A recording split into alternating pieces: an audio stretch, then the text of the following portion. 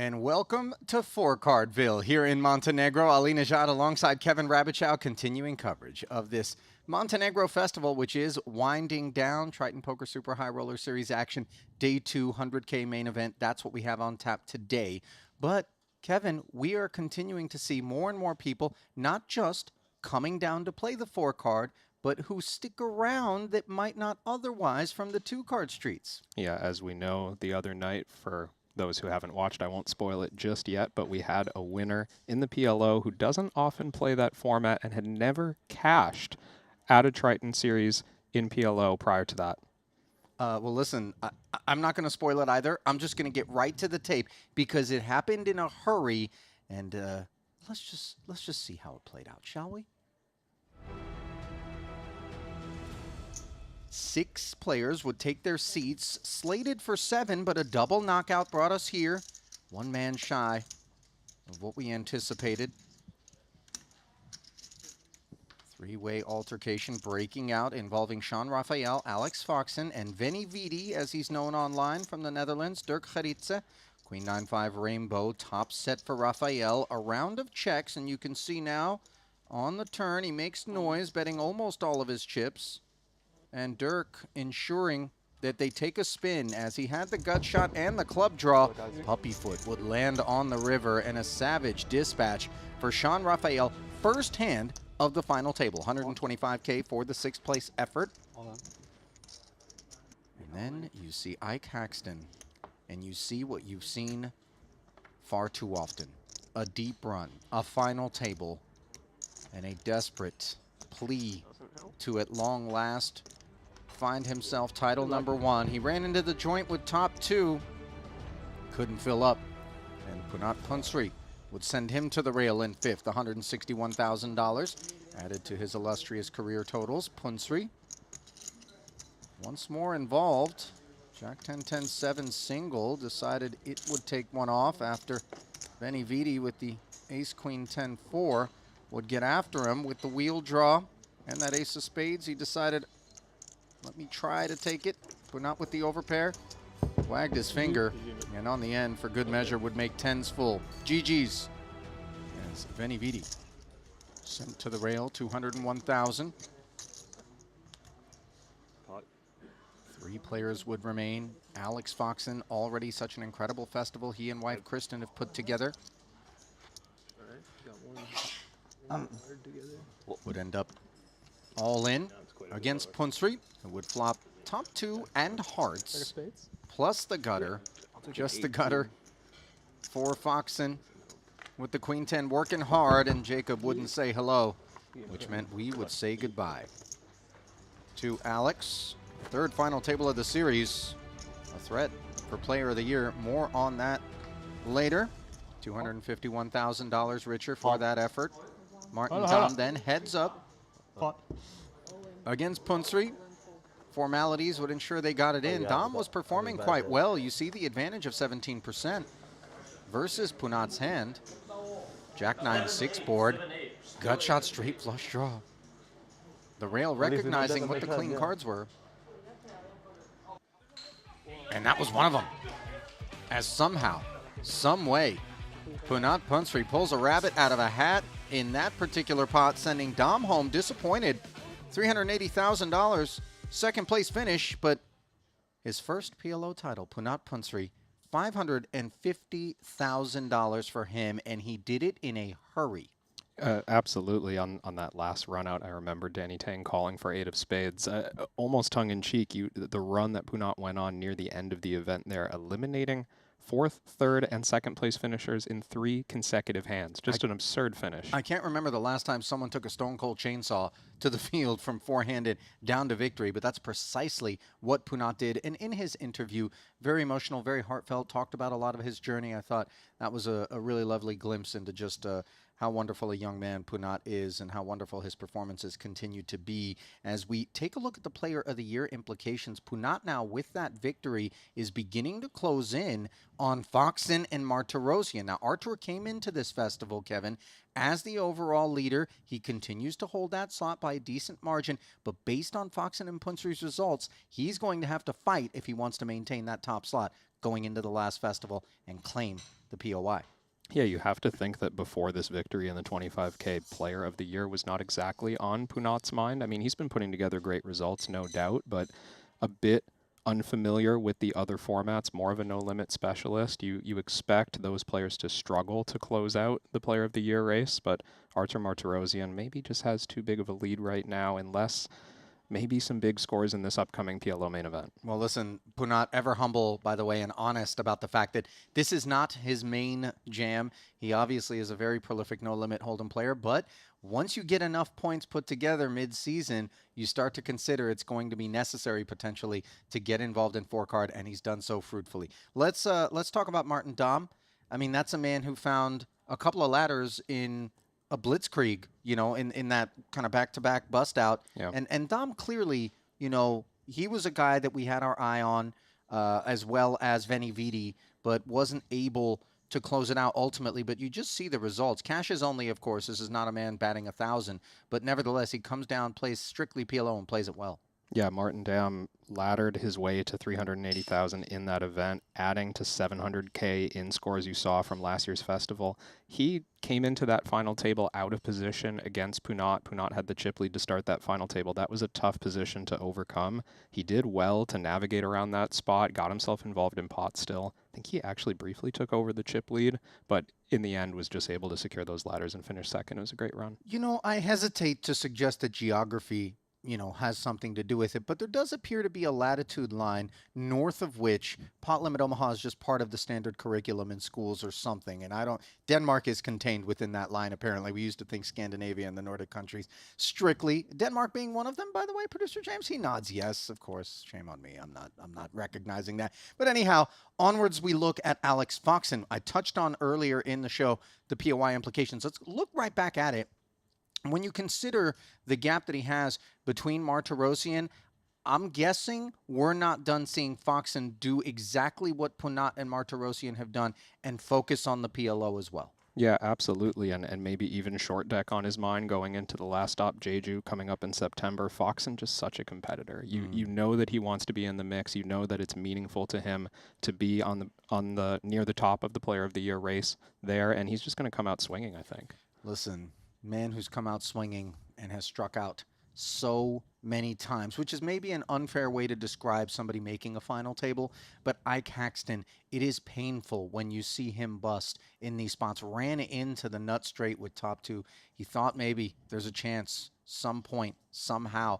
You see the results here, 8th, 9th, 5th. When, Kevin, when is it going to finally happen? 54 cashes, no titles. I mean, Ike, just such the professional. I'm sure if you asked him, he'd be like, if it happens, it happens. If it doesn't, it doesn't. I mean, we've been talking about this forever. He's now at 54 cashes at the Triton series with no wins. I mean, it is absurd, but it could just keep going on. No. Maybe it goes on forever. Ike's buddies, by the way, have cooked up.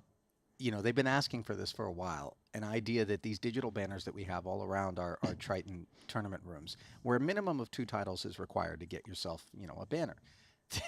I explained enough events that we should put up a 0-time champion banner for Ike, and he laughs about it too. And I think we're not gonna have forever to do that. So I think that maybe, just maybe, we should consider it. I think everybody would get a good laugh out of it, bringing a little bit of levity to a situation that's obviously been pretty difficult for Ike. All right, so with the 25K in the books, we've turned our attention to the Pot Limit Omaha main event, day 2 of that one, which should be a long day here as we're going to play down to a champion. That's what we have on tap. Walk me through the numbers in that one, Kev.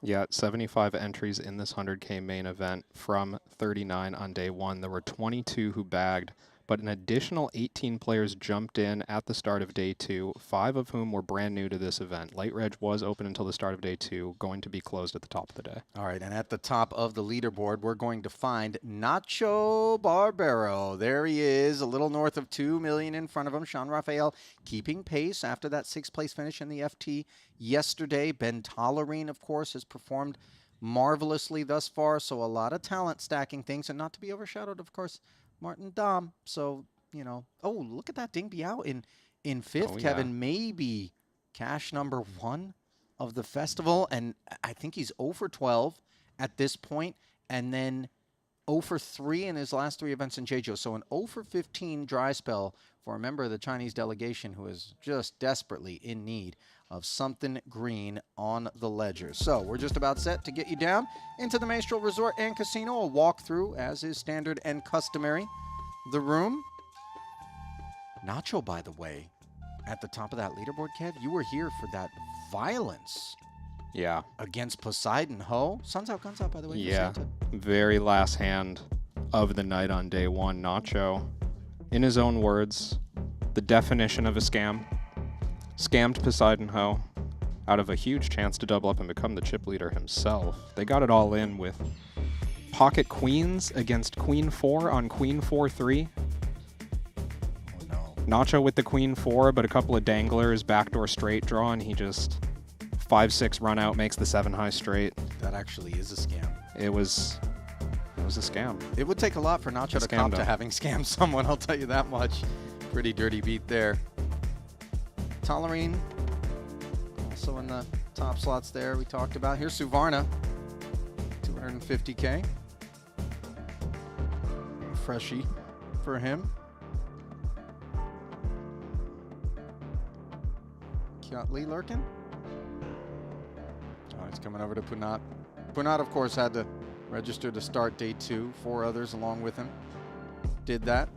I wasn't sure if he was going to play. The way he spoke in his winner's interview made it sound like he wouldn't be playing the 100K main. Maybe some friends have encouraged him, took a look at that Player of the Year race and was like, let's fire. Dan Devoris, a little north of 400,000 for him.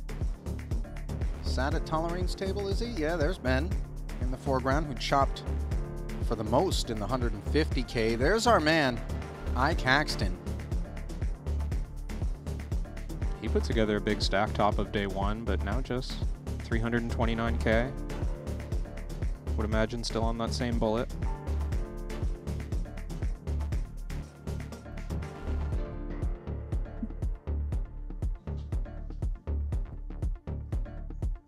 Patrick Antonius working with north of 500,000.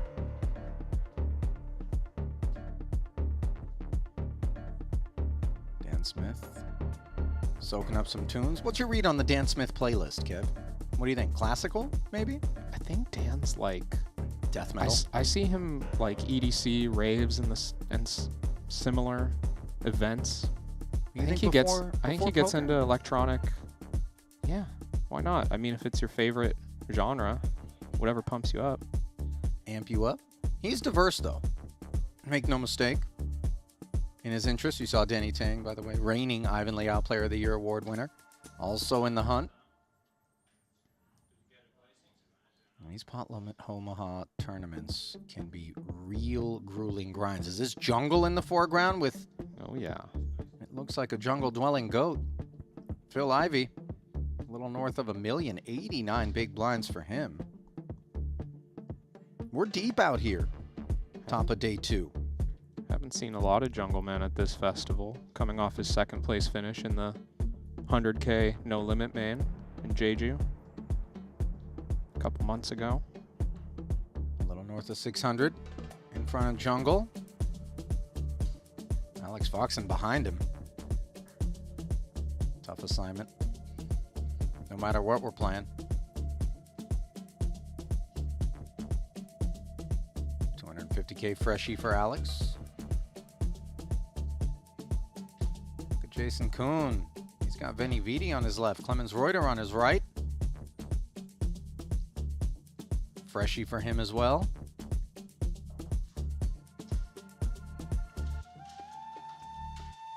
Poseidon. Well, there was some real injuries sustained at the hands of Barbaro, so he's going to try to swing at it again. He too, with the fresh stack. There's Ding Biao. That healthy 5th place haul after day 1. 113 bigs. Yeah, he really spun it up on that second, I assume, bullet. I try to prevent myself from outing people who might be emptying clips out there, Kevin. Not that that's, you know, where your heart lies. Well, we watched him get eliminated on the feature. I don't think that was a secret. You're right. But fair enough. I'm not trying to put people's financials on blast. Some people might have missed it. Nacho Barbaro, by the way, woke me up with a desperate plea to borrow a hoodie. Would you believe it? Literally woke you up like... he's tapped out. Well, there was a number of, you know, when 5 to 6 WhatsApp messages come in succession, you think, okay, is my house burned to a crisp? Yeah. That's more than 3 is an emergency, I would think. I thought, yeah, it felt very emergent.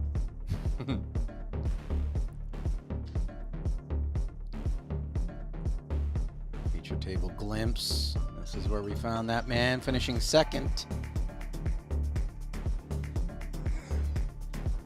Martin Dom just shy of 1.6. He didn't hesitate to jump in straight after 2nd place finish in the 25K. He didn't fly all the way down. The others, you know, yeah. You know, one and done stuff.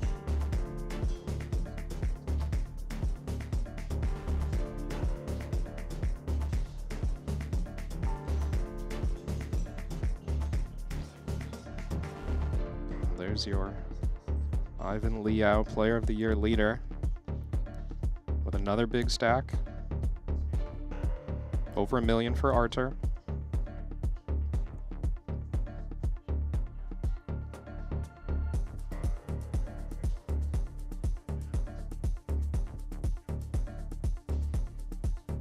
Still 40 remaining of a total 93 entries here.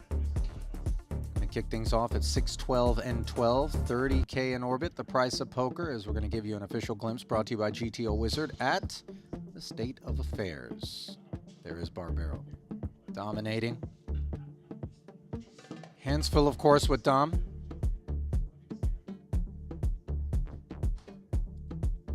Davies, Wonge, Yoni Yukamainen. Seth's claiming a title already here at this festival. His first, got the monkey off his back.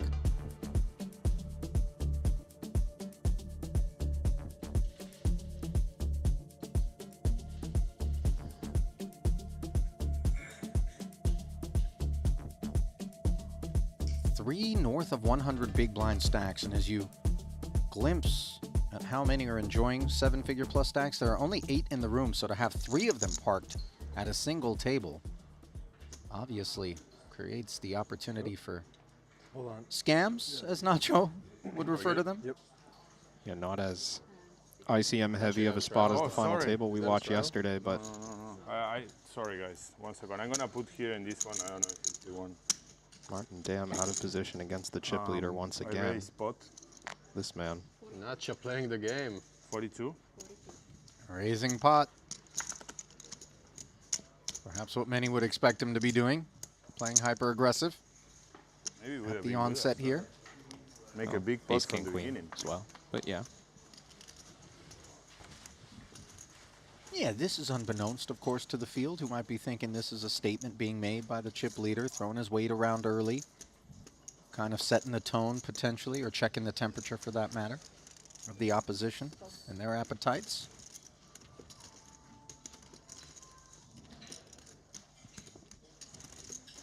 I feel compelled to advise that the Burberry Windbreaker is not what I've supplied Nacho, and in fact, producer James has advised that all of that urgency, as we see top set here for Dom versus the gutter, when he went to deliver the hoodie in question, Nacho turned him down and said, no, I'm superstitious. Get it away from me. Wait, what? I'm not sure that I follow the superstitions. Was it not a desire for good luck that prompted the request for the hoodie in the first place?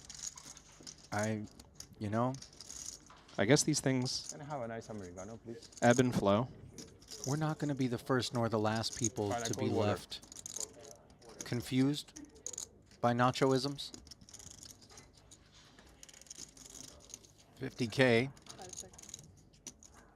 200. half pot from Barbaro. Playing the game.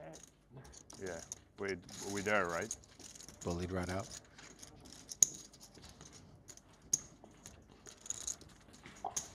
Barbaro. Playing the fucking game right here from the beginning. What? Hiding the big tips. Dressing Dom Oh, down yeah. a little bit.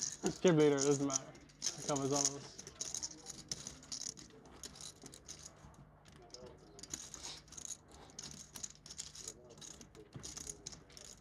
A little bit more personality in the Pot Limit Omaha streets. Would you agree? I don't know. Nacho plays No Limit as well. Right. But if he had to, like, mark a box on a census, you know, what's your background? Sure. I think he fits the PLO. On the other hand, I You know. got so lucky too. You saw the Kings against Daniel Dobres. No, it isn't. Oh my God. I limp. Bad Kings, King, 9 deuce suited, under the gun. Santa calls. He pots from the small line. Call. He comes King, deuce, 2 hearts. And he bets. And I'm like, please have aces with hearts. Please, in my head. And I started saying ace. Damn, ace. Sick. What a life. He had aces with hearts. I have to look at it. I guess that's how you become chip leader. You What- get dealt quads against top full house. When you were beaten You pretty mightily. How much can I make it? 90? It's like Dom is going to be leaning on Wang Ye's raise, which doesn't look like it was tethered to anything reasonable here. 7-6-3 offsuit. Pick a card in the deck and tell me what you like there. Well, have he's on the starting stack? button. Ace of hearts, perhaps. Does feel like a suited ace should be the one. I'm playing the game. Off of the short stack, though. Does feel ambitious. Whatever we've got behind. Made a big fucking fall.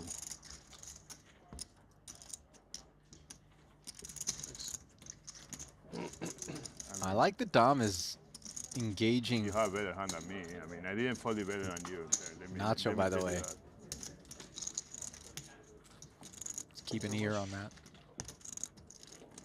Yeah, you think he's a little more comfortable out there? Here, give me 5. I only dip them in on TV. I know. Down there is 0. That's a good line. Down there is 0 the whole week. 0.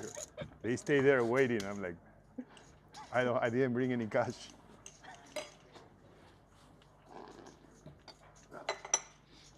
Good starting stack, right? Yep.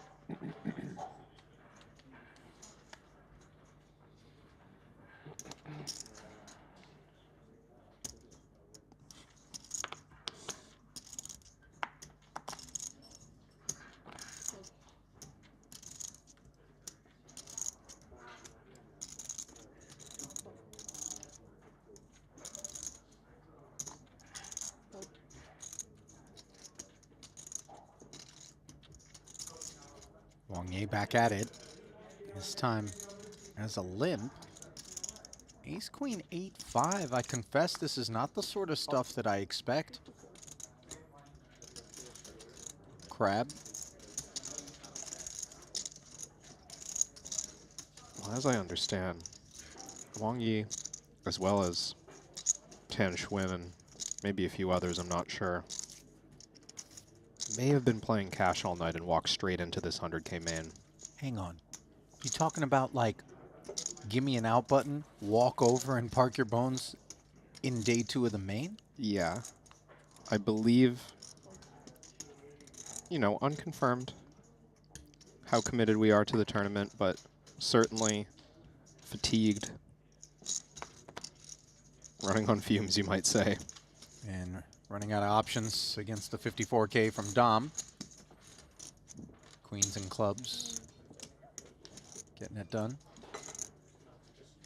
Dom does look considerably fresher than Wang Ye at the moment.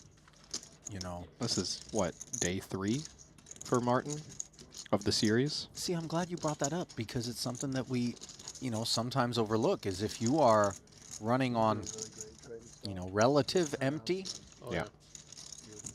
Really just nice. 2 days remaining of Triton Montenegro, and somebody shows Worried up and about the they're on day 2 or 3. Yeah. Yeah. This one's giving me a lot more hope. Yep. Does kind of feel like Where is the ice? you're running a marathon Oh, please. Thank you. and someone subbed in at Yeah, mile that's a great 23 stop. Great stop. Right. and Great. just started sprinting next to you. I'm surprised. Super He was Makes way you feel like better you got than cement in your Jeju. sneakers. Yeah, and Jeju and Monaco were both way worse than that. Everybody was saying Jeju. I think it's all about like the people playing the series. Yeah, Jeju was good because you just had those like gigantic 25Ks and shit. But like the high stakes of Jeju wasn't good. It wasn't good, yeah. 25K is 9 stakes. I mean, not here. Not when you're playing No, no, when five it's tournaments over not when 100K it's or at 400 people, Our tour? 25K. It's so hard to go deep. Yeah. Activating The here, variance Yoni, is double insane. You suited. gotta go in for 3-4 bullets and Ace high and The king variance high. in that type of tournament compared to like a 120-man tournament is just like He's gonna pot. it's insane. Besides 5% rake, 6% on. It's good field though, right? It has No, the field was amazing, but I mean, I don't know. Like it's so hard to make a deep run, and if you mean cash, it doesn't do anything. You have to final table a tournament of 400 people. Yeah. So top heavy. So top heavy. Yeah. And just like the big stuff just wasn't good. Like they were just like What's the next one after this?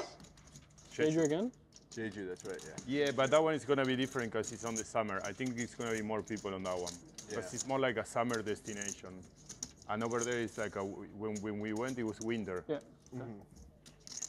Artur's up for So it. now you can go, bring your family. His diamonds are in trouble, but he finds top set and a It's flush like a draw seasonal along with a gutter. resort kind of Good place. luck, Yoni. My Except for goodness. high season, so. Yuka Minen Some outs. shown the Devastator. Still 30% equity, though, Could be worse. with 2 to come for the better diamonds. game. And, of course, the gutter to Broadway. For now. Backdoor wheel would be nice. Like really nice. 3-4 would be a nice one. As for The tempo, sneaky backdoor big wheel. really You know low. you don't play enough pot limit Yeah, that's what Omaha when you look at that board and I that doesn't don't even know, come to sorry. mind. We're good against people. And yet, a wheel card did roll off. Unfortunately, it's the one that pairs Yuka Minen. He's going to need a diamond or a 10. And instead, he makes nothing more than aces up. Against a set of queens. That? And day 2 is short-lived. Arthur playing the game. Thank you. See you, brother. Right there from the beginning. For the whole world to see. Arthur, you, every game, huh? Every game, huh? You're good at every game, huh? Now PLO, too. Yuka Minen. It's too small anyway. For One you, more 100K. crack Very small. available to him. His 7th effort thus far in Montenegro. Fruitless, as have 6 others been. He did finish 8th in the 200K Invitational, so obviously that 774,000 was good, could end though. up making this trip a profitable one. Yeah, it was for sure. Yeah, I think that's just gonna kind of end up being like the kind of lower stakes, like great lower stakes tournaments. Yeah, great lower stake, yeah. Just cap out the side events at like 50K or something. Have a bunch of great ones rather than trying to have like 150 and shit. Yeah, the 150 is pointless over Yeah. there. The 150 and the 125, they're both suck so bad.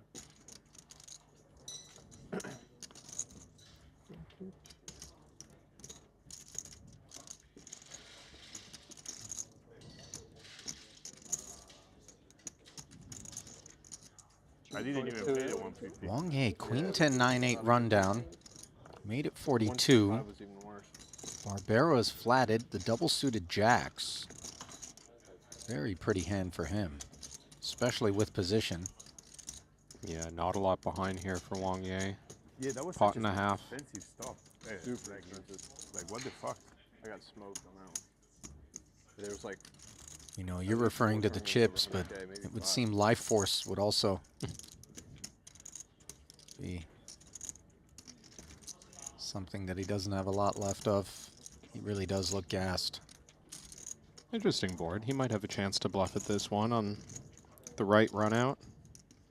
Opportunities to start with a small bet. Not be forced to play for stacks yet.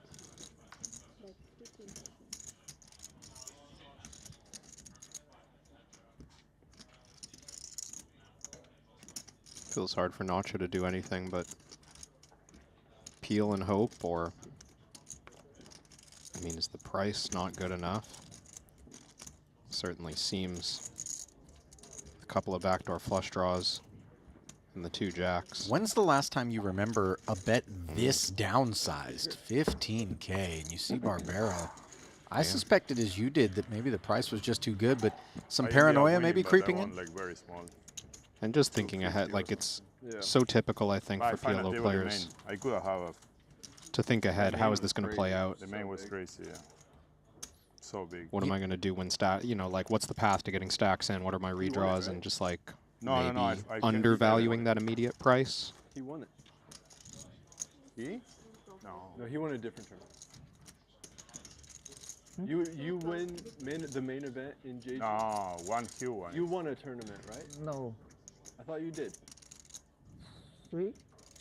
Oh, You- sorry, Third sorry. place Never mind. in the 150K was the notable One- performance for Wang Ye and Jeju. One Q, Oh, one. yeah. The Kashin player, the guy.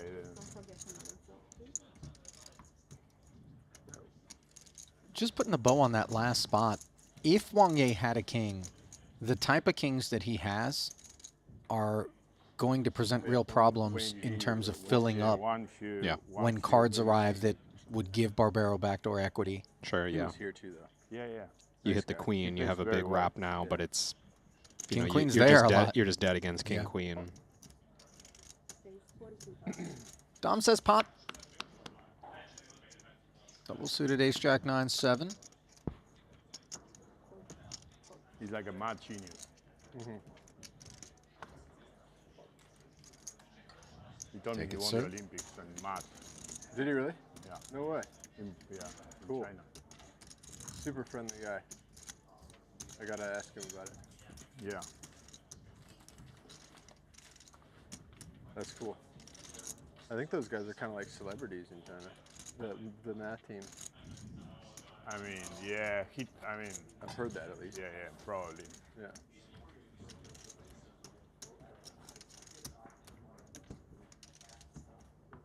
He plays high stakes online, Yeah. Yeah, like 2-4 and he's, 2-4 no limit. he's good. Yeah, he plays in Macau, I think. At the beginning, I thought he was a recreational, and then I saw him playing like this guy. Oh. Never a recreational. I was after 2 minutes, I'm like, I realized Yeah, his. because he looks like one. Right. What was the card? King of Diamond. Okay. Are we talking about the main event champ from Jeju? Possibly being a math Olympiad winner? Really? I'm trying to... I missed the name at the beginning, but from context, it feels like that's who they're referring to. See if I can sort this one out. I think I saw a red card. The bottom one. 100K main? Huang Wenji? Yeah, that's who I'm thinking of.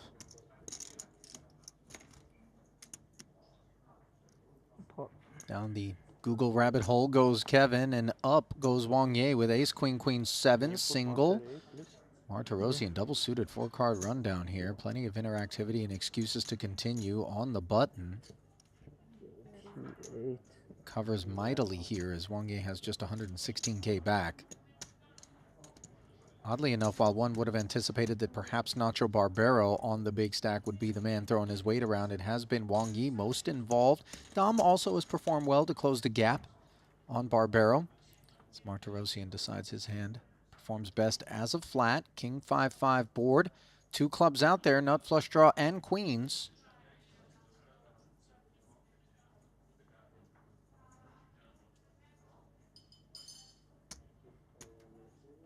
And Wang Ye's going to deliver the full payload. This one will be short-lived. Yeah. Wow. Artur had higher hopes. It's 3 cards. About as bad as you can This miss. is my king. Okay. Yeah. Good flop.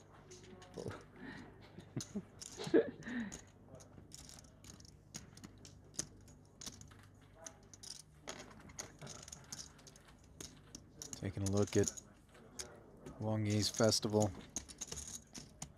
thus far here in Montenegro. 15th in the 200K Invitational, 2nd in the 50K Turbo Bounty Quattro. There's Gambledore chatting it up with Stevie.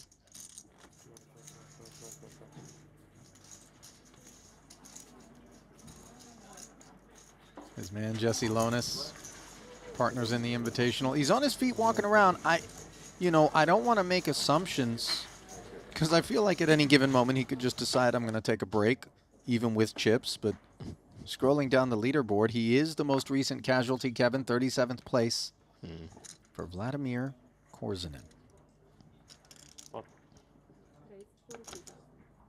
Glad to see he's playing the PLO regardless. He did get a cash in the 25K, 6-handed, even though we didn't see him on there. Got 10th for 45K. Martirosian. Delicious looking aces with some clubs. Picked up Barbero, who's double paired.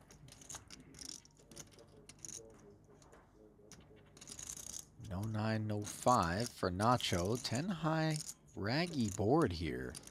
Martirosian doesn't love it, but he's got aces.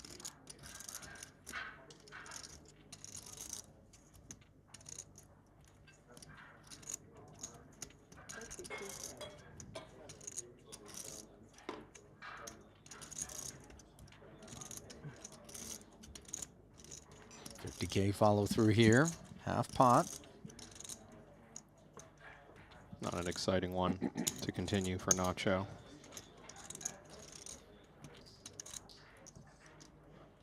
Easy lay down. Came up empty on the mathematics search for Huang Wenji, so maybe I was mistaken about who they referred. Well, have you ever been to China, Kevin? I haven't. As I came to learn whilst attempting to access the internet there, there's a bit of a cyber firewall of information and access Yeah. to I thought things, maybe it would you have know. come up like in a winner's interview, like, oh, what do you do? Like, we don't see you on the poker scene. What's your background? Oh, I'm a math genius. I But don't no. think it behooves one to cop to such things publicly when you're out here grinding away, you know? Fair. I prefer to just be like, oh yeah, I'm a bartender and alcoholic. Really? Just let people think that about me. 36. Some in the chat today, by the way, have been suggesting that a cocktail or two can actually be beneficial No. when you're out there playing. Seems I don't like know you if I didn't agree get with this. enough sleep. Seems like you didn't get enough sleep. Certainly one's liver does not. Feels like Playtime something too, someone playtime. would claim after a few drinks. Or after a winning session whilst drunk. Yeah. King, Queen, Jack 10. An intoxicating holding for Barbero. Found himself a bang-on flop here. Open-ended. Top two and hearts. What more can you really ask for? Yeah. This is the world. And he checks it over to Davies, which might be the only way to get action from this hand, hoping he improves in some way. He really is holding the deck in this one. Davies, nothing more than a 10. Happy to check back and see the turn. Board pairing 7. Not your favorite. So many ways to improve for Nacho. That's not one of them. Yeah, 7 actually kind of harming Nacho's chances to get value. Wonder if he decides to keep checking in spite of how much redraw equity he has. I'm just I going have to show fire you out. this hand. Because he's the biggest hand of PLO. Goddamn. Wow. Very nice looking hand. Free look. for Davies after the 60K. Check back, motherfucker. I didn't have Said Davies playing the game. What the fuck? What a scam. Now it's a scam. I flopped top 2, open-ended, king high flush draw, and he checked back. When I'm check folding a lot. What a scam. I had 2 outs versus you. 2 outs only? 2 outs. Oh, wow. You were in bad shape. Nice check, bro. Playing the game. Nachito playing the game. I didn't see it. I didn't see it on the flop, so I checked. Sneaky check.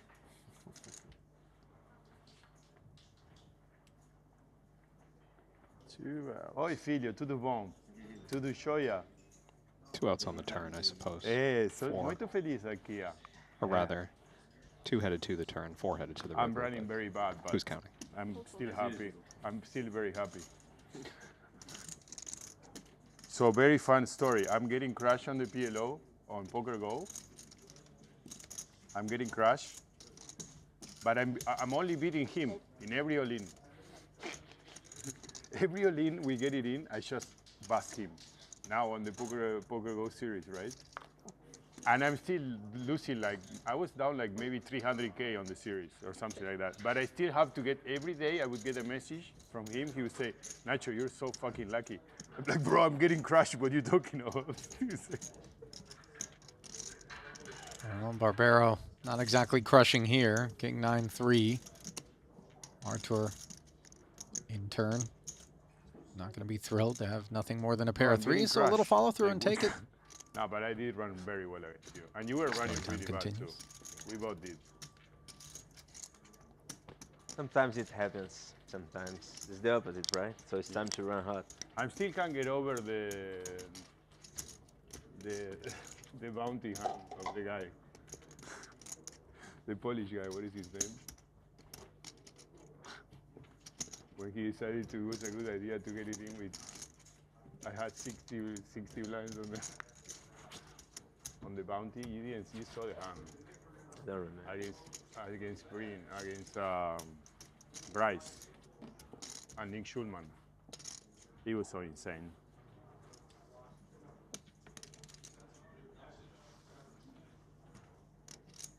The guy makes an insane blunder, and like I lose 60 blinds when I'm like second or third in chips in the tournament.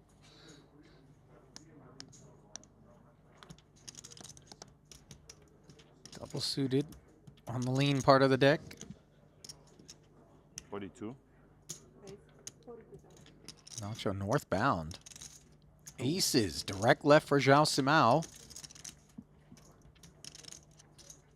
Sharing the 7-5 with Barbero. Covering diamonds. Nacho immediately taking notice. Simão announcing himself. Martirosian, tempter, but small blind. Facing open and pot. Unclear what his sentiments are going to be about this one. Yeah, these are interesting to me. Equities running so close. If Artur thinks that this hand is good enough to enter, certainly we want to pot and discourage Barbero from entering the hand with anything marginal. I'm sure we can fold out significantly better hands as well, but Yeah, we know Simão's committed here. yeah, Simão's committed regardless, but Artur just needs to figure out if his equity's strong enough against Simão. Call. He's going to flat it though, Kev, and This feels dicey, right? Because Barbero... sure. Oh, okay. Well, I'll hold on the Barbero part. Yeah, we got ahead of ourselves a little bit as Wang Yi's woken up with a very pretty ace-king-king deuce double. Open, pot, flat in front of us. Simão's going to have a chance to that 5X's, make my life 4X's so much stack easier. here. Oh, I'm so happy. Well, Barbero's delighted. He says that his decision just grew I'm so happy increasingly he called. simple. Everybody's all in. I was gonna call. I can fold this hand. It's a good hand. Good Wang hand. Yi says, Of course you can. I can't fold this hand, and I don't think we're going to blame him. He will play for the side against Martirosian and performs well against 100% he inferior calls what I have. spades and tens. You have. I made Of a course, very look so Simão. 7, 8, That's 5, the hand 3 you double. want here. You're in very good shape. I'm in sick shape. Yeah, you're like Especially given all the 45. interference between Martirosian and Wang Ye. I think the card you really want to ward away from the board I would, is a queen. such a sick spot for That's me. the pesky one. 100% coming all those. Do you have any suits? Double suited. Yeah, but any of them live? Clubs? So No, Triton, I am 900K Okay. plus in the main. Actually, Samao plays for 5-7. that. Nah, Probably not. yeah, As you probably- pointed out, probably a not chance that to good, actually. I'm almost- sorry. Double suited. Yeah, double suited, but I actually didn't Well, even three- know if a I little was north gonna of go to 3x. 100K more. His stack. If you fold that hand on stream, bro, You will fall? no. No. Car crash at the God, I am- feature. Queen 6 deuce. Diamonds. Wow, Martirosian I was dead. could claim. No, ace 5 diamonds. Live For for the Samao side first. against Wang Yi with the diamonds, but Whoa. the back door. Samao covering. Where's the back door? He has 5 By a shopping with him. 5-7. Look at the danglers for the aces have Okay. picked up an Yeah. open ender. They still lead, by the way. Do not need to improve. You don't really have to fade. Even a that 7 for you, right? Yeah, house. You 10 said you Jack has faded picked up a 10 gutter. King, right? I hold, right? Jack You hold. on the end. It looked like it could have been a problem for aces, and yet somehow. Joao with a villainous reclamation of his seat. I lost a lot of chips in this hand.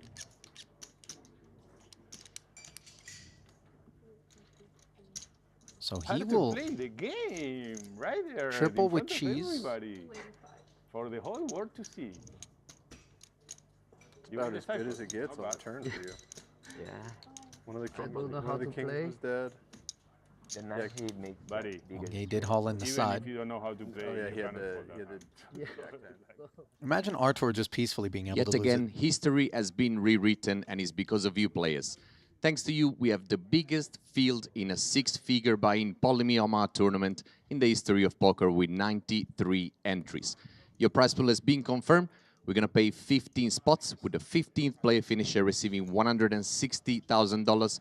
And the winner of this PLO main event will break another record, taking home the biggest first prize ever awarded in PLO tournament history with $2,390,000. Once again, thank you so much and best of luck. Thanks, Luca. And how about it? A record-breaking $2 million plus Everybody first happy? place prize. Never before Oh. has a Pot Limit Omaha tournament I didn't see. awarded such a purse. Look And at a this, record-breaking bro. This guy, field bro, he's in a right. six-figure The PLO. Brazilian that runs the best, that they run the best in the world. Thank you, Nacho.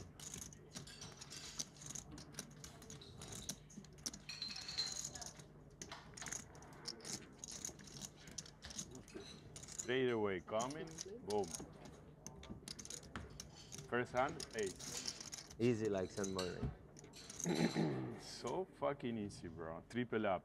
Triple up with 3 blinds from Nachito, 3.5 lines. Wow.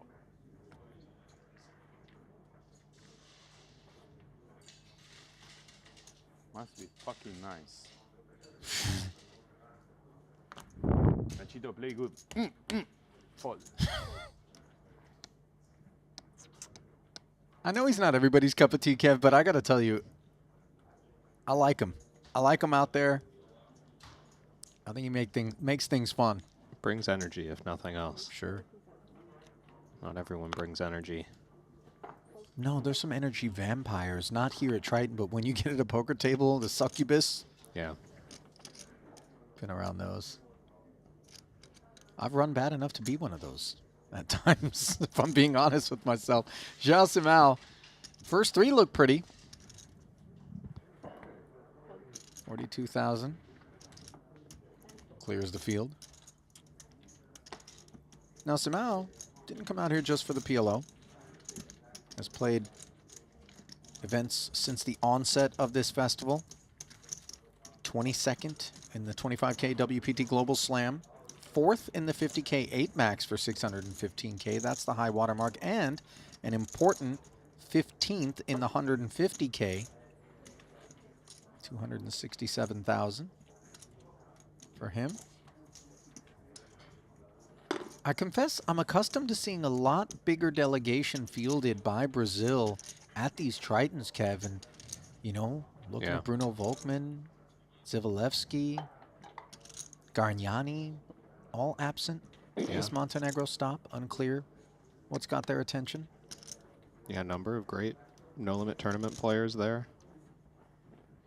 Yeah, the overlap with the online series, perhaps. These are all people who are very active still in the online poker world. Well, I got to tell you, some people that are here are also maintaining their activity in the online streets in between these ones. Pablo Silva, another name that normally we'll see lurking. Rodrigo Salawan, Rodrigo Seiji, Felipe Ramos. Maybe just gearing up for a long summer as Wang Ye What you have back? 1-6? sends it up with aces and clubs. 6-6. Note that Joao's bad kings, granted he has spades, did limp up front. And when we do such things, it's designed to allow us to continue in the face of this action. Yeah, and I wonder if, because the action's coming from Wang Ye, who's short, has been fairly active, thought maybe Samao would think about just putting him in now, but he's going to wait for a reasonable flop.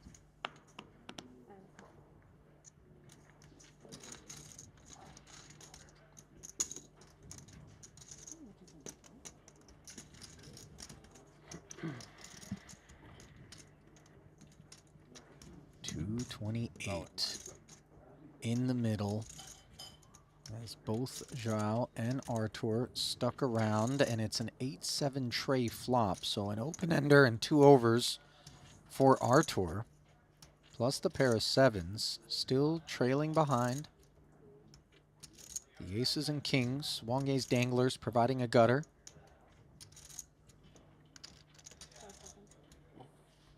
So now giving this one some thought. Recognizes with not a lot behind. There's a lot of all-in happening, as we see now from the aces. Samao had to plan ahead for this and figure out, what the heck do I do with kings and a bad pair? I mean, a jam with a on player this, between. pardon the interruption, Kevin, a jam on this board texture from Wang Ye, the story being told is quite clear. Yeah. And if this was a heads-up pot, maybe we're just quite happy to run it, but the presence of Martirosian in between, who has the range that could have flopped extremely well here, you can see the hesitation from Joao. Yeah, the happiness doesn't hinge around thinking the kings are just somehow crushing, but the fact that it's only 166 to find out. But the presence of Artur behind, coupled with perhaps some lean prospects, and out goes Joao's kings. Wow, what a hand, Artur. Martirosian, of course, he's going to hang around and try to ensure that Wang Ye does not. It's going to take something. You see he's a favorite with 2 to come by 12%.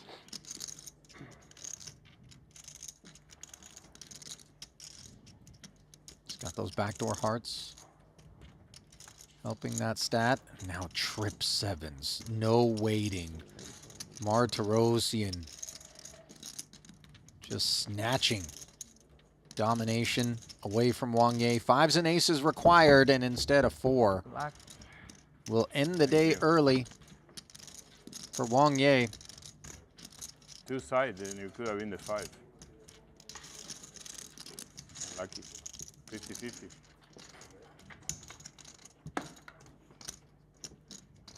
Not the last time we're going to be seeing someone's aces playing the leading to game. an exit. Hashtag PLO. Playing the fucking game. I have bad memories about that hand. I lost a huge pot against Stevie with that hand. The 25K PLO in Vegas.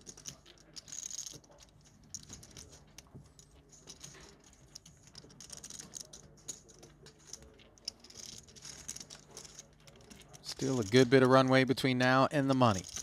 15 players will be paid, and with the departure of Wang Ye In 33rd, we have 32 players remaining, 17 away from the money. The plan is to crown the champ here today.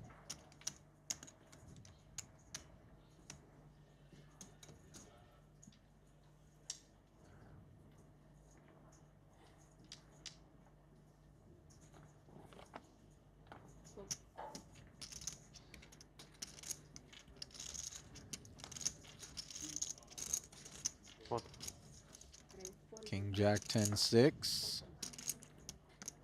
Martirosian feels strongly enough about it. 42K. Simao, big blind. How harmful, Kevin, is that third card to a suit in your hand when making decisions in a spot like this? I mean, out of the big blind, of course, we'd rather not have it, but it's maybe not a deal breaker for your good price drawing. So we did see something broke the deal there for Joao, but certainly on average, this is just a bad quality to our hand, right? Rather not interfere with our own draw. So it's not like finding out midway through the date that she has like 12 cats at the house.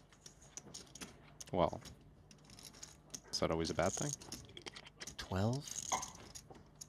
Maybe it's like a rescue facility. Maybe it's a very All right, bar rescue facility, humanitarian Kevin. You're telling me effort. you're going to make it to the main course if she drops 12 cats on you during the appetizer round? That's no. that's Already- somebody that doesn't want someone else in their life. I'm going to tell you that right now. Look, I'm just pretty committed to the meal as well. Okay. Like you're talking about You can get it to skipping go. the main like leaving in the middle of a meal. I don't know, Ollie. 12? 12 cats, Kevin. But they're not at the restaurant. No, but you know, you're also not going to close at the restaurant either, so unless you're playing on home turf. Anyway, that wasn't a personal anecdote, by the way, just for those maybe thinking of going through therapy in the booth. Ace, King, King 7, Martirosian, 42. We see the reasons why. Davies, big blind defense. He too with a suited ace and a pair, albeit an inferior one. Punt growing to 102. 6-4 deuce. When you start playing World Series? Davies with a gutter. Me? I'm not sure, maybe. Oh, forgive me. 9:30, Yeah, something like that. the wheel gutter. You? Plus the Straight 7. forward, Double. On the city. I arrived at the city at 4 p.m. I arrived at the city at 4 p.m. There is a 1500 dealer choice. Maybe I played. Monotone always interesting I'm gonna be jet lag, but in PLO it's 1500. because we're required to use both cards. This is not a drawing board, right? This is a Max Day Reg, effectively a locked up board. The nuts will stay the nuts. or whenever. Oh, unless the board pairs. Yeah. That's a fun tournament. But the next day is Breathe easy, Mr. Martirosian, as the 26 gets the job done. on the city. We tend to not favor the straight draws on the The championship. That tournament is single suit boards. Yeah, you course. don't want to draw to the second best hand. I think I played one. no, you have Seth Davies, by the way, is the best of all the not 10 cases. too far departed from winning a 100K PLO tournament over in Las Vegas. Ask anybody. We talking, Super high roller bowl okay, PLO. that's right. Believe that was late last I never year. played it till I played it 2 years Took in down a 100K PLO event for 1.5 million or so. I remember the winner's photo of that one, and I remember high-low thinking to myself, limit. well, obviously, Omaha. flags are being planted. They're just not being planted on Mount Triton. And then he fixed that here at this festival. Yeah, it didn't take him long.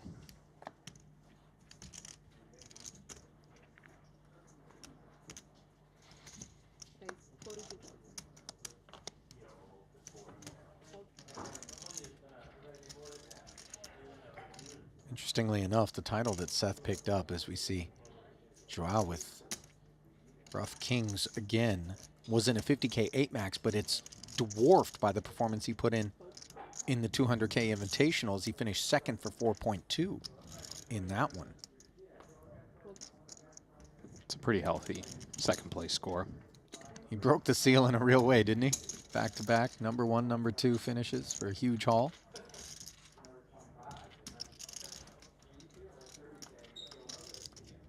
144 in the middle. As Dom's Open was flatted in not one but two spots. Artur, pair of threes. Wheel gutter, checks it over to top pair. And a wheel draw of its own. Dom, best hand here. Not sure how much out of position c-betting is happening in these multi-way PLO hands. Just deferring to one of the experts, Martin Dam. Checks this one over.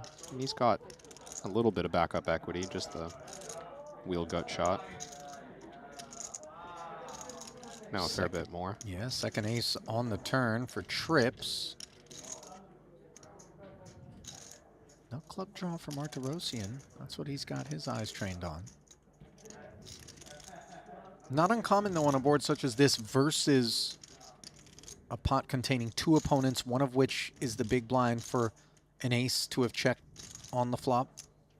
Yeah, and it feels as though, 48. in general, the big blind would want to get more information out of position against two players, continue checking on average. Archer's hand, of course, is a great candidate. Interaction in the form of a straight draw and a three blocker in addition to the king high flush draw. Hence taking his chances here with the 48K lead. And you see that Dom is forced to respect that lead. And Samau behind. Flatting, draw no longer a consideration as the pot grows to 240K. And Artur finds the clubs. One of the clubs that doesn't boat up Martin as well. Yeah. Offsuit 4 could have been a weird one as well, where Artur makes the wheel against aces full. Here, I suppose, value is coming.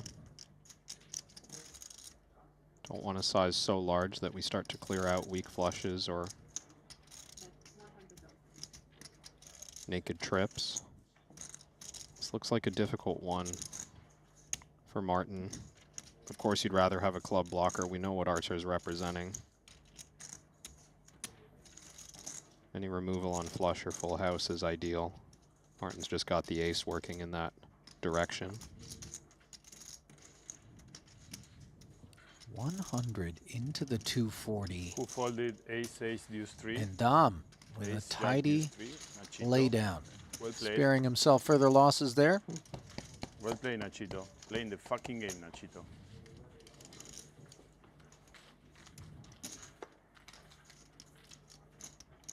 Barbero is an outer monologue. What You the know, fuck inner you monologue we're familiar with, but this one is just all thoughts that come into his mind. Yeah, I'm not sure there's anything else. I think every thought is put on display. Yeah. I mean, even I have a processing facility, you know, somewhere in the cortex. Don't get me wrong, they run a loose ship up there, but not every thought Yeah, comes out. I respect it as someone with a fairly thick filter, let's call it. I confess, I went home last night and I got a chuckle out of our Danish moment that we had the other day. I don't know if I would call it a moment that we had. That's right, it was more a self-indulgent moment I created for myself. Makes sense that you continued to think about it later that night. Story checks out. Boundless self-indulgence. Samau bounded to 12K. Ace 5, 3 deuce double. Martirosian, of course. Good reason to be potting. Aces with a suit. Wheel dangler. Back around to Joao. Now he sits far deeper than he did not long ago. This coming courtesy of those aces holding in the three-way pot. Limped with the intention of being able to call. A hand such as this, both parties sharing the ace and deuce. Queen 10-8, and it's advantage Joao Simão. However, that little noise you've murmured, Kevin, I suspect is associated with the presence of an ace of hearts in Artur's hand. Yeah, I mean, flopping a flush, of course, nice, but it's a 5-high flush, not the one we're rooting for when we're thinking about building a big pot. And Artur with the 2 aces, I think very quickly on this board, going to be shifting his mindset away from I'm going to win this at showdown to I'm going to try to find a way to steal this one.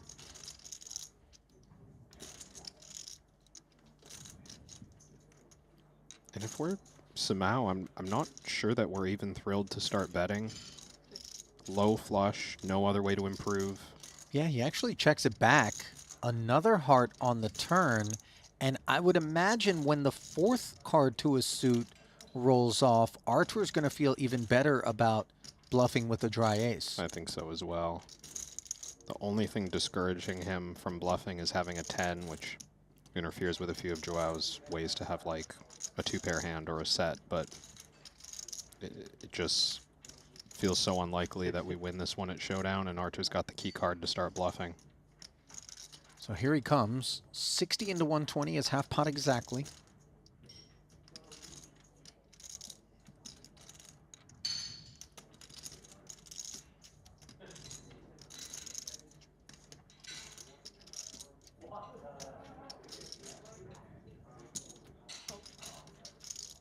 Samau checking back with the intention of being able to proceed. Pot control line taken. Board pairing 8, of course. Cards that flushes don't like to see.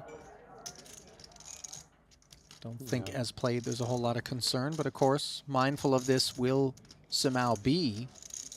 In particular, if Martirosian just blasts. However, maybe telling the story of a big flush is made more difficult for Martirosian by this card. Yeah, we would probably need to reduce our bet sizing at this point if we did have the ace-high flush. It's not difficult in this line for Samau to have filled up. I mean, there's also 2 straight flushes out there. Don't know how much relevance that holds in this line once it went check-check on the flop, but Artur not going to be, I would think, recklessly potting with the ace of hearts, because 130. he would also not be recklessly potting for value with the ace-high flush. So 130 definitely reeks of value. Martirosian also got to be a little bit mindful of the range with which Samau would tend to cut off limp and then call the raise pre-flop. It is kind of interesting because we really are starting to target, I guess, straights as the hands we're hoping that Samau will fold, in addition to these weak flushes. But, you know, they're relatively uncommon with the 10, 8, 6 all out there on board.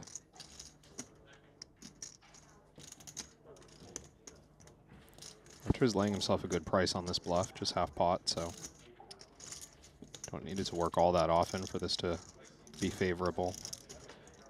But if Samau starts hero calling us with hands like this, we start to question the success rate of said bluff, since a number of the other hands have improved on this river.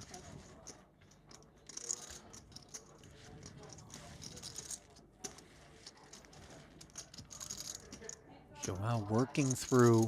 Obviously, when we limp and then Martirosian from the small blind takes it upstairs, we're very wary of ace-x combos. But we do have 2 hearts in hand. There are 4 on the board. Only 7 remain in the deck. If he has the ace of hearts, one of 5 other hearts needs to be the one that he would have in hand. Note that Samau is also not loving having the ace of diamonds himself. I mean, some of Artur's bluffs, I think quite clearly after raising out of the small blind, he's going to have a lot of, you know, the ways to have the ace of hearts are to have 3 Broadway cards or to have 2 aces. So we don't like having the ace of diamonds. Also wonder if Martirosian ever takes this line with a set and fills up on the river. Checking queen, queen on the flop, and then sort of stabbing the turn. He finds the call. Not impossible, but Joao keeping an eye on Artur. And he'll be quite pleased that he did. And you see the disappointment there on Martirosian.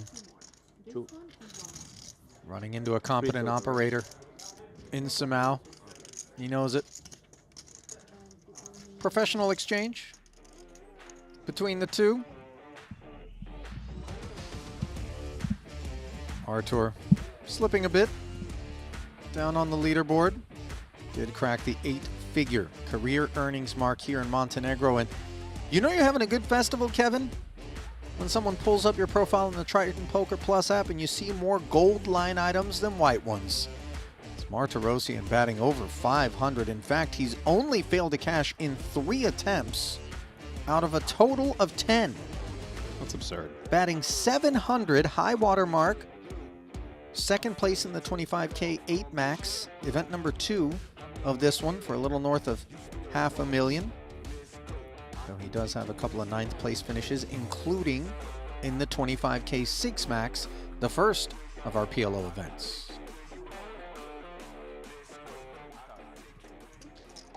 I'm fucking awesome.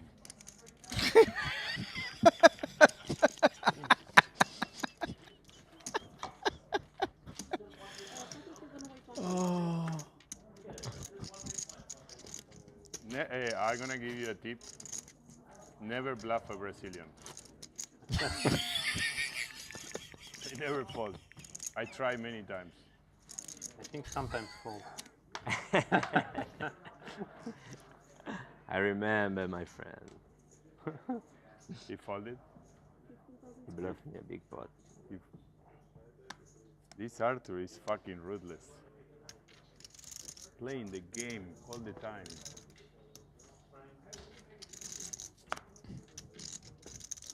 I had forgotten about that no limit hand between Martirosian and Samau. Were you there for that one, like last hand of the night, where Martirosian rivers a pair of 9s and just jams for 3 times the pot or something? I don't think I was. Got Samau to fold 3 of a kind. It was a pretty good one.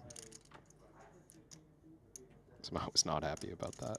No, those ones tend to sting. So, a little payback there.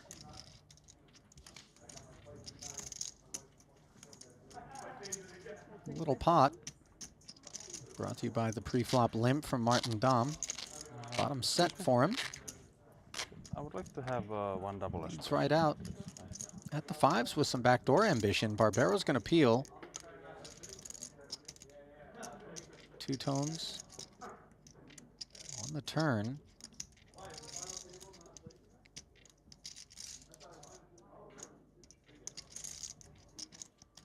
This is a blind versus blind battle, so of course range is wider to reach here. Nacho's hand really looking ugly though on the 4 of clubs. Gets checked too.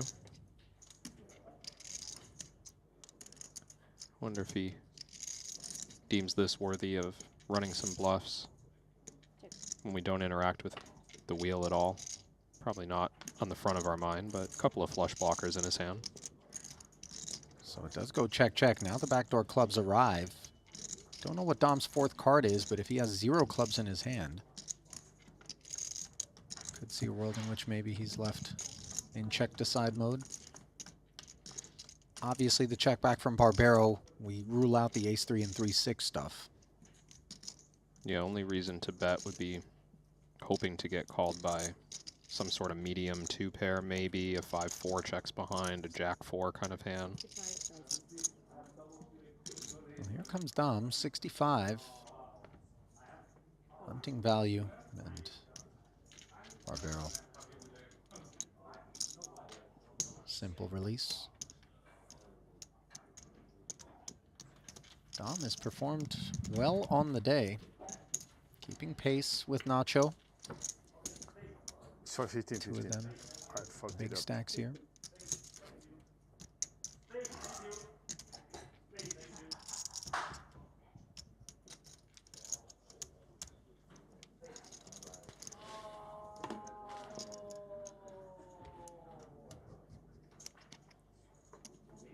Feel like from the sound effects, something exciting happening at an outer table. I'll try to catch it. Do spy a 3-way all-in at table 3. If you're following along in the Triton Poker Plus app, you can pay attention to outer table action as well. Do we know the involved parties? Danny Tang, Queen, Queen, 3-3 double suited. Poseidon Ho, Ace, Jack, Jack, Deuce, single suit. And Guerrera.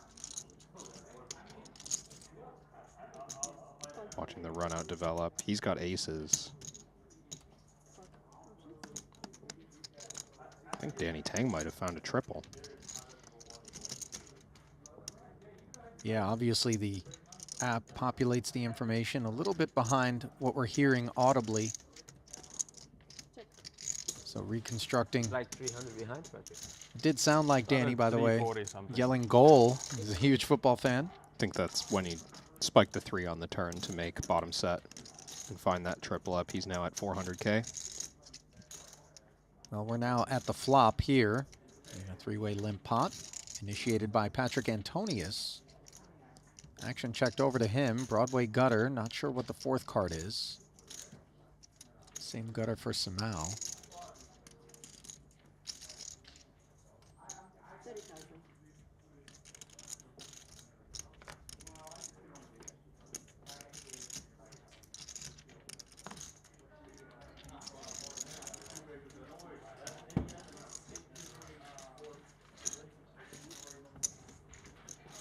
$30K getting the job done for Antonius. And as we like to do, we reflect upon the performances turned in thus far in the festival to help us get a sense of where someone's head might be at, how much pressure they might be experiencing. And while it was an 0 for 6 initial effort for Patrick Antonius, he did turn it around as he's enjoying 3 consecutive cashes in the 100K main, the 150K, as well as the 25K PLO.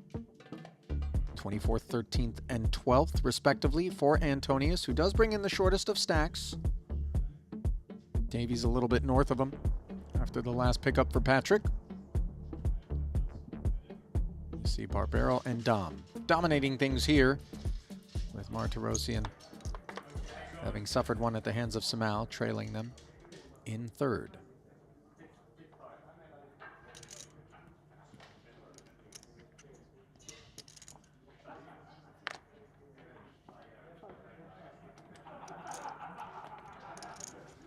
Outer table elimination of Ronnie Kaiser in 27th. What? Although, number on our screen here saying 30. I think that's just getting caught up with a few very quick successive eliminations. By the way, one of those eliminations including Punat Punsri, who took down the 25K PLO. Won't be following up on that one. Because in other tournaments we have it earlier. Trips? Oh, that's a good Badui. Mike Caxton not going to be winning his first.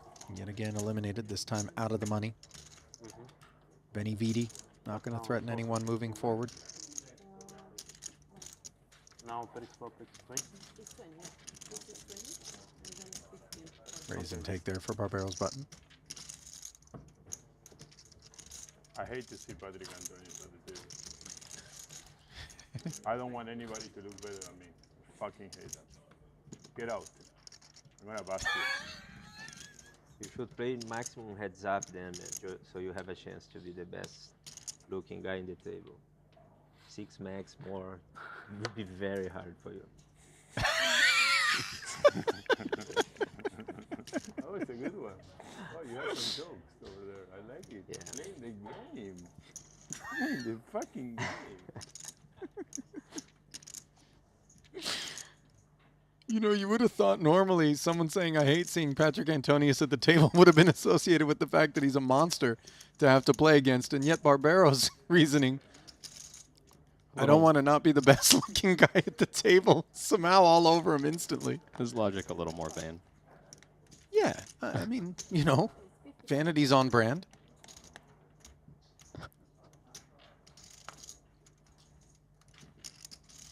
$8,755. Barbero. 55. Dusty one for Martirosian.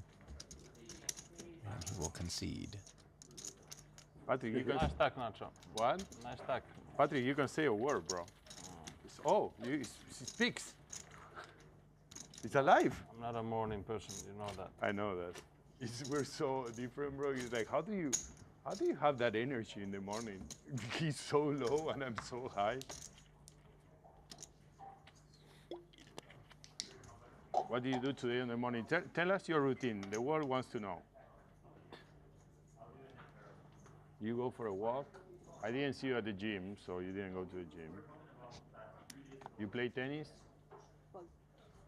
What, you wake up, the first thought is another fucked up day coming. Such a positive human being. That's how you start.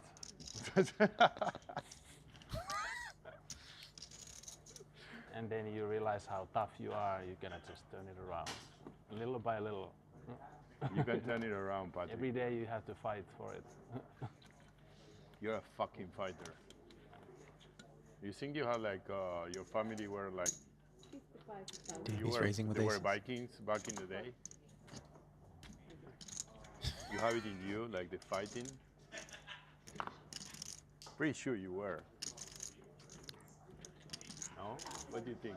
Você que acha? ¿Qué? They had some Vikings family, like ancestors. That was pretty intense life. That was an intense life. No. I'm superstitious. Don't. Tell him to give it. I will get it later, after the tournament. It's so funny. No I sooner cannot does take, Patrick explain stuff from people. Thank you, James. that he's not a morning person than So Nacho Santa asked just me to wear insta all white, engages but him. I ran out of all white clothes, so I had only my pant and my t-shirt. They say attracts better energy. But I don't look good in white. I look good in black on the camera. I think Santa is in for 7 bullets. So maybe you shouldn't take his advice. No, why? I took it, and If it attracted good energy, I maybe he wouldn't have been in for 7. I mean, I attracted good energy, and I finished ship leader. But That's true. Well, he's attracted I mean, he double doesn't suited know how to aces, play the game. He never played it before. and he's hoping to attract a customer. It's normal. He's not Nacho. for a lot of bullets. He's not a super pro like you, bro. Is that true, by the way? Kev, can you tell me, Really? I thought he did was. Santa go for 7 bullets in this one? I can try to He's find the how best. many. We went to eat with Dips him. there are me, in the me, graph. Santa and Patrick yesterday. I know, I heard. We asked him to come over and he said, no thank you, you talk too much. He says it's a joke. He loves it. He came. over. Maybe joke. His philosophy of life is very good. I do think I it's want to be true, like him Ollie. when I'm his age. Oh my god. I've never seen this in the graph before. Just the Oh, the Yeah. Insta dots where Yeah. the Just very no first line. hand. There's no line. There's just a dot at the 0 mark. How much in there? $700,000 main event, it would appear, for Gambledore, as the case ace has appeared here for Martin Dom, who defended his big. This is bad, considering his 4-6 dangler has reasons to continue. You see Barbero 60 into the 135. He's got not 1 but 2 sets. Of course, we don't like that because it does make it more challenging to fill up, interfering with our own ability to do so. I guess 2 quad draws. Yeah. Silver lining. Dom peeling. Now makes aces and 4s. Has the nut flush draw, far more relevant development. And he's got enough hand to continue here in the face of even the biggest of bets. Barbero with the check back in the backdoor nut flush.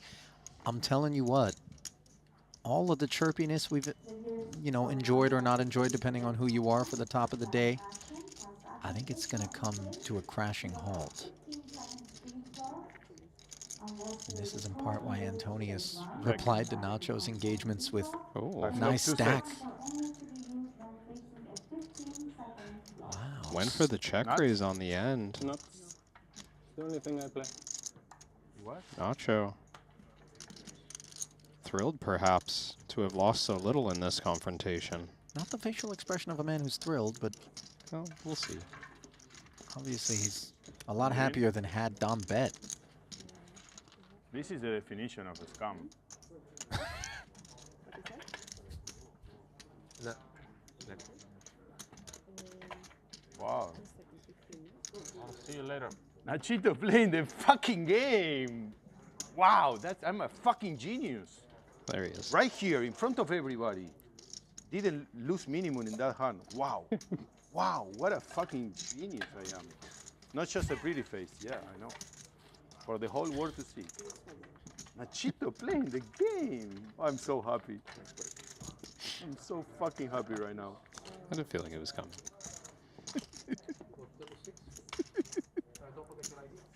Yeah. Oh. Fucking table, this is fucking unlucky.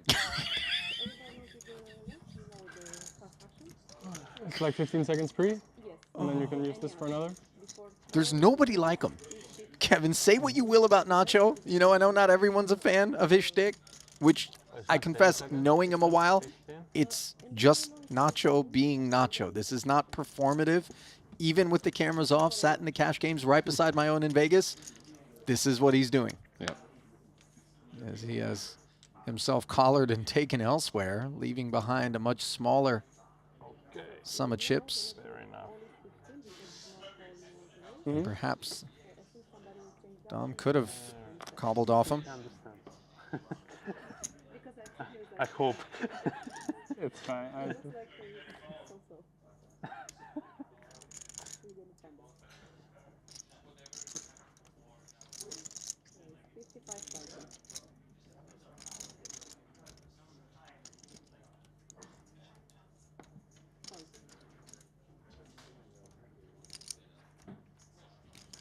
Martirosian at a noticeably more quiet feature table, making a little noise with the Ace-King 10-7.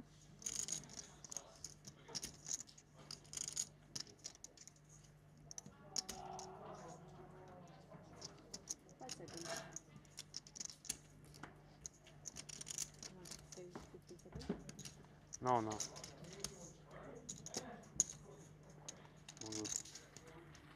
No customers. Well, they're moving down towards that money bubble with relative pace. 25 remaining now. 15 will get paid. 160,000 for that min cash. Up top, record-breaking $2.4 million roughly for a pot limit Omaha tournament. Largest payout in history. You can see on that updates tab in the Triton Poker Plus app, most recent elimination was Ellis Parsonen, Heard about this. 26th place, And the man that did it? against Jungleman Dan Cates, who was kind enough to then double up Alex Foxen. He's still hanging around near the bottom of the chip counts. Looks like Parsonen's remains being passed around. Meanwhile, Dom on the button, limping.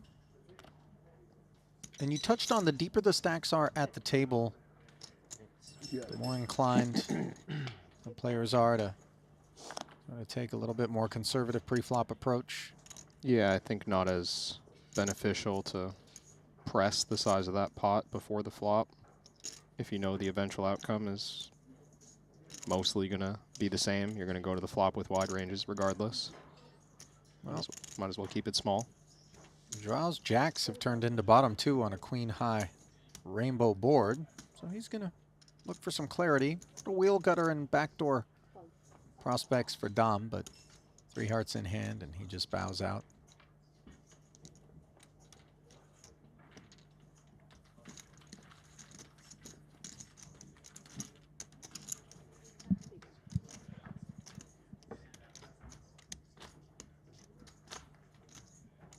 Can't believe that when Nacho asked Patrick for his daily routine, the first thing he does is just say, "This is going to be a tough day."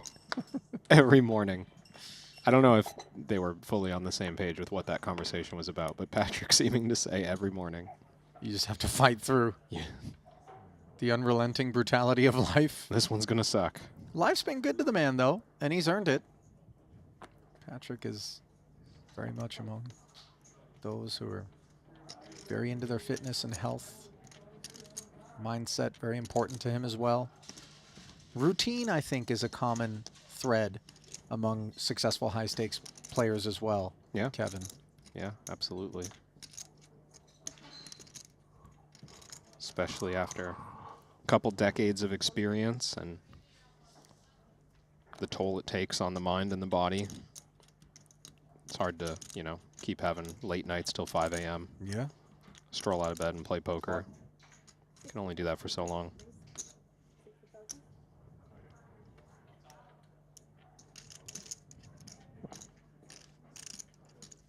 Pot announced by Davies after Samau limped. Ace 9, 8, 5 single. Another 45 if you do. I make a very tight fold. Well, tight fold declared. His ace was underperforming, but the equities do run close in PLO. I think that's why it's so important if you are going to play the game that you have a real handle on the numbers. Because you're going to be put into so many situations where you need to know whether or not getting 2 to 1 facing full pot Something that made me is the right price with whatever it is you're holding.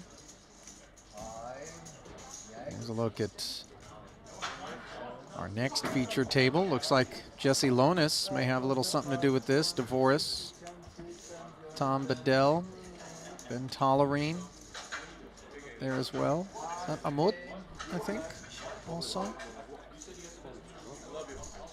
Is that Tom Bedell heading out? Perhaps. Oh, he will not be featured. At the hands of Lonis. Looks like that was confrontation between Lonis and Bedell. Double suited Jack 8, 7, 5. It'd be great if the happy face shirt was somehow interactive and when you get showered, they all turn into frowny faces. Update the emotion like your avatar. Yes. That would be good.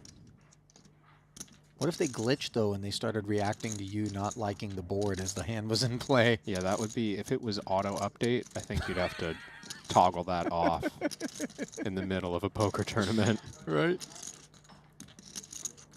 Back feature 45 ahead, blind v blind. Martirosian and Antonius booking a date with the Queen, Queen 3 board. Antonius connecting with the 3.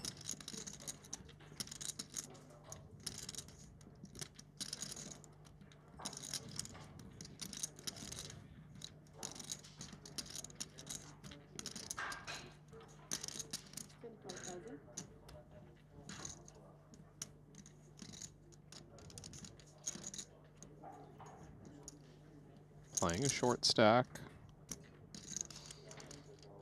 Antonius. No, not motivated enough to do something with just that 3. So many ways to be drawing near dead. Oh. Okay. Unfortunately, it's going to be a short-lived opportunity to witness the procedures of Jungle, as this feature will be giving way at the break to a new collection. But better to have them than not in terms of the viewing experience.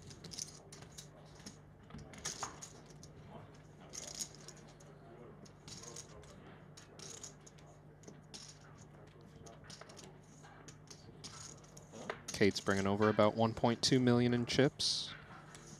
Good for 10th overall from the remaining 23 players. Obviously aided by eliminating Ellis Parsonen.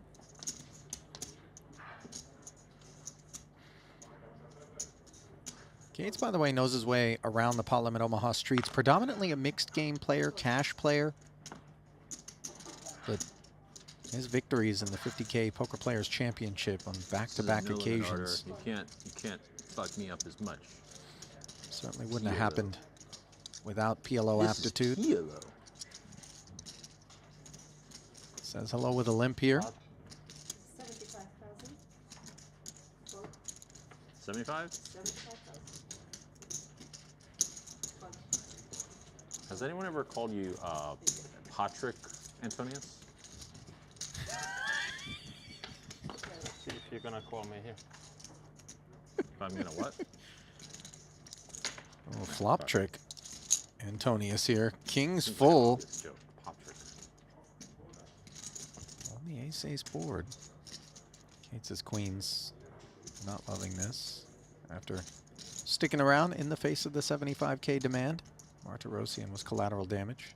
Pre-flop. Yeah, nice spot for a very small bet. It's easy to get action from an ace, of course, but it's hard to get action from anything else. Oh. Jungle with a little peel here. I confess I'm a bit surprised. Unclear where he was hoping to go with this one. Maybe backdoor wheel, backdoor diamonds giving him excuses to continue. Yeah, and even just the prospect of floating in position and trying to use the queens as a bluff at some point. If a 10 or a jack roll off, you mean? Yeah. Does feel like, though, Patrick's willingness with two parties involved already to shoot it up from the small skews very much more toward this part of the deck. Yeah, certainly. Jungle came with a plan. He's going to play some pots. Play with pace.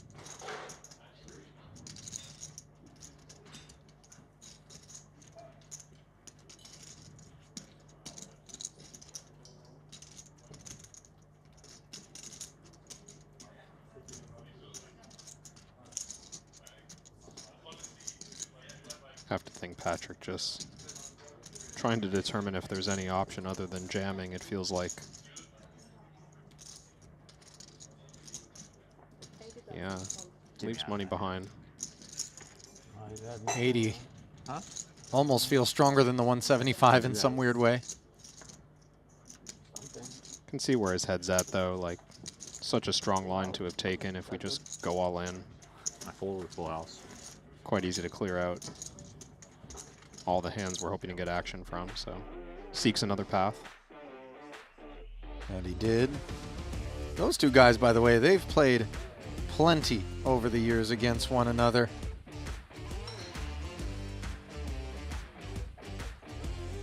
I assume they'll be doing more of the same this summer. It's not long from now. World Series of Poker will be where many of these players are headed to do their thing. I do feel, though, absent some of the side bets, they can make things interesting.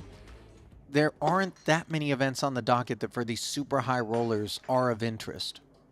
You know, they're not going to get out there and grind every single, 5K, even 10K. There's a good schedule. Actually, from my experience playing them over the last 5 years even, the World Series has done a good job of spacing out high roller events so that every 3 days or so, there's something there for you. I don't know if that's everyone's speed, that they want to play like, 2 days on, 1 day off kind of thing, but you could play something 25K and higher, especially if you play both PLO and No Limit, pretty much every 3 days for the whole summer.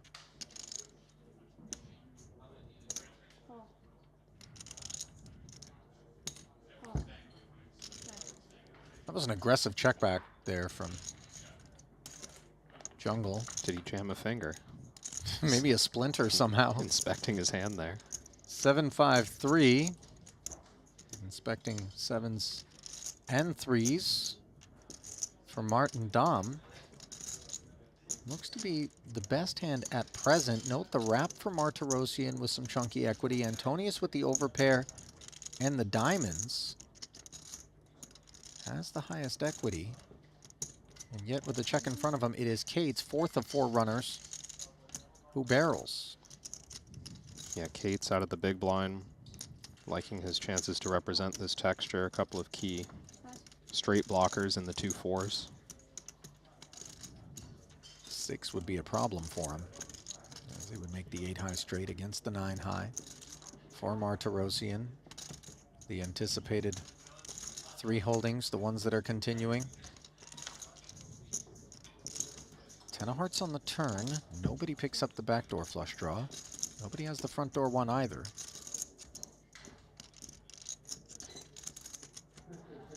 Now the wrap extends to include a jack for Artur. If we get the sense that Jungle's giving this one up based on the small stab and then check, it's a pretty good formation for Martirosian to bluff at because Martin is sandwiched 100. in between. He'll have to deal with this 100K bet first. That got through very fast. Nice hand, Artur. You know, this is something I feel like I bring up at least once during the PLO portion of every festival, but it was a story that I heard, I think from Len Ashby, when he was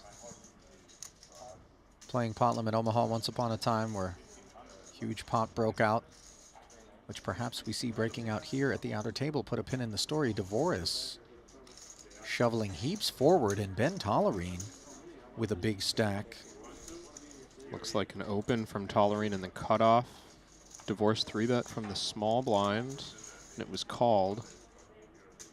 Divorce now all in for about pot on the Jack 4 deuce board with 2 spades. Tolerine to act.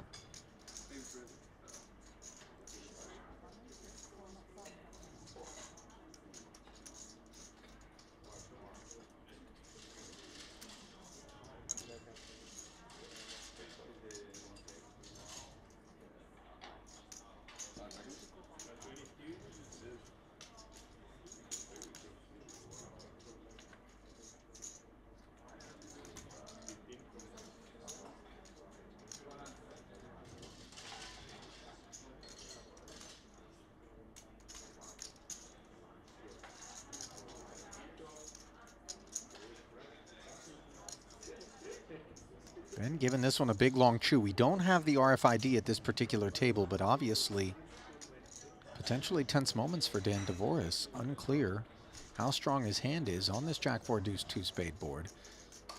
But whatever it is, it's too much for Tolerine as he bins it. And Devoris working his way forward. Boy, we got down to the final 23 with some pace, Kevin. 15 paid, 8 away from the money. Well, the story that I was talking about, pot limit Omaha, big huge pot in the cash game, breaks out. And the two are maybe discussing, negotiating, you know, what do you got? You know, maybe we run it twice, do a deal, something. Yep.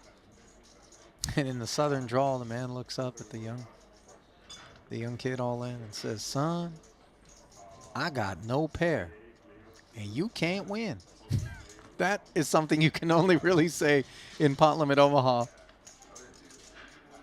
The wrap, the flush draw, all of it can actually leave some very strong holdings in a bad way.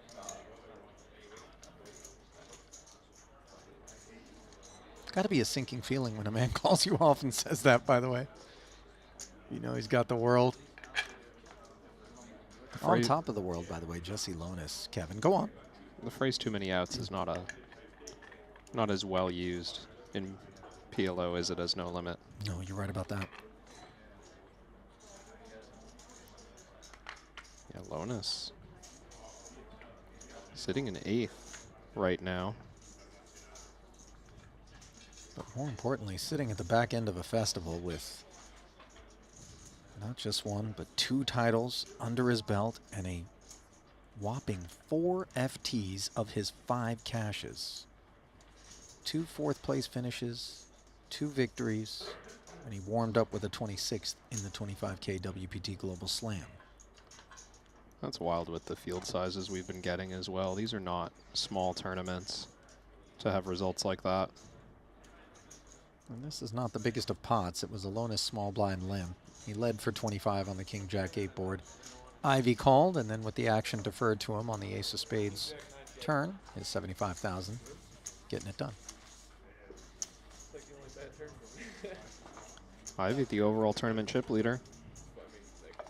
Doesn't bring a lot of attention to himself in the process, does he?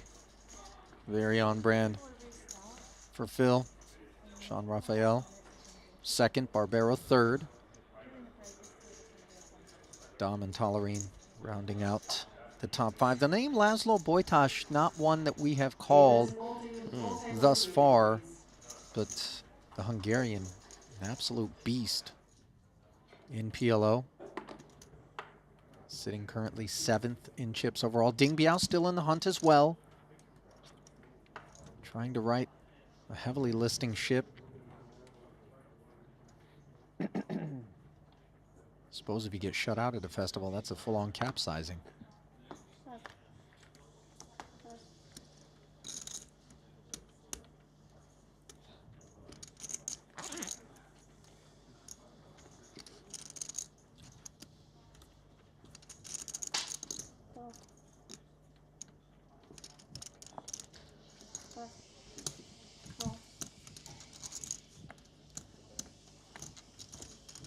Antonius. Limps cut off. We've seen the depth of the stacks here governing these sorts of choices. Cates and Samau come along. Queen 4 deuce, 2 pair for jungle. Gutter for Samau. Check to him. It's too late.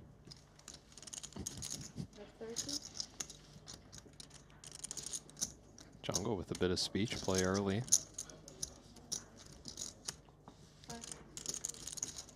I know what you have. You still call? Yeah, I do. Just flatting and picking up a queen high diamond draw.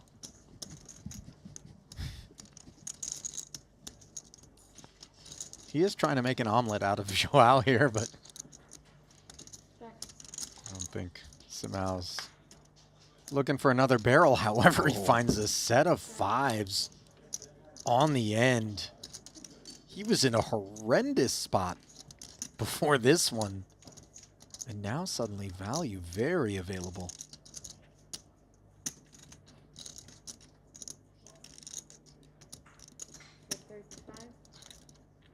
That's a very small bet. I was going to say the same. That's a very small bet, buddy. I'm going to look you up. What's that? Oh, shit. Motherfucker. Watch your mouth, man. Huh? Watch your mouth. I don't know. I've seen it care before. God damn it.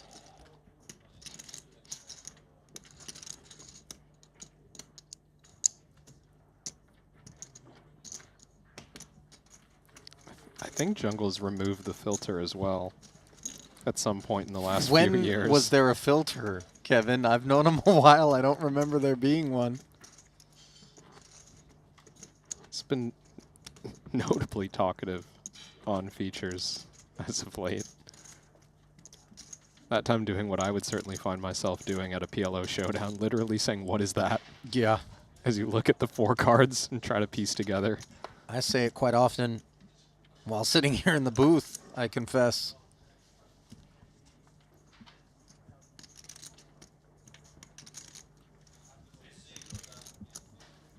Not the priciest altercation of the day.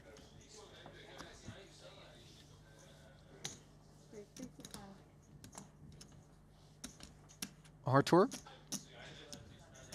Suited ace. Connected in a couple of spots. Worthy of 55. Now Antonius. Suited ace of his own. 3 to Broadway. Potting it.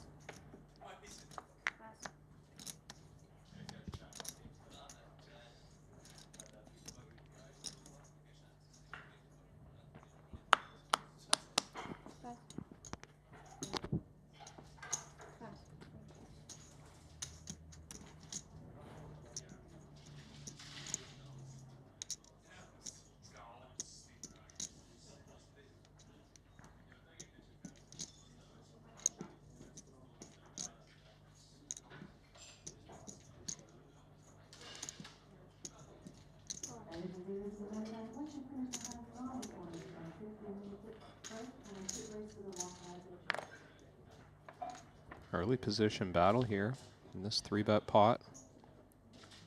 Just half pot behind. Both players hitting the king here as Artur made the call. Patrick with the benefit of a Broadway gut shot with his ace-king. Plus the backdoor clubs. This giving him more of the equity. He will move in his remaining 210.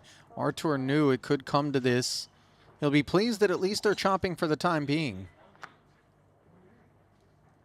Surprised to see, though, that Patrick's slightly more likely to win this outright than them to chop. Gut shot in addition to some clean 2 pair outs. So far. Yeah, no backdoor flush draw for Martirosian. Now, Patrick behind. Wow. Is it really possible? I mean, this And is out. a long time. Kings and 5s. Not lost at all on Patrick, the way his hand was performing against Artur for all of it. And maybe that experience there shedding some light on what felt like a less than optimistic mindset that Patrick was donning. Yeah. Coming into the top of the day when Nacho inquired.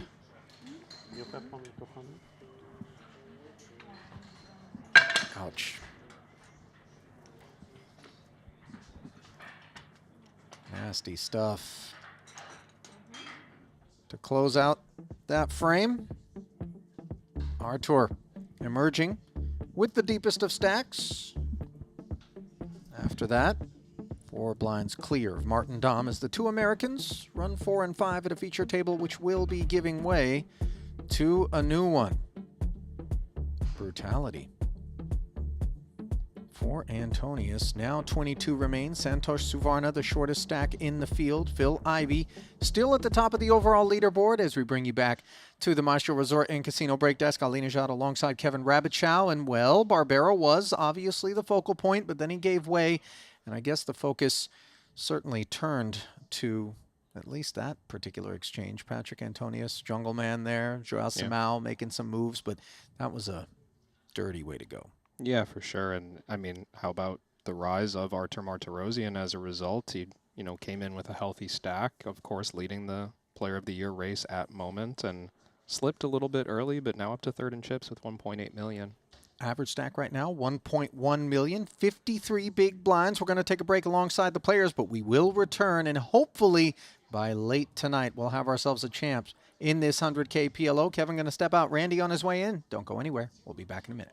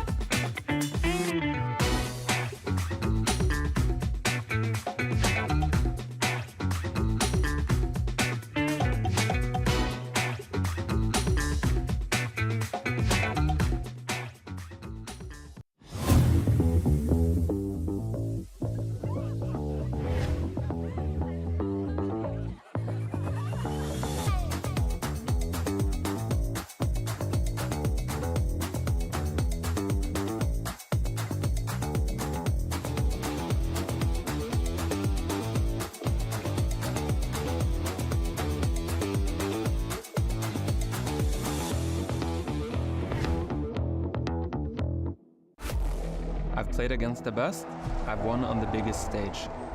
But what if I told you, it's not just about luck or talent.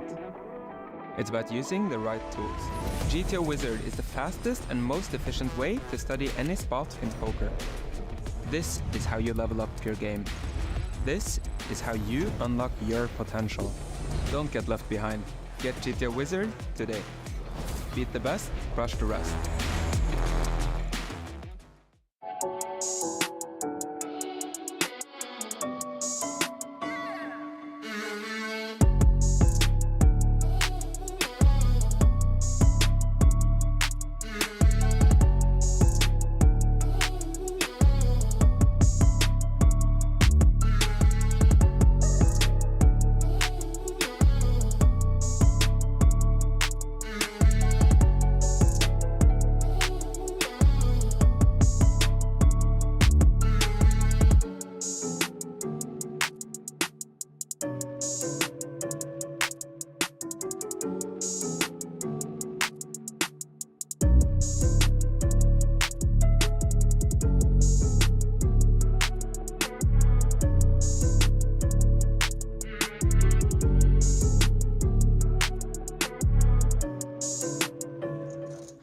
25K is nice stakes.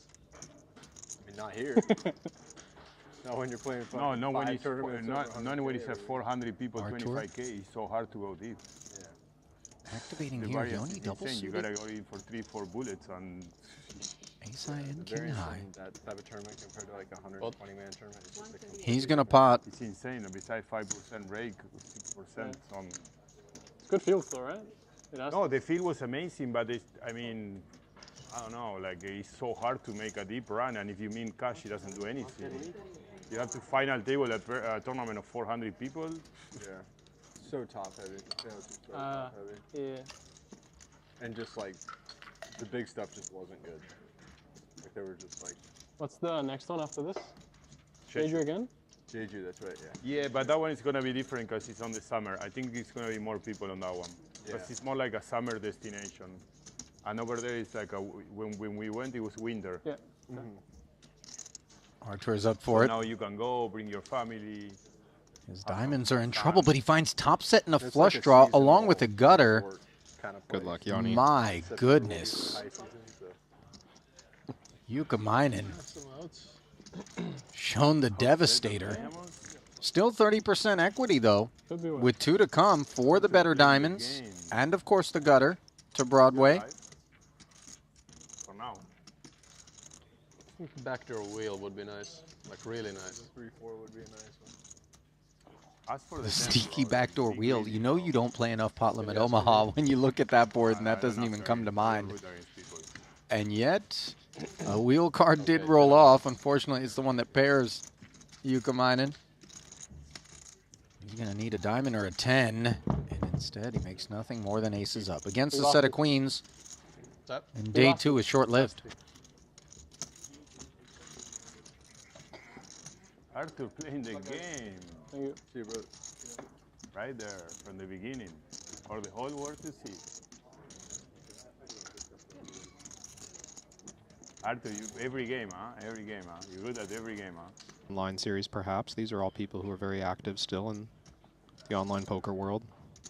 Well, I got to tell you, some people that are here are also maintaining their activity in the online streets in between these ones. Pablo Silva, another name that normally we'll see lurking. Rodrigo Salawan, Rodrigo Seiji, Felipe Ramos. Maybe just gearing up for a long summer as Wang Ye What you have back? 1-6? sends it up with aces and clubs. 6-6. Note that Joao's bad kings, granted he has spades, did limp up front. And when we do such things, it's designed to allow us to continue in the face of this action. Yeah, and I wonder if because the action's coming from Wang Ye, who's short, has been fairly active, thought maybe Samao would think about just putting him in now, but he's going to wait for a reasonable flop.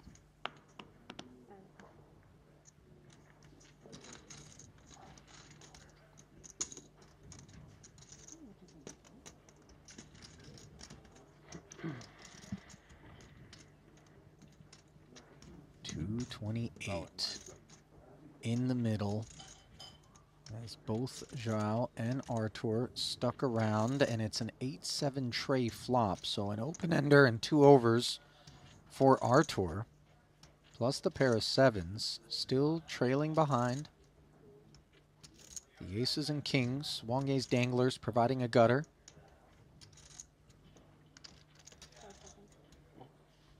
So now giving this one some thought. Recognizes with not a lot behind. There's a lot of all-in happening, as we see now from the aces. Samao had to plan ahead for this and figure out, what the heck do I do with kings and a bad pair? I mean, a jam with a on player this, between. pardon the interruption, Kevin, a jam on this board texture from Wang Ye, the story being told is quite clear. Yeah.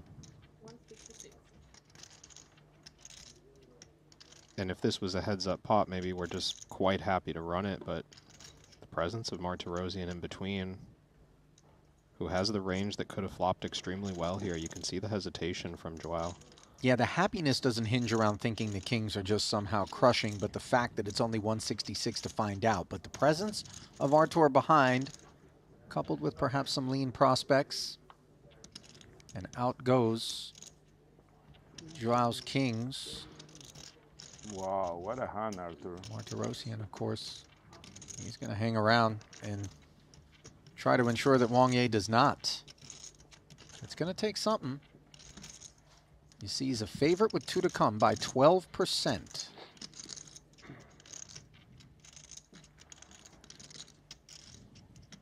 He's got those backdoor hearts. Helping that stat. Now trip 7s. No waiting. Martirosian just snatching domination away from Wang Ye. 5s and aces required, and instead a 4. Will end the day early for Wang Ye. 2 sides, and you could have been the 5. Lucky. 50-50.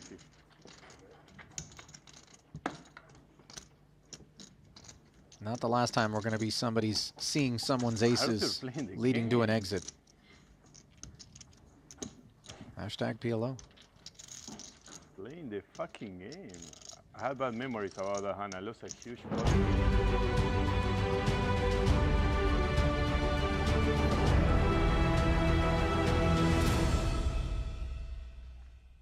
And welcome back to continuing coverage of this $100,000 Pot Limit Omaha main event, a record breaker here in Montenegro. Triton Poker Super High Roller Series action featuring yours truly, Eliminatios, and Randy Lou now in the booth. And Randy, I know you keep tabs on things before you pop into the saddle. Phil Ivey, the guy that when you and I were sat here at the desk, there were some people questioning in terms of maybe the game has passed him by, making his mark on this bad boy late. Yeah, please, come on. The game has not passed Ivy on. Sure, I agree with you. But, you know, look, he's at the top of chip counts in our 100K PLO main. I got to witness him play late in day one. He was getting into a lot of pots, attacking, so he's definitely put himself in a position to get that top price. Now, Nacho Barbero, who came in as the chip leader, currently sits in 5th. And as you scroll through everybody that's left in this thing, you have heaps upon heaps of Pot Limit Omaha talent and a number of people who are predominantly 2-card players who are showing up and doing their thing. Not to be overshadowed, we haven't talked about him. Jason Kuhn picking up number 11, Randy, 14th. He beat Ben Tolerine, who also is in here. Jesse Lonis, a couple of titles. Waikin Yong. This is going to be one to pop some popcorn for. And that's the thing is that we can't just sleep on the guys who are known for their 2-card prowess, right? They're dabbling here in the PLO main. You know, 100K, you definitely need to have a lot of fight. But I'm sure, like, this specialist out there are thinking, wow, maybe this is an opportunity, but don't sleep on these heavy hitters. Randy, you know, you and I often like to indulge in what's on offer here. Is it time to maybe, you know, let's vitamin C up a little bit? There we go. I feel like I actually embarked upon this a little bit earlier than I should have, considering that we're still like a minute away from sending it back down. You say something, I want to drink. Gobble, gobble, gobble? It's not Thanksgiving, Randy. What are you talking about? I think it's the Hamburglar said robble, robble. The Maybe Hamburglar. that's the direction. What has happened here? Was this my fault that the train came off the tracks at the desk today? It usually we can't send it down yet. Well, we're 30 seconds away, Randy. We got to Phil. What do you want to talk about? You talking about Phil Ivey again? No, we already talked about him. I like that. I see what you did there. Sean Raphael, by the way, we were talking about him yesterday. He made a final table performance in the 25K. He's the man who's second behind Phil Ivey and a guy who doesn't have a whole lot of Triton under his belt. If you look at his Triton resume, you can see this is just his second festival, but he did manage to cash in number 1 in Jeju earlier this year. Still getting to know this young man as we send it back down to the field with bellies full of fresh squeezed OJ. We made it. I confess it's my first glass, and we've been here for like 2 weeks. I'm on the late train. Have you been going to the OJ streets? I just learned about it the other day. Who did you figure it out from? No, I just noticed there was some oranges over there. I was like, I know, it is delicious. So will the rest of today's coverage be as we work our way down to the money. 22 remaining, 15. We'll find a cash. And somebody's going to go home with a Triton title. And and $2.39 million. Blinds have gone up 10, 20, and 20. 50K in orbit, the price of poker, as you see the new feature table. And look who we have. Ivy, Tolerine, Lonis, Divorce, Mads Amot, Wawawiwa. Wah, that's right. And of this cast of 5 characters, we only have one player here who exclusively plays PLO, and that's Mads Amot. With that said, though, don't presume by any stretch that you're not going to get a little clinic when it comes to the conduct from the remaining 4. Divorce, Lonis, Tolerine, Ivy. Man, buckle up. It's Ivy's time. Tom Bedell, by the way, I believe fell at the hands of Lonis. He would have been a part of the party as well, otherwise.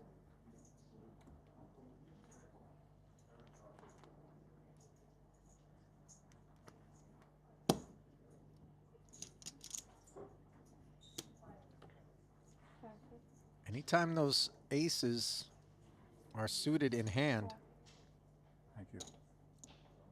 we know that there's interest that lurks. Comes in the form of limp, though, for Ben. Kings now for Divorce, neither of them suited. Yeah, given that neither of them are suited, he's more likely to just over limp and complete from the small blind.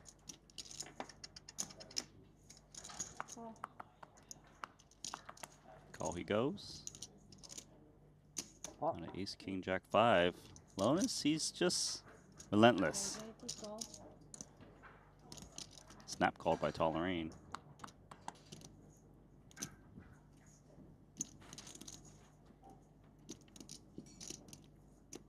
$60K more to try to spike a king. I mean, you could lose your mind and jam. I mean, there's that option. Lose your mind and jam. I like where your head's at. The only reason he would jam if he thinks Lonis is very out of line and doing well against his range. He knows that Tolerine never has aces to limp call. Well, listen, if there's anything that we've come to learn about Jesse Lonis is he does skew to the aggressive side.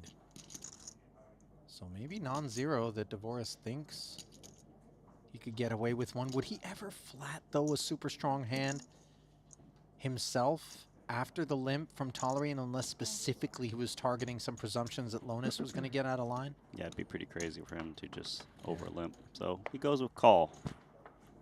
Would have lacked some credibility, perhaps.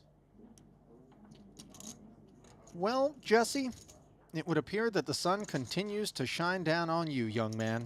4 final tables, 2 victories already, and here he is, nut flush, with customers available. Divorce has flopped the 7 high straight, top 2 for Tolerine. This is as good as he gets for Lonis. Let's try to start to build the pot.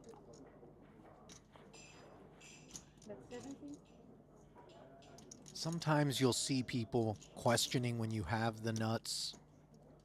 Granted, a couple of straight flushes available. Why not trap? Well, if you do, whatever street you all of a sudden decide to come with the heat, it starts to look a little obvious. Whereas when you bet, sure, you may lose your opponents, but you maintain, you know, a broader range as played than simply the nuts. Yeah, you see more trapping in No Limit Hold'em, whereas in PLO, people can just have random 2 pairs, or they hit straights more often. You'll want to just cobble some value. You never feel extremely safe when the board pairs at some point. Then a call downs the straight by Divorce.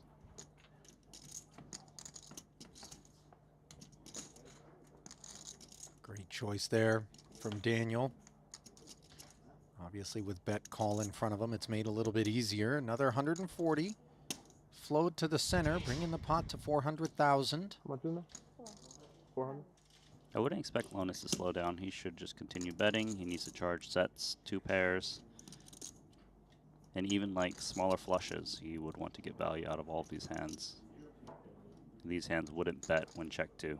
So do the betting yourself. 265.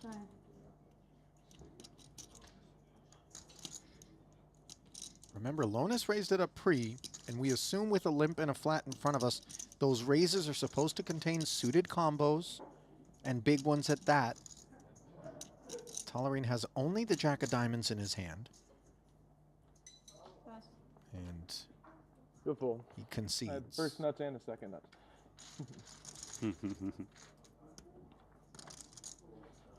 Confirmed. He's king of diamonds shown there. Actually, I didn't. I didn't even have the first. Or the second. Or, yeah. 4-7 and deuce 4 diamonds. Yeah. Forgot. I had the third and fourth nut. Good enough. Yeah. Now that we got that cleared up. Yeah. Get him, Ivy. Oh. Well, the good folks at GTO Wizard may not sharpen you up to have the one-liners like Ivy did there, but they'll certainly sharpen your skills and help you play like a Triton champ. They got the tools to help elevate your game, and right now you can win a 1-year GTO Wizard Elite subscription to help you crush the competition. Just follow them on GTO Wizard on X and Instagram for your chance to win. It's the #1 app.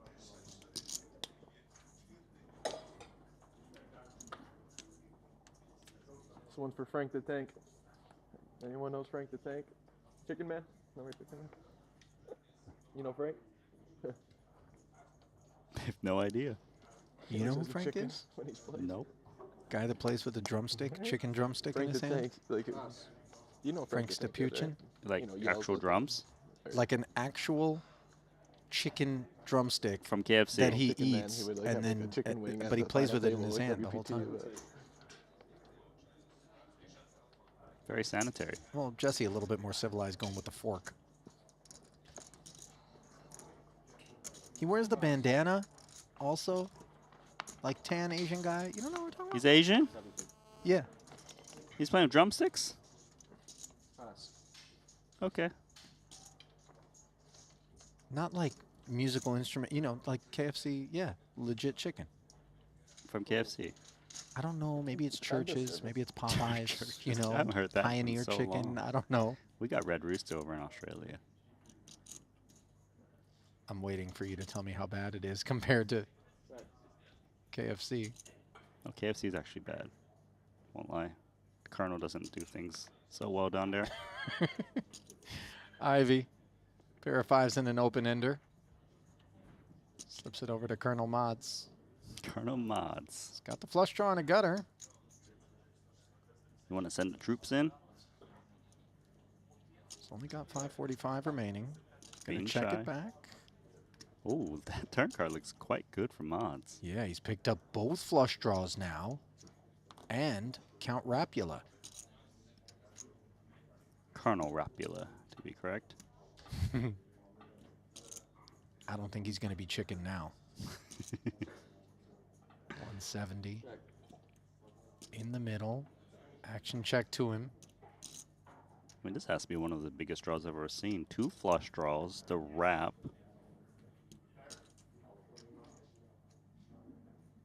Sneeze and take it, bro. Yeah, sneeze. Throw some drumsticks in. Bones. Anything.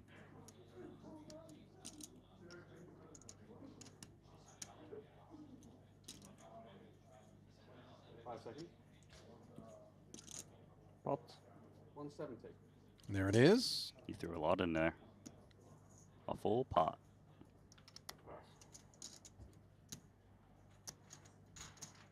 As we would have expected, the takedown there from Mods, and some expecting that perhaps the aforementioned Chicken Man, Frank the Tank, Stapuchin, would be guilty of putting grease on the cards if he did that. He actually does not cross-contaminate. One hand is for the chicken, the other hand Waiting is for us to again? do everything else. Oh, he plays that's poker. Yeah, bro, what do you think? We're just talking about some random dude for no reason that holds chicken sticks? I don't know, that's why I thought it was weird.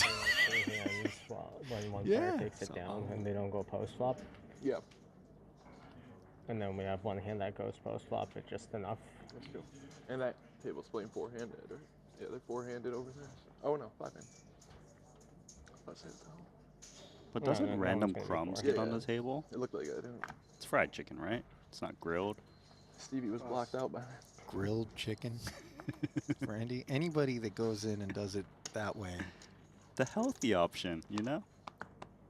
Nobody's going to those places for health. It's like getting the salad at McDonald's.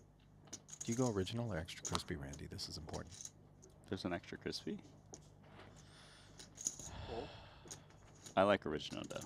You didn't even know there was another option. What do you mean? Well, that's You've the never one I would tried pick. the other one. Yeah, but I like original. I used to think the same thing until I dabbled in the extra crispy No. streets. I'm just telling you, Randy, we can do this. Meanwhile, Ivy limping in, facing a little crisping from Tolerine. Stepping into the air fryer for another 40. Air fryer. That's healthy. I feel like that's the #1 cooking tool you use. Randy. Can't get it wrong. Limp call. Raise call. 877 board, giving Ivy an open ender. Queens, still best. Action checked over. It's not a bad board for 2 queens.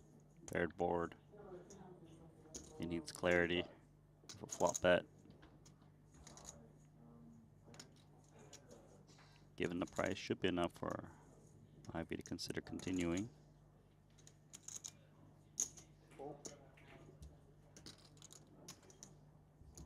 Another 70,000 into the purse. 5 of diamonds.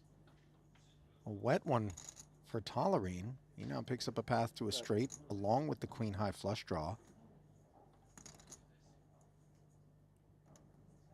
Might see Tolerine slow down, given he's picked up a lot of equity that he doesn't want to get blown off of.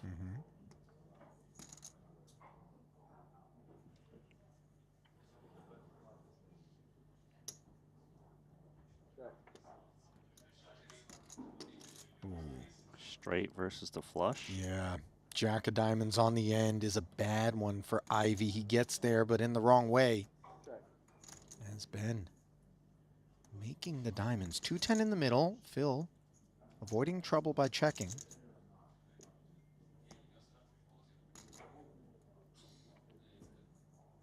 It seems unlikely that the queen high flush isn't good right now.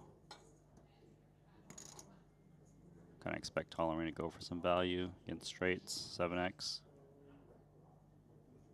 There we go. 155. This is sizable. And you could see, you know, Tolerine raising it up pre. You're supposed to have suited kit. On the flop, he takes a little stab with the paired texture to try to win it. You stick around. On the turn, the check back, not looking to get blown off the equity, as you pointed out, Randy. And now we're here. Ivy has just 1 diamond in hand.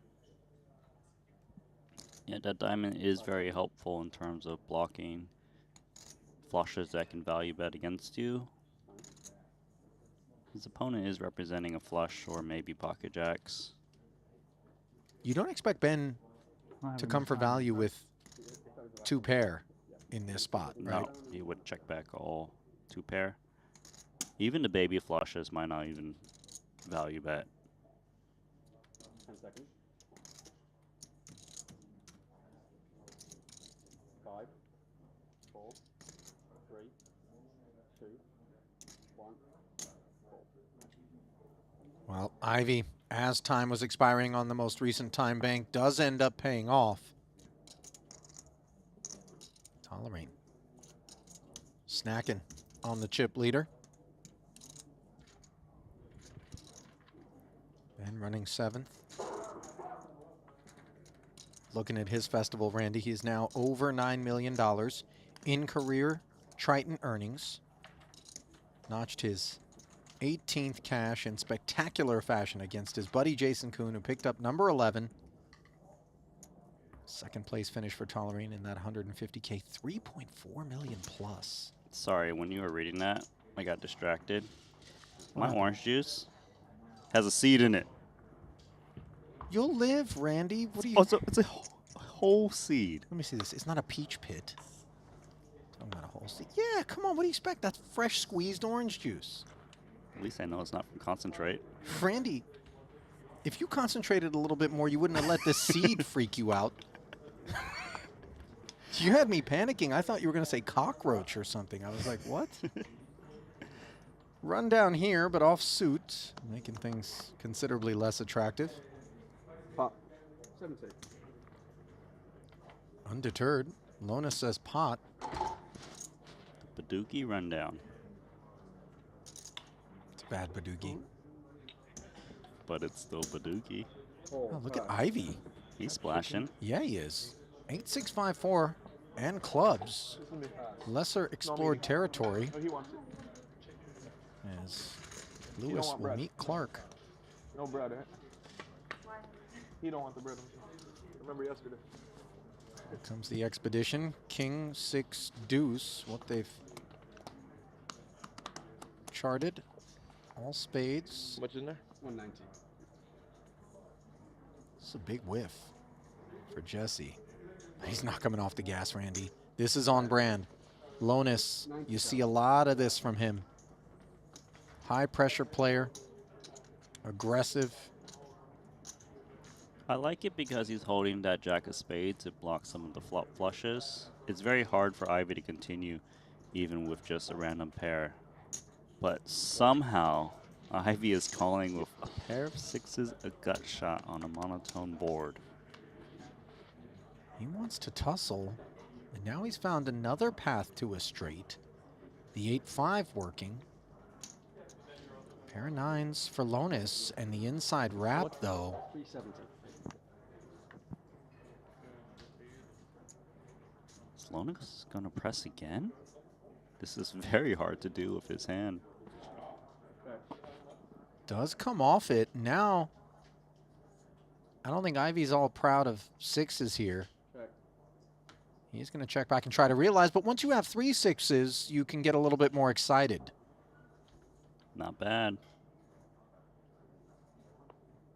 Felt like even if Ivy didn't improve the trip sixes, he would have found a way to try to steal this pot. As played, he can try it to maybe even cobble a little bit of value against aces, ace king. He'll check it back. I think you win. Afraid of the I'd flush. imagine.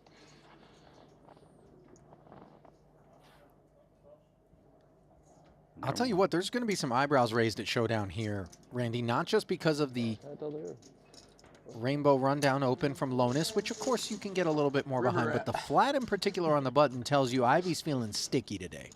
Yeah, and even calling that flop Damn, was should've not played that. standard by Ivy. So you definitely need to keep an eye on Ivy. Sure.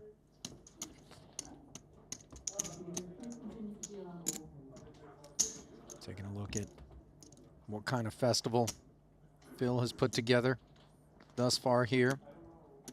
Showed up for the very first event. Full schedule played. 14th in the 30K 8 max, 15th in the 50K 7. And then that 4th place finish in the 150, the last event that he played. Good for 1.4 million plus. That's the notable line item. It's been a solid series for Ivy so far.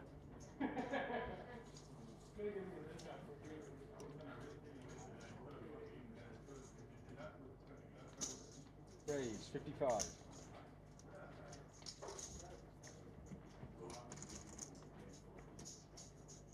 Tolerine.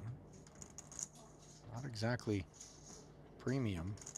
10-7-6-3, a couple of spades, but gonna lean on the boys. Amot wagging his finger here. It's a pretty good read by Molt, realizing that Tolerine is attacking relentlessly. Decent hand with which for him to play back, of course. You see Tolerine digging in, however. Get the sense mods would have been happy to just take it right then. Not going to happen, though. 4-10 in the middle. Queen high board. 1 overcard to the jacks. Little gutter for Ben, the only thing that cooks. Pretty tough board for mods, even though he has the best hand. If he's up against a queen, he's just cooked.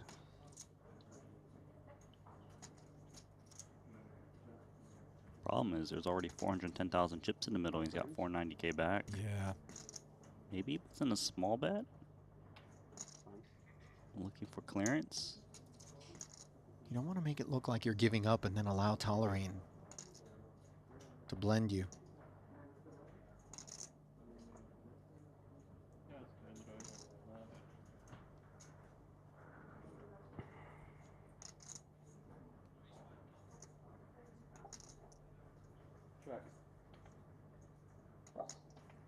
Mods, however, does come with check. His check looks very weak.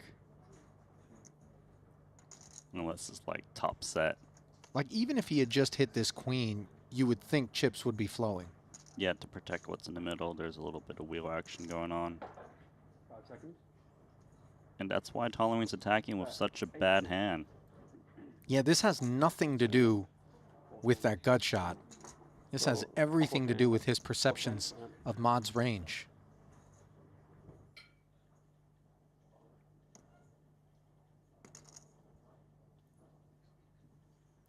And where are we hoping to go? With these two jacks, backdoor diamonds really what we got our eye on. Yeah, basically backdoor diamonds are a jack. Board pairing queen is interesting. Obviously, it does make it tougher for Tolerine to actually be able to produce the queen, making the jacks a little bit more attractive than they were a street ago. Randy checks again. Let's see, having been called on the flop, what Ben's response is going to be. We're playing 410 effective with 570 in the middle.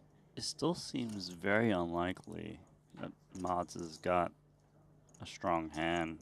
If he had like aces and kings, probably just check jams the flop if he went for check. Obviously, there's only one combo of pocket queens left for quads. He might attack again with this really poor hand. He is going to check it back. And he makes the straight out of nowhere. This is wild. Because there's no world in which we expect the 6 tray. Maybe somehow ace-3 is involved, but specifically to be facing the nut straight, this is going to be tough for Mods to assign. Check.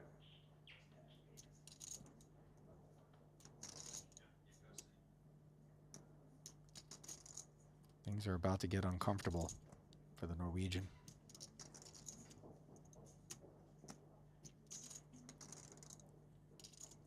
Yeah, I'm curious to see what sizing Tolerine goes for. Does he just ask for it all? 570. And it's weird because this could just look like a bully with ambition if you're in Mod's seat. I could see it for sure. Even like a queen without much backup would probably still bet the turn, given hearts show up.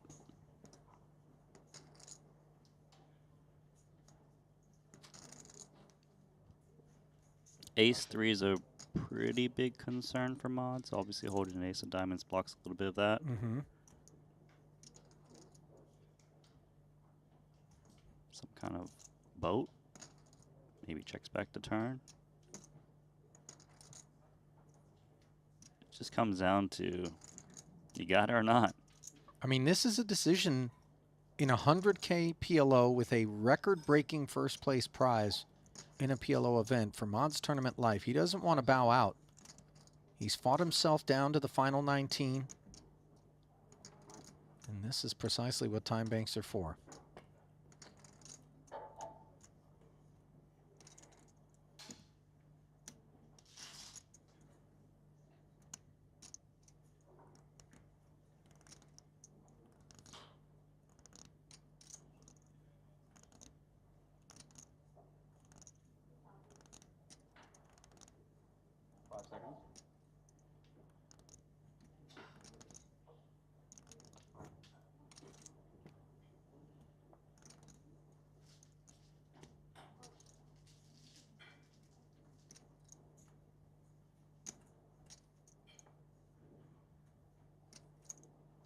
You finding this call, Randy?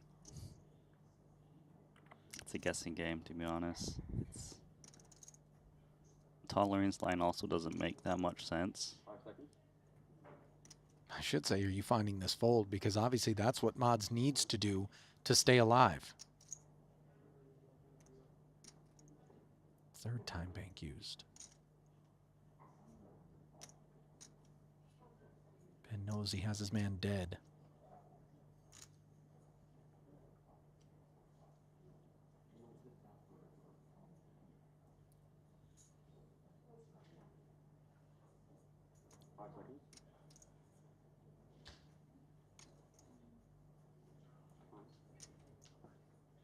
He might burn through every single time bank he's got. Wouldn't blame him. He hasn't fallen asleep in his chair. This is a guy going through it all right now.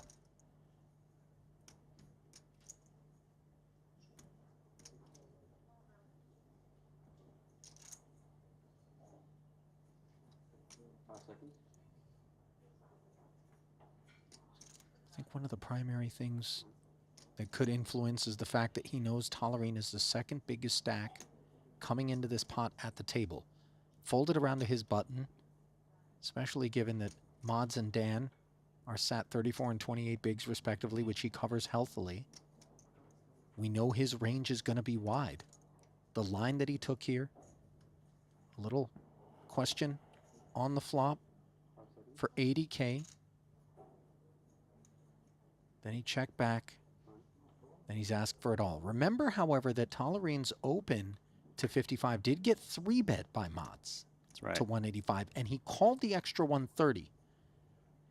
Now, I don't know how broad a range Mods assigns to that pre-flop call, but as we can see, it includes this hand.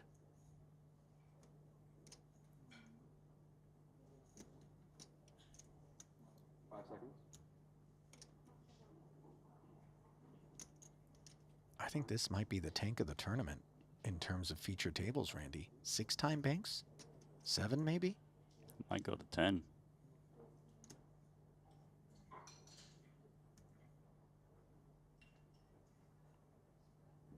He calls. Straight. It's good. Straight is good. Mods is out. Is he going to walk over for a closer look at the holding? GG. I don't know about that one. What did you have?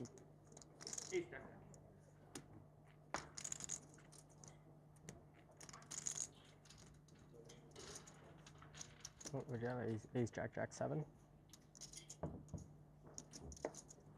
I don't know. Yeah. Well, some of the tension broken there by the chuckle from Matsumoto. Obviously, he didn't know about that one. This was evidenced by the tank. What we do know is that he's not going to be a part of the money here in the 100K PLO main. You saw Tolerine, a very empathetic kind of grimace that he offered when Mods came over to look at his hand. I thought he was actually going to drop kick him for a hot second. No, I didn't. Drop kick Tolerine. He can defend himself, all right? Be careful. Give me a table that respects my raises. Ben Swolerine, I think somebody in the chat submitted. Button should be dead. Button should be here now. Yeah, the button. Well, he got his time banks worth. Last hand, Okay. I'm pretty sure. Prefer to keep the button in front of the player. So Not bad. Yeah, of course. He did. I don't think That's what he's thinking. Oh, yeah, I used 90% of my time banks. I did well. that'd have been great if he just knew he was going to call, This table does not but then he respect just my raises. gave a sermon on something. It's like, well, I have all of you. I'd like to promote, on behalf of the Norwegian Board of Tourism, our Oslo packages. Come in the dead of winter. Ivy promoting Jack 10-8-4 double to 70K. Tolerine involved again. Flatting a suited ace with 3 broadways. Divorce, small blind. A little less pretty. I'll step aside. They It's cooking raise? for Lonis. I respect. Wolves. Not much, it would appear. Big stack versus big stack.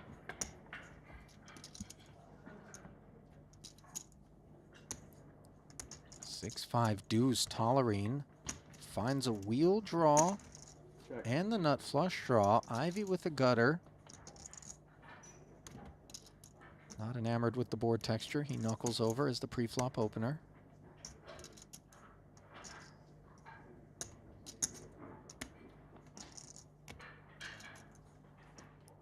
Tolerine has got the bigger stack. Not flush draw.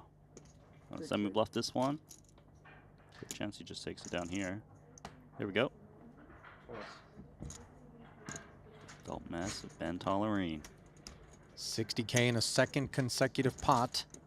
Going to Ben.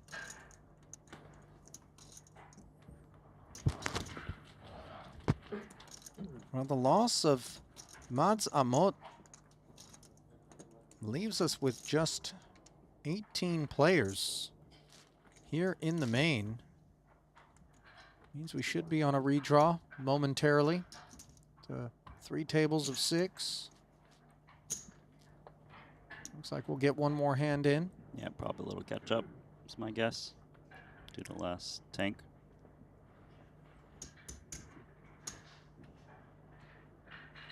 Not bad. The rundown. Yeah, he's going to get in there again. 17. So a lot of pre-flop raising at this stage. You know, they're so close to the money. The short stacks can't really mess around without the goods.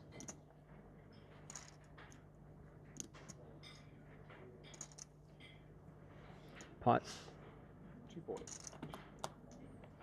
Devoris proclaims pot as Ben meets resistance. His hand has durability, Randy. Devoris with just 275 behind. We know he's committed. Yeah, definitely reasonable for him to call and see what develops. You know, equities run close. You can see he's 44% pre-flop. Getting the right price to continue.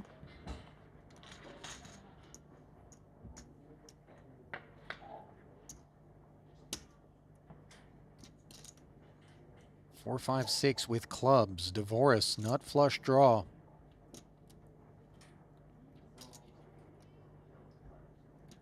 Really nice development here for Devoris, given what he's up against. He can just take this one down on the flop. It's only going to be like a half pot bet, but Tolerine's got nothing.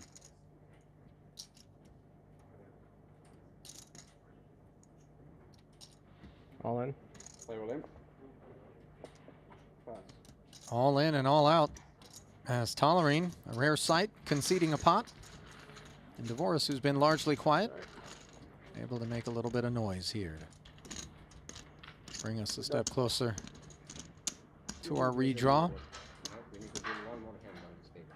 No, no, we don't. We play. Those two.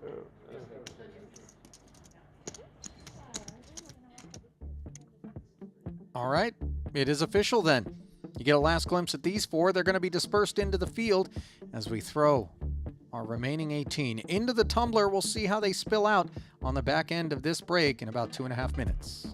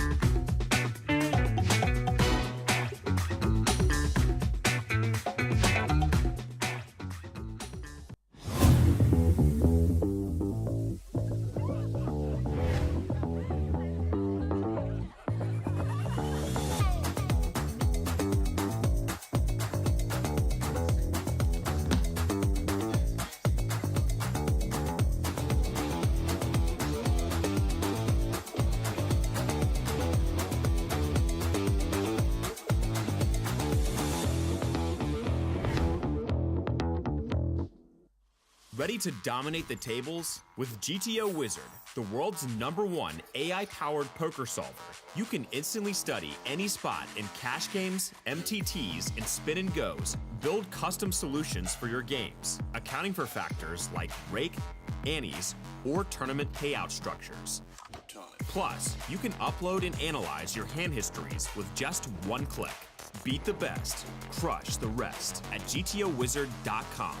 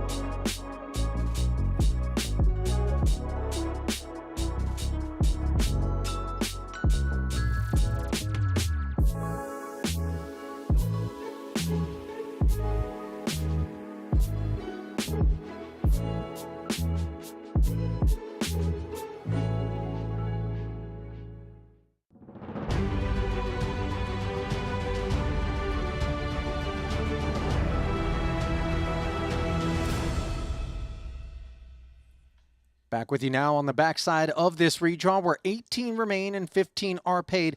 $100,000 pot limit Omaha main event, a record breaker here at the Triton Poker Super High Roller Series. Ali Najad, Randy Lou, set to walk you through exactly how things have stacked up now with the redraw complete. Randy, I'm actually going to take a screen that we don't generally, and this is the entire field being populated. The gold table is the feature. This is available to those of you at home in the Triton Poker Plus app. If you're not streaming us with this in hand, you are doing it wrong. It's free on the Google Play Store and the Apple App Store. And as you look back at the feature table, the man who started the day there is back with us, Nacho Barbero.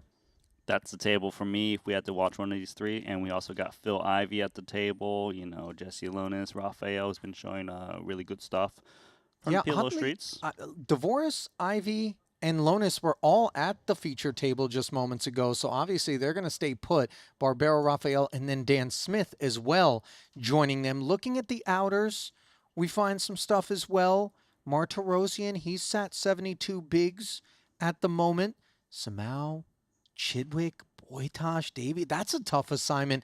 I mean, there's no table that you look at and go, oh, I really want to be at that one. Coons down there with Dom at the other table, Tolerine as well. Yikes. It seems like the outer tables have a lot more short stacks, you know, so our feature table here going to be a lot more battling. You know, one of the things that we noticed, Randy, with respect to where the deep stacks are in this event thus far is the limping becomes more prevalent as the guys aren't trying to bloat one pre and then not be able to continue. Yeah, so given that we're paying the top 15 and there are 18 remaining, we're probably not going to see as much limping, a lot more raising from the big stacks. All right, 2.4 million eventually will go to our champ, scheduled to crown them here today, but we'll see. This one could go late. Let's send it back down into the arena.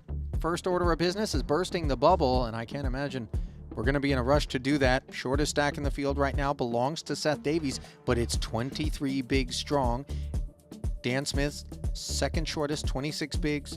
Samuli Sipula, 30 bigs, 16th of our 18 runners. There's a look at the official feature. 10-20-20 we continue to play. Glimpse there brought to you by GTO Wizard.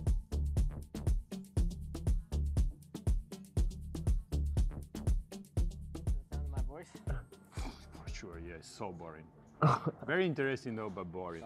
No, when you went to the PO stuff, I went to. Yeah, you were just like, "What's this? I haven't what the seen fuck this is before." This? Yeah, I yeah. haven't seen I this get before. yeah. So I was like, when you the other part was good, but I didn't even know how the hand finished because I fell asleep. What did he do on the river? When the ace came, the 7-4 suited against Padilla. When he checked raise flop on queen 3-6, 7 on the turn. I didn't like his sizing on the turn. You didn't like it either. See, we agree on some things. What, yeah, river ace. But what happened on the river? Because he checked folded, right? Mm-hmm. Yeah? Yeah. It would be pretty gangster to bluff that one. I mean, it makes sense what you were saying. Put a pin in the chat as Devoris looks down at ace-9-5 deuce with Smith having opened. Like, Lonis having flatted. The only ace he has, like ace-queen and ace-6 maybe. Heads up. Maybe some ace-5 with backdoor. 180 in the middle. I mean, you can have aces. Yeah. Ace-queen 7 board. Bottom 2 pair for Lonis. Aces up for Smith. But yeah, I think probably check turn or bomb it. Yeah, I think. Dan Smith inflate this pot pre-flop. You're looking to build. Just get them to fold 9s or whatever. Yeah, exactly. Yeah, I like that line much better. I don't think he was folding, but now you have. Oh, he checks it back. Like what you say, like. You surprised by that choice? Especially he's got the ace of diamonds, which is going to become relevant here. Note Lonis has the king of diamonds.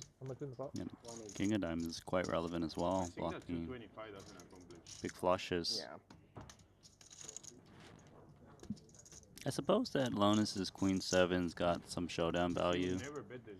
Looks like he's gonna bet, thinking he's got the best hand. And I think. I kind of don't blame him, Randy, because you would think if queens and sevens were beat, we would have heard from Dan Smith It's okay. on the flop, and yet the check back from Smith performing beautifully at the moment.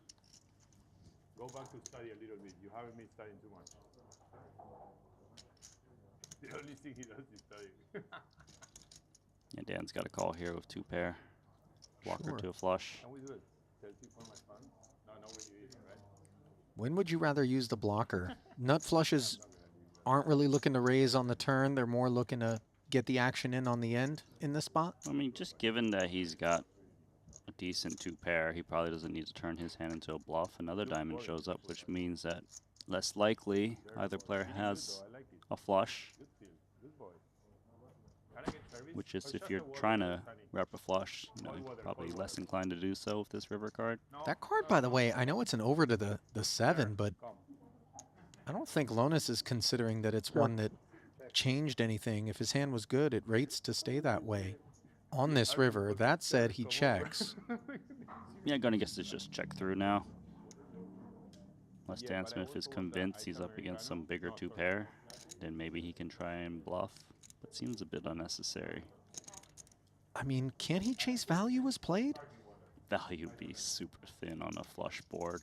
Even with the 4th diamond out there and the ace of diamonds in hand, where obviously we could rep. Yeah, he does check back, Randy. Me too. You got aces up, you win. Nailed it.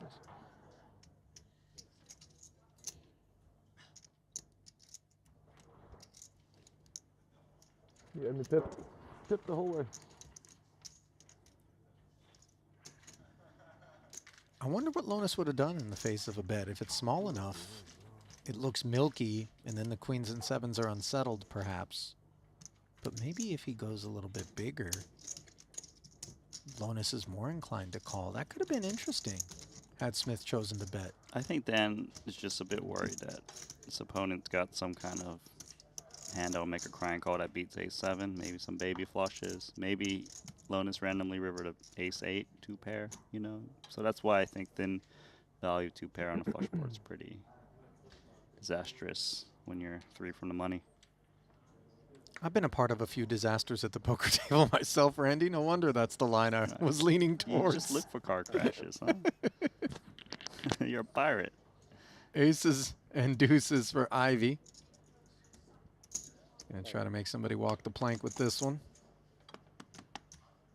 Look at the little limp from Ivy. Double paired, suited ace. It's a solid hand. Maybe he's trying to invite one of the shorter stacks to raise, and then he can just limp repop. Pot. Dan Smith taking the bait. This has to be a repop from Ivy when he gets back over to him.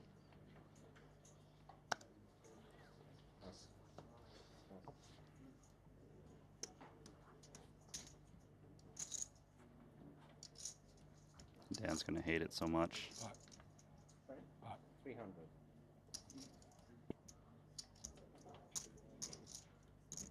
Right? Dan didn't expect this, the limp re-raise from a big stack. A lot of times the big stacks are just pre-flop raising themselves, and they've got the goods. Boy, this is a pretty one here for Smith, Randy. Ace, king, 9-7 double. It has reach, but obviously it has concerns against Ivy limp and then potting. So he's asking the question, is this hands other than aces? If it is, then he's much more likely to continue. Given that he's got an ace in his hand, he'd have an over to like kings.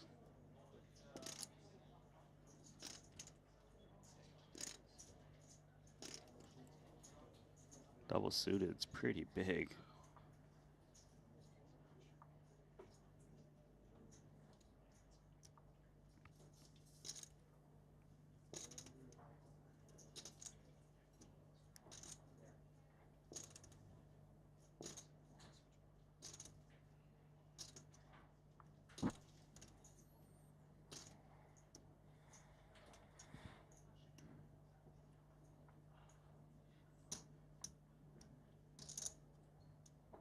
Nice. Bench that hand. That takes a bit of discipline there from Smith. But he knew the story that Ivy was telling is that it was a powerhouse hand, and most of the stuff I think that would be willing to limp and then jam there, his hand doesn't rate to do that well against. If he's up against aces, it performs poorly, as you just saw there. Or even the super strong Broadway rundowns that maybe are so pretty that Ivy plays it that way. Sure. I think the key factor there for Dan Smith to lay down was that we're 3 from the money. It's not worth the risk. He can preserve his stack and find another spot. That said, he came into that one second shortest in the field, so he doesn't exactly have the luxury of looking around and outlasting a host of others. See, now that he came in with the limp pot, people should be very scared of potting against Ivy's limps. Yeah, it seems like his VPIP is going up, and he's able now to explore things like this, Jack 6-5-4 under the gun, and leave holdings that might otherwise be inclined to raise, looking to avoid the fate of Dan Smith moments ago. The past and the present, I check. Past and the present. Hey, don't say that about Ivy. He is the present and the future, all right? The past, Nacho the making present, friends. Future. I'm the future. Ivy doesn't give a fuck, bro. They're chilling. Jackson 6. Check. Open ender. Ivy with heaps of hand here. Barbero with the club draw. Pair. Gut shot. Checks it over to the man who's betting 40.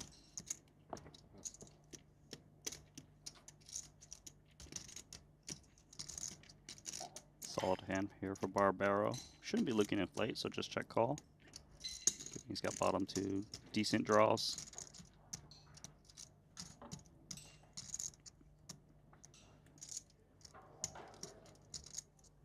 Ooh. Clubs giving Barbero the lead. 170 out there. Ivy needs to fill up to make a winner. No clubs in his hand either is a bit of a problem, but you wouldn't know it from this image. Reaches out and barrels again here, Randy. Yeah, he's expecting Barbero to fold everything. That's not a flush. Remember that he limped under the gun, though. Now, granted, 1 pot removed from where he limped and then potted against the Dan Smith raise, suggesting that maybe he has trappy kit. Nacho with too much hand to step aside, of course. This is the 3rd nut flush. And he has 2 pairs as well that could make a full house. Well, that's right, the 6s and 7s. It's a good river card for Barbero. Yeah, the 6 would have been the spicy one. 10 high flush. Instead, Super. it's the 4, and Ivy shuts it down. Flop in the world. Wow. What? The whole fucking world. The whole fucking world. I was too excited even. Saw it in your eye. I think I got a little wet. You might need Excuse therapy. Oh, sir. Oh, the sensors are going to be Sir. working overtime. I got a tipper because I only tip the things on TV. No tips for them down there. For down there. Yeah. He likes to hand money out when he's on TV. Yeah. Can I get 95? And I need more ice. Thank you. I tip her down there. It's a lie, obviously.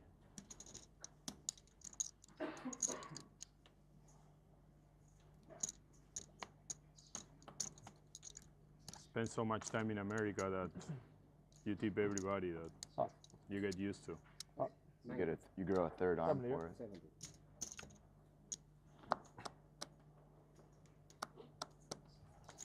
70 says Lonis.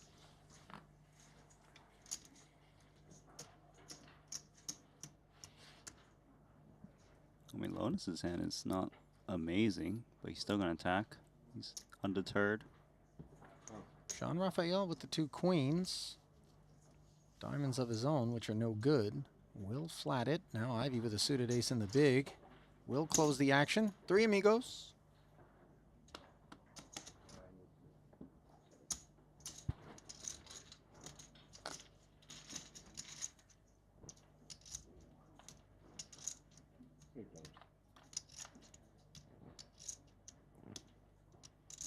A6 tray rainbow. Ivy with an inferior top pair to Jesse. Note that Raphael's danglers have turned into bottom 2. He's got the lead. Yeah, that was an unlikely way for Raphael to take the lead. We'll take it. Bet incoming from Ace Jack. 120.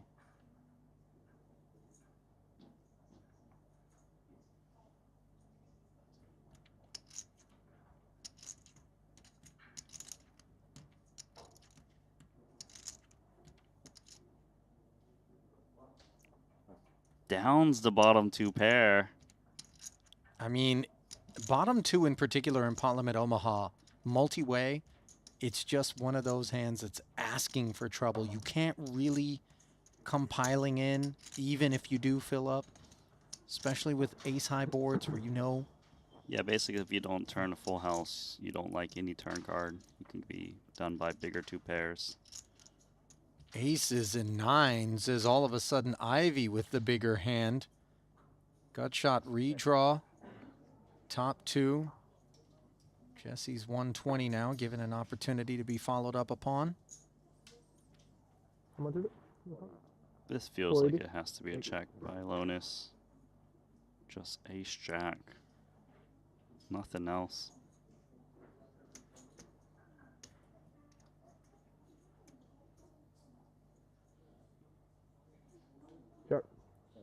Check back. As you suspected. 5 on the end.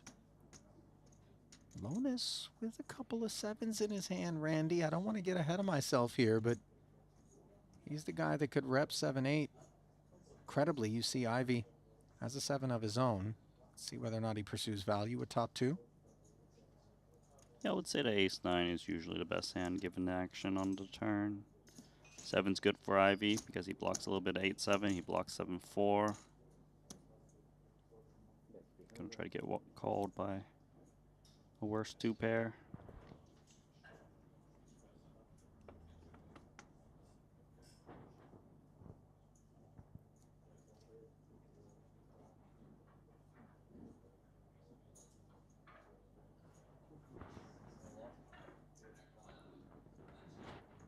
$300,000. Lonis is one of these guys in my mind, Randy. The bigger you fire at him, the more he looks over and is like, for real, dude? For real, dude.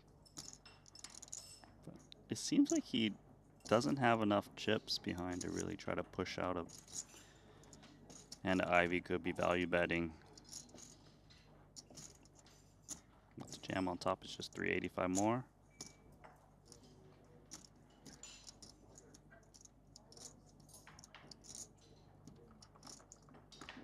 I don't think he's considering calling. He's out. Yep. Good lay down there from Jesse. Basically bluff catching against Ivy's range. That wouldn't have gone well had he click call. Had a good bluffing hand.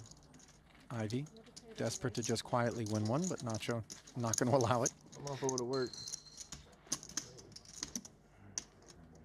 I didn't tag you because do I have your Instagram? You have Instagram? I don't have Instagram. You don't? I'm not social media guy. You got my number. Yeah, good. Yeah. No, but it's for Instagram, bro. I have accounts, but I'll never check it. Don't worry. You won't get a hold of me. Hey, he probably wants to tag you in something. I wanted to tag you on I have everybody's Instagram, not yours. Okay, I'll give it to you for that sake. That's fair. No, it's okay. Did you see the incredulity on Barbero's face when Sean Raphael told him he doesn't have Instagram? He's like, are you from Earth, bro? Anyway. You don't even use it. I don't have the face for that. You don't want to be a star like Jesse fucking Lonis? No. No? What?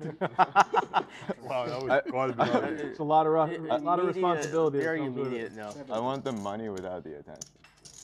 Yeah, it's too much responsibility. Yeah, I don't want to walk into a room and people just like, oh, Jesse won. How does it feel to be the hottest player in the world right now?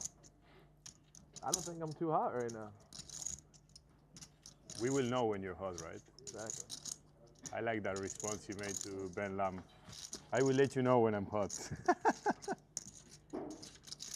Benito, mi amigo, where are you? Warming up. Warming up. We're warming up. This is like a warm-up for the World Series, Jesse. Exactly. We're warming up. You play in everything, right, Phil? Not everything, no. No? Like 10Ks and above? Yeah.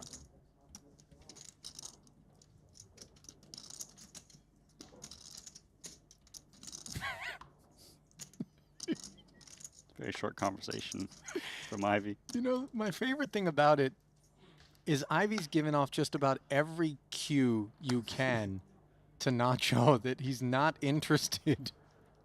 And Barbero is completely undeterred. Randy just like bull in a china shop, keeps at it. I mean, You got to respect, you almost have to respect it. Nacho can't take a hint. Yeah, I mean, maybe, I don't know if he sees the hints and doesn't care or if he doesn't. But It seems pretty clear to me. yeah, to everybody but the one guy that apparently Ivy would like it to be clear to, as he has clearly shifted gears into the limp realm. Once again, we see him. This time, ace 10-10 deuce from the button, no less. Unwilling to open with a raise. Trip queens. Yeah, you have to play 2 and no more. So having 3 is always a bad thing. King 7 tray. Bonus in front. 1 over out there. Ivy. I'm gonna fold my Questioning- chips, Queens D. Jesse. Wow. Bonus happy You to didn't have fold. the Queen of Clubs? Another club? I had a royal flush draw too. Queen 10 of club, Queen 10 of hearts. Wow. Too much respect. Still Ivy playing the game. Blinds are up at 1025. Oh wow, 10-25. That's a beauty of the structure. Why would they make this tournament 3 days? It's like crazy. It's 3 days? That's what It's they 2 days. It's 2 days. No, the floor's saying 3 days. I said, well, that's It's crazy. 2 days, bro. Finished today. Both floors said 3 days, but Really? yeah. No. I mean, they're right there. I mean, It's a 3-day event? oh, no, it's not? It was never a 3-day event, bro. I got 2 people informed me it was. Blinds up. Oh. 10 and a quarter now. I think, Alright, it's 2 days. you know, the Triton staff are always looking to kind of today. deliver whatever it is that the I got players days feel is in today. their best interests. If Today we is get today. down to a final table, let's say, and it's already quite late, and the players look around and say, hey, we'd prefer to come back fresh for this one, a record setter in terms of the biggest ever PLO payout, I Fair. think they'd be amenable to that. Yeah. Well, no more details as it gets deep into the final table. Yeah. One of the things that producer James pointed out, however, is that everybody who's left in the field right now is here and I'll going take to a play shot at it, PLO. yeah. So there's not somebody who's thinking, oh, I got a flight booked tomorrow. lucky. You know what I mean? They're going to be playing tomorrow's event. So coming Right. back. And There's no one like, oh, I need to go to World Series and play that $500 opening event. Even though they got 2 millions up top here. yeah, right. Double paired as Lonis, as once again he books a date with Ivy. This time Phil did choose to open raise from the cutoff, double suited. Finds himself jacks up. Sure. You know, Jesse's, Lonis you know, not interested. hand just plays itself. Flop a set or not? Jack 4 off the check back. Top and bottom. It's full Four is house. Full, yeah. Check. Maybe a check back once again is not bad for Ivy. But he'll look to build a pot. Gonna get a little small bet in there. Hoping Lonis has got some flush draw that can continue.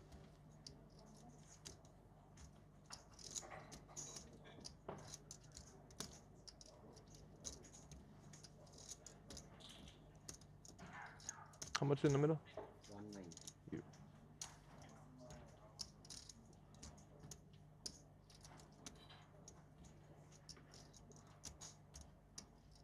Doesn't have anything, right?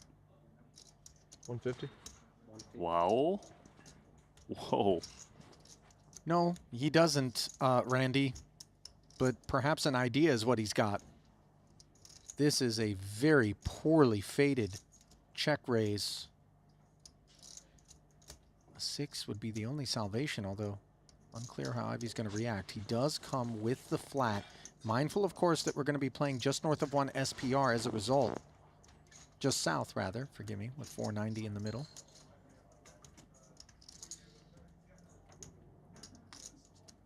Ace on the end.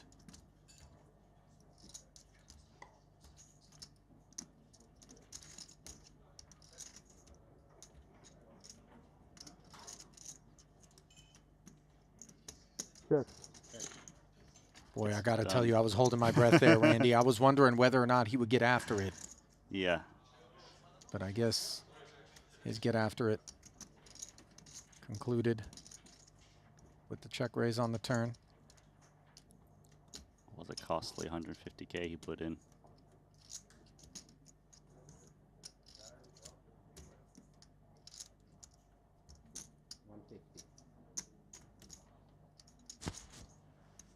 I'd be trying to get paid off by a random flush now. What? What the fuck is this hand? Bad river, Nacho. Bad river. Yeah, very bad, yeah. What's the you for the 4? Barbero a little bit confused. The game. I love it, bro. Ghosted. 150.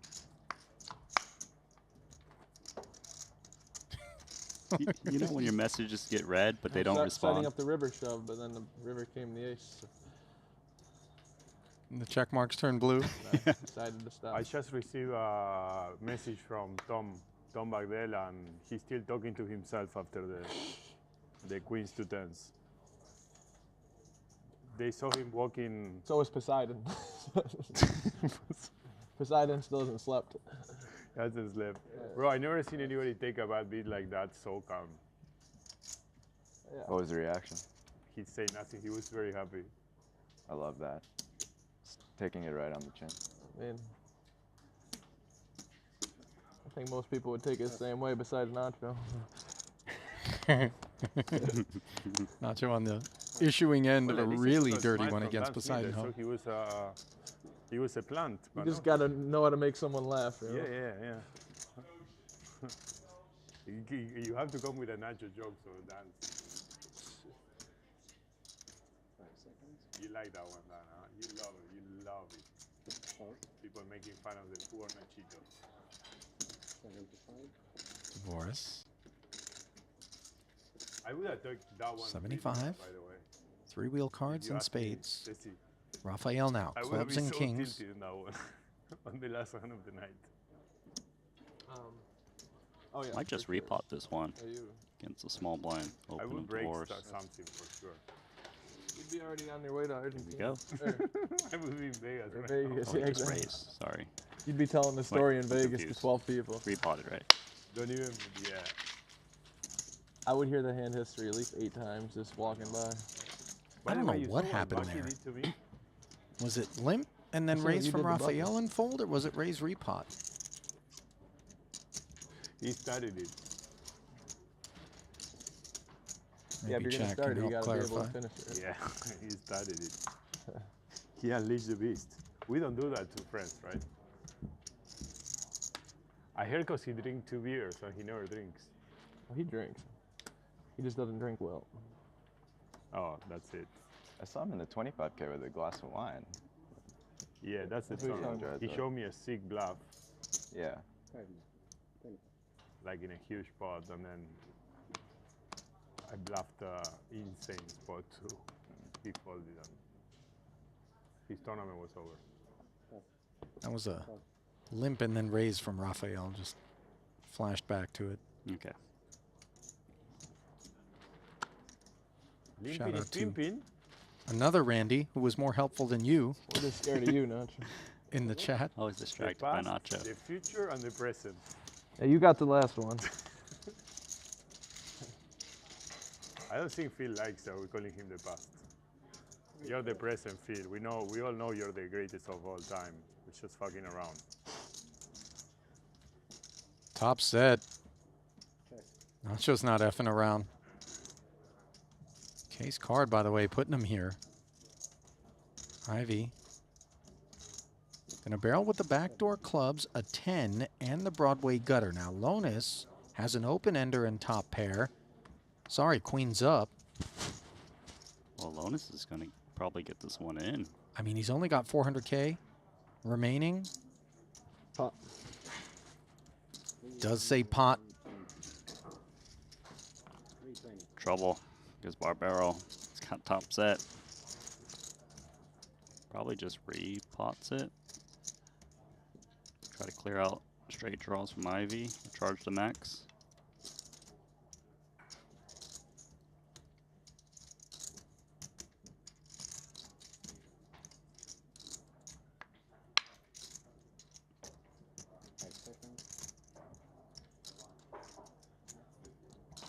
Raise.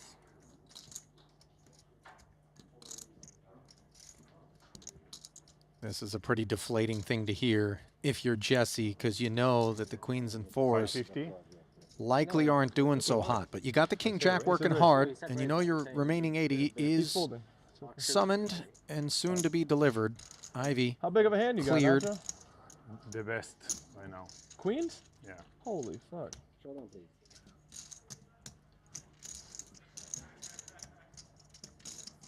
Seven-figure pot. Don't need to explain why. As you look at these two holdings here,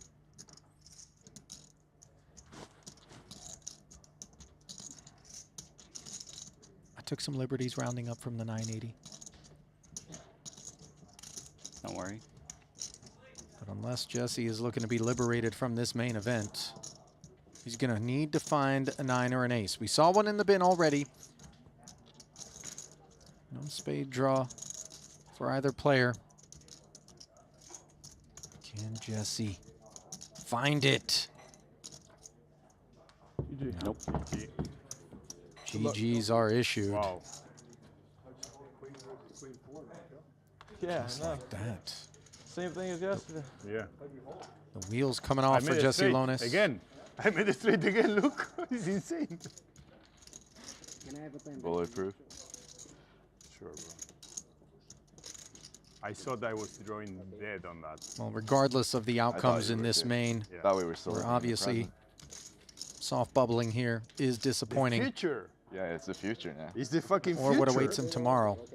This has been the man of the festival in Jesse Lonis. 4 final tables, 2 fourth places, 2 victories, but no money here in the 100K PLO main for him.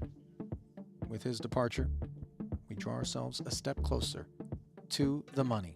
2 away from it, 17 left. Barbaro, 2.4 million, back on top. Dan Cates not far behind. And Tolerine sitting in third with Ivy in fourth. Those are the only 4 $2 million plus chip stacks. Ding Biao lurking just beneath the threshold. In fifth. Desperately hoping he can get this festival redeemed somewhat. Who's at the bottom? Talk to me. Seth Davies, he's got 405,000. Samuli, 510K. Let's take a look outside. Well, inside but outside. This one cooking and involving Ding Biao, who opened. No, he flatted on the button versus the Martirosian open. Ace 9-5, Rainbow. Martirosian followed through for 70. Ding Biao called on the turn. Artur slowed down. Ding Biao activated for 200,000, which Artur called. Then the queen pairs on the end, and suddenly Artur takes back the lead, firing 450K, which has Ding Biao in the blender. Folds. Yeah. What do you think? The real deal there for Artur? It seems like it based on the run out. Ace 9-5, Queen, Queen. No flushes got there. Just seems like an odd line to all of a sudden take the lead.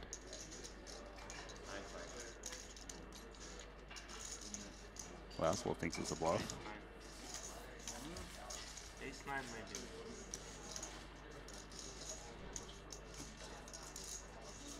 Or Ace 5. Well, Randy, looking at the YouTube chat, London Premier Walking Tours. That's the name of the That's user? the name of the account. And, okay, something was written. I'm focused more on the name of the user because maybe we could have used London Premier Walking Tours when I dragged you from the West End to Shoreditch. I don't think he takes. That's not a Premier Walking Tour. That's it. No, that was a pretty dusty walk that we took. What was it, like 2 in the morning? Yeah. We probably should have got robbed based on your attire that night. Thanks. Should have got robbed. No, I mean, this man was in a Balmain smoking jacket walking through Shoreditch. It was If we were going to get fantastic. robbed, I would have pushed you and ran away. It's a good play. So you're like a quokka, is what you're saying.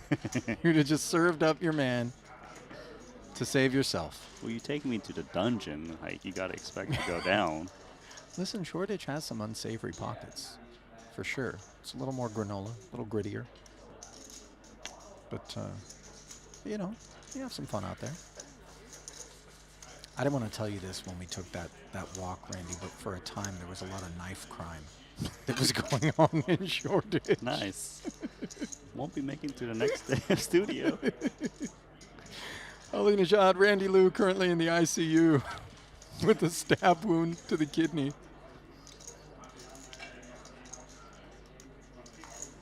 The wounds moments ago were given to Jesse Lonis. Just saying, like, By Barbero. 'cause I was playing like 200 big line dips and stuff. Like, how, Back now at the how feature. it's impossible. Bieruzzi said if he wants to solve a spot of 200 big line deep, let him do it all his life. You have 15 seconds to argue, it's impossible to have any solutions.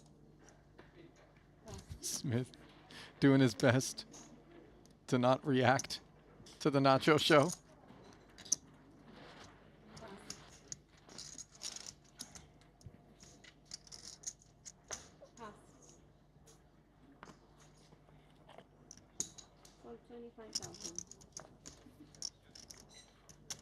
Nacho going to limp into Ivy.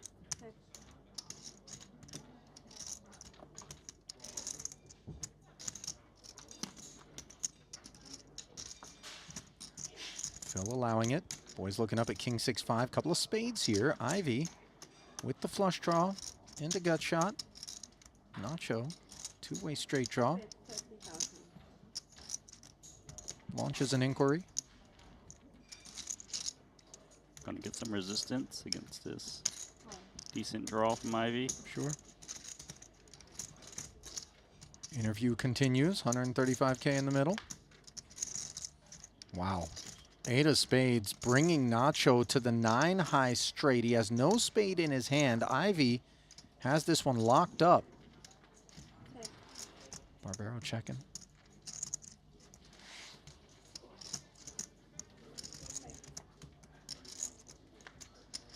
Ivy choosing to check back. Ace on the end actually improving him to the, well, can't call it the second nuts with straight flushes available. Yeah, but it's a good river card for Yeah, Ivy. yeah. Less flushes that beat him. Barbero's going to go for value of his straight. And this is all attached to the fact that Phil checked back Not straight. on the turn. Flush. Nice. You know the song? Did Nacho say nuts? The future is the past. The past is the future by Colin. It's just never heard perfect for us. The future is the past. It's sick song. You don't know it? The past is the future. Nice one, bro. Not the party night. This is starting to get uncomfortable, Randy. The look away pound. It's just unreal. I missed party? Yeah. Yeah, I'd like to have a good party once in a while. Let's have one this summer. Okay, one, only one. We're allowed. I don't know go out in World Series at all. It just Ivy nodded destroys me. I yes. used to be able to go out and like go to play it after, but now I'm dead. Everybody was doing it back then. Yeah, I know. We got old. What happened to me? Father Time is undefeated, Nacho. To go out now, like I have to take 2-3 days off. Yeah. How old are you, There's Nacho? no chance 43. those two go on a party in Vegas this summer. I mean, individually they could, but I don't think they're going together. I don't think Ivy's going to give Nacho an invite. 38. 6. Yeah, you look that age. I look younger, but the fucking hair. But silver fox. It's not silver fox, it's silver fox. You get it? Silver fox. Explain it. Red or no? It's Oh. The box stretches up this way. Yeah. Barbaro involved in more than just this pot here at this featured table. Queen 8 deuce. The social experiment continues with a little bit of poker to boot. 100K in the middle. Ivy checks his gut shot. Smith with the king high diamonds and queens up. Checks to Barbaro. This one was limped pre. Nacho with the check back. Now finds a pair of kings. Top 2 for Smith. Stranglehold on this one. Dan's got everything. Nothing to be worried about now. Ivy trying to press with the big stack.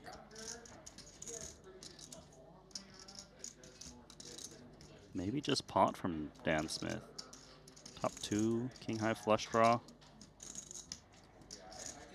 Blocker 2 set of deuces, which is helpful.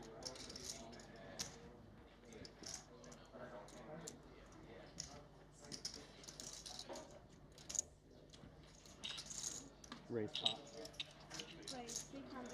Yeah, this 75 was Oh, disculpa. ill-fated. Ivy just took a swing. And Smith swung Chito back. playing the game. Nice check by me.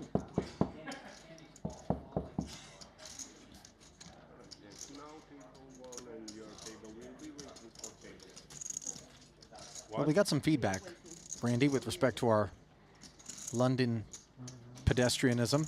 Okay. Our man at Walking Tourist saying shortage is a mediocre area and massively overrated.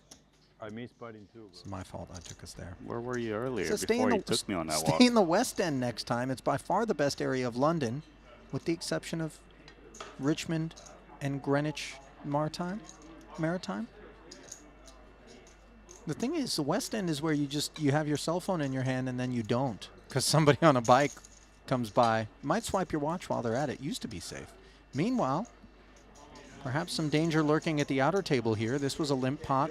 Party starter was Biao. Both blinds came along. Ding would fire on the flop with 2 checks in front of him, which was king 4 deuce. The 30K got called in both camps. Turn was checked around after 3 of clubs rolled off.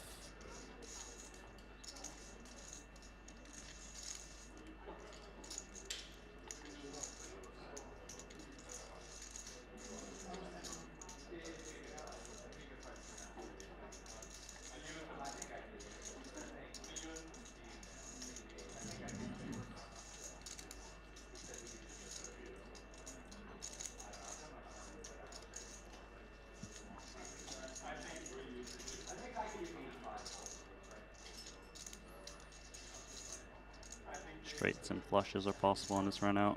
Yeah, 4-liner on board. King, deuce, 4, 3, 5. 2 clubs on the flop, a third one on the turn. The 50K from Boytosh. Called by Stevie.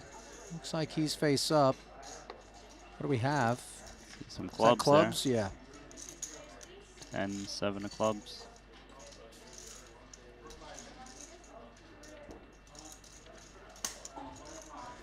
Those are important pickups for Chidwick. You stopped playing for 4 He's years? down toward the... Yeah.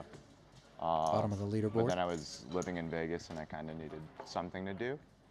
And I'd always watch these poker streams and thought they were pretty interesting in the PLO games, so wanted to challenge myself. Nice, bro. Good challenge. Thanks. To come and play with the best. It's a dream. But 85,000 plus.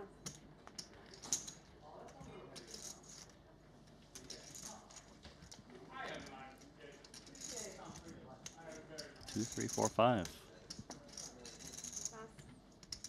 Straight into the muck. That was a good-looking Badoogie starting hand there. Yeah, good thing he knows he's playing PLO. Have you played poker online since you've been here, Randy? No, I haven't. Okay. Because I'm fiending.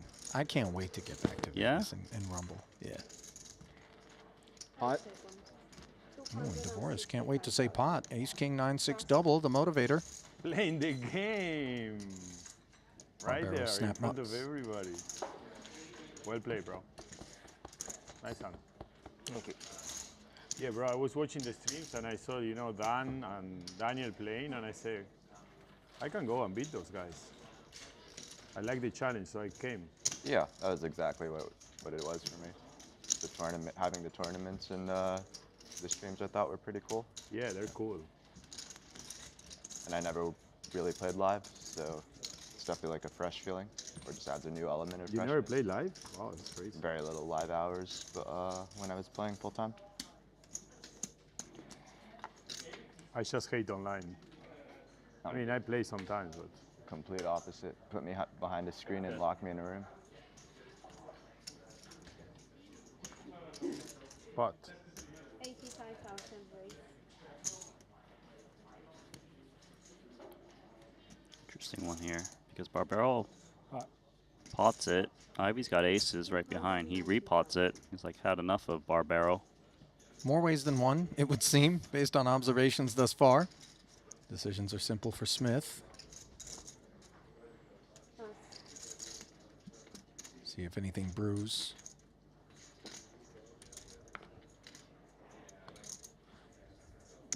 Nothing thus far, as both Devoris and Raphael are out of the way. Back around to Barbaro. Let's see how durable he thinks this one is. Apparently he wants to take a trip to the dance floor. 290. Guess this is one way to party with Ivy. Right. Perhaps the only one. It's a big pot between the two big stacks. 640 officially. Ooh. Oh my goodness. Barbaro smashes jacks full. Ivy has no club in his hand, just aces. Check back feels cozy. Oh, sharp top, but one-legged version.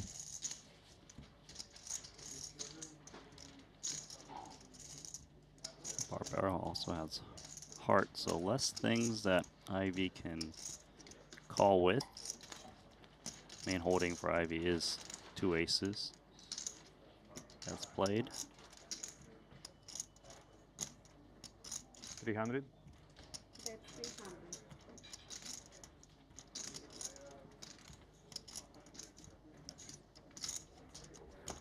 There we go, Phil Ivy. Really nice. That's why he's the best.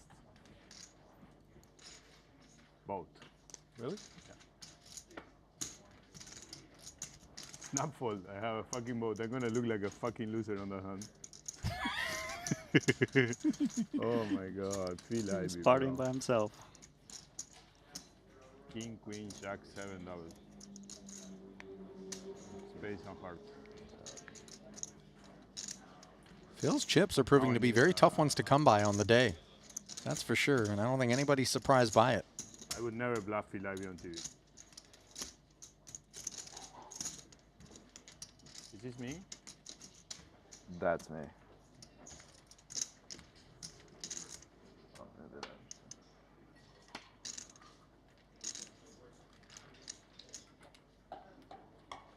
Oh, finally, where I deserve to. Barbaro. What's that? 2.5 million now on Exactly the back where end I of the deserve to. exchange. Ivy off the high water mark now, slightly sub 2. That's the future. The future is the past. The past is the future. You know that song, Dan? I do not. What? Go get it. Call him. Do you know this song? I don't know Sick this song. song, and I gotta tell you, if it sounds anything like the way Nacho's been singing it, I don't want to know the song. No, Barbero. No, Wants more wow, chips out of look at this. Raphael. Come on, bro. Limp fold from Sean. Come on. Double paired, double suited. What a Take it scam. down. I should have checked back if you're gonna fold. Queen 10, 5 deuce. You had outs. I guess.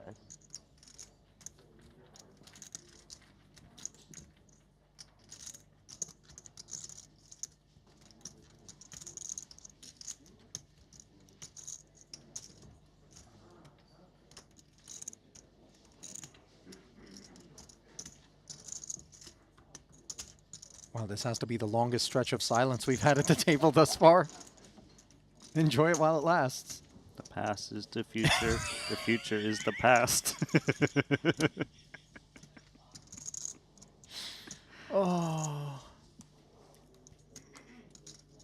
Maybe it's just so much easier to find Nacho entertaining when you're not sat there trying to work your way through the bubble of 100K. I mean, and to be fair, I wonder, Randy, what you think as to whether or not this is sort of tactical from Nacho and potentially designed to get under the skin a little bit? It could be, but then Nacho seems to always be this way any part of the tournament. But I could see how it could kind of peeve some players and maybe they play a little poorly. I mean, here we and say there. always, but the only time we ever really see him is at a table, right? Right. So who knows, away from this environment, whether or not he still brings forward this exact behavior. I mean, he got you steaming about that hoodie, right? You Oh went my God. out of your way to 6 give him messages. The emergency, bring me your hoodie. And then producer James runs it out and he's like, no, bro. No. Yeah, so imagine the What? players at the table. It's fair. 10s and 3s here. No imagination required for the time being. Barbero, just straightforward. Barrel and take it, sir. That one limped pre.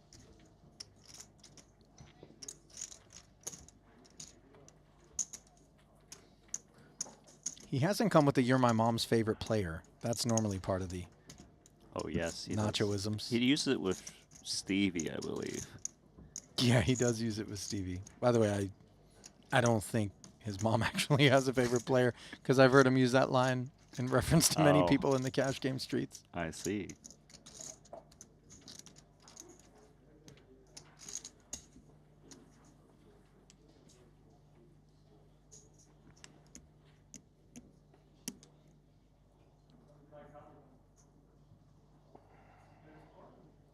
King, Queen, Jack, 9. Serviceable for Dvoris despite the 3 clubs. Looks like the 3 clubs was enough to get him away.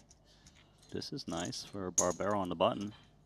Perhaps we're beginning to witness the pronounced influence of this bubble. Not direct to away, but it is a thick one when you consider the 100K buy-in and the difference between $0 and 160,000 of them is what we're facing. Nacho, rich part of the deck, paying him a visit. I saw you were folding. Smith I declines would have got it in the against you. invitation. Big fucking hand. Ace, king, king.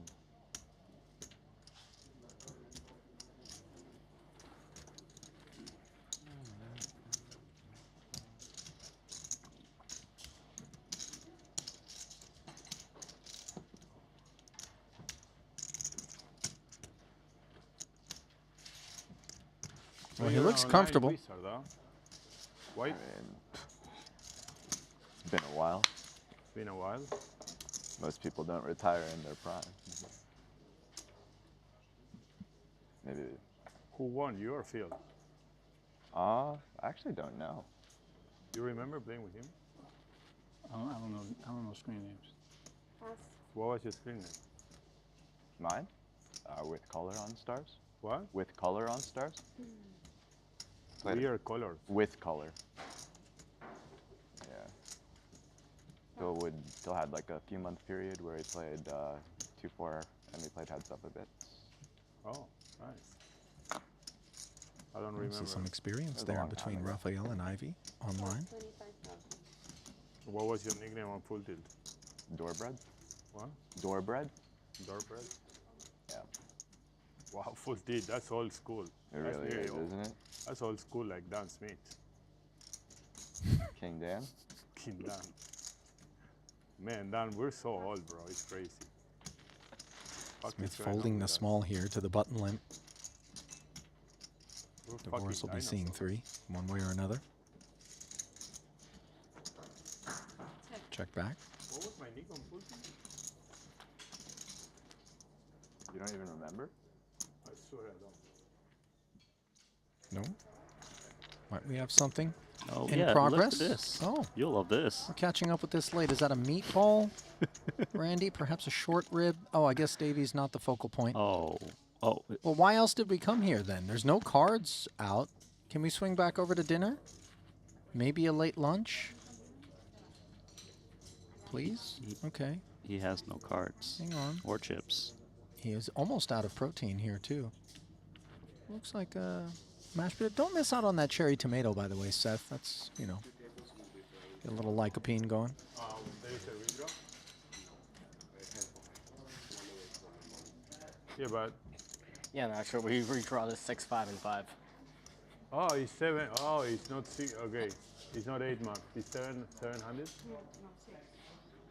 Guillermo in the chat, Guillaume, rather, forgive me, advising that Sean Raphael played almost exclusively against Don't the make fun of legendary me, bro. Isildur You have no. You when know he I'm was go- playing I don't 200, pay 400 attention to those heads things. up PLO online. And Raphael did mention not many people retire in the better than prime, John. so maybe he's been taking some time off. What? You better and than has what? come back to I the love game. to think it's funny. Yeah, I recognize the names he was saying, but it's been a long time since I've heard that.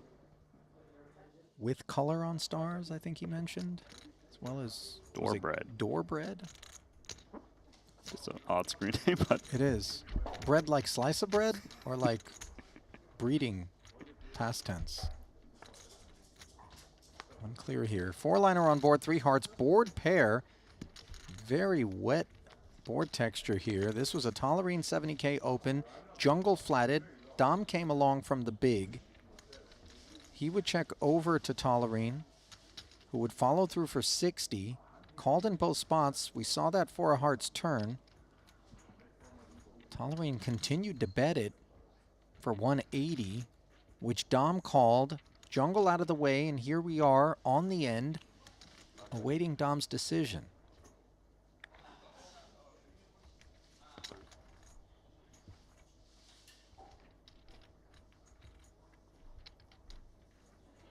it's a very connected board. Tom doesn't have that much back.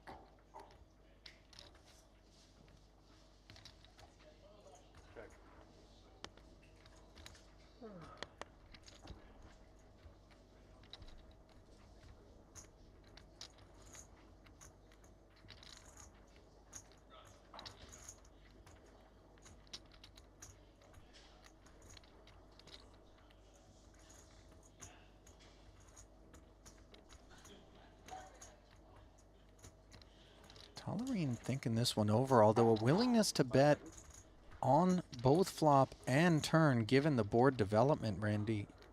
You would imagine he's got some hand here. The board pairing, given that Dom closed the action in a 3-way affair from the big, is something that allows him to possess more of the full houses in this spot, but you would have thought with so much in the middle that he would do his own betting, right? Yeah, and the thing is, Tolerine bet the turn, so he's repping a straight, right, on 2, 3, 4, 5, and then it pairs up. So a straight would be kind of worried about betting into a full house. So what are we showing down?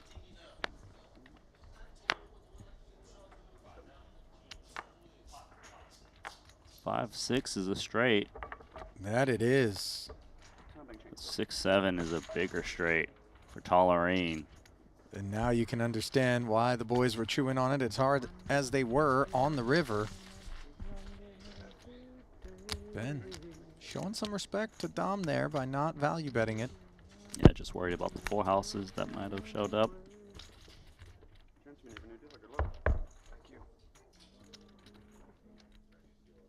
So Dom slips down the leaderboard. Now just 13 bigs in front of him. Tolerine ascending to roughly 124 big blinds. The first 3 million chip stack. Pretty cool to see Ben Tolerine and Jason Kuhn at this table. Remember, they just got heads up in that 150K not too long ago. We haven't been talking about Jason much. Haven't had him at the feature as yet, but obviously title number 11 already acquired against Tolerine, as you pointed out, Randy. Making a run at picking up his second of the festival. Jungle, jungle, jungle.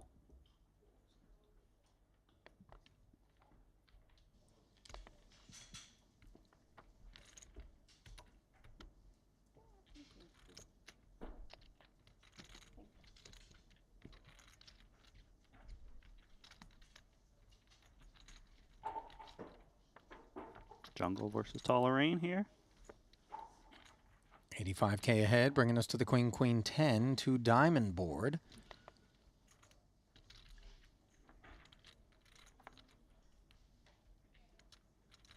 Jungle checking back. Board double paired now.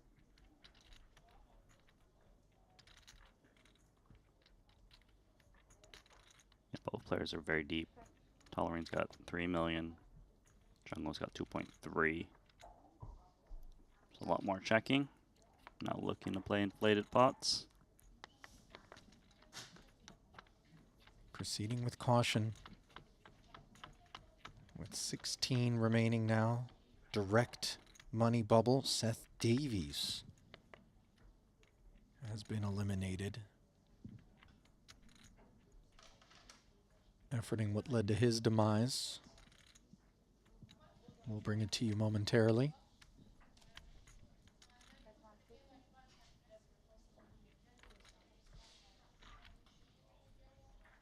Jungle taking that one down with a 150K river bet. Negligible losses for Tolerine, especially in contrast to what he picked up against Dom moments ago. You got that hand history on Seth Davies by chance, Randy? Maybe we're going to go to it on a replay? No, basically what happened was Samao limped for 25K. Davies isolated to 110K. Took a flop. Came 10-9-6-2 clubs. Davies put in his last 160K and got snapped by Joao Samao. Samao flopped the straight with 8-7 on 10-9-6, and Davies just had a club draw that didn't get there. And that's how the cookie crumbled for your 17th place finisher.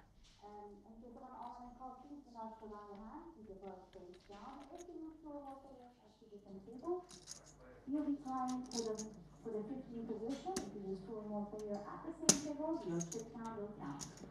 Leaders, please get off the first hand. And there it is officially. Direct money bubble. That means we're going to play hand for hand.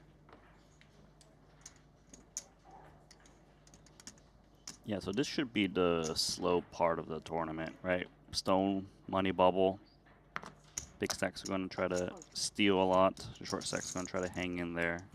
Short stack duties belong to Martin Dom, who's got 13 bigs. Second shortest is Samuli Sipila with 18 bigs.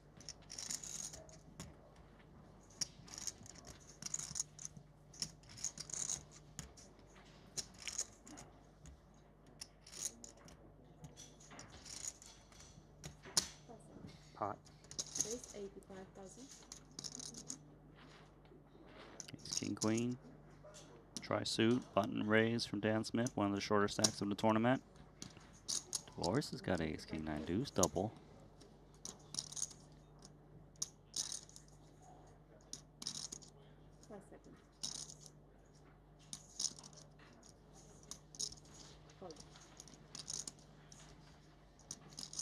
That hand is down, as is this. Great spot for Dan Smith. You can see that Dan had a hand that might have been able to re-raise, but just given that we're on a stone cold bubble, he's not looking to force things.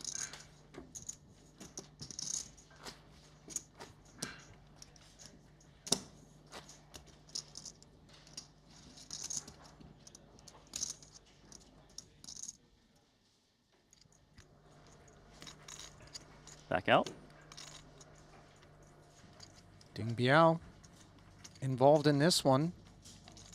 This was a Simao limp. Martirosian limped as well. Check back from the big blind of Ding Biao. King 7-6 monotone. Round of knuckles. Deuce of diamonds on the turn. 2 checks in front of Artur, and he's brought 35 forward. Out goes Ding. Now action on Simao.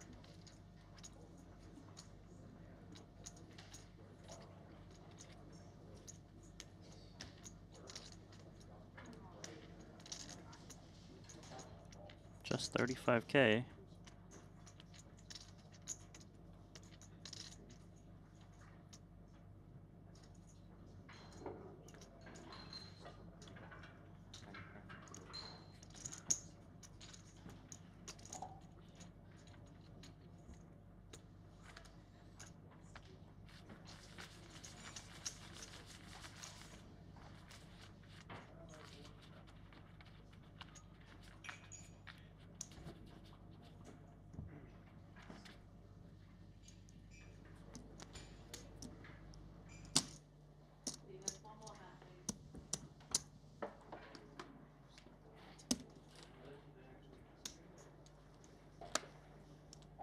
Hasn't been as much chirping from Nacho as of recent. Well, I think even he recognizes that stone bubble, some attention should be paid, although 100 bigs plus deep. He's not worried about not making the money. But this is the spot where the big stacks accumulate, Randy, and make themselves a run at a win.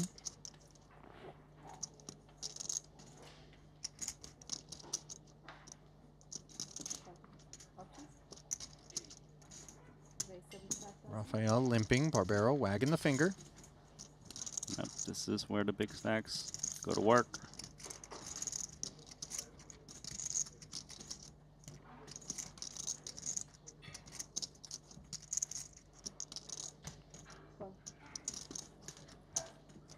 Raphael looking for that 7. Instead, he finds a 9 on a 10 high board where Barbero has himself top pair.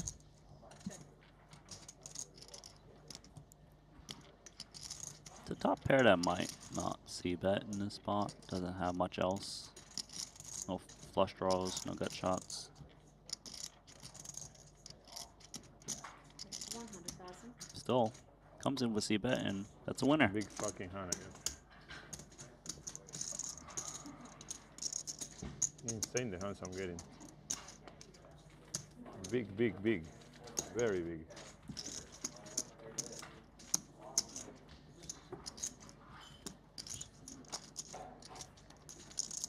Barbero won the 30K 8 max earlier here at this festival. Also placed third in the 25K, coming off of a 7th place finish in the 25K PLO.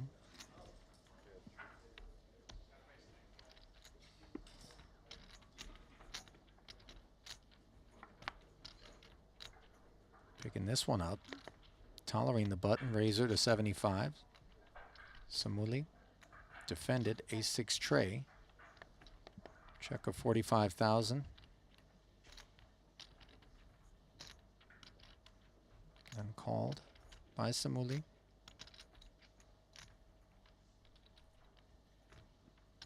So the front door flush comes in, that freezes things.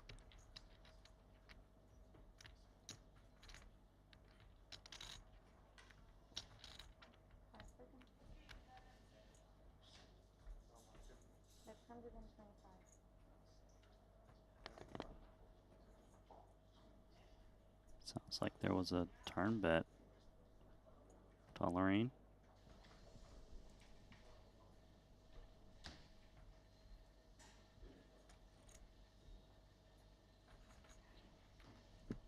Yeah, uneventful. in the end here, in the face of the 125 on the turn. Ben starting to accumulate. He's going to be very dangerous as we get down to the business end of this one. In terms of stack depths, Randy, you know, we're accustomed to these bubbles in the two-card streets containing many hands sub-10 bigs that are just jockeying. Here, not a single one in the sub-10 category, although Sipila now shortest with 12 bigs. Martin Dom, 13 bigs. Yeah, so there's definitely a race at the bottom. They don't really want to get in before the other equities run very close, so it's very dangerous to push in chips in this game. And you can only raise pot pre, so the big blind has a, you know, they can defend pretty wide and try to hit something to stack you.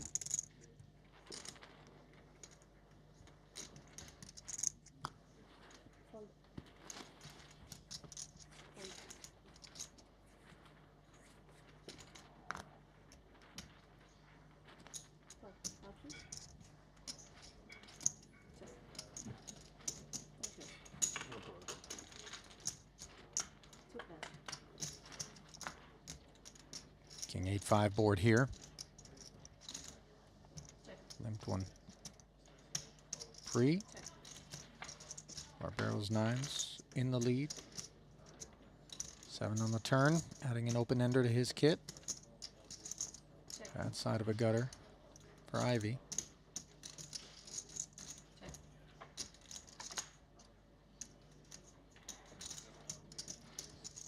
Still no betting. Pair of 9s is good. Wow, he's actually going to seek value with it. I confess, I'm a little surprised by that. He was right.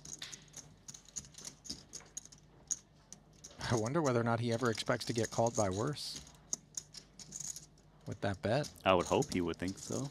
But you never Yeah, know. otherwise, why Barbaro. fire, right? Nacho, by the way, dethroned by Tolerine not long ago.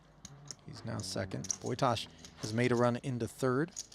Jungle in fourth, Martirosian fifth, Ivy in sixth, and Sean Raphael, who's also here at the feature, in seventh.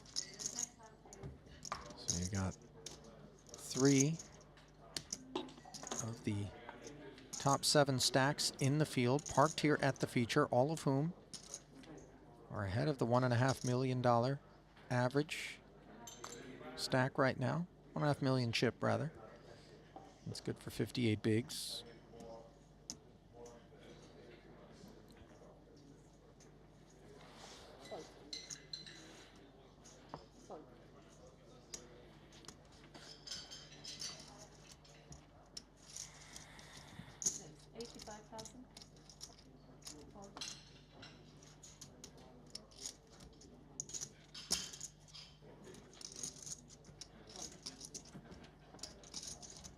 Barbaro taking it.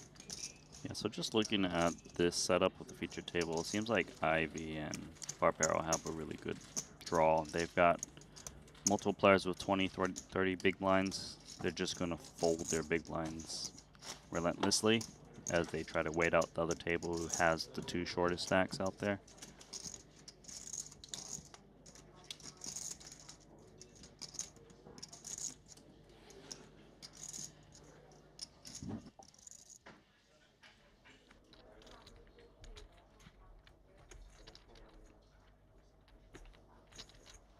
What have we here?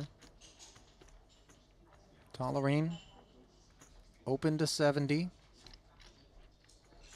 Jason Kuhn playing back. I can take it. I'll take it all day. I'm just fine with that. Apparently quite pleased to just take it down pre with a 3-bet to 220. He has such tremendous respect for Ben's game, Randy. Yeah, he's like, you know, maybe I'm ahead, but you can only be so far ahead in this game. Rather let someone else try to bust out first. I'd rather not have to play stone money bubble pots against a deep stack Ben Tolerine. Where were you? In which city? Out of position, no less. In Toronto. In Toronto?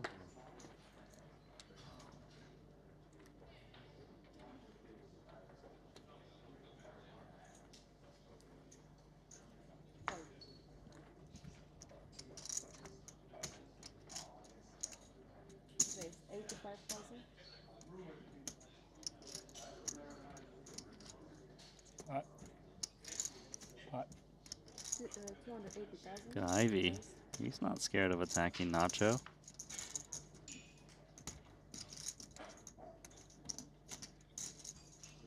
Ace King King with a random deuce. Makes it 280. Story checks out. By the way, if you're sat there on one of the shorter stacks right now, you love anytime these two big ones want to get intertwined, maybe something explosive ensues and you slip into the money. Shorter stacks right now not at this feature, however, so they don't have a front row seat to this stuff.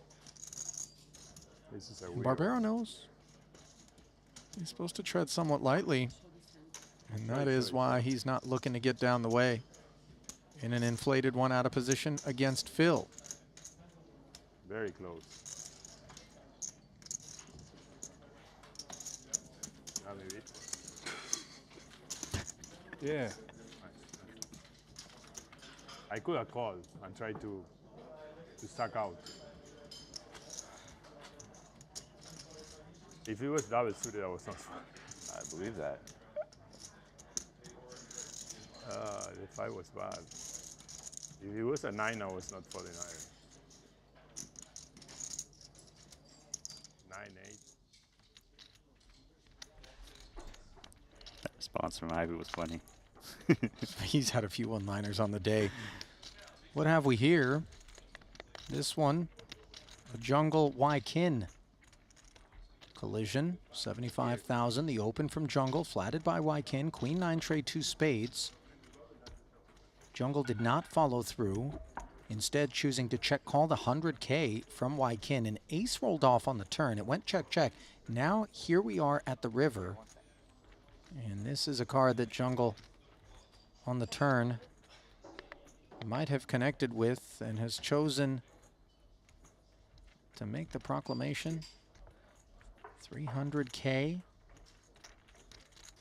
This isn't supposed to have anything to do with that 7 of hearts on the end, which completes nothing at all. Yeah, it's possible Jungle has a hand like aces. You know, he raised pre, took a safe route on the flop. Now his top set. Jungle covers by a wide margin, and Wykin concedes.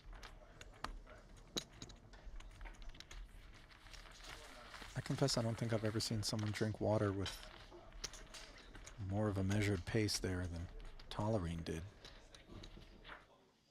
It's hard. He prevented the glug. You know the glug? When you tip it too far and then the air has to kind of okay. No, it's fine now. bobble We're back into good. the bottle. You're an expert water drinker. I don't even drink enough water, but I mean, Ben, he made that look sultry.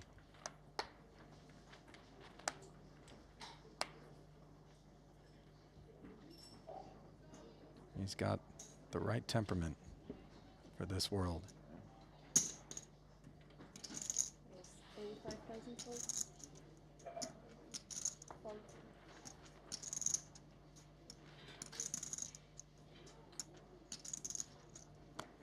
Fold.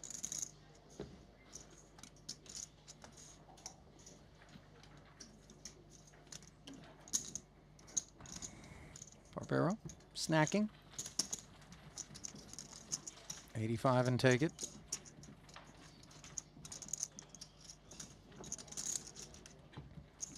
Yeah, it looks like Barbero is just gonna raise anything that looks reasonable. And let's take a look outside. We are hand for hand, which is why we're getting all these outer table shots. Yep. This one, a limp under the gun from the Brazilian Simão. Dingbiao involuntarily involved. 7-6 deuce, rainbow.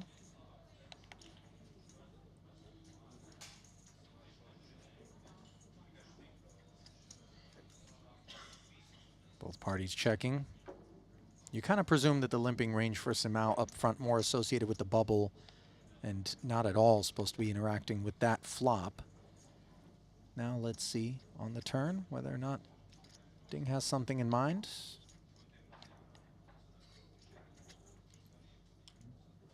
I believe he's checked already.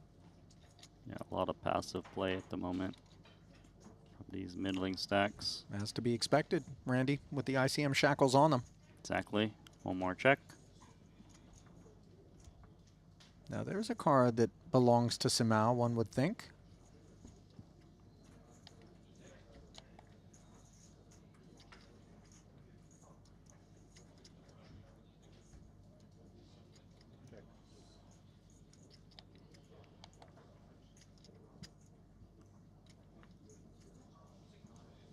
Got the option to bet.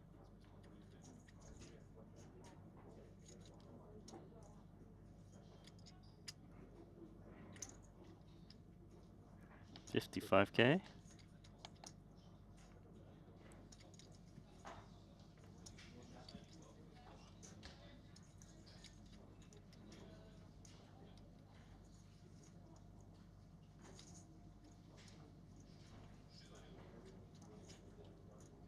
He's not folded yet.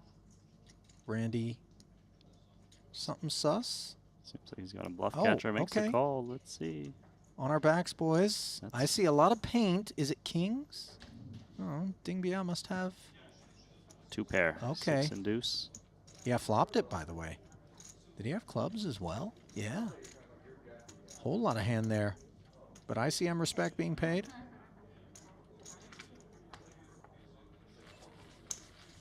Nice call down on a card that's supposed to hit Joao.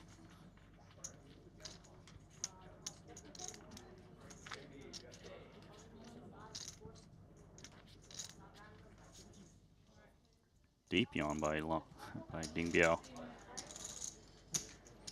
Been a day. Long 2 weeks or so. Yep. No doubt about it.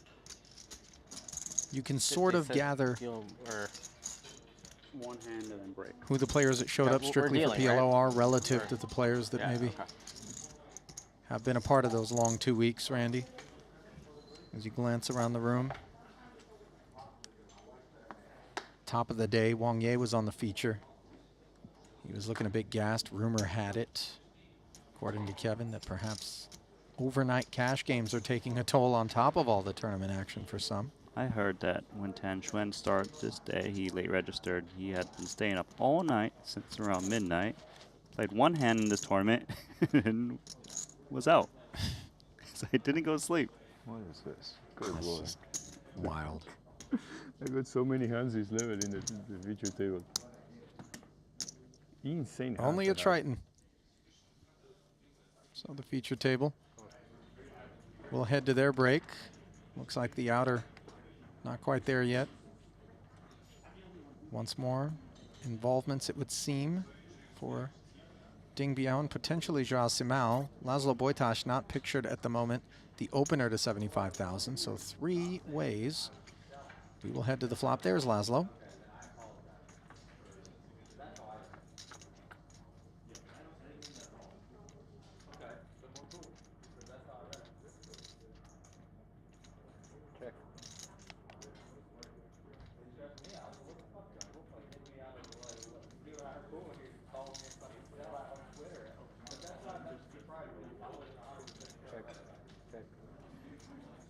Round of checks on the 8-3-4 board. Second flush draw arriving.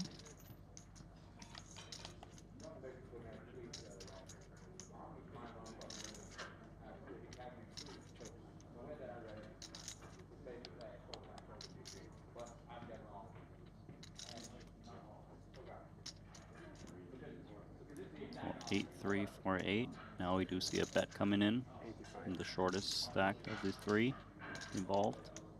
And the big blind at that. But remember, given that this was a raised pot, there is supposed to be some of Zhao's range, which wouldn't necessarily continue. Well, Laszlo made the call.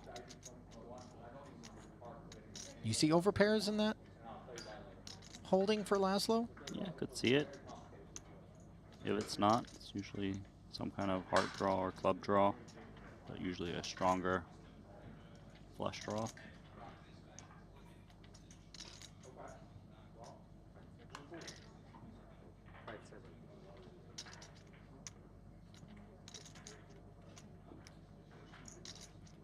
We didn't lose anyone.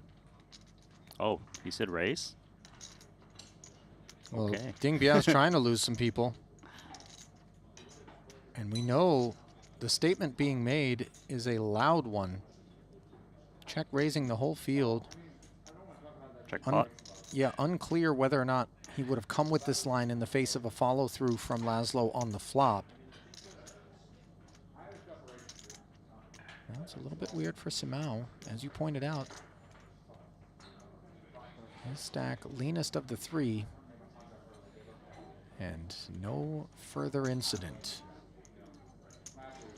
Nice execution there from Ding Biao. Well, take your break, boys. Well earned here after a grueling first couple of frames. Here in the 100K PLO main. 94 bigs for Nacho Barberos. We get one last glimpse at the feature, which we'll be giving away. 15, 30, and 30, where the blinds are going to be headed. That look brought to you by WPT Global. Dan Smith among those down toward the bottom of the leaderboard, but 3 players shorter than him elsewhere in the field, including Stephen Chidwick, Samuli Sipala, and Martin Dom. As we bring you back to the desk, Ali and Randy with you once more. And, well, I guess we have to anticipate that everybody midfield, this is the thing, I know I sound like a broken record, that we always talk about on the direct bubble, are going to keep the cuffs placed on them, although I don't feel as though we've borne witness to anybody. Granted, we were bouncing back and forth, Randy, who's actually risen up and said, I'm going to open every single pot here because I know you don't want any. Yeah, but the mood has certainly shifted. I think Nacho is the one that is raising the most. You know, having that big stack, he recognizes that the 30 big blinds, the 40 big blind stacks, they don't really have room to wiggle, because if they start defending and just check folding the bets, you know, then they become one of the short stacks at the race at the bottom. Well, there's going to be a funeral here. I'm not going to be here for it because Henry is coming. Randy, of course, is dressed for it, which I just realized right now. And it's going to be whomever it is that busts in 16th because the bubble is upon us. 15 will be paid. Who's going to go home with at least 160 and who's going to be on the outside? Find out when we return for more of day 2 of the 100K PLO main.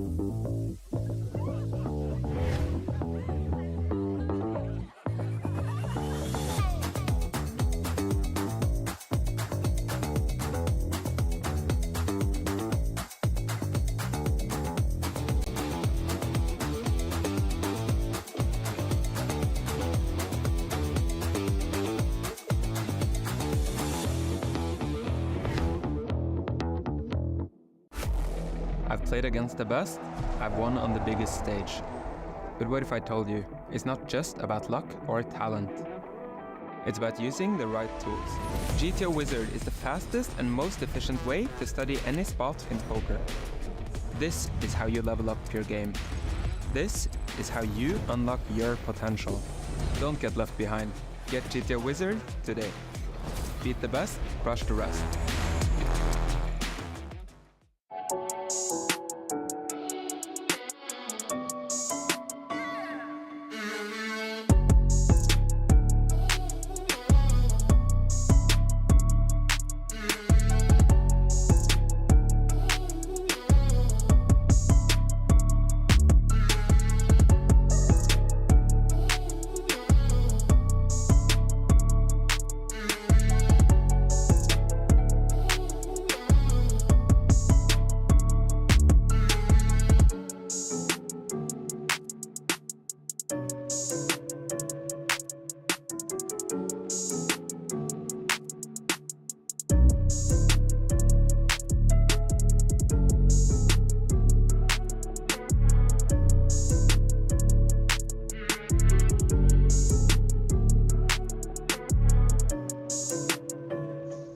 Premium, 10-7-6-3, a couple of spades, but gonna lean on the boys. Amot wagging his finger here.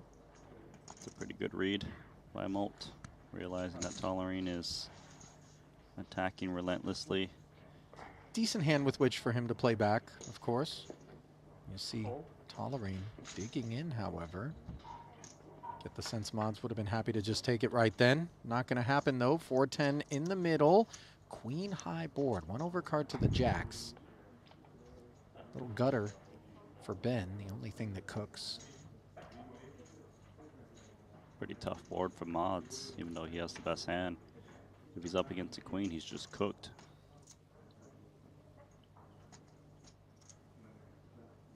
Problem is, there's already 410,000 chips in the middle. He's got 490K back. Yeah. Maybe it's in a small bet. Looking for clearance. You don't want to make it look like you're giving up and then allow Tolerine to blend you.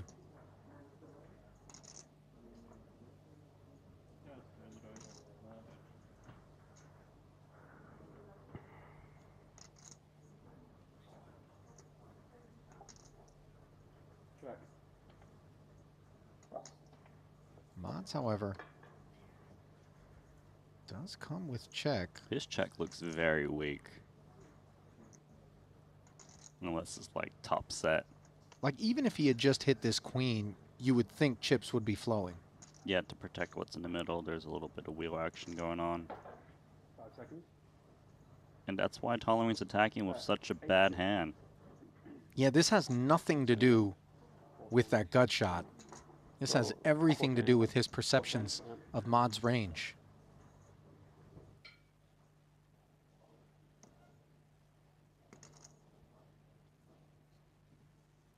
And where are we hoping to go?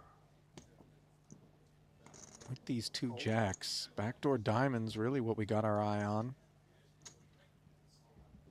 Yeah, basically, backdoor diamonds or a jack. Board pairing queen is interesting. Obviously, it does make it tougher for Tolerine to actually be able to produce the queen, making the jacks a little bit more attractive than they were a street ago. Randy checks again. Let's see, having been called on the flop, what Ben's response is going to be. We're playing 4-10 effective with 570 in the middle. It still seems very unlikely that Mods has got a strong hand. If he had like aces and kings, probably just check jams the flop if he went for check. Obviously, there's only one combo of pocket queens left for quads. He might attack again with this really poor hand. He is going to check it back. And he makes the straight out of nowhere. This is wild. Because there's no world in which we expect the 6 tray. Maybe somehow ace-3 is involved, but specifically to be facing the nut straight, this is going to be tough for Mods to assign. Check.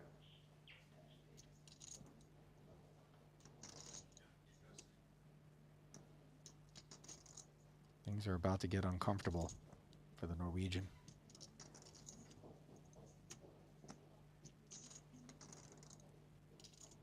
Yeah, I'm curious to see what sizing Tolerine goes for. Does he just ask for it all?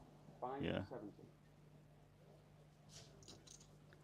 And it's weird because this could just look like a bully with ambition if you're in Mod's seat. I could see it for sure. Even like a queen without much backup would probably still bet the turn, given hearts show up.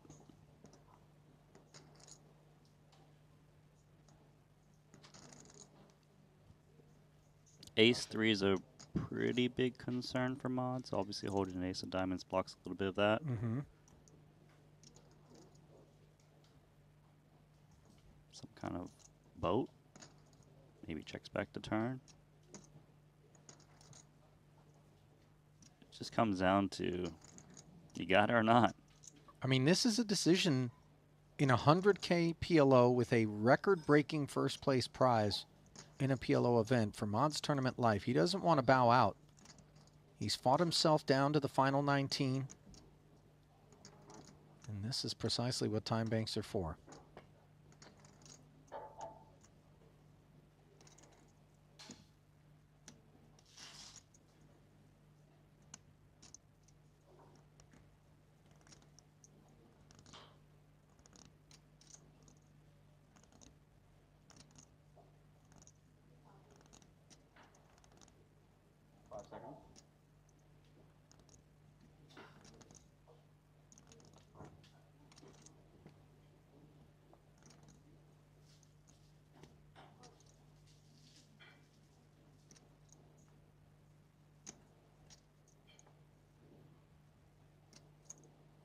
You finding this call, Randy?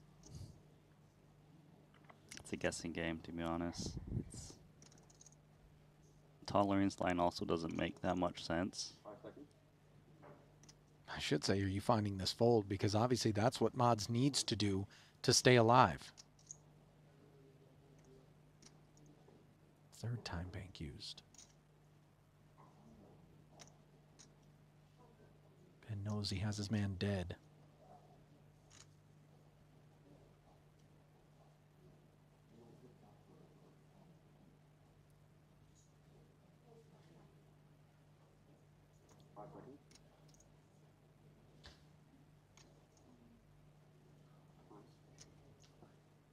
He might burn through every single time bank he's got.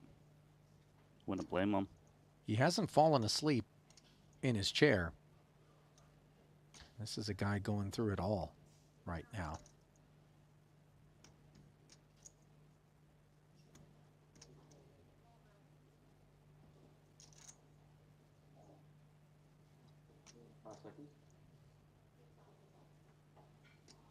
I think one of the primary things that could influence is the fact that he knows Tolerine is the second biggest stack coming into this pot at the table. Folded around to his button, especially given that Mods and Dan are sat 34 and 28 bigs respectively, which he covers healthily. We know his range is going to be wide. The line that he took here, a little question on the flop for 80K. Then he checked back. Then he's asked for it all. Remember, however, that Tolerine's open to 55 did get 3-bet by Mods. That's right. To 185, and he called the extra 130.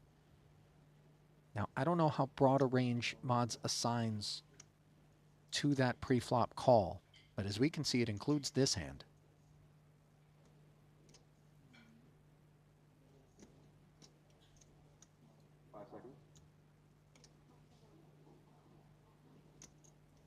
I think this might be the tank of the tournament in terms of feature tables, Randy. 6-time banks? 7 maybe? Might go to 10.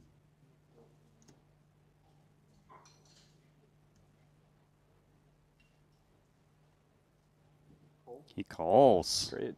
It's good. Straight is good. Mods is out.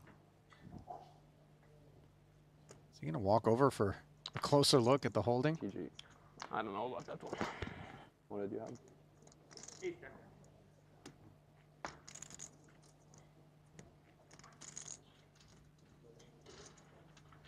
What would you have? Ace, Jack, Jack 7?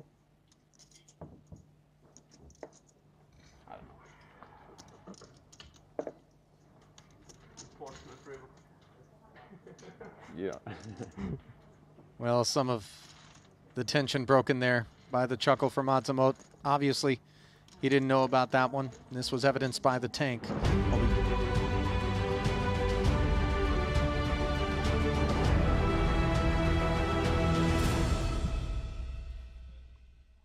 Well, Randy, just got to see highlights from one of the best, one of the most respected PLO players in the modern era, Matsumoto from Norway, out on the soft bubble in 19th, 15 places paid here, and a very genuine kind of reaction there. You know, turning to Dvoris, just reviewing the hand, and perhaps one that he's going to kind of look back on and think, what could I have done differently? But I also just think sometimes you're dealt out of the tournament. You know, you just have a good bluff catcher. It has the right properties. And when you're up against someone as good as Ben Tolerine, who's capable, as we know, to run, you know, insane bluffs on the soft bubble, maybe don't be too hard on yourself and just accept the fact that, you know, you played the hand well and the board had other ideas. Yeah, and it's always a little bit crushing, right, to bust out so close to the money. But here we are on the stone cold bubble with 16 remaining. Mate, buzzing for this one. Martin Dam, who just came second in that 25K, he's currently the shortest stack in the room. Samuli Sapila, who won 2 titles here last year, he's second shortest with 10 bigs. And I guess, Randy, given that the average stack is 48 big blinds, this could be a pretty grindy stone bubble, because even though Dam and Samuli are on that sub 10 big blind territory, you know, playing a 6-handed table, you got time. You've got time to pick your spots. And that's how it has been so far. We have already been on a stone bubble for a bit of time, but the 2 shortest stacks are on our feature. They will get to kind of wait each other out. But 10 big blinds, you know, the blinds will come around. They will indeed. Everyone looking to sneak into the money, guarantee themselves a min cash of 160,000, and then navigate from there all the way up to a top prize of 2,390,000. That's what's going to be going to the eventual champion. And well, it's currently Ben Tolerine, chip leading this one. Nacho Barbarian second, Jungleman Dan Cates in third. That's the Wojtash in fourth. Rounding out the top 4, I see Phil Ivey over there in the mix. How about this feature table? Tolerine, Cates, Samuli, Yong, Kuhn, and Dam. So we got the 2 short stacks at our feature table. We also got Kuhn and Tolerine. They're gonna try to get their heads up again. That Different would be format. something else. That would be something else. What about Jungle Man? He's making a deep run. Remember, his first entry, he didn't play a single hand. Played 1 hand, was out. That's right. Took a flopped long upset. break, and here he is. I wonder if he wins this, if he changes his tweet. He says, you know what, guys, I love tournaments. Oh, you're right. He put some savage. He's like, I'm back to loving tournaments. So, here we are. Stone bubble of the 100K PLO main. Penultimate day here in Montenegro. Penultimate tournament. What a series it has been. This Triton Poker Super High Roller Series has delivered on a scale that, I don't know, I mean, I'm trying to think the last time. This is what I wanted. I played Last against time we had a all-stars. series quite as entertaining as this. Yeah. Perfect. I'm gonna go. What? Good luck, bro. He's getting dealt into the big blind, right? No. Of course. Good luck, Samuli. No, Samuli's going to get moved out. Is he getting dealt into the big? Martin asking if he's getting down to the big. I mean, it's an important question to ask. Yes. And it looks like he is getting down to the big. Yeah, keep it fair. So, all eyes going to be on Samuli, on Martin.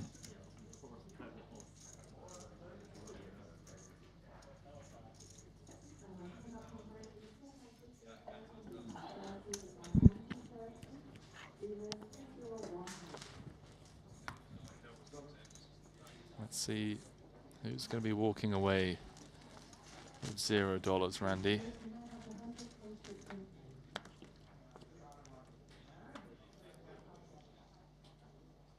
Eleven-time champion. Wow, that sounds fresh, doesn't it? 11-time champ.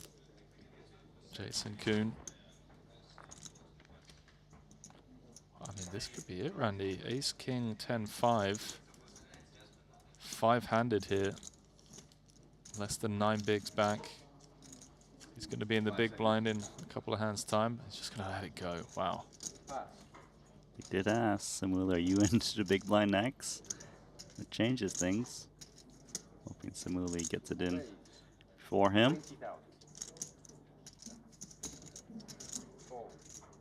Jungle quickly calling. He's King Jack 3. Well, Martin would have been getting a spin. He certainly would have been getting a spin. He had a few of these hands dominated. 300k in the middle. How about that flop for Wykin Young and for Cates as well? I mean, Cates with the wrap. Everyone interacting here. Wykin with top pair and a wrap.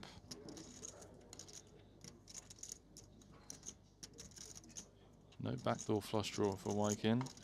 Backdoor spades, an opportunity for Dan Cates. Could see some fireworks here. Everyone with enough of a piece to potentially continue. Yeah, so Tolerine's the chip leader. Gonna check it back. Board pairing 7, that changes things as players are less apt to kind of attack. Boring turn card. No 7 anywhere.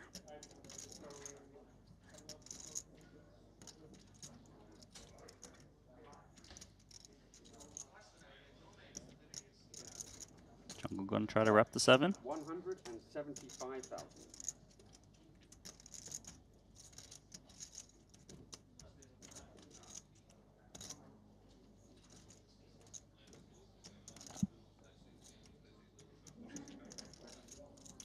Tough spot for White Quignon because the 175k is a healthy portion of his stack, considering drawing to a straight with a paired board. Makes the call. How does Ben feel about this? Top pair, open-ender. Drawing to a chop and a chop only. Yeah, he's going to get out of there. 650 in the middle. I want to see a brick, Randy. Let's see who can win it on a brick. The 8-9 got there. Yeah, 8-9 got there. But I do think it's less likely that 8-9 continues unless it has a 7. The reason being that the 8-9 draw is obviously pretty dominated, right? Nothing. Does check through. Jungle gives up. Oh, it's so salty.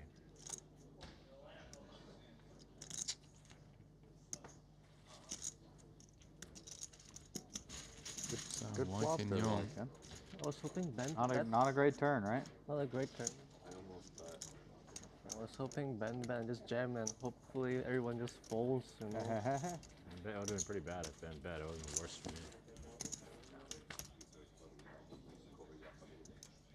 Do you have some Triton patches? I have Triton patches, but I don't think that cover the rest of it. The volume we cover up. You can have a 7x4. So you can have like 28 square centimeters. And you can have it twice. So for example, if you have this and that, that's fine. But then the rest cannot be 7x4. So for example, I can leave the AA poker on, but I can still big one.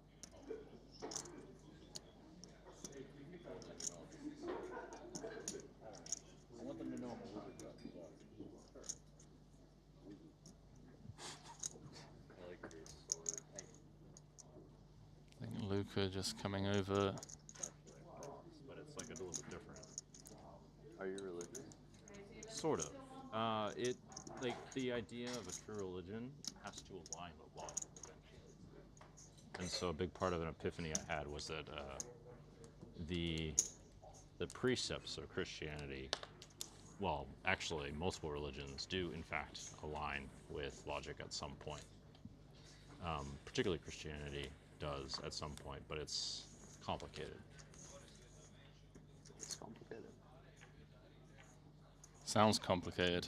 By the whole system of gods from the Hindu system, by the way, was the idea was that it was supposed to represent aspects of how the universe works, or the subconscious universe, I suppose you could say, or the psychological universe. Martin's chewing on these Rainbow Kings.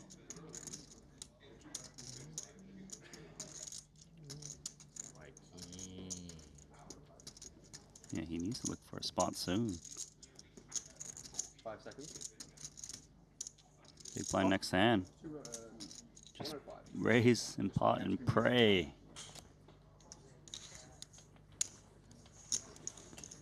10-10-9-8 for Jungle. Think about doing the dirty? I mean, out of spite, sure, but this 105? range of hands from Martin Spite him. under the gun is incredibly strong.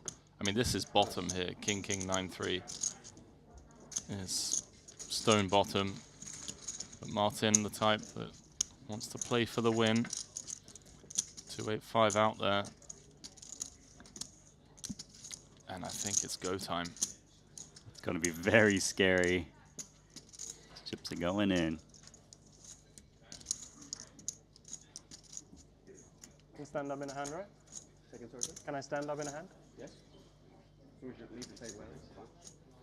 Is it hand for hand anyhow? It is, yeah. Two people both the same hand. It's not biggest stack. Yeah. Good, right? Check. On different tables. Check. I think it is biggest stack. though. Check. On the same table, the biggest stack. On different check. tables, it will be. It'll be split. All right, I yeah. check. Check. Free card. Okay, so Martin here is very incentivized to try and get this to showdown, right, Randy? Mm-hmm. That's what he's doing here. They are currently hand for hand, so he's standing up. He's hoping someone else is all in. So that maybe he takes a different line. Keep cards face down, please, just because it's hand behind. Whatever, man. What do you have? Please don't just switch your hand either, because it's the same thing. I got a weird hand. Weird hand.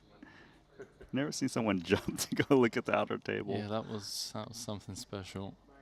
So we do have a hand brewing over here. It looks like Queen 3, King 2, diamond flop, turn Queen of Hearts playing the board, river 9 of diamonds, flush getting there. Looks like went bet flop from Ivy, bet turn from Ivy, and now he's checked on over to Dan Smith on this flush completing river card. Jack 10 also gets there.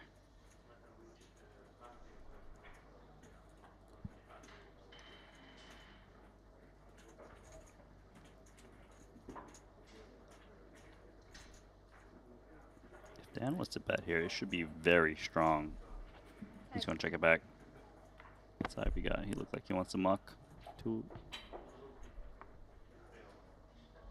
Is that a whole lot of nothing? Just ace high. Ivy just trying to push Dan Smith around. We played the game. On the bubble. Wow.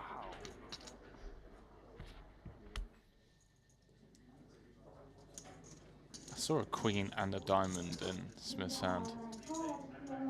Yeah, just didn't think it was worth the risk. So here we are.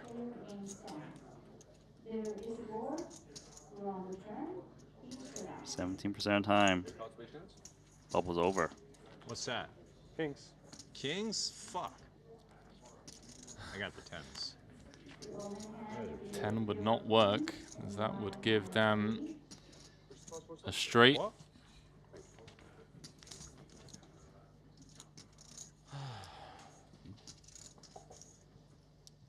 Jungle man. So let me see a river, man. Come on. For a king 9 or an 8.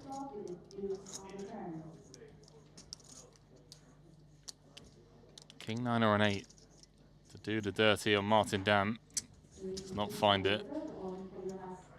Big hold for Martin. The bubble goes on, my friend. Piece of shit, King. 155,000. Language, Jungle. He's just having fun. What a character.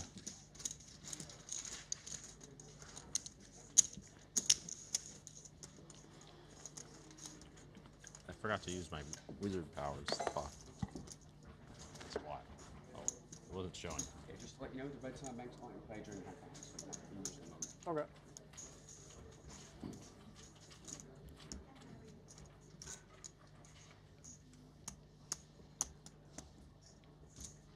So with that double, Samuli, he's at the bottom by himself with just 220,000 remaining. I feel like the bubble's going to burst over here, Randy. On this table? We've got the right concoction of players. There's a couple of guys that don't care. They will take a spot. 40 big blind pot, 50 big blind pot, maybe even bigger. Pass. Pass. He's going to fold around to Jason in the small blind. Pass. Has Martin covered by 8 bigs. Raise 90,000. Jason gonna try to attack Martin's newly found chips. Double suited.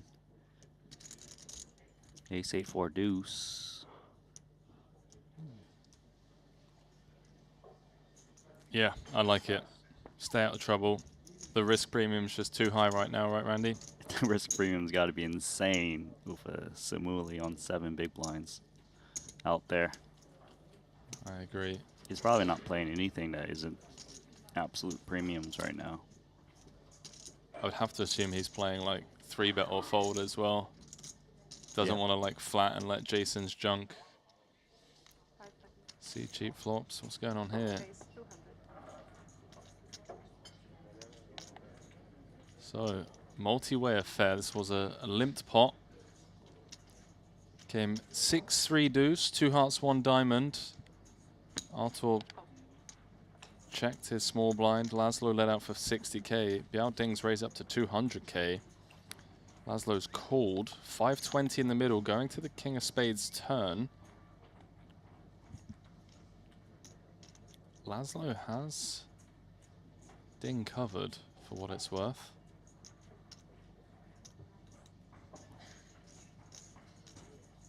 I mean, Ding is clearly representing the straight on the flop. A straight or like set with a redraw maybe?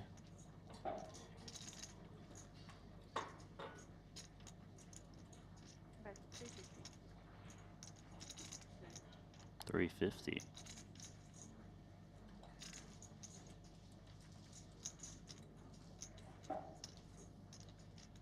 $350 is the bet.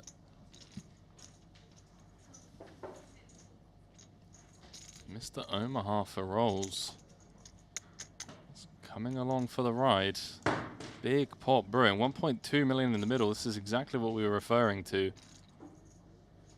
These guys may just play big pots, regardless of the fact that Samuli's sat there on 7 bigs. That river card changes things with the board pairing now. If Ding Biao was representing a straight, he might be scared of some full houses that could linger.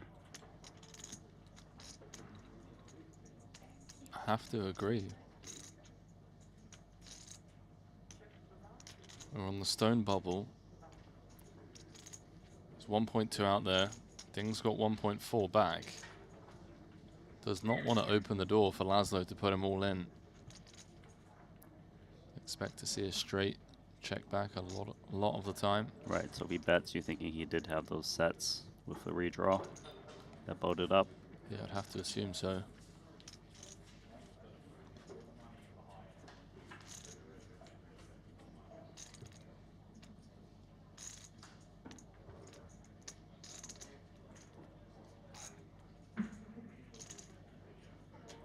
Kind of feels like he's got the straight, just not sure if he should bet.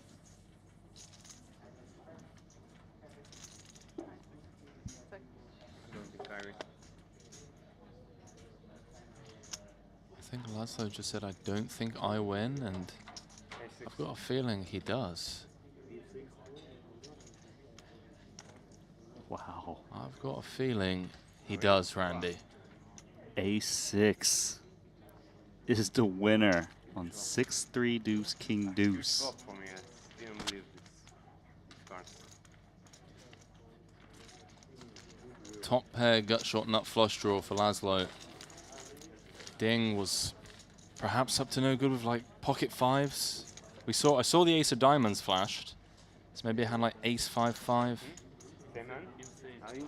It was bluffing. Wasn't scared. I need to look at it more, but I think that one was all in pre a lot. Yeah. And I think that I got a lot of reasons to be way down on that concept. Yeah, I think the way you were approaching it, you had a lot more cold calls. Yeah. There's both raise sizes. You went with kind of a heavy one. Yeah. I thought I was going to be pretty heavy pretty often. I was seeing the small one more. Oh, okay. But pretty even volume. Cool. At least the concepts were somewhat. With just a ton of lead, I think you may not have let enough. Did you feel it with my timing? Uh, I was definitely in the camp. I thought you had more hand, but not super strong, and I just wanted the hand to be over. Yeah. Oh no, I just meant like I was definitely gonna lead the flop some. Oh, okay. Yeah. I think I just expected some kind of normal amount of flop lead, yeah. Yeah. All right, I gotta lock in. It's Jungle Man. Okay. I think they're referring to that aces against King 4 suited hand from Let's do the it. 150K Let's do final 12. table. Why not? Game 9-5 deuce and Jason Kuhn check raised out the small blind versus a UTGC bet from Tolerine who had aces.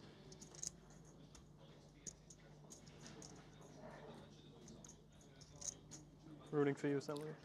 Tolerance hand looks quite nice. 110. 110. And speaking of leading, he's going to take the I lead. saw it before. I got aces queen 10, but I just know you have it somehow. No way.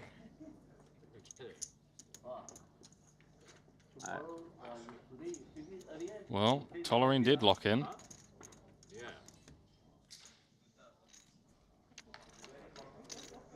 Oh boy.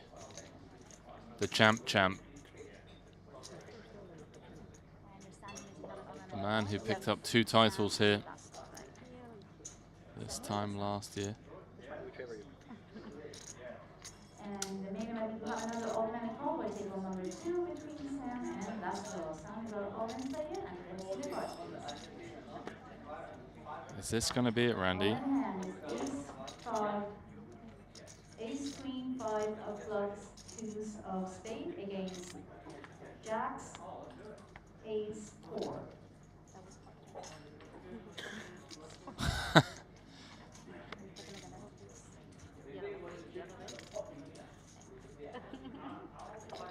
Okay. All right, so Muli, ace, queen, 5 deuce, double suited against ace, jack, jack 4, single suited. Diamonds for Laszlo, clubs and spades for Samuli. Number 3 is 7 5. Do apologize. It's tri-suited for Samuli. Oh, what a turn card. Gives Sam a straight. 4 from heaven for Samuli. River is a 4. Had to fade the diamond redraw Sam as has well. that. So, the short stacks keep doubling. The bubble goes on. That's right. Samuli for double, Dom earlier for double. That means that Chidwick's at the bottom. Yeah, Samuli's was a more fortunate double, I'd say. I was playing day and night. Oh yeah. I remember talking to you that week. You did that. Yeah, you called me on the phone. You were just like, I won $1 million with $50 ante. I said, you did what? Probably should have. And I don't know how hot I must have run, but it sure seemed like it.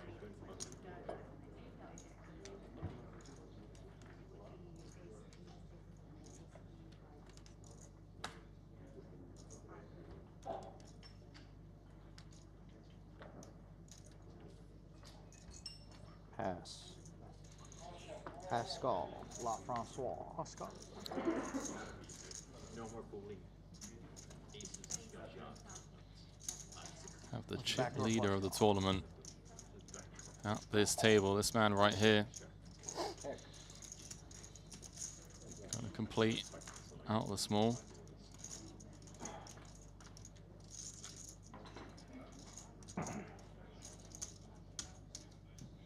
It's flopping trips on the 8-4-4, Tolerine with the overpair. It's not a bad flop for 2 9s.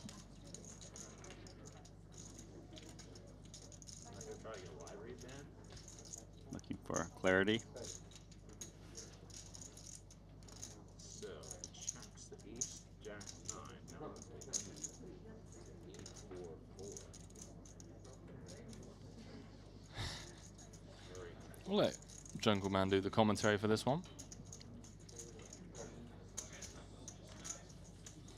Just comes with call, 150 in the middle. We all know what the dirty turn card would be. It's not that one.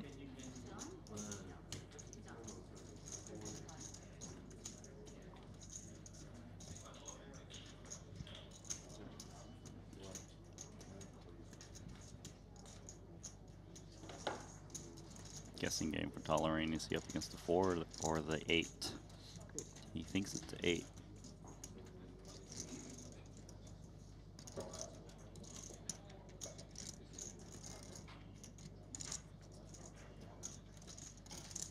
A little straight draw for Dan Cates might be needed.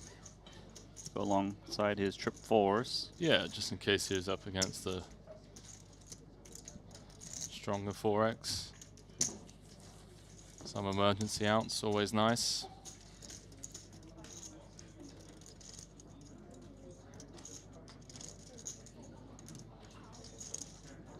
3-3 run out.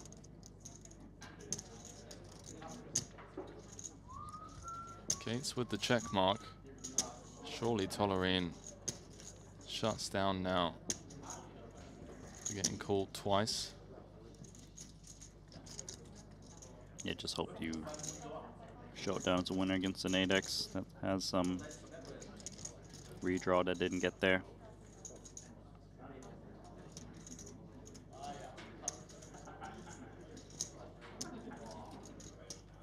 I like the turn barrel. You're unblocking all of the inside wraps, the 5, 6, 7s. You're unblocking diamonds. You have an overpair.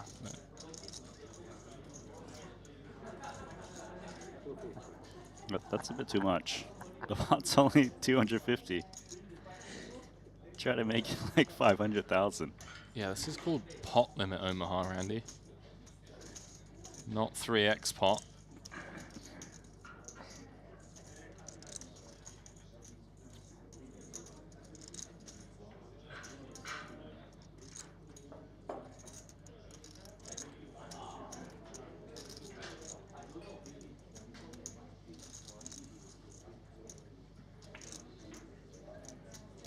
And Cates picks up a nice one.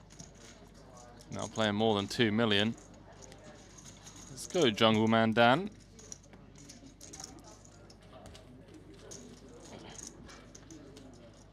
Got a stacked field in this one. Tolerine chip leader, Barbero in second. Omaha for rolls, aka Laszlo Boytash in third. Jungle Man Dan in fourth. Martirosian in fifth. Phil Ivey in sixth. Sean Raphael in seventh. Hope you're all enjoying the show.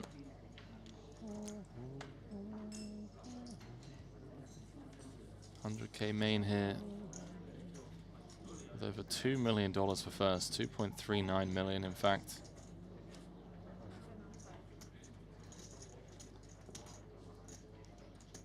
Tolerine with the button. Not that in hand, he's gonna raise. Over to jungle. Completes. See you do your worst on this one. You have so much to spare. Huh? You have so much to spare. Yeah, but you keep taking it. I already gave you. You can't keep asking. You can't keep getting them, man. Check. Check.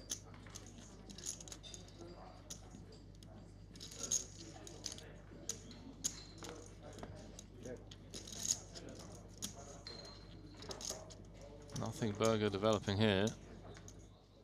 Check, check, flop. Cates now has equity against like 2 pair.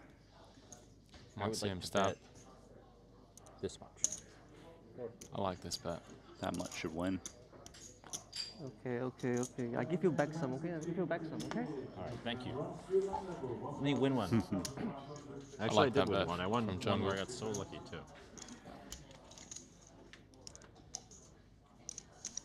I want to see if Jungle's put out another tweet since yesterday, Randy. I haven't checked. Do enlighten me when you find out. Right, enlighten me on what's going on here. So small blind versus big blind. Nacho Barbero against Phil Ivy. Ivy raised it up pre. Continued on the King 6-5 for 90k. Barbero called turn for the 8 of hearts. It went check check. Now the river has paired the board with that 8 of spades. So King 6-5, 8-8. Barbero is asking for, is that around 60% pot, Randy? 65% pot? Yeah, it's a solid bet size. It's representing a straight. Maybe he backed into an 8. A good kicker. 10 seconds. 5, 4, 3, 2. Nachito playing the game, Randy. He's used that line a lot today. Showed us 7, which would make a lot of straights.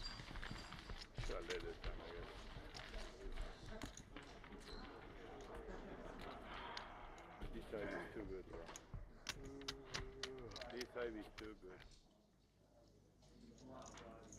Truthfully, actually said he was interested in playing Squid Games. You know, he said he wants to come and try. He never made it. We should just play a 3-game mix tonight. Play all 3. I'll do it, but no one else will do that. I mean, I'm happy to do that, obviously, but Yeah. They don't play PLO. S season play And PLO. us.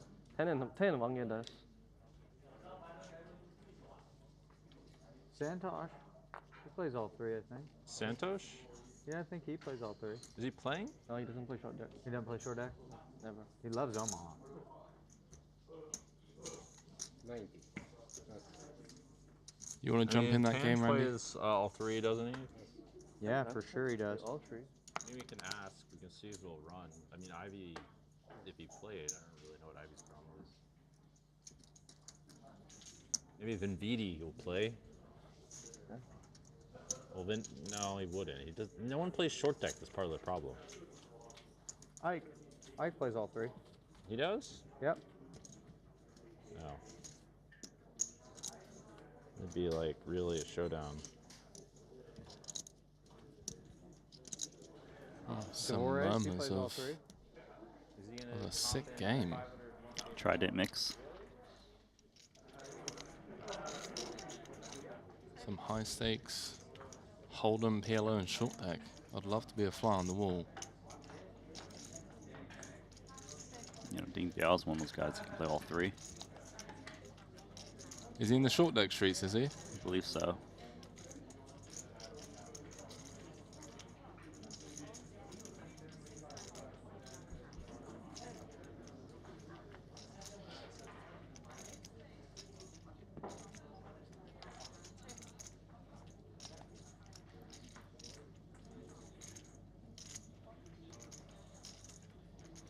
This one's checked down to the river. Raised from Laszlo. From the hijack. Ding flatted on the button. Queen 9-4 all clubs. Check check. Turn jack of diamonds. Check check. River 10 of hearts. Check check. What was that? The low end of a straight? I think I saw like a queen 8 in there. It's good enough. Dean Biao mucks his hand. King 10. King 10's a straight. Not straight on the turn. I don't know shit about chess, right? You know. And now I play a lot of chess. Now it's like if you offer me the same thing, I would just go all in. Yeah, with net worth. I made a crazier bet. I thought I was getting ready to bet a lot. That I could learn Chinese in a couple months or something. A couple of months? Yeah, but if I bet like 2 million on it, I'd probably. You're probably more live to do that than become a grandmaster at chess in a year. Yeah, but it's still. Dude, that is insane. it's taken Randy 35 years. To learn a few words. Jungle thinks he can do it in 2 months. Yeah, now I do. Who's your favorite? Do you have a favorite player? Magnus Carlsen. Magnus? I like Duval. You ever watch Duval stream on Banter Blitz or? Nope, not much. He's very funny. Magnus would come play a Triton for sure. Where do we get Magnus in? That seems He like would come play without a doubt. For sure he would. If we put him in 25K, he'd come. He loves poker. Yeah, he loves poker. Someone asked me you can like hang out with anyone alive for a dinner or coffee. I think Magnus. Oh, dude. We'll get him out here. Yeah, I'm a big Magnus fan. I mean, surely even if Triton wouldn't do it, like you could probably pull together enough money to fucking 85. get people to get him out. You're not full Well, of your shit, big B-Tech. Magnus Carlsen, if you're listening, we're big fans. No, as you're a are Jason Kuhn, Ben Tolerine, and Jungleman Dan, 3 of shenanigans guy. the best players in poker history. And they would love to see you at Triton Stop to play some poker, Yeah, on talk stream, some Maybe chess, someone will pack Magnus Carlsen. and grab dinner. I mean, for sure, it sounds like this is the easiest thing ever. Yeah. If Jungle thinks we're favorites to get Magnus here. I agree. I think it's possible.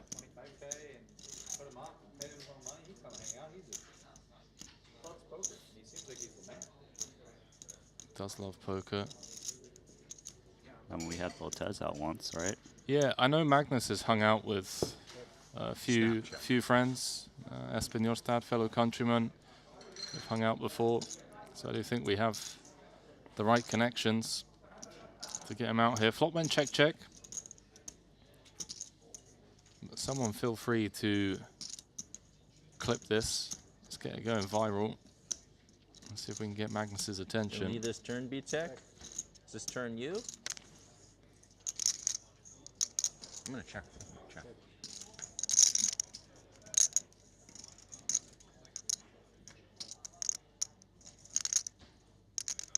So B-Tech, Ben Tolerine with the check mark. Trying to get this one to showdown, right, Randy? So you got just King Queen now. Yep. Seemed that way. Jacks as well. Like no way. Maybe I win that check. Not gonna win. Yep. He's like, when you check 3 times to me, there's no way my jacks are good. Been a man and pot it all. Be a man, Jungle. Some conflicting arguments in the chat. Poker Chat Pro saying, learn Chinese in a couple of months. Yeah, right. Then there's others that are saying, Paulie D saying Jungle can learn anything in 2 months. Well, he lost that bet, so he couldn't do it. You tell him, Randy.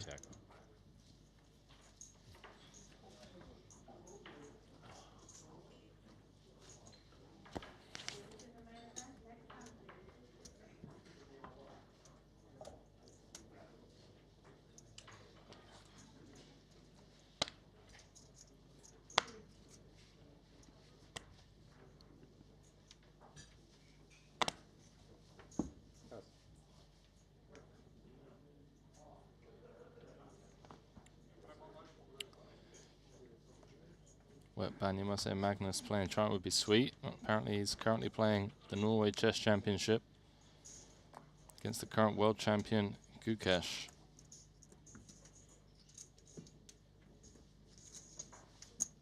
I wonder if I took the bet the other day, like bet you like 2 million, and then I think you gave up in the first month. Huh? Do you think you gave up in the first month? Let's say. How long would I have? Let's say a year. I'm not the type to give up. I can tell you that. But how long would? I mean, I feel like, Randy, 2 million on the line, you just go all in on Mandarin, right? No, I like think you're talking about being a grandmaster in a year. Ah, okay. That bad.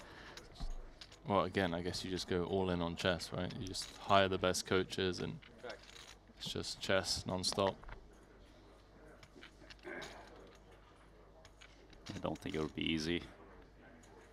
Hence why White King was willing to bet $2 million on it.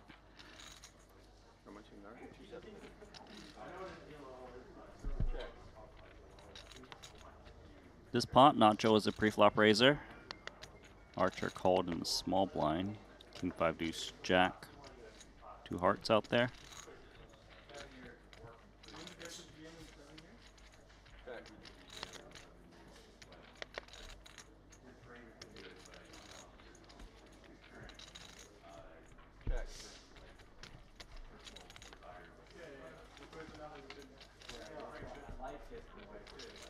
Let's check all the way down to the river. Queen 10 is the nuts.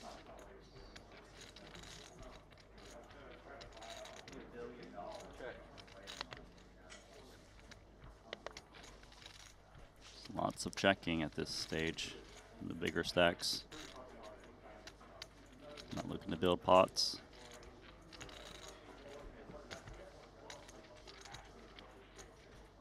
Check. Two players. 1, 2 pairs. You win. Wow, that's a sick fucking check, Nachito. How hard too? Wow, I was so fucking cooked.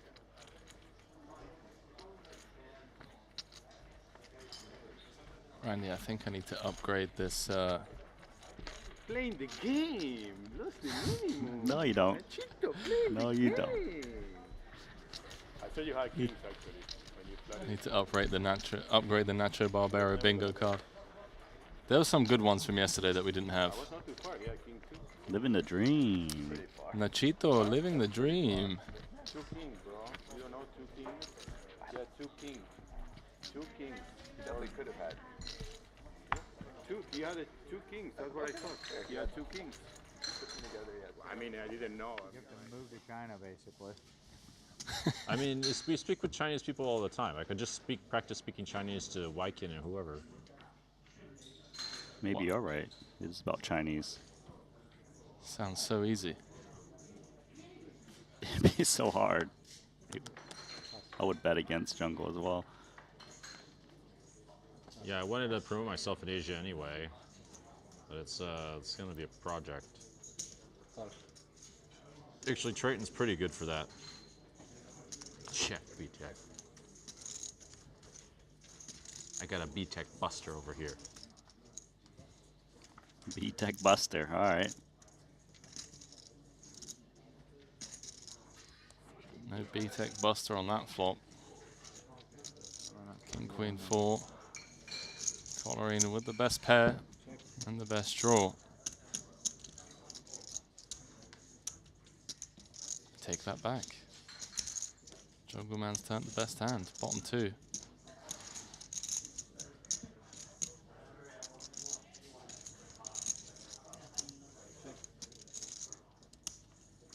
All right, B-Tech, I can't play this checking game anymore. I got to bet. I got to bet. I bet 2/3 pot. It's 60. It's 60. Okay, they figured it out. Yeah, I know. I'm ridiculous, but ridiculous. That's what some people want to see anyway. I don't know about everyone.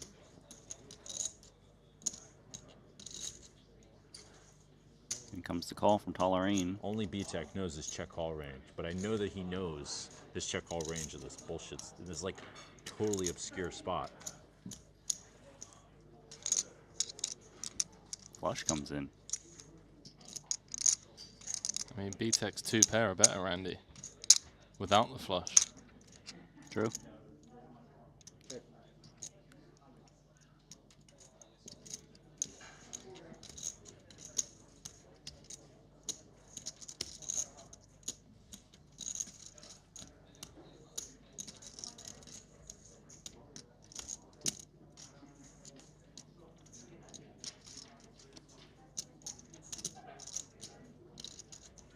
If Jungle wants to bluff at this one, he knows that his hand has 0 showdown.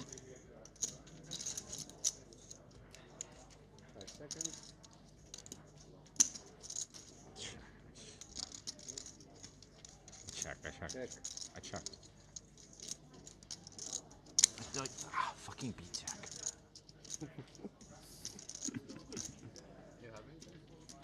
did, but I had a hand I'm probably not supposed to bet, but I just couldn't help myself. I had to bet. I get it. I wanted to bluff the river, but I just was like, this is just so stupid. I'm not this stupid. Because the turn was stupid, you had to stop. No, it was just, the turn was okay. It was just, the river's just pure suicide. And everyone on this planet knows that. I would have yeah.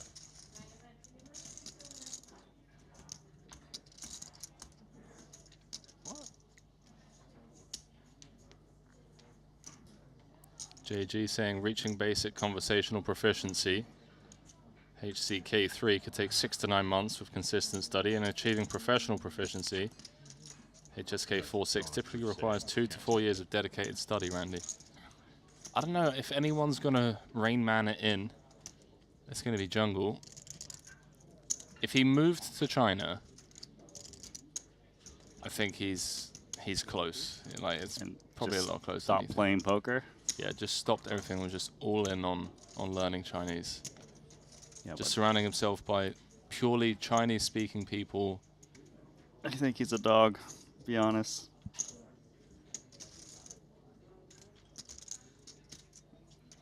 But I like your faith in jungle. Similar hand here.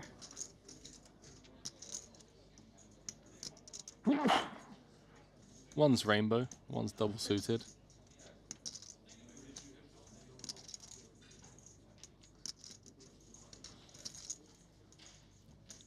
Ogdog saying jungle, Nacho, Helmuth, Kasuf, Cabral, and Hawkins at the same table. Be the most insane thing I've ever seen, heard.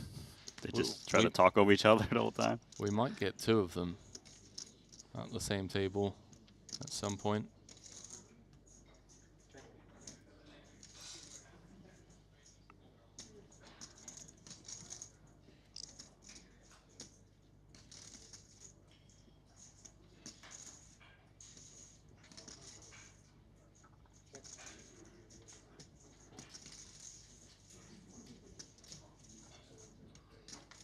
Carve it up, boys.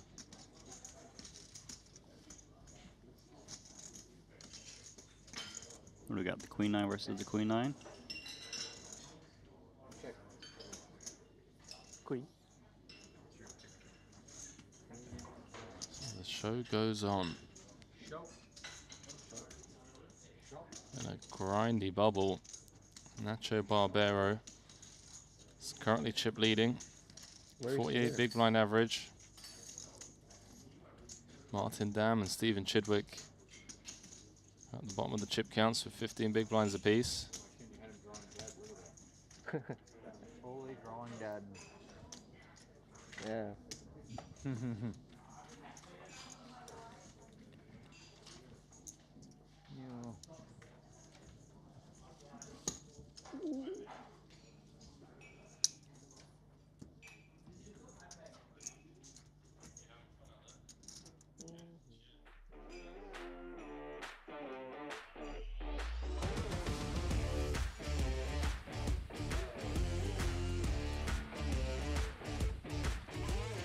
So, short stack duties belong to Chidwick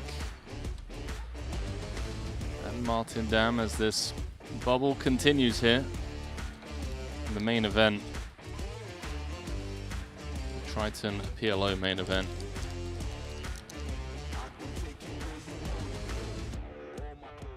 It's been a very long bubble. Yeah, how long were you and Ali covering the bubble? I mean, it seems like at least a whole level.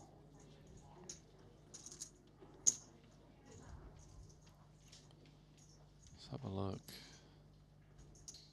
Yeah, it's been a grindy one, that's for sure.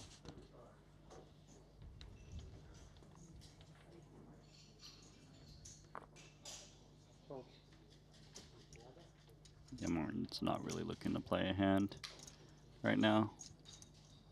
Which is going to be a lot of small ball poker from the bigger stacks. 10-10 5 deuce. Expect a lot of fold equity pre-flop. E-Tech.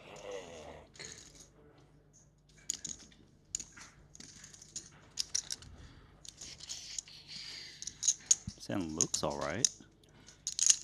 It's been really interesting to see how different people are approaching this bubble. Tolerine's just having the time of his life out there. Is it possible to get him a suit?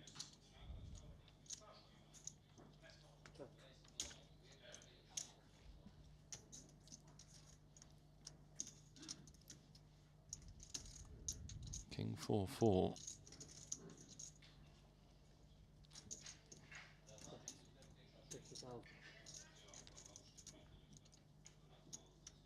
That's enough to down Jason's hand. Quarter pot. It should be. Been seeing a lot of these small bets from Tolerine. Take note, ladies and gentlemen. One of the best in the biz. Playing the role of table captain.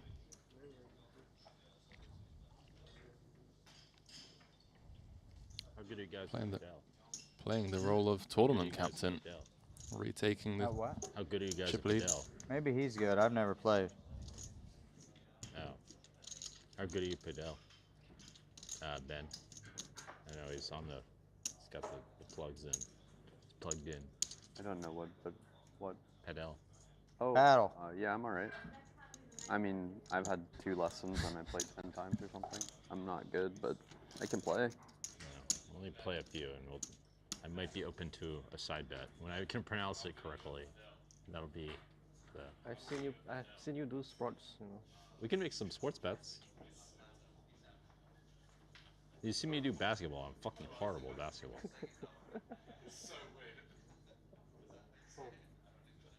Like, I'm not even gonna pretend. So If you Jungle's wanna do asking some Ben athletic bets, we can do some athletic how bets. good he is at paddle. For some reason, he's calling it Padel, Randy. It is Padel.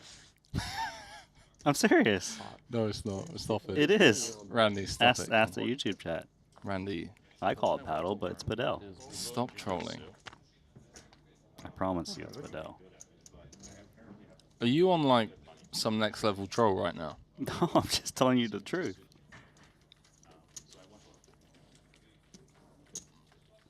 I don't think I've ever heard it called Padel before. Is it a French word? I don't know. But when you look at it, naturally you would read it as paddle. There's only one D in the middle. Right? You're starting to make sense.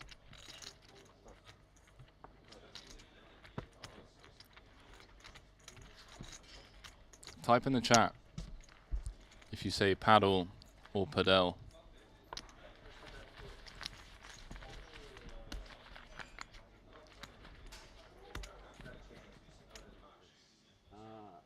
I'm good at like pretty much all games. I bet you are. Let's see. What's something that I could tell you? I mean, I was really good at the shooting games, actually. Oh, really? Yeah. I wouldn't have seen that, actually. I don't know if I was. I was never world class at them, but I was just good.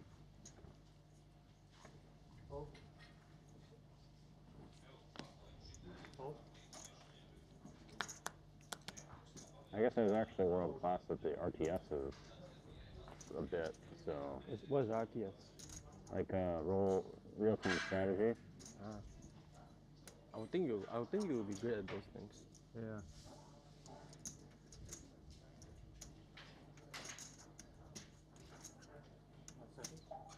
That's why when in the first time when we talk about the chess betting, I actually think you can do it, you know.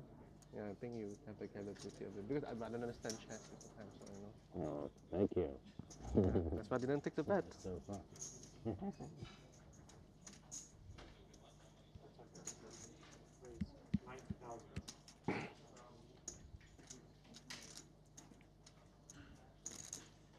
I bet you could write code well.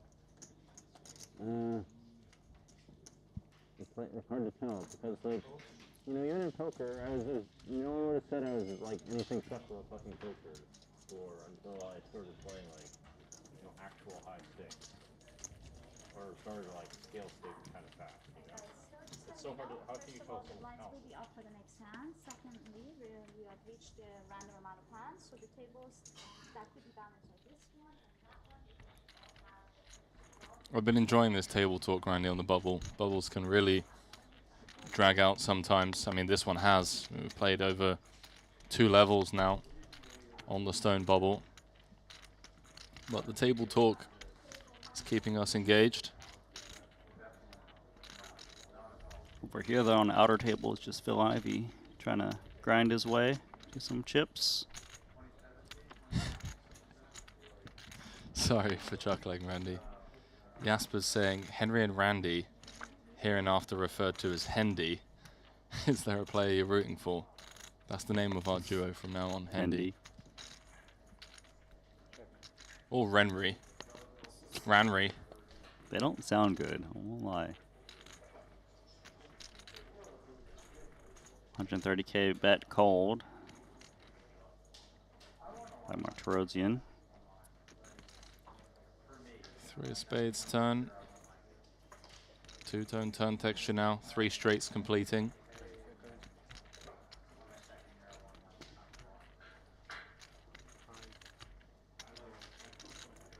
Ivy's the one that's covered, by the way. Feels like a very high frequency check turn. Everything breaks.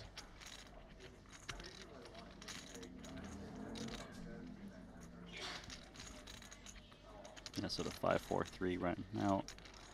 Straights possible. 6-7, 6-2, ace-deuce.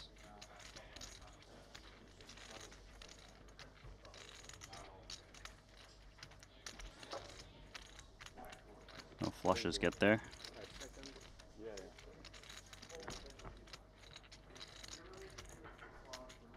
Curious how thin into his value range he would dig in this spot.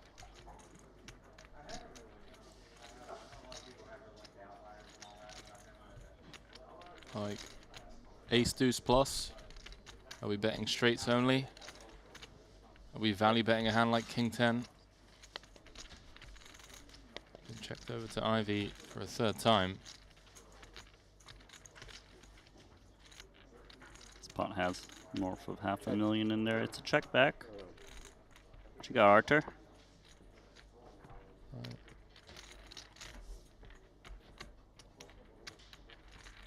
Was it pocket 8s? Arthur's taking down that pot. Pocket 9s. Yeah. Oh, sorry, river to 10, but still, point remains the same. Same difference.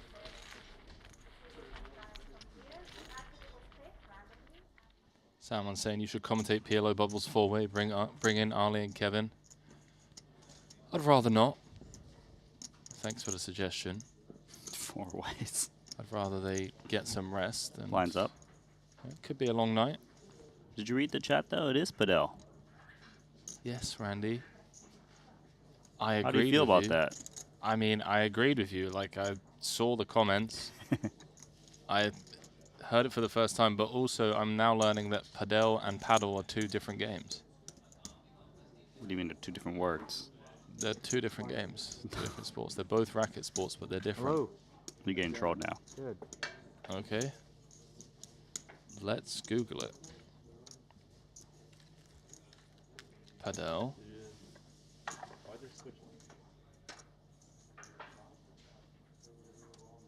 Paddle is what you use when you're trying to, you know, move the raft.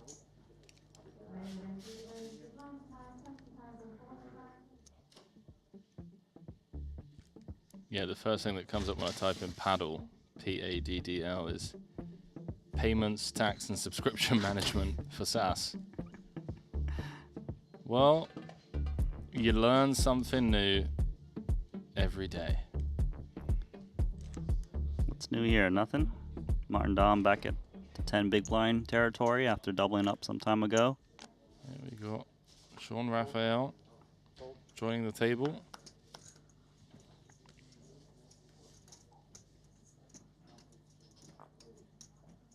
Pot. Jason Kuhn, he's in there. Oh, Ooh. baby. Martin, if you got a spot to get it in, it's aces. Martin is going to take it. Yeah. Did someone bust? 9 big blinds. Jason's forced in with the double. Yeah. Suited. He doesn't love it because he knows that if he loses this, he's going to become the shortest stack. He's going to be the one at risk on the bubble. Guess what I got? Yeah. I've got 3 live cards and double suited. Ooh, I don't think I have any suits. There we go. Rainbow aces against Jason Kuhn. The ace queen 9-7 as we're heading on over to table 2.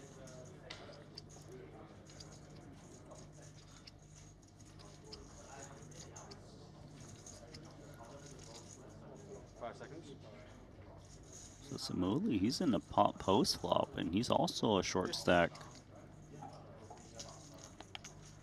Yeah, so he raised pot pre-flop off of 425,000 to 140K.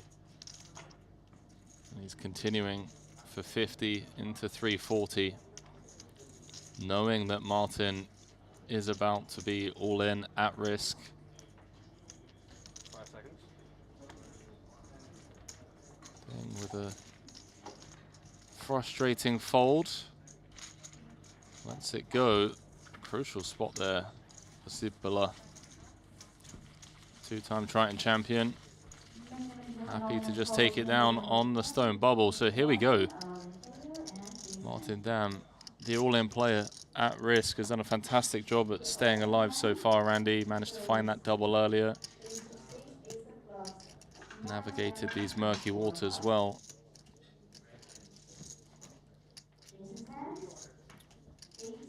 62% of the time, he's going to double up and have a very playable 810K. He's in great shape. Jason looking for hearts, clubs, or some funky straight. On the flop, we have a king of clubs, a king of diamonds, and jack of spades. It's very good for Martin. Beautiful flop for Martin, I mean. It's about as good as you could hope for. Both players acknowledging how good that board is for Martin. Oh, is it? Famous last word. Not as good as you could hope for. Yeah. Gives Jason a straight.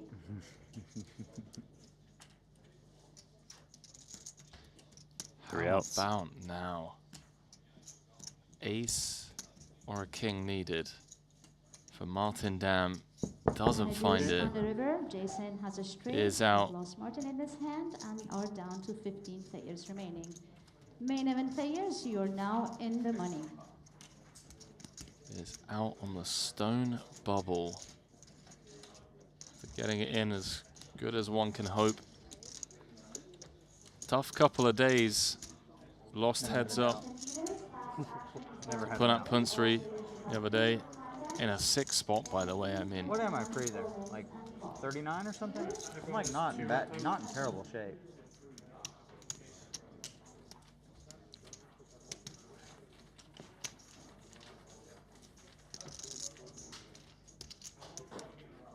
Tolerine's trying to calculate how much Jason had there. Rusty. Well, that sounds close. 39 just kind of enters my head. It feels like that's the number. I mean, he's got the 9, which sucks. He's got the ace of clubs. It kind of sucks, but I feel like I got a lot of hand against that. He's the doogie. Yeah. what we know for sure is, Jason, you got $160,000 guaranteed. Yep. Martin's got 0. Yeah. Maybe just a bit worse, but yeah.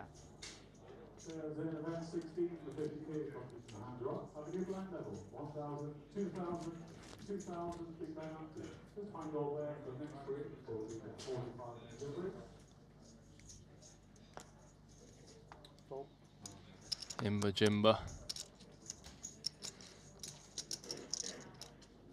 Legend of the game out on the bubble here. Frustrating couple of days, but he does have that 50K to look forward to. Thought they were gonna give me a Triton pack. I wanted to rep protecting the ocean. Fuck's sake.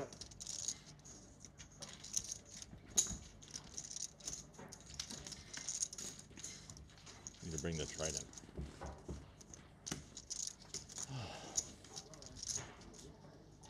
Things should be different now, right? Now that we're into the money. Check. Pay jump's very small. One would assume, Randy, that risk premium obviously dropping now. People can get involved. Case in point here, we've got a three-way affair.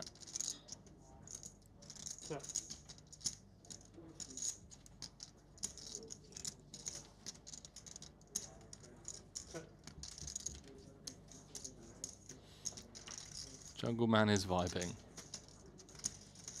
Check. He's been having some fun out there. Can you do my Currently legs? second best. Does have an open ender and a flush draw.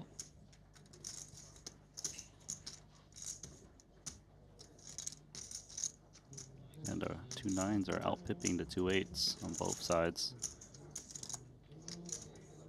Okay, 5 deuce makes a straight. Check.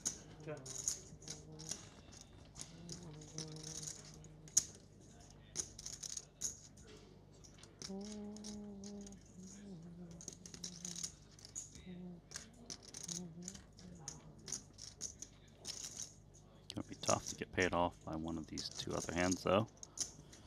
But he'll try. 120.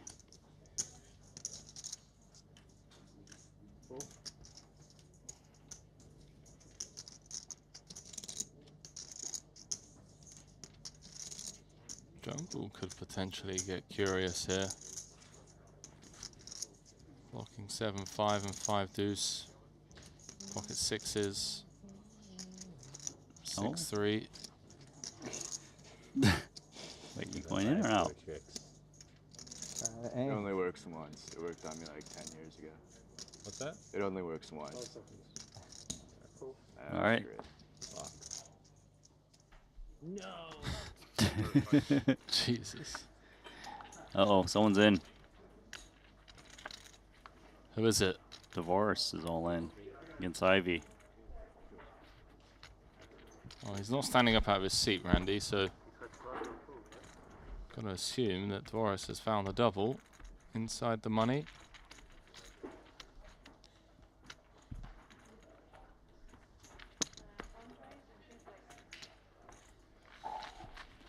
Yes, that is Jungle Man.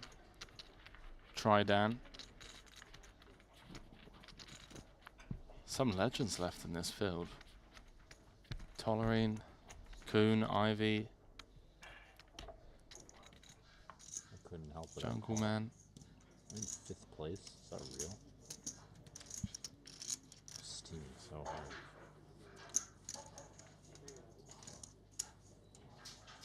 Everyone currently guaranteed 160,000 so far.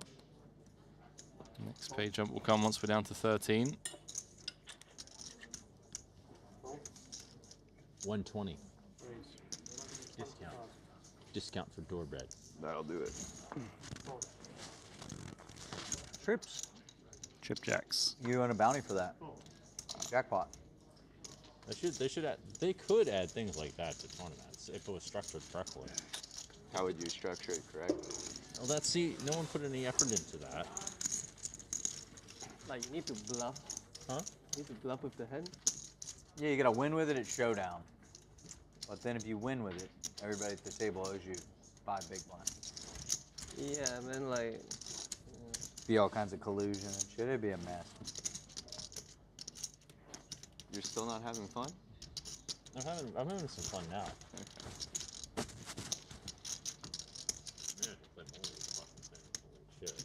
Did you need to play more? Maybe. Yeah, when you're in the money, they're so easy, huh? So easy when you just cash them. That's when you miss, when you brick 20 of them in a row and you start to go a little fucking crazy. Maybe we do a tournament. Even the coon goes crazy sometimes. Yeah. Not so much anymore, but yeah. I feel like I'll go crazy. I haven't gone crazy in a long time, but I did. Yeah, I used to feel I that used- all the time. I used to kind of disconnect.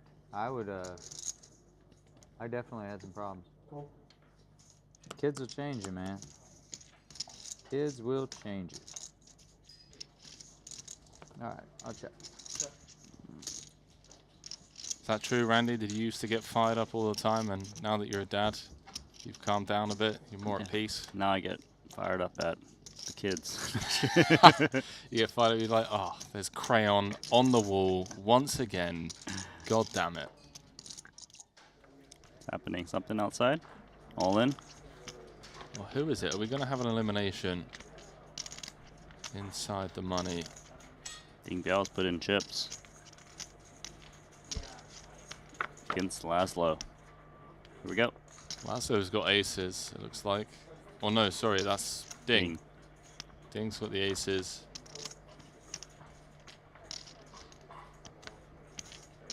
He's going to hold. Beats the kings. Never easy.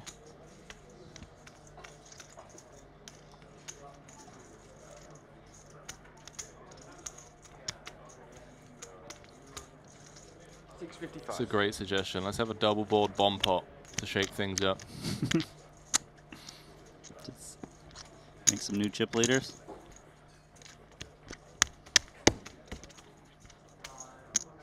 Ding was struggling. Now he's got a nice little double inside of the money.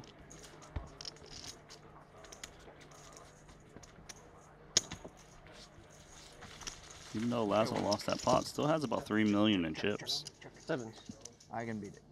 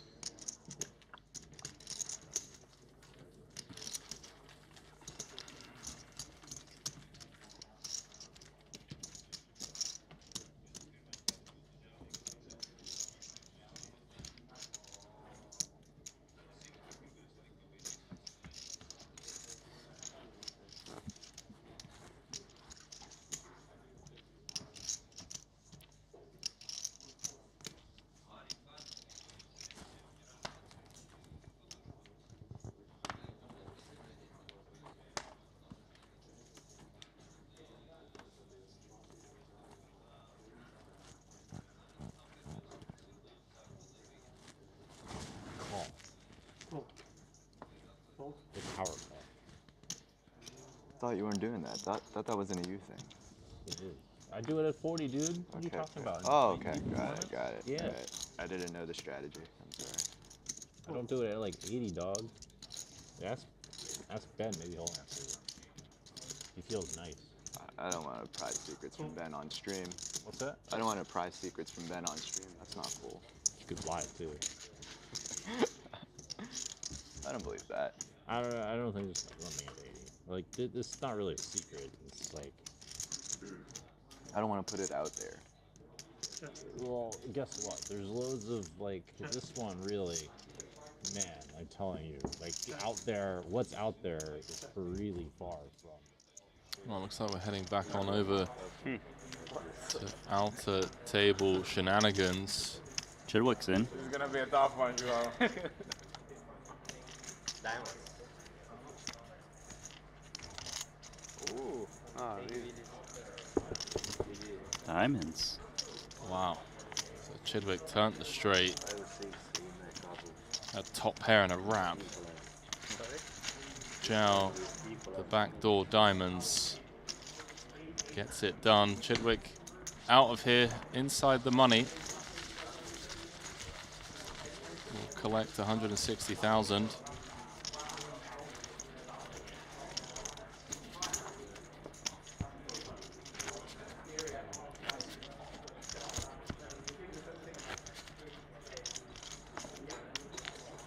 Small blind, big blind only. Pikku floba. 40 tupla takavaltilla. Bluffing two of the best in the world. See, that's priceless. That's like Exactly. it's like plus EV right there. Look at you. I've never seen you so happy. Yeah, well, you bluff like you bet 4-way at the final table. That's extra thrill. So Randy, is that our first elimination inside the money? Shit. I believe it is. Chidwick out in 15th. Yeah. For 160,000.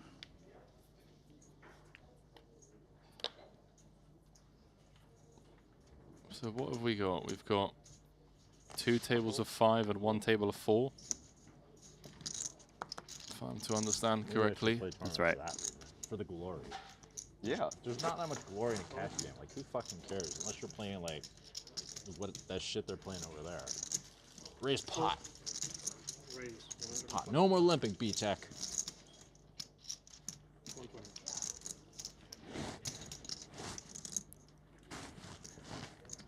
Cool. So Gates announces pot. It's gonna get a massage for like It's called? entire tournaments.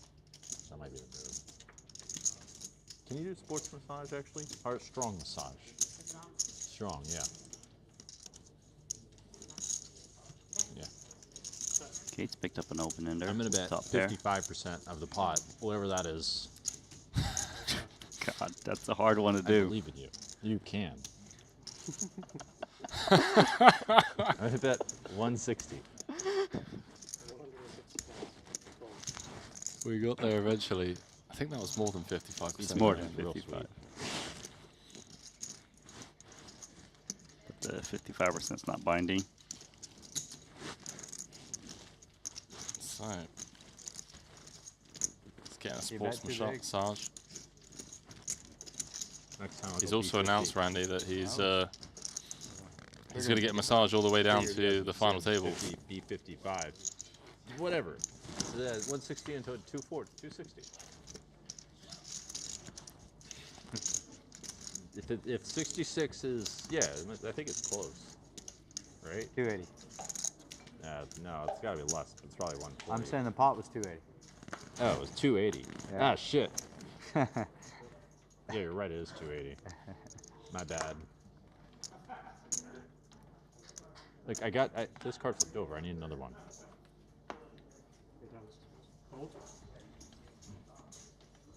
Oh, look at that beauty. Ace, Jack, Jack. One of them suited. One of the best starting hands in this game, my friend. Raise 140,000. Gonna make it 140. Tolerine's got tri-suit kings.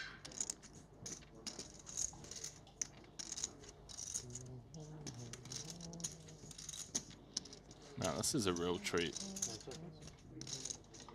You've literally got some of the best PLO players in the world. 14 left in this main event. This is a trap if I've ever seen one. I'm out. Get me the fuck out of this. Thanks for the coaching. Well, it depends on what your hand is. A trap is a trap. You ever been trapped before, Randy? Who hasn't been trapped in poker? Come on, take a look here. Boris has got chips in there against Oh, that's Arthur. like 3-way all in. And Dan Smith is in too. Ace, Queen, Deuce. I see 2 diamonds.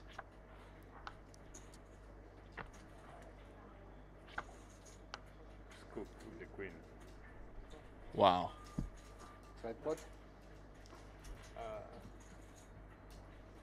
They're going to take some time to figure this out. Wait, you scooped A6. You had the cards covered. I couldn't see that you. He won all. He won all. Yeah, people, right? Yeah. Sorry, I couldn't see your ace. I always thought you had the ace.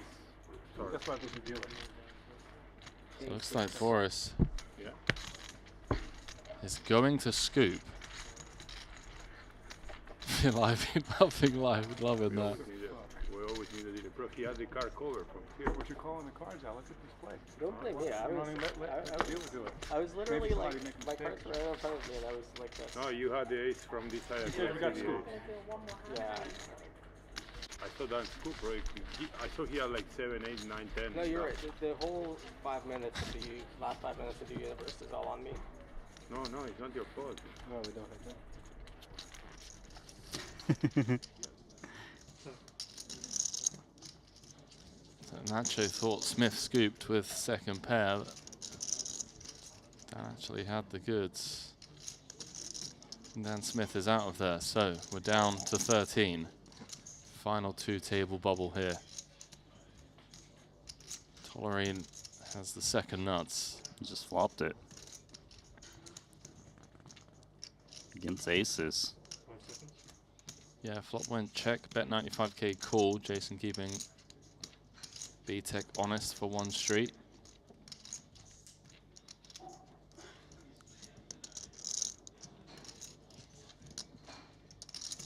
Any further resistance is going to be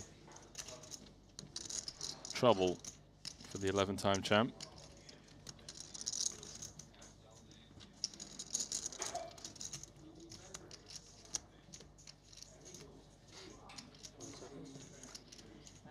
$285.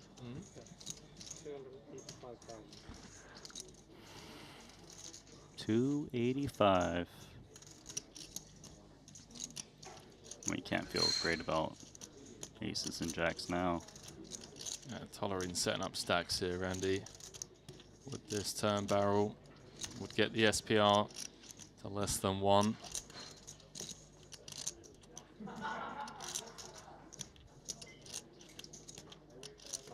Is Jason a non-believer? He's a non-believer. Check calls. Oh man. He's drawing dead. Yeah, and it's so difficult for him to improve, right? Like on an ace, on a jack, how do we feel? I mean, on this river,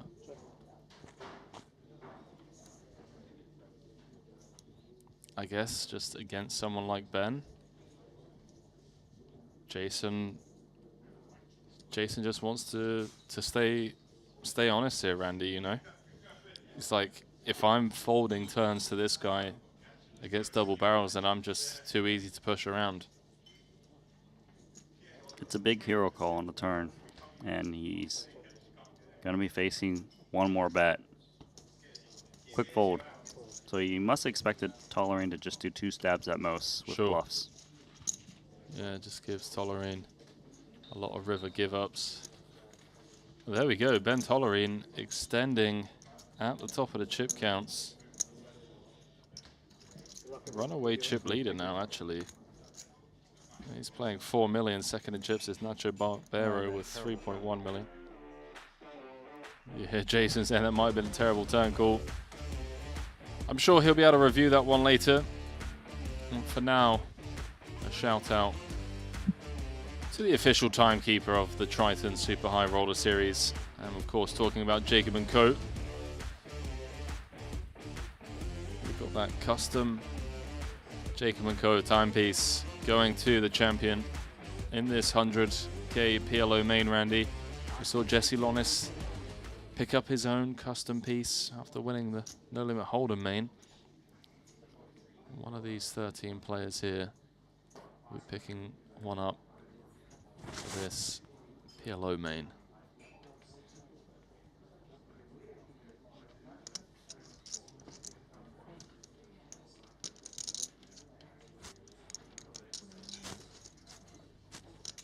All right, this one's for you, White Man. 120. 120K to you. Love how animated he is. He's so fun. So entertaining. The only thing, oh yeah, this is 20. Wow. I don't know what that was. That was pretty soft.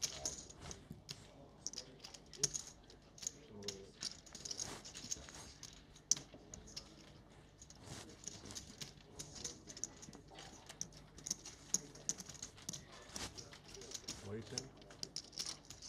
I need you primed already. I need it.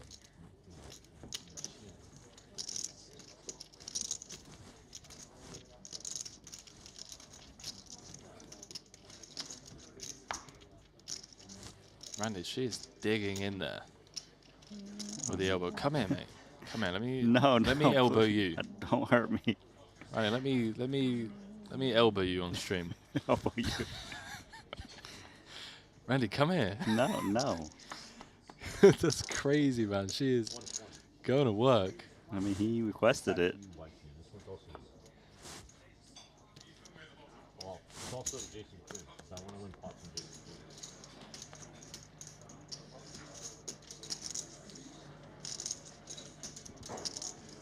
See if Wyken wants to take a spot here. Wow. Aggressive. He's had enough of jungle. 3-bet out of a small blind. A7-7-4 double suited. Gonna work. Well played, Wyken Young. Yeah, that hand can't continue.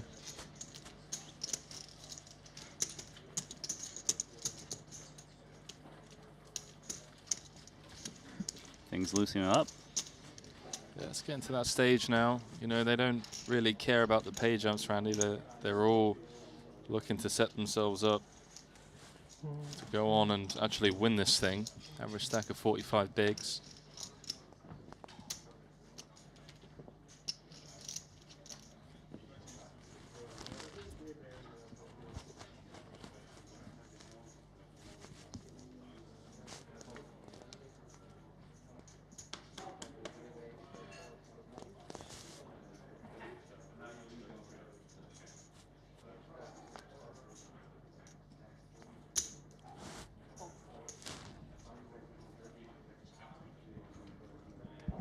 How about that hand? Ace, king, king, queen, double suited. It's almost too much of a hand for my liking, Randy. You want a random dangler? It's just too much.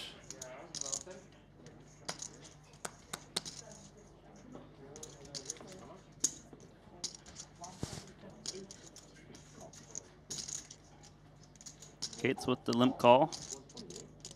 180. I don't hate it.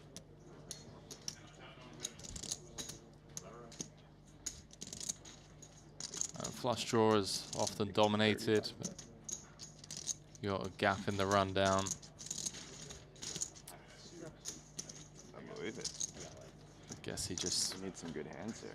feels like the middling cards are all him. Check. Picked up a flush draw, but like you said, unclear. You're dominated. Yeah, not this a is the good piece. problem. He could literally just be drawing to run a straight, mate. He's up against kings with clubs.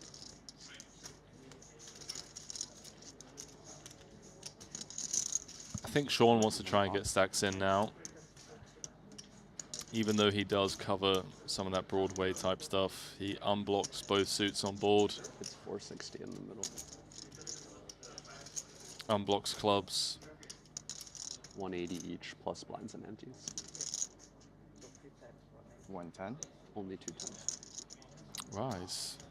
Small. Yeah, he's going to play this across 3 streets. Goes cheap enough. Keep Kate's involved.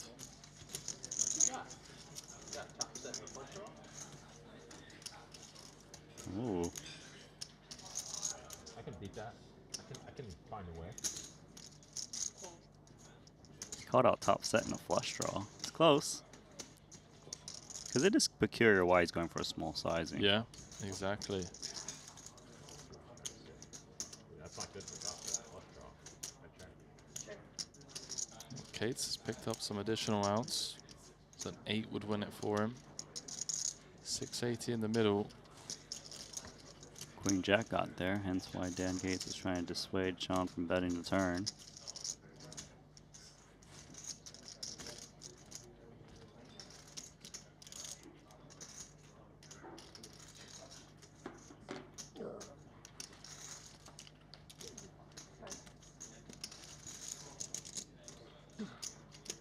Randy, that was pretty cool.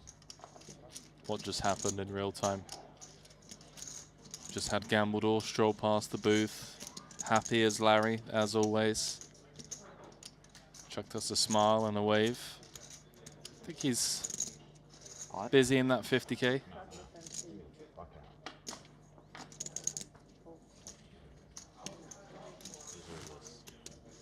I had queen, queen, jack, jack, so I just have no idea what the hell he had.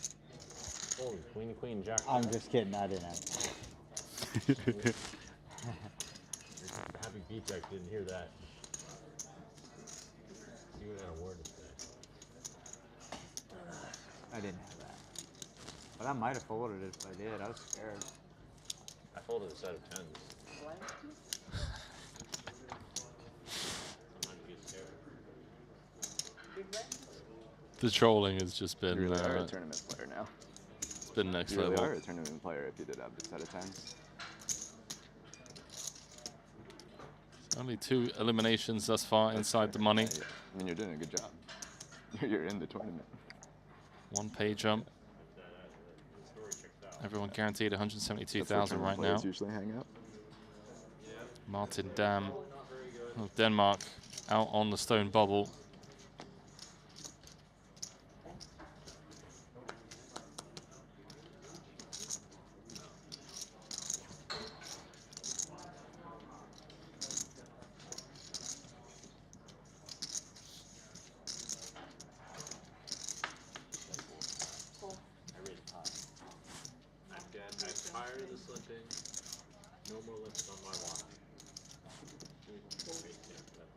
It's a lot easier to say that when you've got aces.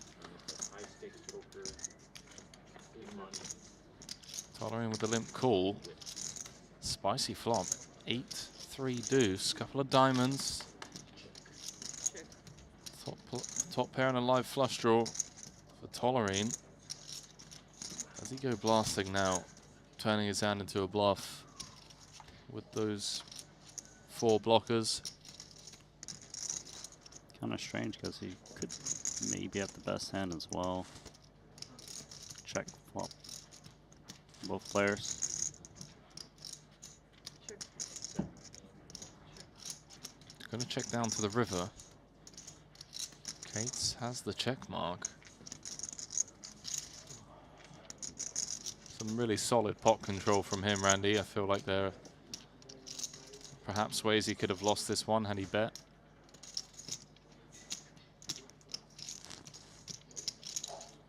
I guess this one just checks down as played.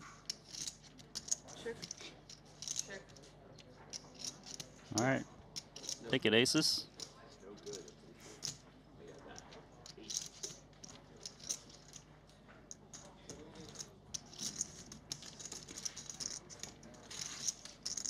Casey Jones?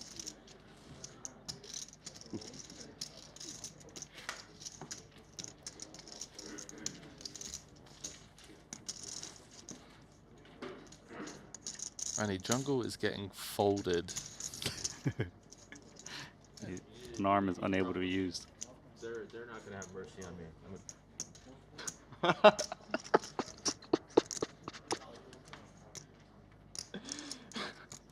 Getting in fucked up mindset.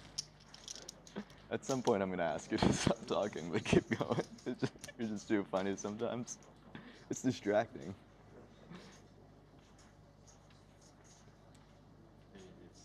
You gotta put on a show, you know. I mean, you don't, but I appreciate it. Maybe you do. Someone does. Fair. It might as well be me. 120. Man, I really hope I can do it. I really hope I can do it. I agree, Randy. It's far more entertaining having someone like Cates at the table. I'm not folding this shit. No more bullshit. All right, comes in with call, queen, queen, 6 deuce.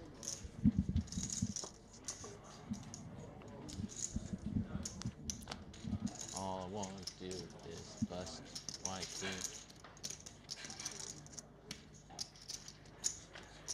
Jungle making an announcement that he's going after Check. Wykin. It does feel like he's been actively involved against Wykin. There were a couple of times where he raised from late position, kind of goading Wykin on. 8-7-3, 2 diamonds. Jungle's got decent flush draw to go along with 2 queens. 120?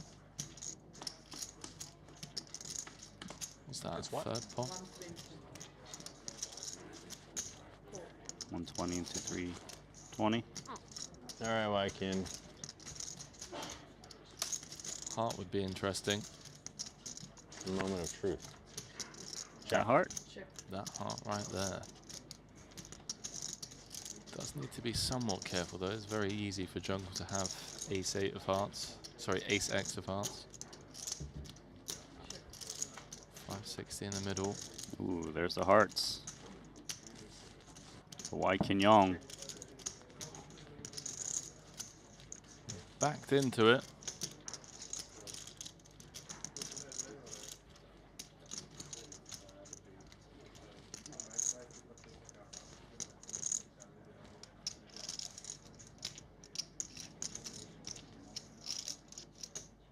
Oh, okay.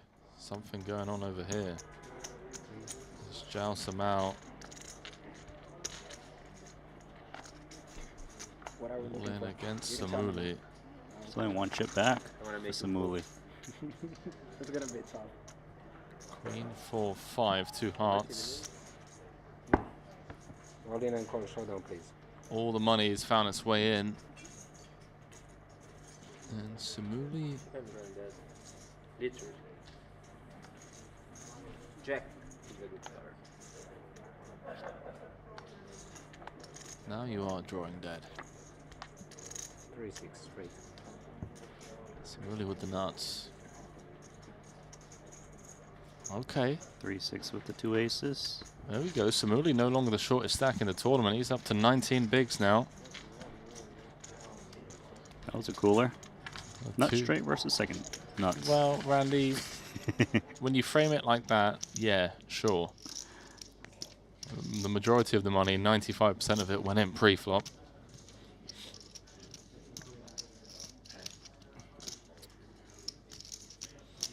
So the 2-time champ, the champ, is still in business. He's thinking about it with 2 queens. No heart blockers.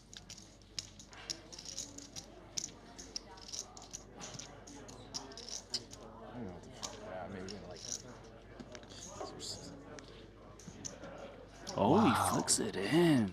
What's that? That was like the one. Flush.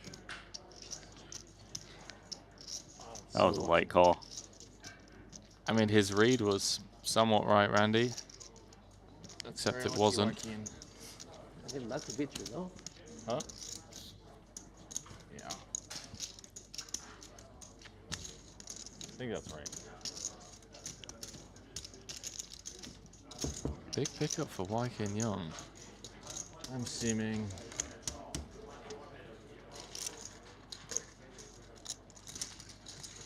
Yeah. Not ideal. Problem with that is sometimes you lose to a bluff. Like, imagine Wykin's there with like kings with the king of hearts. Yeah. He's like turn into a bluff, and then you call, and you're just like, yeah, kings are good, mate. Some like random ace. Don't give up, jungle.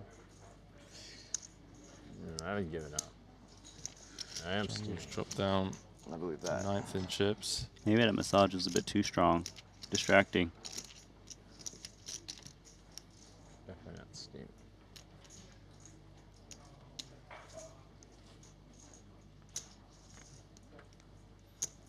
Yeah, why not, right?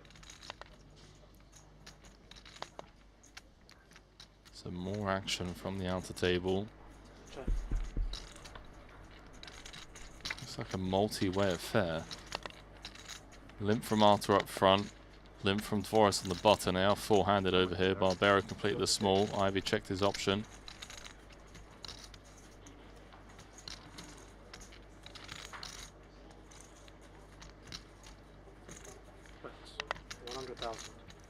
One black chip from Barbero. Cool. 6-3-3.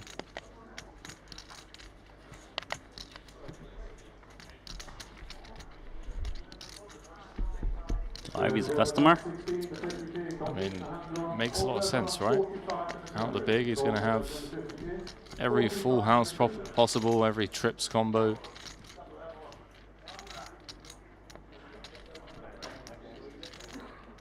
4-5 gets there on the river. Yeah, it's the only thing that gets there.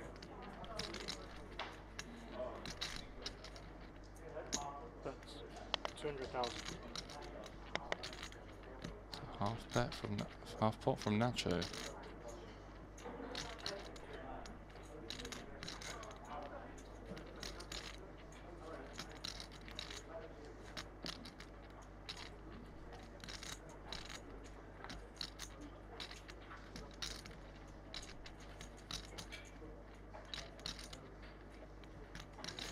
Raise incoming, Randy. That's your read. Just fold. Show me. Do you can be the 3? Depends what 3. You have a small 3? So you're probably in bad shape. Sounds like Nacho flashed the 3. What did the 3? Ivy let one go. Big fault. Yeah, you lose. I don't like actually fold you like I think if they gave me the cards again, I'd just call again.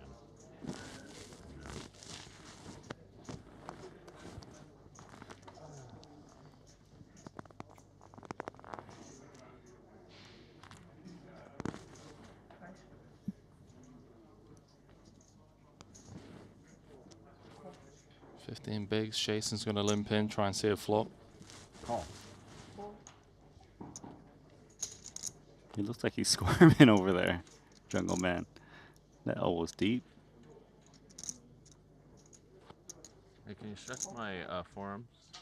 Stretch it like that. Randy, can you stretch my forearms, please? I won't be able to do as good of a job.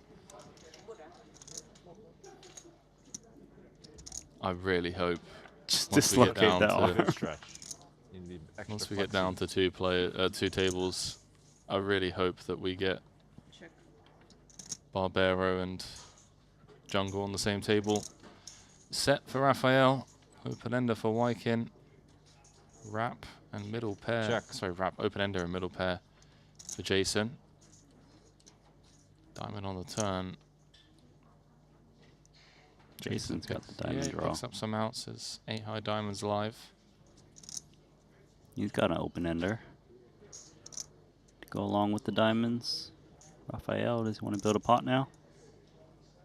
Practically the nuts.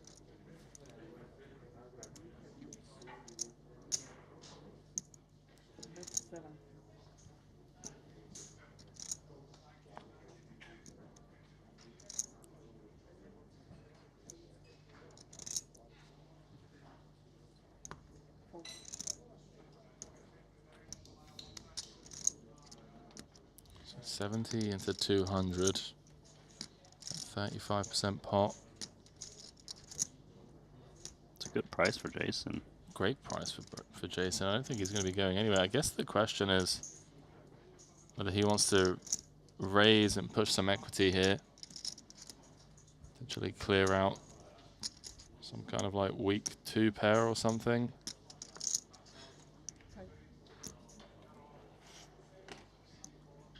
Just going to come with call. Fold.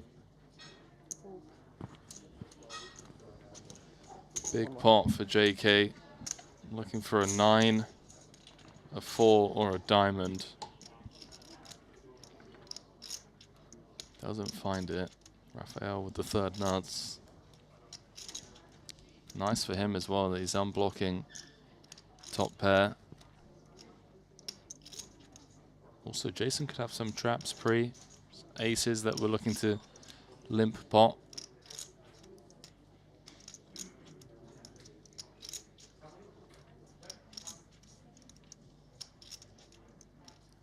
I guess he's wondering which hand's going to pay him off. It was 4 ways on the turn. The bet came in. I think you just go polar, right? Deuce, deuce, run out all the straights, bricking, flushes, bricking. Jason can still have aces, he can still have a strong queen. That's what I'm thinking. I think I get greedy here. Yeah, I really like this. Because also hands like 7-6 get counterfeited as well. Mm-hmm. Are we on a 15-minute break? Dealing one more hand. Need to deal one more hand. Can't get Jason to call though. Yeah, not with that hand, we gotta play one obviously. more hand. Ben, we gotta play one more hand. Jason's got a hand that he wants Sean to have. Sean's been really impressive, Randy. I mean, he's one of the snipers that you and Kevin pointed out yesterday. He shows up just for the PLO. He does a pretty damn good job at it. Yeah, he's speaking to Nacho earlier. And sounds like he's one of these OG PLO players that kind of came out of hiding as of recent.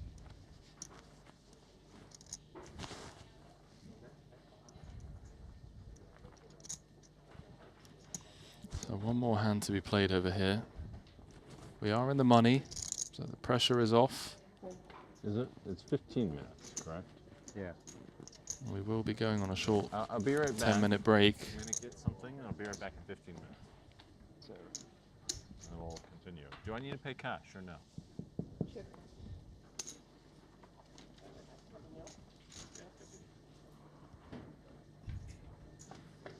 Chip leader, Ben Tolerine, squaring off against his good friend, Jason Kuhn.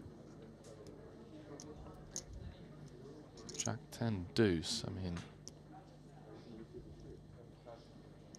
dirty flop for both. Whoever sneezes at this one, Randy's going to take it down. I don't think anyone is looking to sneeze at the moment.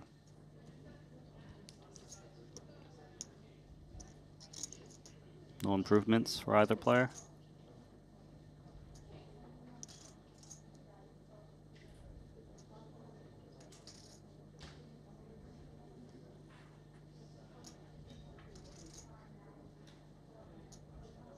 See if Tolerine wants to try and fold out like a deuce or small pocket pair here. Yeah, I like this. Just gonna try. Feels mandatory. Maybe even fold out some better ace high. There we go. Yeah, it's nice to do it against Jason, who only has what, the 500k stack. Can't really speculate as much. So, Tolerine going into break after a lengthy bubble there, Randy. What was that? Two levels and a bit? Yeah, about 2 levels. He's going to be the one emerging as the chip leader. Has a certain Omaha for rolls on his tail, Randy. Laszlo Wojtas of Hungary. Currently in second. 13 players remain. Only one ladder so far. Everyone guaranteed 172,000 eliminations inside the money, including the likes of Stephen Chidwick and Dan Smith. I guess the real story from that frame, Randy, is the bubble boy, Martin Dam, after getting it in so good against Punat Punsri, heads up in that 25k, where you have to ask yourself, does he find a double there? What could have been? Got rivered there, and then here against none other than Jason Kuhn. Got it in fantastically with the aces against the ace-queen 9-7. Jason turned Broadway, and Martin's out. No money in this one. He's going to have to jump in that 50k to try and pick up another title. You're going to be stepping out. Kevin Ramachar is going to be joining me. We're going to be stepping away for all of 10 minutes. Don't go too far, because when we return, we're going to be playing down to the final table of this 100k PLO main in Montenegro.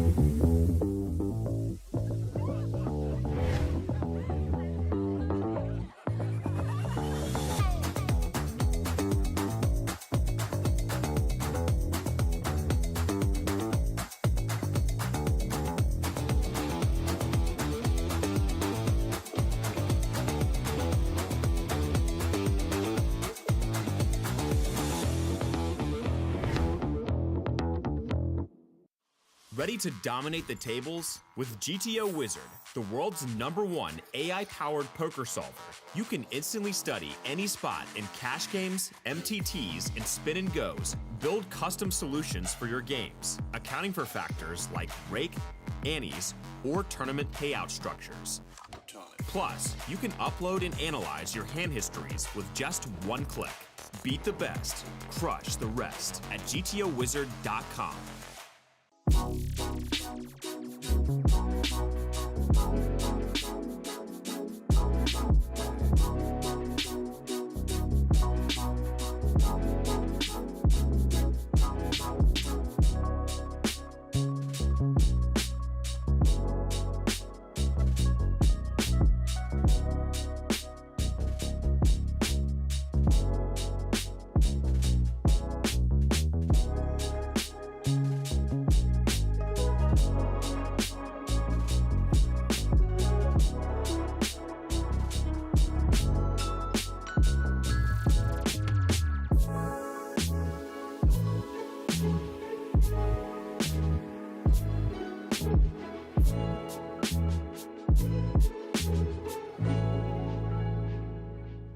In the chat. Always distracted by Nacho. The future and the present.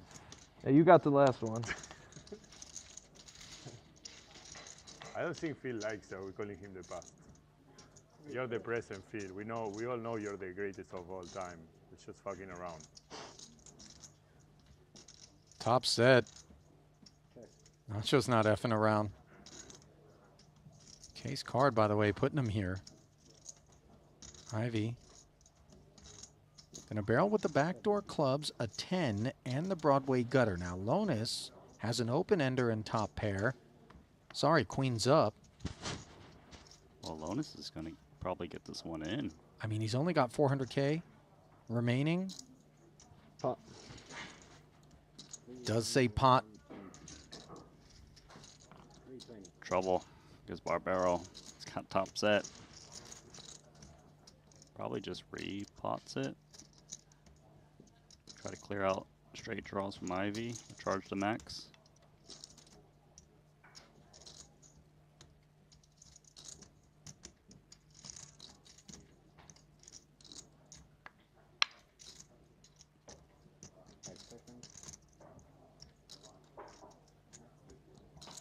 Race.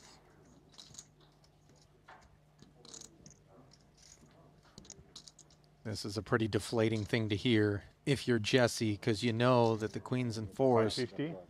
likely aren't doing so hot. But you got the king jack working hard, and you know your remaining 80 is summoned and soon to be delivered. Ivy. How big of a hand you cleared. got, Nacho? The best right now. Queens? Yeah. Holy fuck.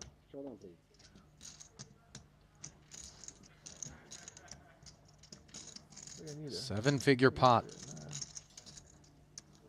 Don't need to explain why. As you look at these two holdings here,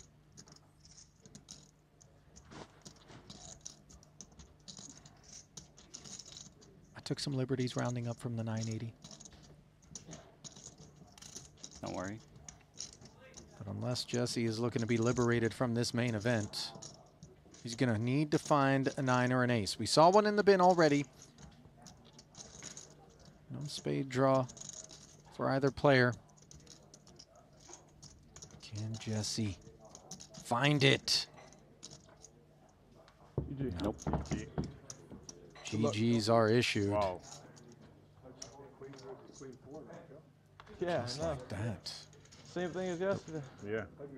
The wheels coming off for Jesse Lonis. Again. I made it straight again. Look. It's insane. Bulletproof. Sure, bro.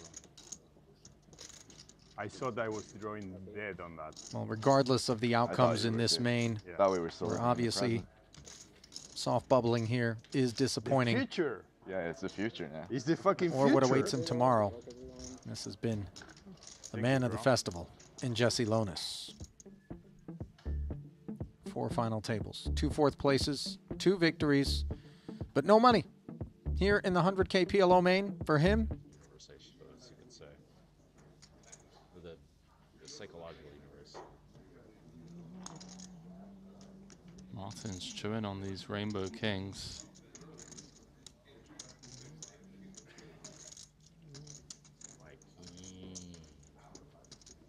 Yeah, he needs to look for a spot soon. 5 seconds. Big blind next hand. Just 105. raise and pot and pray.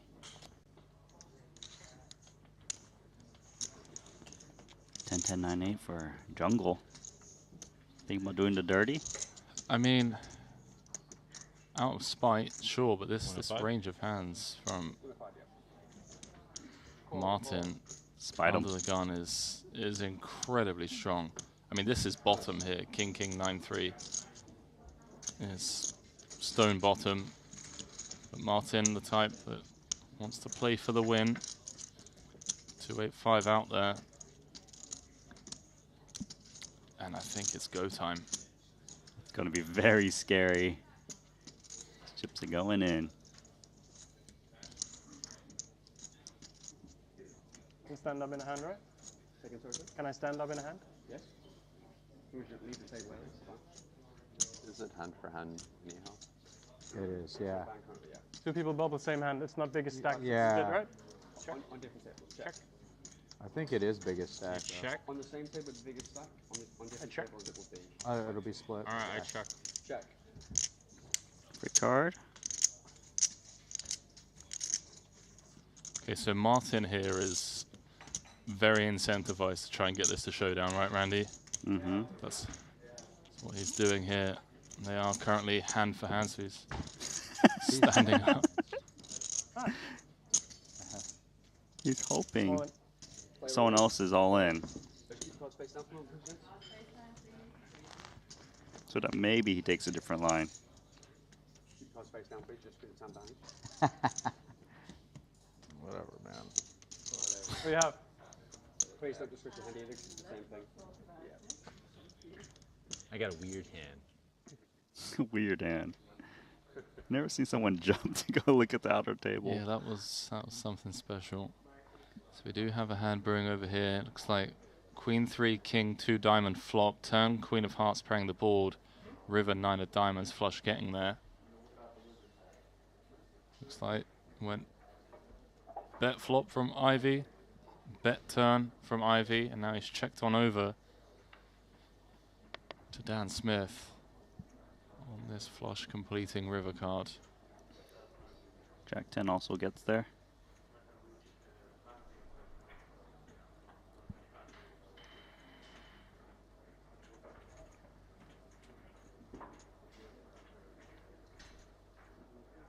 If Dan was to bet here, it should be very strong. He's going to check it back. What's Ivy got? He looked like he wants to muck. Two.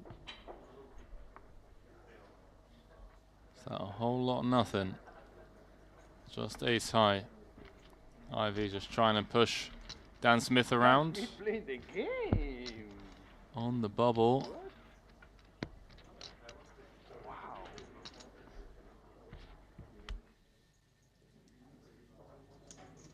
I saw a queen and a diamond in Smith's hand. Yeah, just didn't think it was worth the risk. So here we are. There is a board. We're on the turn. Each turn. 17% of time. Bubble's over. What's that? Kings. Kings? Fuck. I got the 10s. 10 would not work, as that would give them a straight. What?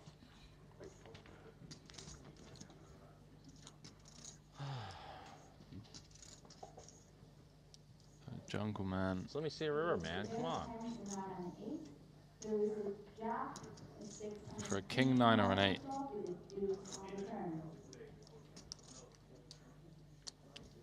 King 9 or an 8 to do the dirty on Martin Dam.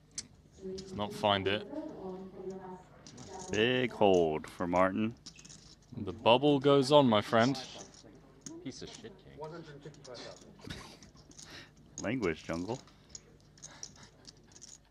He's just having fun.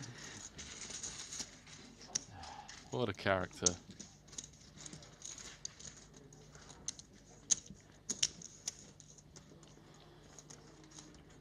I forgot to use my...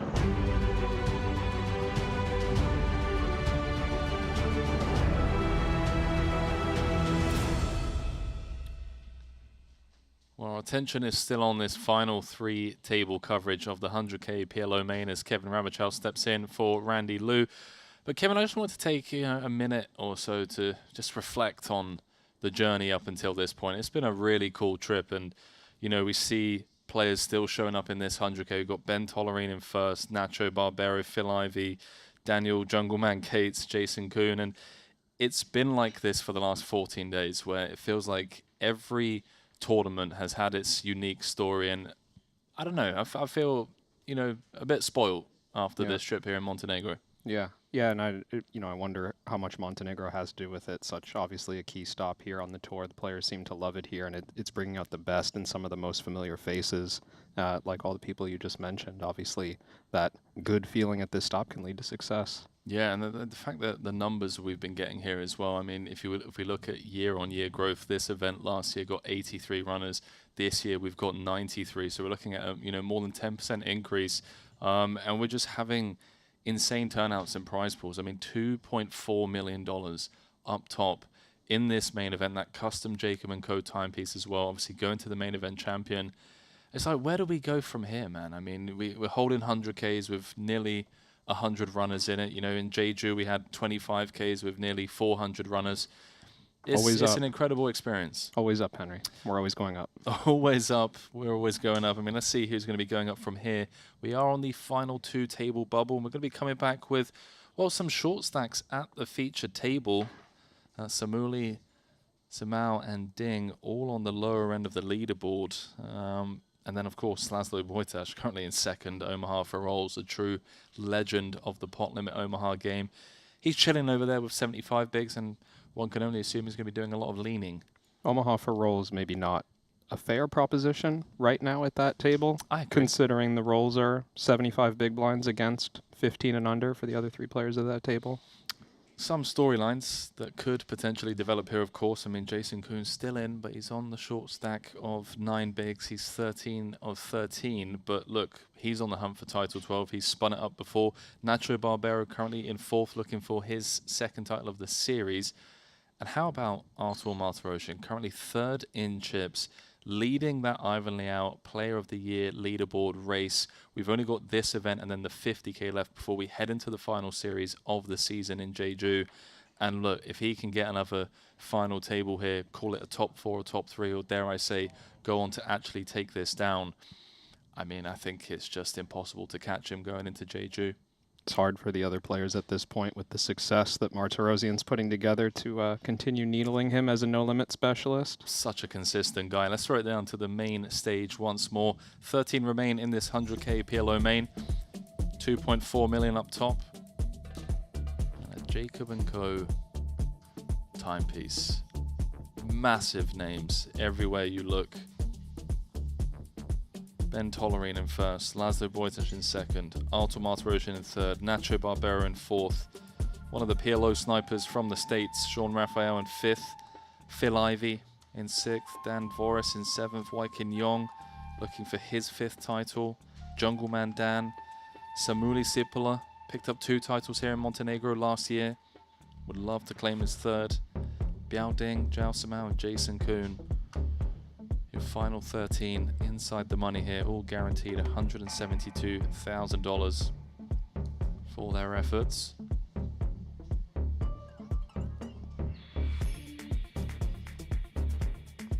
Incredible trip, really has been. Always gets a bit, sad towards the end of the series when you know that we're gonna have to take a few months off, 3-4 month hiatus.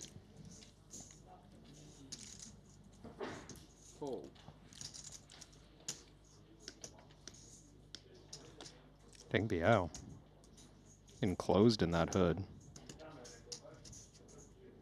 How can he see the flop? You think he's got a VR app game under there? No. Wouldn't surprise me. He's seen the multi-device. He's normally multi-tabling. Set up, but just focused on this one. You think there's a lot of rain where he's headed after this? Maybe. Well, he's in trouble. Hope you're not suggesting he's headed to the showers. He might be. Does cover Samau. Can't bust this hand, but they're going to run it. Gut shot, nut flush draw against the flopped trips. How's your luck, boys? 68% for Zhao. Blocking 3 of Ding's outs. Queen of clubs, 9 of clubs and 3 of clubs. Not working for Ding. Million in the middle. Crucial pot for both. 7, 5 club needed to eliminate Zhao Samau. He does not find it. As the Brazilian boats up.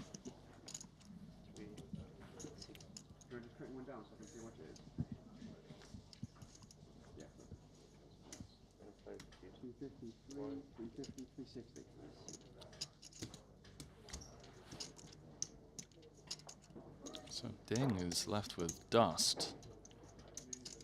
Less than 3 bigs, if I'm not mistaken. Just waiting for official confirmation here.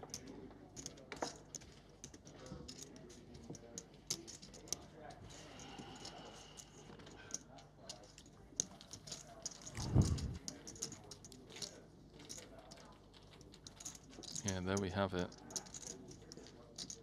Ding down to 3 bigs.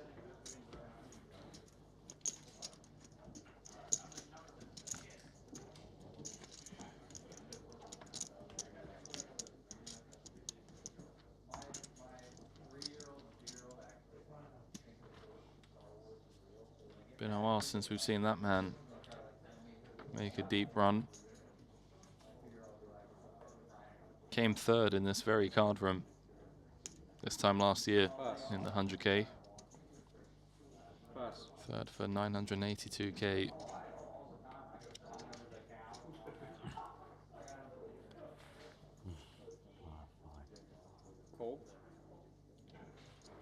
was pretty cool when Laszlo first showed up. Showed up in Cyprus 2022, played 1 event, 50K. Came 2nd for 770,000, then showed up in Madrid. 600 in the beginning, I think. 600. Played 2 events there, came 5th in the 75K for 400,000 euros, and then shipped the 50K. This is in Hold'em, by the way. No title in the PLO streets yet. Samuli ISOing versus Small Blind Limp. What's going on in the out table? Yeah, I just started a clock without dealing with that. Looks like, hang on, looks like a pretty big. It's Divorce versus Nacho. Divorce raised the button. Nacho 3 bets. Divorce calls. Hang on, I saw Divorce with a 7. Nacho jams flop and Divorce calls. This is for 1.6 million each.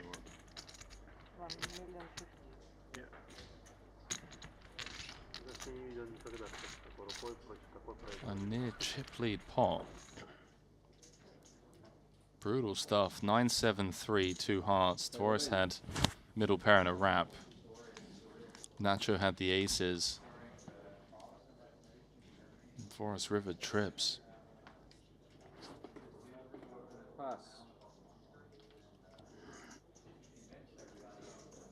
Ding's going to be the all-in player at risk here.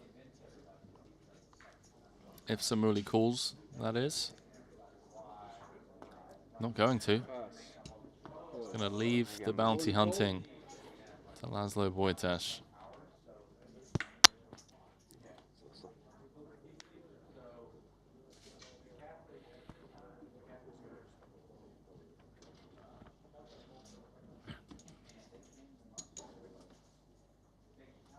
Get us down to the final 2 tables. Laszlo looking for some diamonds. Queen 6-5. Has 44% equity, even though one of his pair outs is dominated. Welcome to the great game.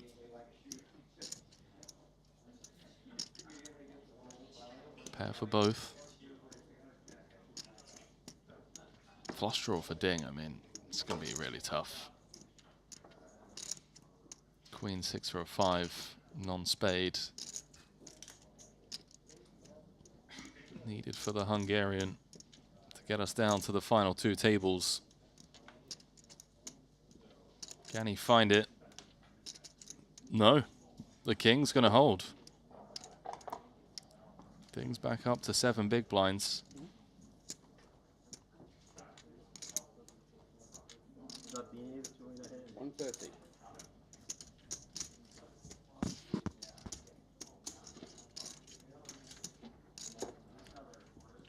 He looks tilted that he's doubled up. Doesn't look thrilled, but he'll take it. Yeah. A shake of the head. Was down to 3 big blinds, now 7.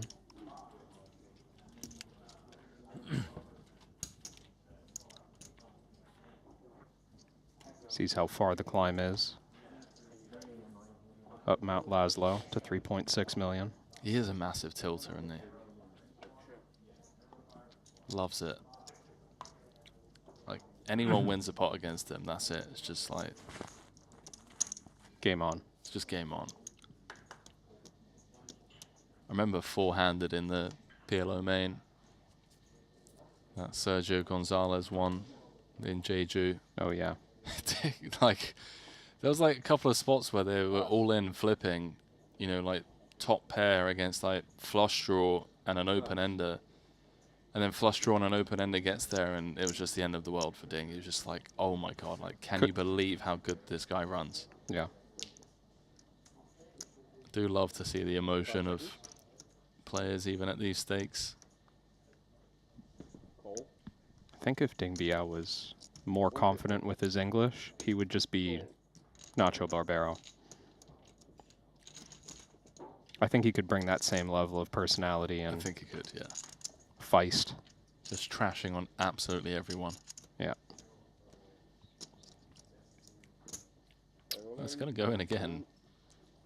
Good luck, boys. Biao's got the goods once more. But note the equities. Yeah, the goods for 44% of the pot. Current best hand, but an equity dog with 2 cards to come.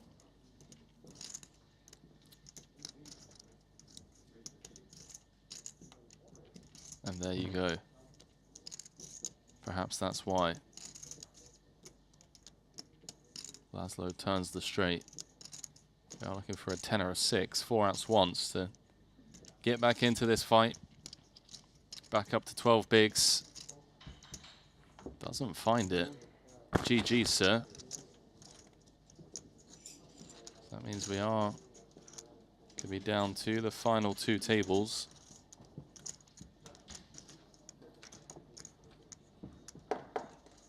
See if there's some outer table action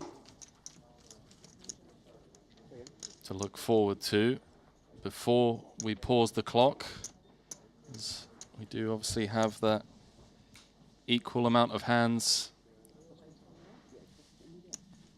initiative that Luca Vivaldi and his team came up with just to keep the game as fair as possible. Ding multi-tabling. Going to head to collect 172,000.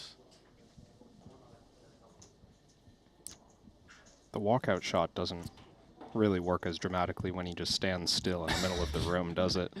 Thanks for saying it, mate. I didn't want to be the one to say it, but I have to agree. You know, we want to see... I was about to say tables flipped. Not quite, but, you know, a stormy walk-off, not... Hang on, let me check in on the Telegram group chat. So... Looks like all hands have been played, perhaps. I'm sure seeing, for those of us following along in the app, there's some confrontations at those outer tables, and I think we are just awaiting a peak. Believe so. Wow, hang on, we've lost 3 players. Yeah. Is the announcement. Kuhn was in against Tolerine Off a short stack, ace king against aces on a king high flop, ace on the turn. The majority of the money went in pre. Jason had 8 bigs. 7 of them found their way in the money, into the pot rather, pre-flop. King 7-5, Jason flops top and bottom. Ace of hearts on the turn. Case ace giving Tolerine top set. Sending Jason Kuhn to the rail in 12th. And I'm also catching wind of a Nacho Barbero elimination. Yeah, at the hands of Artur Martirosian. A set versus set confrontation, it appears. Wow, this is brutal. Hang on, let's get this up real quick. So this was a limped pot. Barbero limped in from the cover. Remember, we're playing four-handed. IV completing on the button. Artur completing from the small. Came ace, king, 5, checked through. Artur trapping with top set, by the way, pre-flop, and continuing to trap on the flop. Turn 7 of spades. Best card in the deck for Artur because it's given Nacho the 3rd nuts. Check, check. Money goes flying in, all in, and just like that, Nacho Barbero is out. We've had 3 eliminations there, so we've gone from 13 to 10. What's going on? I mean, PLO? Madness? Yeah, a couple of short stacks, running into true coolers, like serious top-of-range confrontations, and 3 people out the door in the same hand. Yeah, well, now 10 left. Everyone guaranteed 195,000. Yeah, don't go too far. We're going to rebalance the tables. Final 2 tables of 5. Kevin and I will be back very shortly, bringing you down to the final table. Stay close.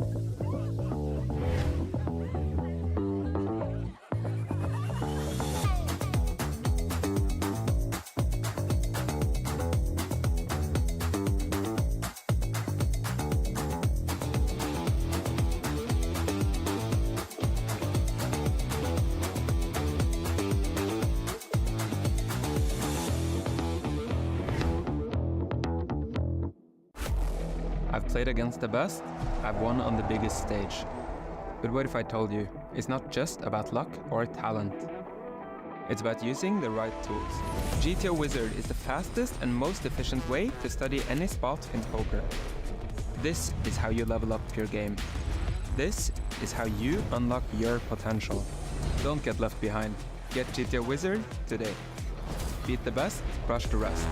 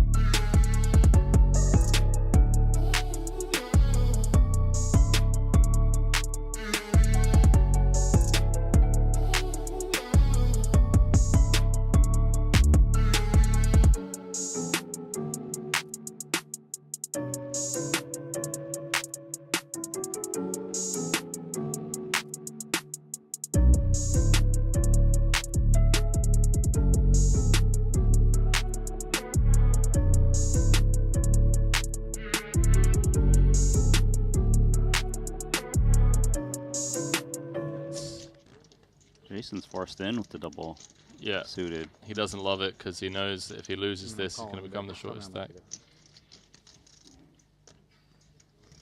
He's going to be the one at risk on the bubble. Guess what I got? Yeah. I've got 3 live cards and double suited. Ooh, I don't think I have any suits. There we go. Rainbow aces against Jason Kuhn. the ace queen 9-7 as we're heading on over to table 2.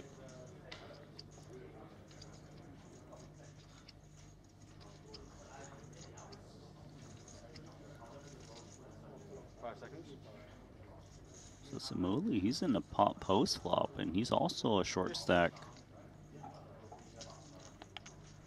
Yeah, so he raised pot pre-flop off of 425,000 to 140K.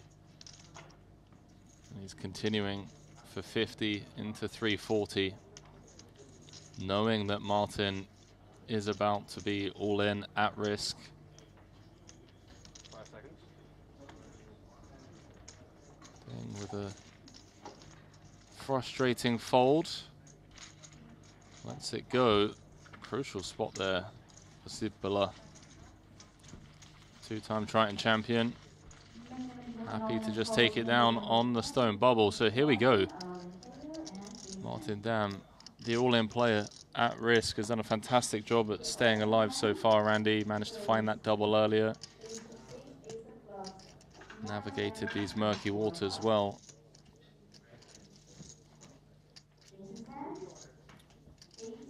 62% of the time, he's going to double up and have a very playable 810K. He's in great shape. Jason looking for hearts, clubs, or some funky straight. And on the flop, we have a king of clubs, a king of diamonds, and jack of spades. It's very good for Martin. Beautiful flop for Martin, I mean. It's about as good as you could hope for. Both players acknowledging how good that board is for Martin. Oh, is it? On the Not as turn, good as you could hope for. Yeah. gives Jason a straight.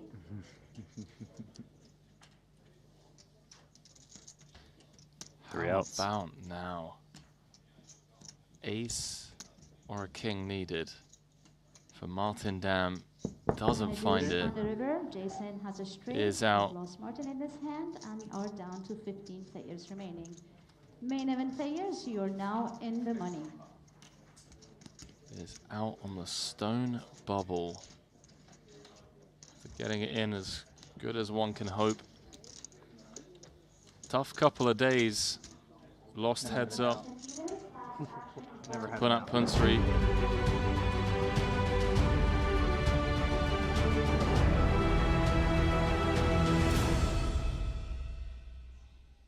Well, we were down to 13. All we needed was one elimination for the final 2 table rebalance, and yet we had 3.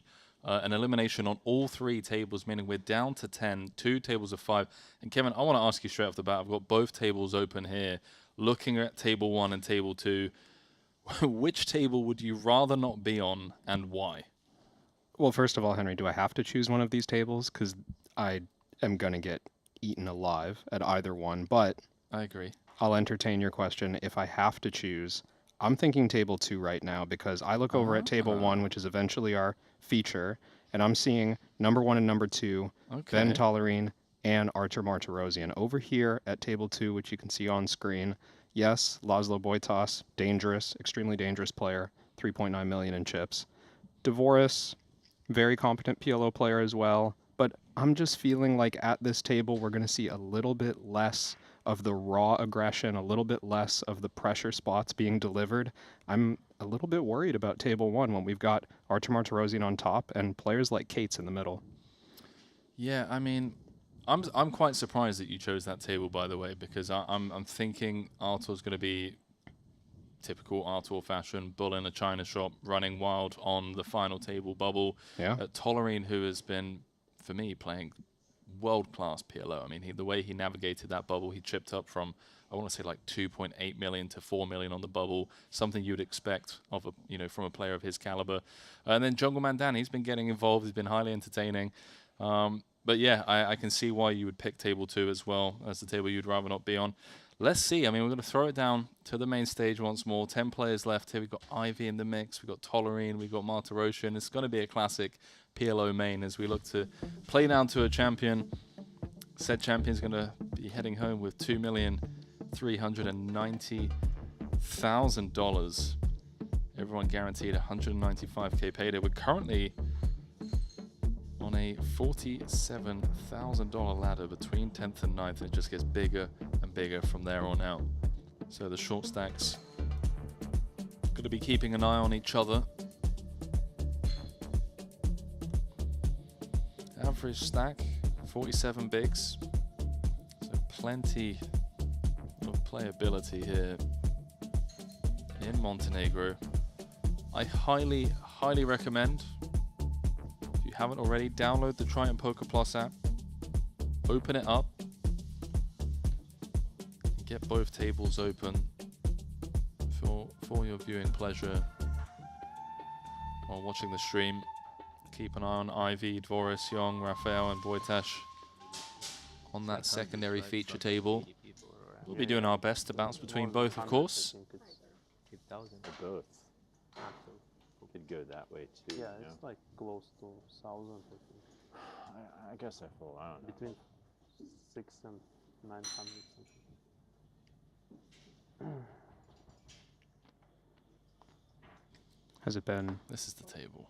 Has it been Bad Boy Cates in that seat or Daniel Cates? It's been Bad Boy Cates, I'm not gonna lie. He's been can cussing really at if I just people. put like that, He's been because too many cards saying who he wants to bust as he's come with raises.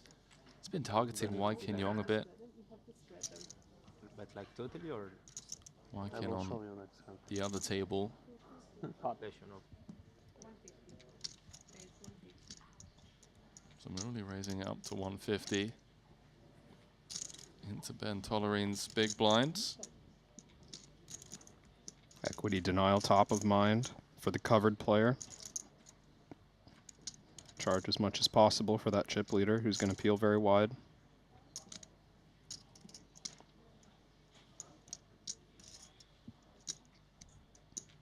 This is my favorite part of any tournament. Whether it's Hold'em, Short Deck, or PLO. Final two tables. Let's see who's getting after it.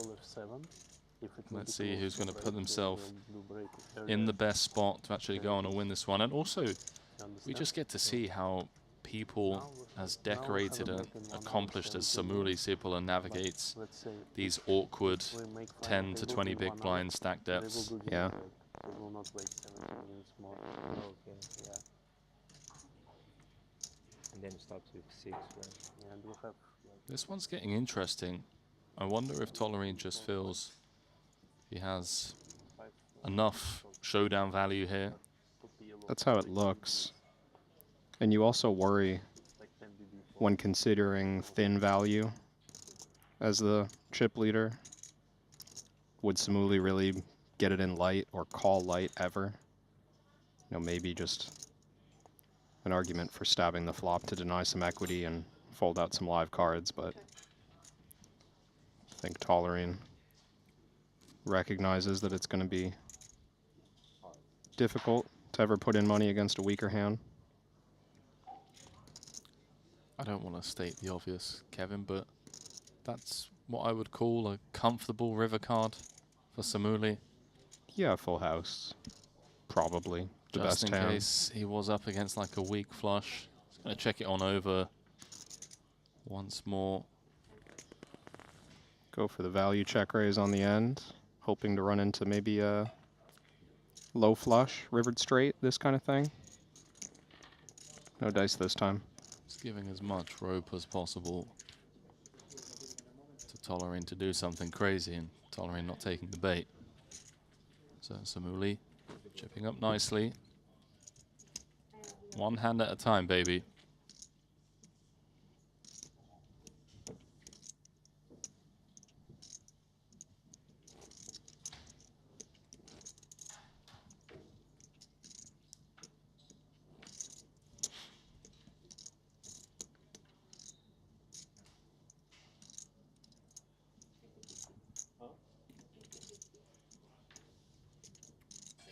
He is still tied at the bottom of the chip counts with Phil Ivy. Ivy on the other table.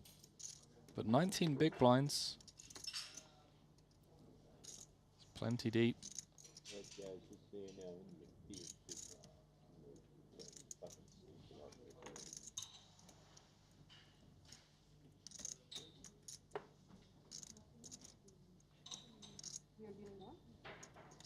So it looks like they're doing not hand for hand, they're catching up by the looks of things. Looks like this table's played less than the outer table. Yeah, normally just monitoring approximate pace. If they get too far out of whack, pause one table, let the other table catch up. And Artur, that's 4.4 million. Relentless as well. What is it? Ben small blind, yeah, it makes sense. See if we can get some trash talking from Jungle. I think he's already started.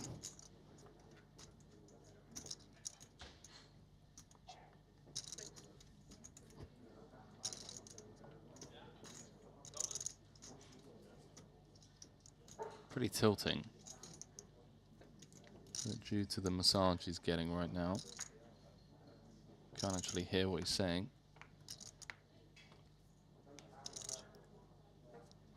He's just whispering check. Looking gleefully into Artur's soul. Feels like this is a check back spot here. Second and fourth pair. He's going to look for some denial. Some clearance, doesn't want to give a free peek at a river to a naked gut shot. You think it's too thin? I believe you. Bet, potentially commit there against Danstock? I guess we're just folding versus check raise, but the problem with that is when we do bet, we open the door for like a combo draw or something to push some equity against us. And still, nice result. Martirosian. I mean, has to be in the conversation in 2025 as one of the best in the business right now. Yeah. Can't argue with results. Just so consistent. Hence his incredible lead. I want to take a look actually, see if it's been updated. It has since yesterday. What? Punsri with that win has moved up into third. He's 746 points behind Artur. Oh. But Artur's here, chip leader with 10 left. Punat's not even in the tournament, so I think Artur's going to be running away with it by the end of this series. Artur may be thinking about running away with this hand. But very pretty one. Covering by a lot. Gonna ask Samao whether or not he wants to stake his tournament on this. Yeah, ace 9, 8, 4. Feels like it's leaning towards fold a lot of the time. Just dominated a bunch. No connectivity with the ace 9.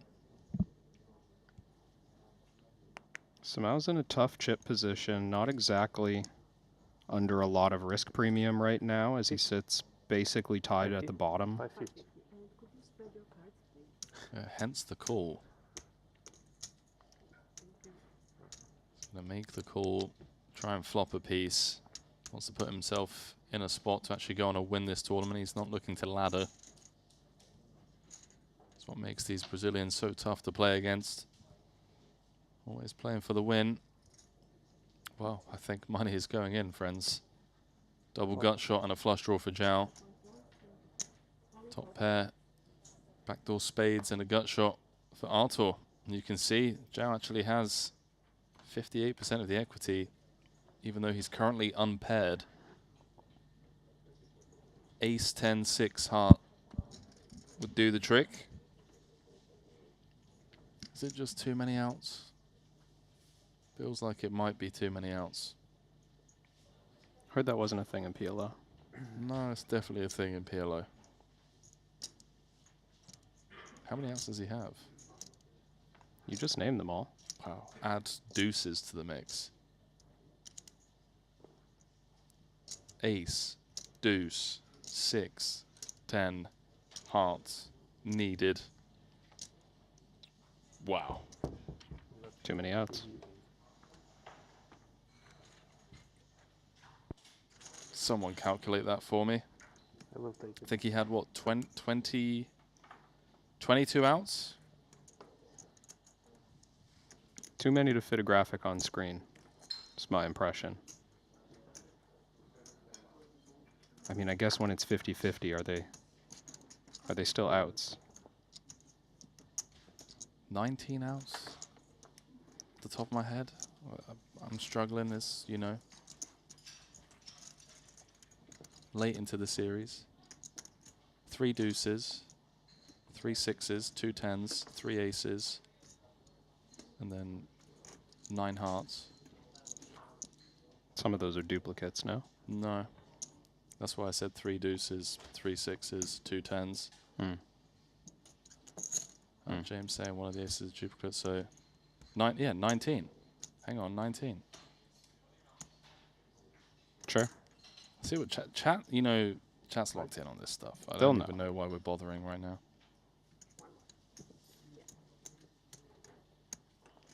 This is like one of those skill testing questions they give you to make sure that you're eligible to, like, win a $10 scratch ticket. Wait, what? Is that not a thing in the UK?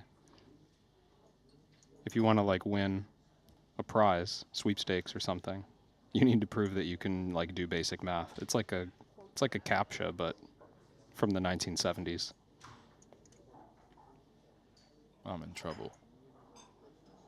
I don't know if this would be the one, but maybe if, like, Triton was running the sweepstakes and they put it on their Instagram. How many outs does this hand have? And then just give a prize to whoever gets it quickest.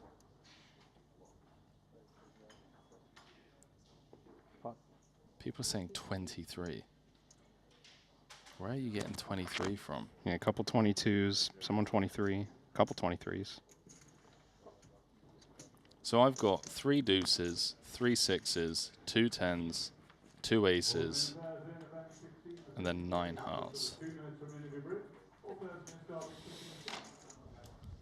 Believe I'm in going with yourself. 19. I do believe myself. If it's wrong, it wasn't me. The famous words of Shaggy. I don't know why you're laughing, Kev. It's absolute classic. Grow up.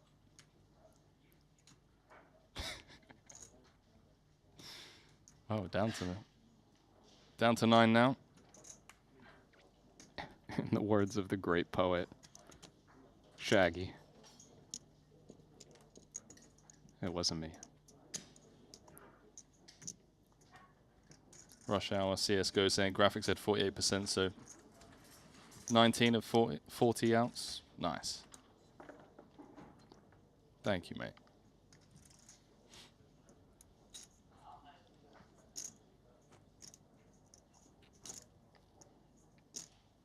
Odie saying, is there no calculator on that tablet in front of you? I'm struggling to see how a calculator would help me figure that one out, mate.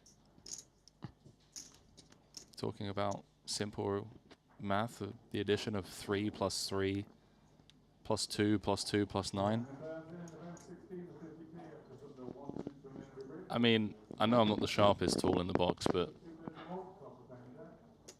I can still manage that kind of math.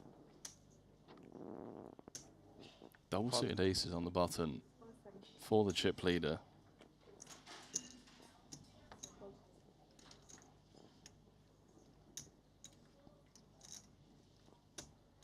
Tolerine's got a very playable one out of the big. Diamond smothered. And these two, in an ideal world, want to avoid each other first and second in chips. Tolerine's flopped the wrap on the 998. Yeah, it doesn't shock me to see Arthur checking behind for that reason. And maybe even just independent of being 1 and 2. Not the most attractive hand to start building a pot on 998 2 hearts. Yeah, 2 hearts, 1 club as well. Like, no backdoors for him. As Tolerine turns the straight.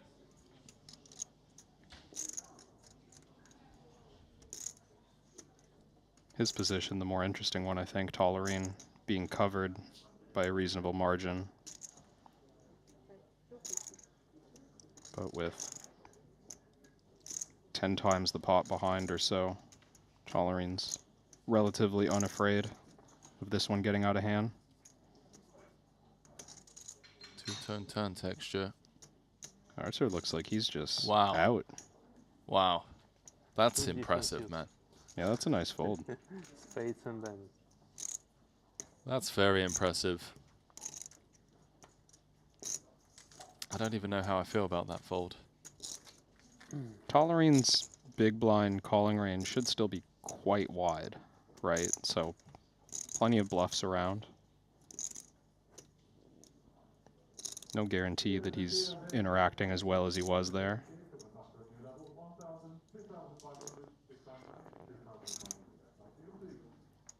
Kind of hand that maybe has to call and call some blank rivers as well. Oh, hang on, Kevin.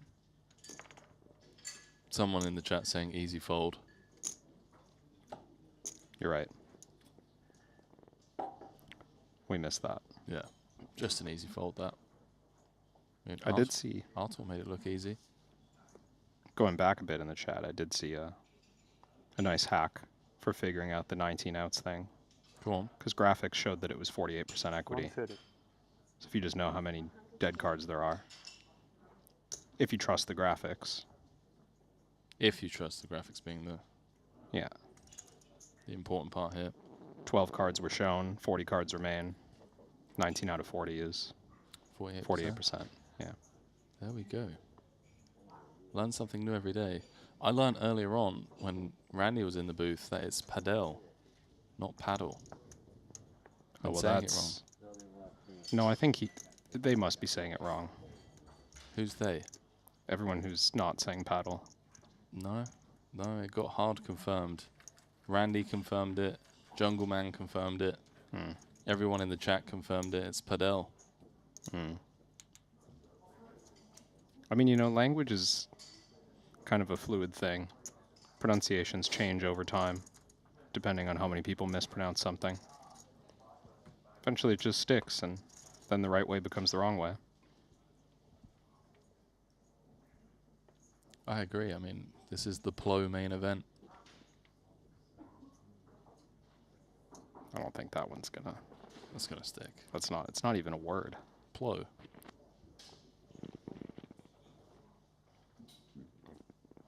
No?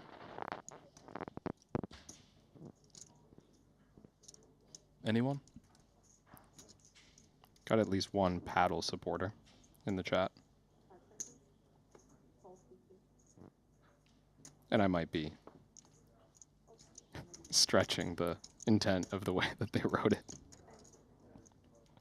Steering in my direction, but I'm willing to do that.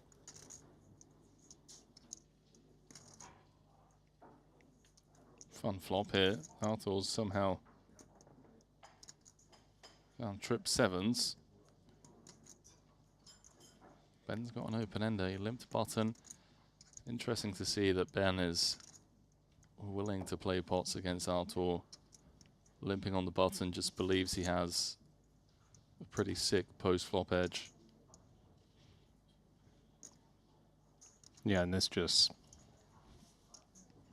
designed to cap the betting from the get-go, right?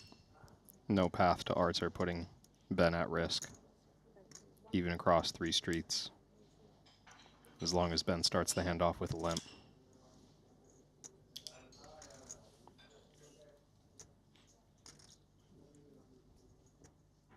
Sizable turn probe from Artur. I say probe, I mean...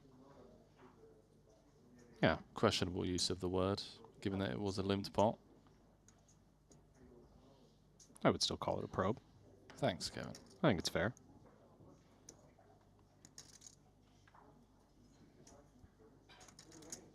So far, Nothing to really write home about after coming back to the final two tables.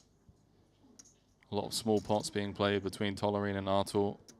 No one else really getting involved at the moment, since we saw Zhao eliminated.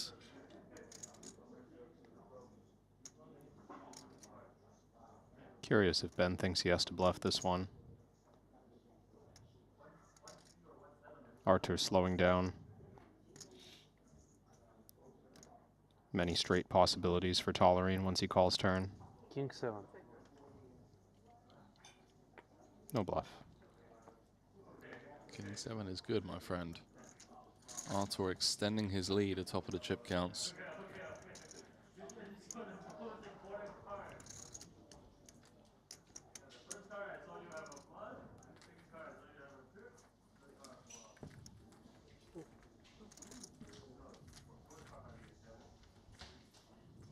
How does this man do it? 5.7 million. Overwhelming chip lead. Has more than 2 times average stack. With 9 left. Chips have moved around a little at the outer table. Sean Raphael climbing his way up to 2.2 million. And currently involved in a pot. Divorce down to 2.5 million. Those two neck and neck now. 4th and 5th in chips.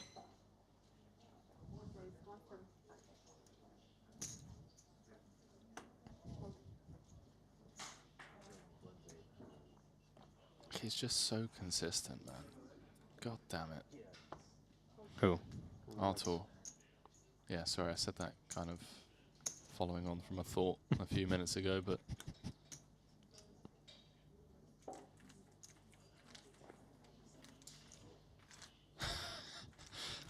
Artur's like looking after his younger brother, just like down the park, making sure he doesn't get himself hurt. You're trying to blind raise from the cutoff. Artur's even like looking down on him like a younger brother as well. He's just like, look at this little guy trying to put his chips out. The height mismatch is pretty stark. I do think it's from the way Dan is sat. I think he's got his chair low. Is he still? He's on like a... Is he getting a massage? Or like, where's the masseuse? I'm not... Oh, okay, I see. I see some movement. Yeah. Bottom left of the screen. He's got like a small chair. You think that's his own? Like brought that over from the hotel or something. So he didn't want to do like the Elis Parsonen thing where he's swimming on top of the high back chair, you know. Oh man. It's not easy. There's a lot of things I want to say sometimes, Kevin, and every now and then my intrusive thoughts get the better of me. Not today. Thoughts are just thoughts. Wow, that was come and go. Some profound philosophy coming from you there. I mean, if you'd let me continue, it would have been really profound, but I'll just leave it at that. Samuli's going to continue with check raise as we predicted. And he's going to be all in for his tournament life.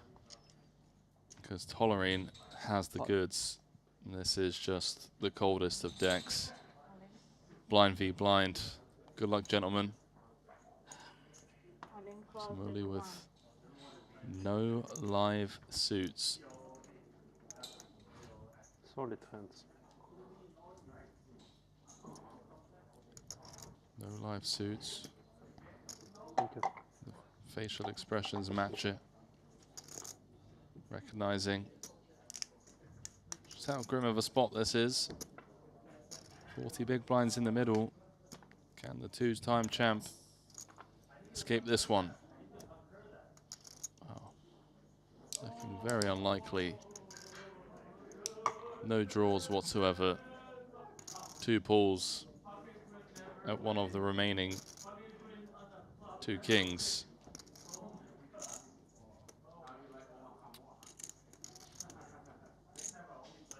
Chop it up on 7 of Diamonds River. Is that how this works, Kev? No dice. GG, Sam. GG's to one of the best PLO players in the modern era. Samuli Tsiopolo picked up 2 titles in this very card for him here in Montenegro last year. Blind v blind for 20 bigs. Kings into Ben Tolerine's aces. He's going to be out of here. Head to collect 242,000, and with that we are on the final table bubble. We're hungry. Everyone's currently guaranteed $330,000 for their efforts.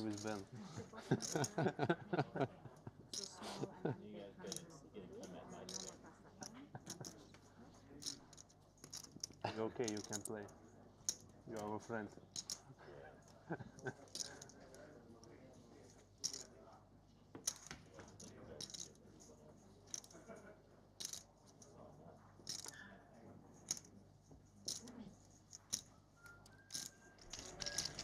No, for those that didn't know I was joshing around, you cannot play the board. In PLO, you have to use 2 cards from your hand and 3 from the board. So had the 7 of diamonds rolled off, it wouldn't have mattered. It would have been aces for Ben against Samuli's pocket kings. What's going on over here? Phil Ivy on an ace jack 8 7-6 board. No, I meant to. Oh, did you say?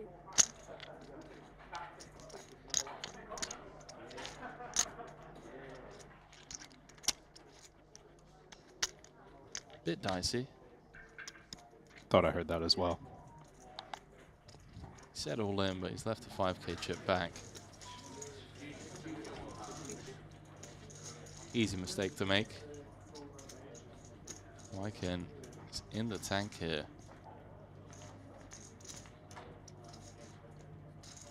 Wykin Young had raised the flop on ace jack 8, checked back the 7 turn.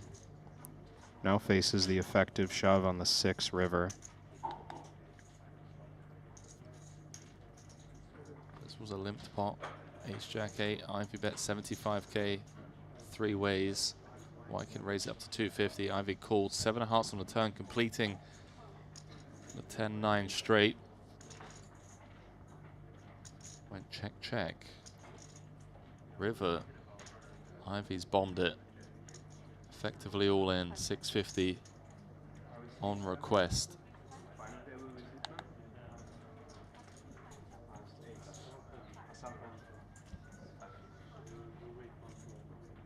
Straight or nothing kind of spot, it feels like. Maybe Wykin was trapping pre-flop with a hand like aces. Maybe flopped a set of jacks. Ace jack.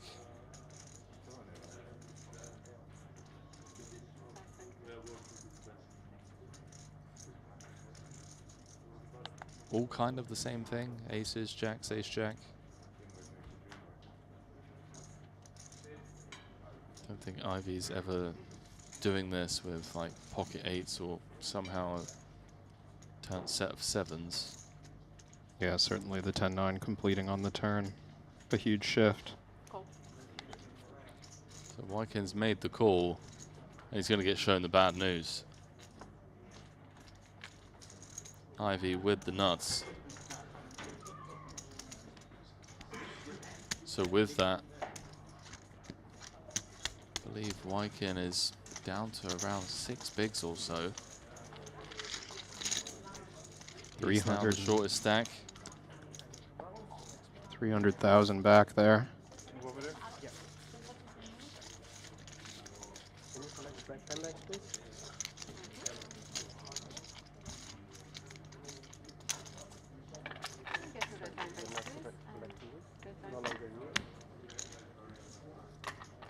And it seems Phil is the next big blind, so he's moving over to the feature to rebalance those 2 tables.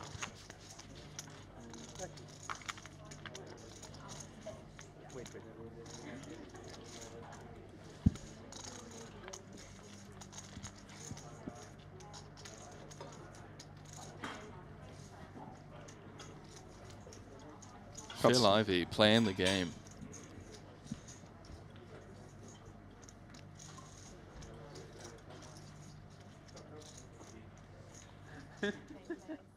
Taking his time, wants to finish off that steak. Can't blame him. The food here has been incredible.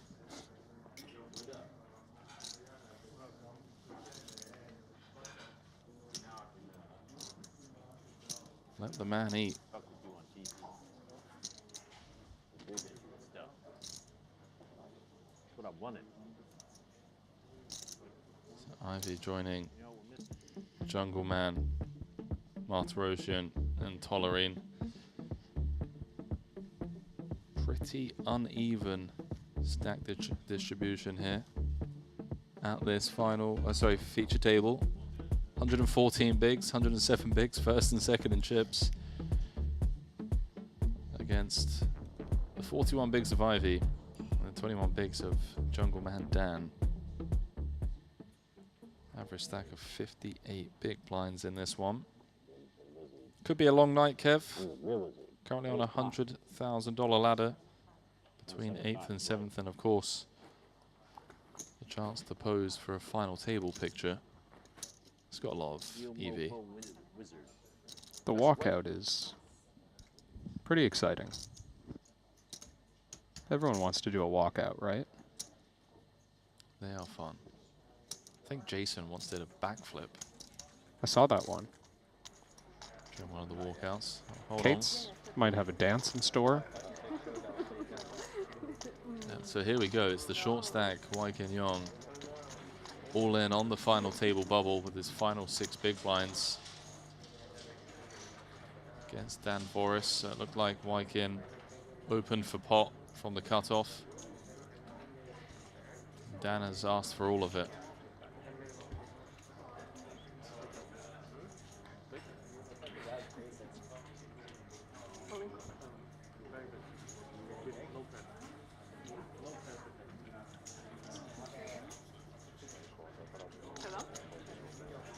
So here we go, showdown requested. Was that double suited kings? By the looks of things. Yeah. King 8-3 double clubs and spades. King 9-3. It looks like. All right, Kev. Young with ace king queen jack. I'm looking at the app, Henry. Come on, my vision's not that good. Right, there it is. Wow, what a cold deck.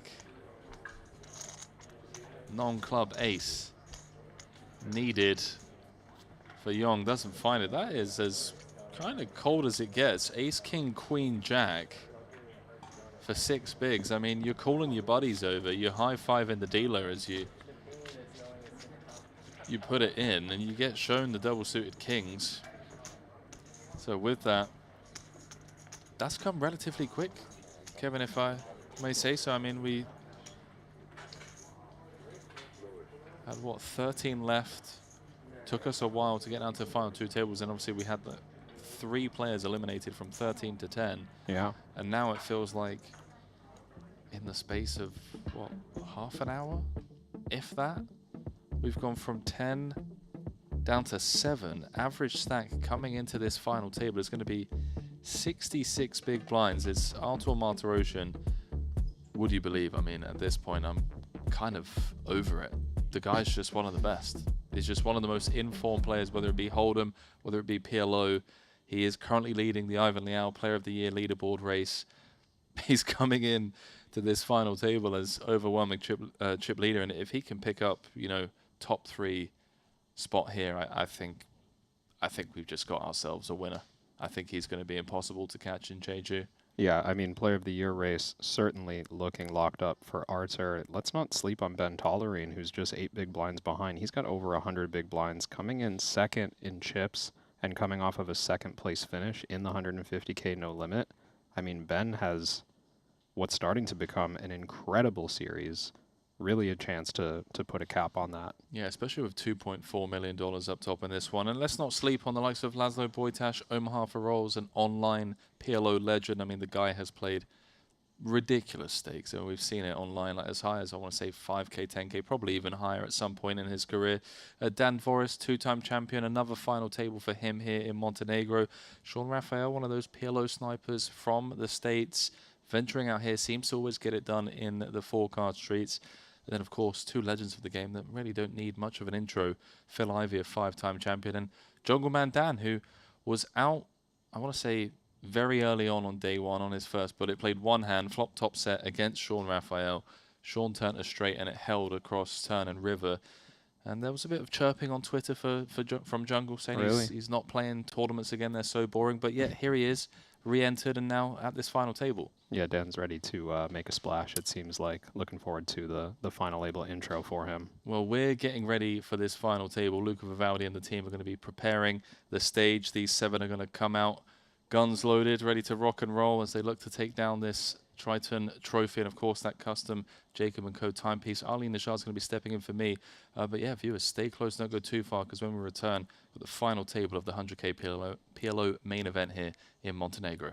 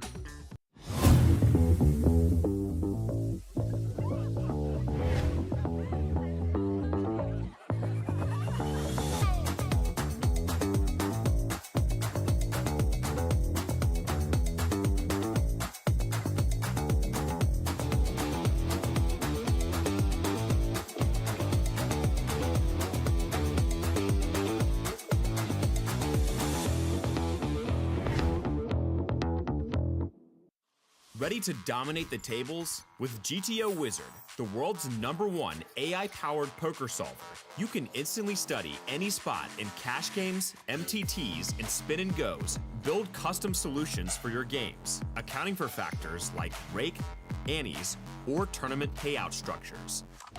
Plus, you can upload and analyze your hand histories with just one click.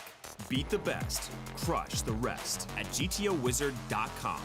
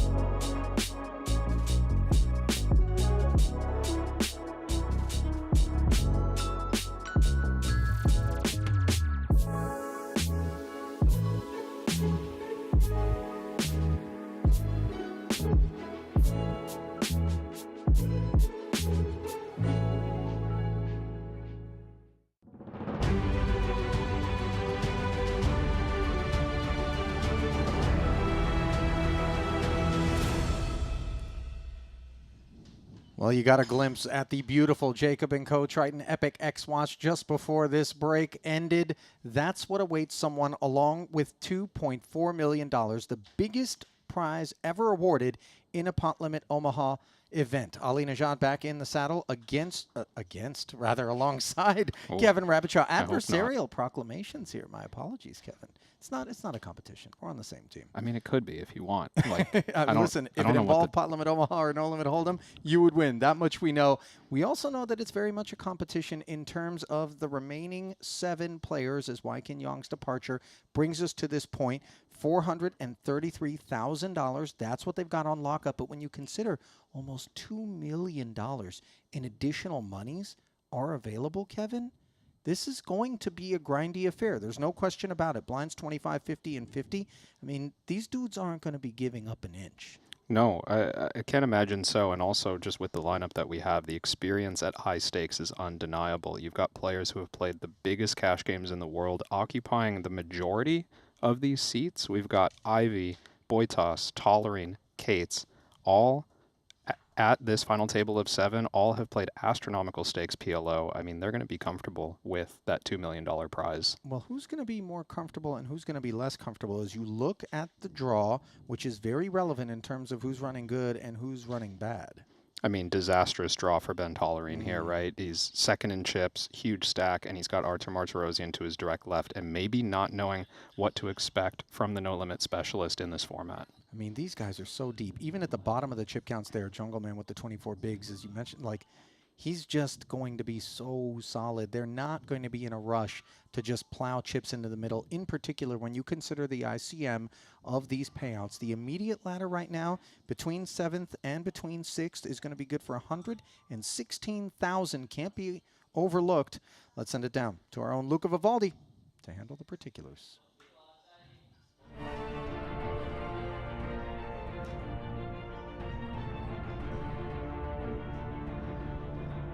This 100K PLO main event drew a record-breaking 93 entries. We're down to a final table of 7. We're gonna find out who's gonna win Glory, this beautiful trophy, this incredible Jacob & Co. watch, and the biggest prize ever awarded in any PLO tournament in history, $2.39 million. It's my pleasure to introduce you to your final table. In seed number 1 from the US with 1.9 million, please welcome Phil Ivy. If you're wondering why I'm making that noise, it's because this man is goated, longtime veteran, coming off of 4th in the 150K. In seed number 2 from Canada with 2.9 million, please put your hand together for Dan Voris. DeVoris, a Triton vet with nearly 22 million in earnings. Can he put a cherry on top with a 3rd title?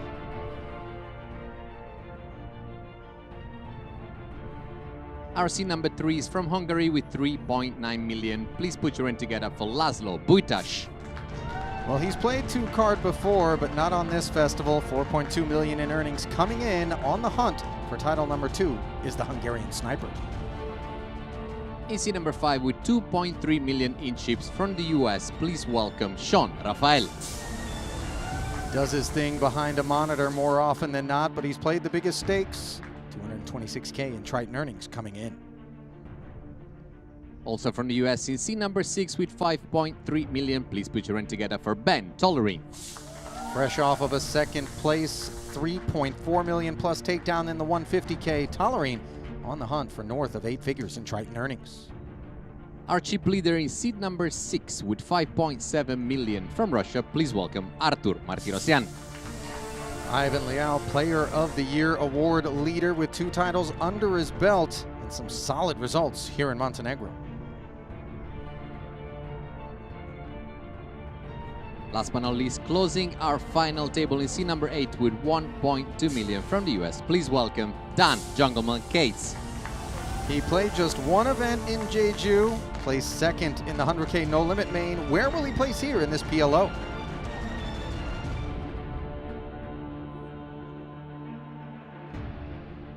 We still have 3 hands remaining at this level.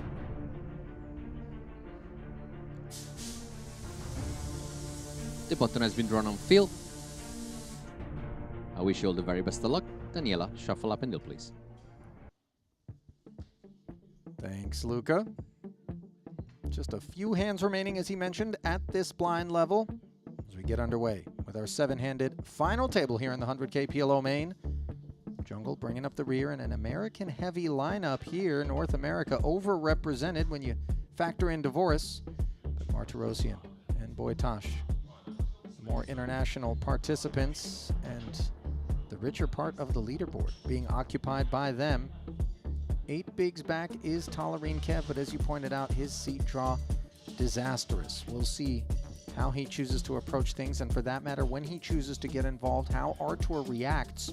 And you get a look at the payouts. Glimpses brought to you by WPT Global. Total prize pool 9.3, and as Luca and the team have alluded to on so many occasions already, an absolutely staggering world record all-time biggest payout in a pot limit Omaha tournament. Sean under the gun, suited ace, 3 broadways. Pot. Up we go, 175 is pot at this level. Not shying away early is Raphael. He's middle of the pack. Still happy to open this one into Laszlo's big blind.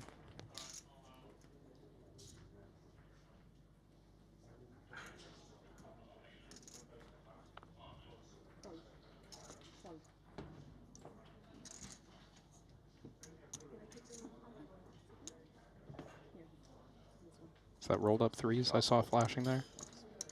Quickly in the muck. To refer to them. Oh, I know you got mixed games on the mind. Yeah, but roll-ups are good. Well, not here. Not here.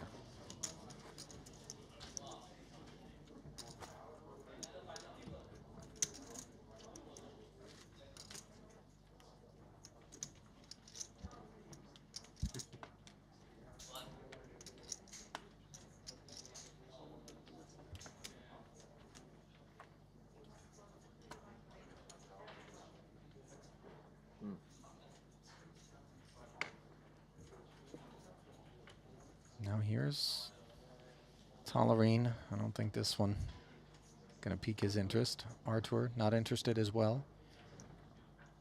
And to be fair, as much as we're focused upon Tolerine having the bad draw, simply the presence of Ben, and for that matter, Dvoris sat fairly deep. You know, Boitas as well.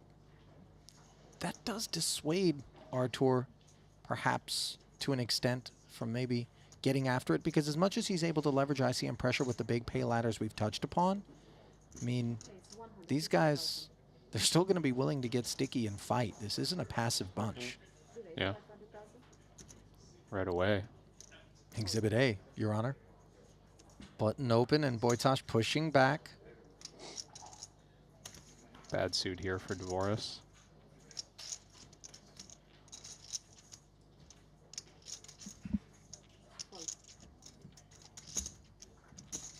Gets away from that one on the button. Yeah, you do see this funny dynamic sometimes where the presence of multiple big stacks who you know want to avoid each other allows some of the short stacks to get more active, because it means that, you know, let's say Ben Tolerine making a light call, he's got to worry in the back of his mind, well, Artur's to my left, so I can't make those light calls. And the same sorts of things will happen for Artur if, you know, Dvoris or Laszlo is behind, not wanting to 3-bet them. It means that the short stacks can get involved in some more pots and not worry about as much aggression to follow. It is strange how Jungle didn't necessarily look at just then when he folded, but those short stacks can be somewhat less encumbered as a result of what you just described. Yeah, and just such a far climb for some of these players to make to be able to compete for top 3. Doesn't surprise me that players seem relatively willing to enter pots, at least for now. Pretty one here for Laszlo on the button. Gonna see our first flop as Ben is double suited, not interfering with the spades. Finds himself 7s and 5s here. Boitas with the overpair and the wrap. Pretty good flop for both. Tolerine the covering stack. Wasn't sure if flop leads are much of a thing in these setups. Obviously, 160. The ability to connect with these boards is available to the button, opening off of a deep stack, so not necessarily a massive imbalance in either direction. 160, the follow-through figure. Bottom 2 in particular in Pot Limit Omaha just can be so overvalued when you got your Hold'em goggles on. Sure. Especially on an already coordinated board against an opponent who you know is going to be opening broad ranges. 10 on the turn and no waiting. Boitas makes the jack high straight, has the set for a redraw. Yeah, this is an absurd turn for Laszlo's hand. Tolerine improving to top and middle pair. Can't be thrilled, though, about the complete lack of straight interaction from his hand. Interfering with his own outs, can he just get away right now?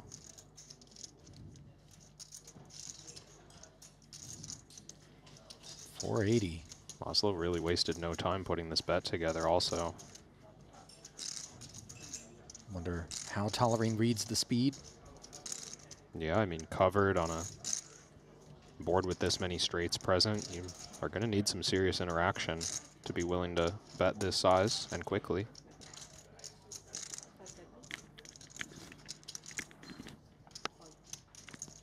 Concession Sean, be careful when you watch the from cards the because sevens I and saw fives. 2 of your cards from here. Okay. I wasn't in 10, but I saw it. That's impressive. 5-4. Thank you. That's actually really impressive. You should be careful when looking at your cards too, because you can see the twinkle of what they are in your eye. I mean, if I should interview. if I see from here. What's that? Yeah, it's pretty bad. Have The service. twinkle in my eye? Yeah, Like I the see it reflection. from all the way over here. Thank you, Archer. Thank you directed at Archer and Never not heard Jungle of there. a whole seat for, over. for the legitimately helpful feedback. Yeah, right. There was two different types of feedback being provided there. One was trolling. And when you just consider the direction of the baseball caps, you know who the candidates were when it comes to the authentic feedback. That And is a good perhaps indicator of honesty. If you had to personify it in an avatar, to be like, this is the honest person. Sure. Jungle, by the way, he wouldn't mind people thinking that he's being dishonest here under the gun. Aces and eights. Full pot. And he scans the gallery, by the way, to see what people are making of the manner in which he's declared it. Yeah, I did. What? Yeah, Oh, yeah. like you gotta put it out. Fine. You might not have to put it out. This Everyone is might true. fold. Well, not so sure. Ben with the rainbow 2 pair. Is that what we call it? Sure. Very deep stacked. Small blind already out there. Both his pairs are inferior. But he is going to take a crack at a set from the small blind. One of his fours are occupied. Artur, raggy jacks. Oh, so it's like that. So it's like that. 690. Prefer to play those aces heads up, but if you're going to flop top set, maybe you don't mind as much. Wow. Set of queens for Tolerine puts him in a pinch. See Martirosian with the Broadway gutter.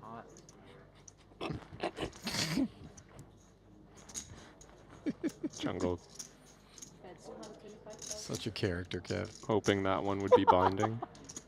1/3 pot. He doesn't look like he's feeling the pressure, short stack or not. At a point, we encourage it by laughing.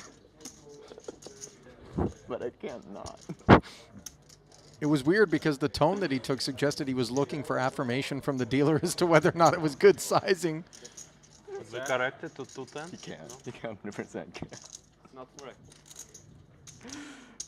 Wait, is it 210? No, it's not 210. It's something else. Who's sorting? 230 according to our numbers. Doing well to flat here. Hard to see how this doesn't go all in call off of such short stacks, but Tolerine in such terrible shape when Cates does have aces.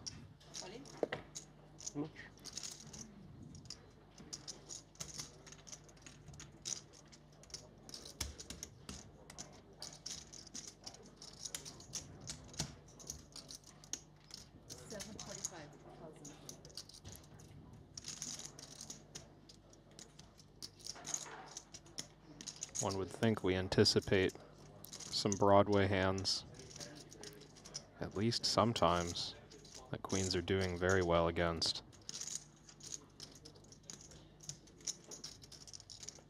Ben knows the problem is just,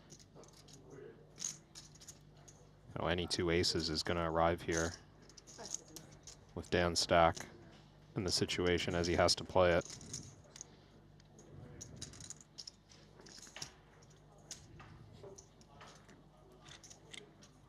This is what you suspected we were going to see.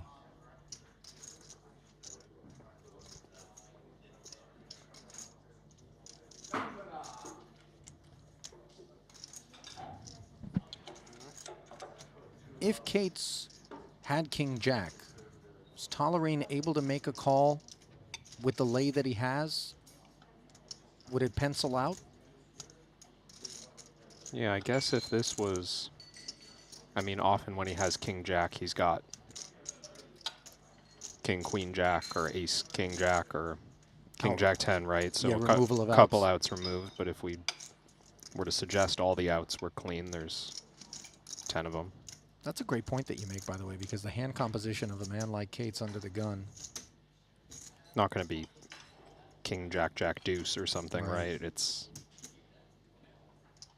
going to contain very likely a third Broadway card. But even just with the 10 outs, if somehow all of them were still around, that's 25% equity. We're not loving that. No. 25 doesn't cut it. No, you're supposed to be getting. But we've been trying to figure out how often this is, you know, Ace King Queen. She's in great shape against.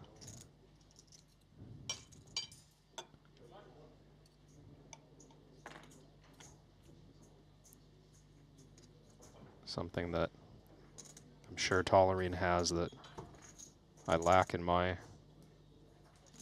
analysis of the game is a quick way to break down the frequency of, you know, ace-ace combinations that will not really depend too much on their side cards versus ace-king-queen or ace-queen-10. Hands like this that require 3 or more cards that interact.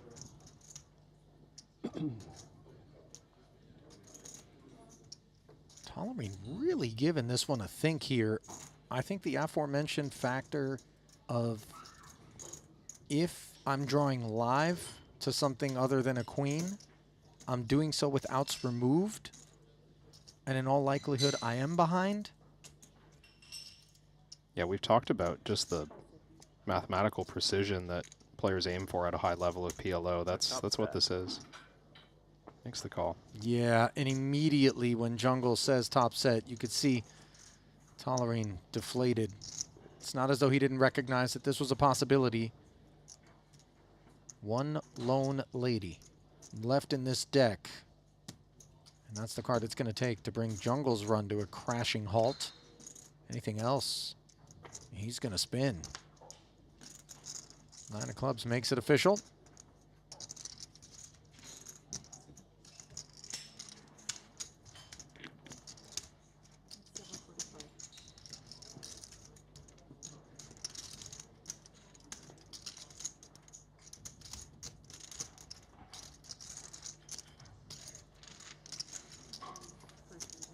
We'll do the math here. Kate's 44 bigs now, 1 big blind back of DeVoris and no longer at the bottom of the leaderboard. Phil Ivey inheriting those honors. 32 bigs though, that is heaps this deep in a PLO tournament. Heaps in an absolute sense, but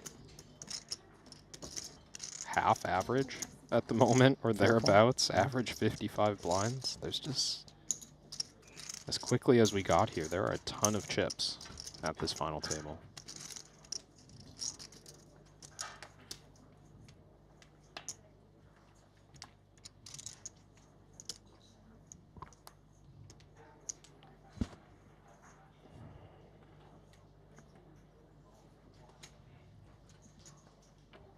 Rainbow texture. Not enough to captivate Ivy.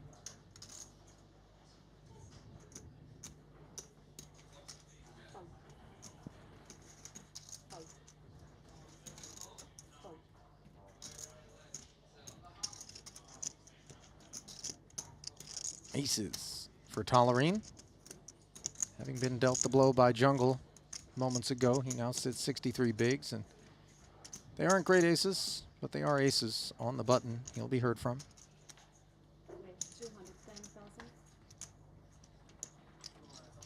Taking a shot to recover some of those chips from Kate's, who defends the big.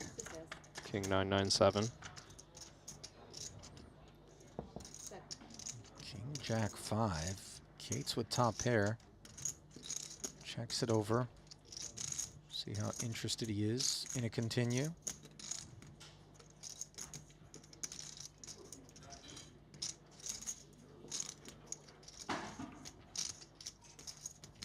Just the 9 of diamonds interacting slightly for Ben.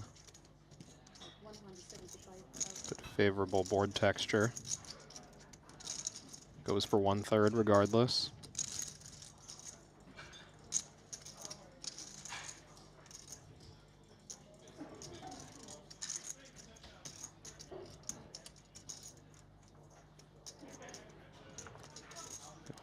Don't love having the 2 9s. Kate's just lets it go on the flop. Yeah, kind of thing that you really would almost never see in 2-card top pair after defending, simply check folding, and yet here in PLO it is quite appropriate if your hand lacks a future. Yeah. ICM playing a part in some of the decision making without question right now. We touched on the ladder at the break desk, 116,000 at present, more than a buy-in here in this 100K. But of course the almost 2.4 up top. This weighs heavily as well. Well, those ladders especially relevant to Kate's, Devoris, Raphael, Ivy.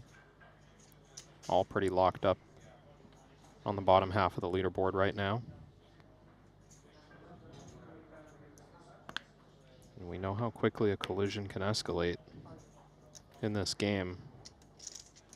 With how many hands are obligated to call 3 bets, take flops with a lot of money already in. 160. And with someone like this, building those pots as well. Jack 9, 8 deuce in range from the button. We're going to see involvement from Ivy for the first time here at the FT. He's kept things very tidy. He's Jack 4, 3, just bottom pair here. No diamond to be found, no immediate draw. He checks it over to what is top pair.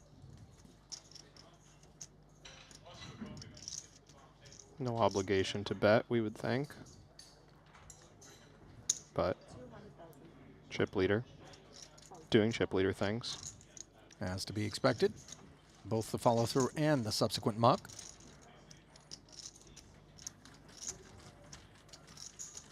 I gotta tell you, Kev, when you look at the festival that Martirosian has put together here, which really is staggering in terms of being 7 for 10 coming into this one, now 8 for 11 in cashes here.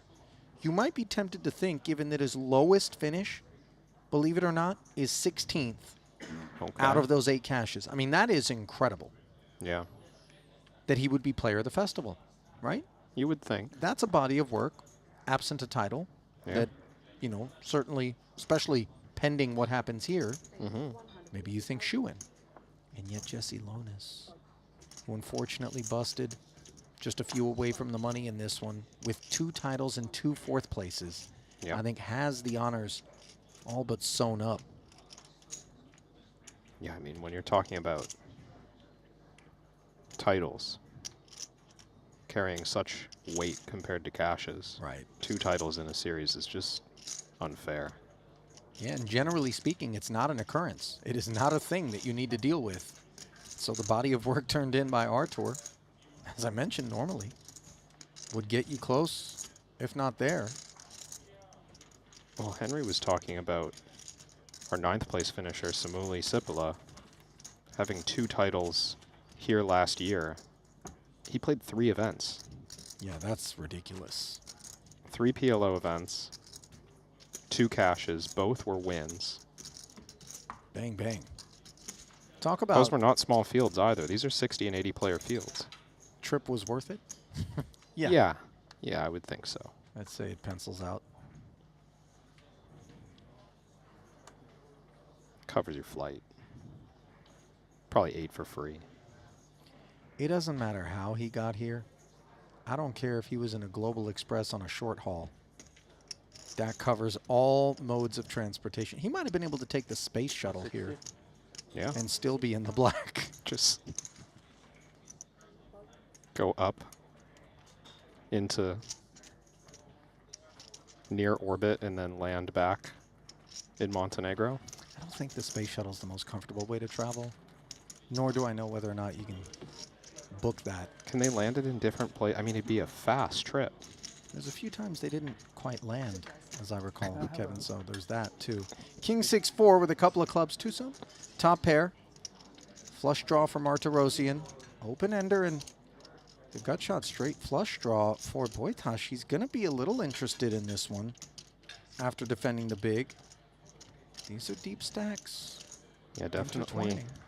one to continue. Archer just checks behind, so allows this pot to stay small. I was interested to see if Laszlo was going to play any check raises on flops. It's a frightening proposition when you know how quickly things can get out of hand, and with just the 5-high flush draw.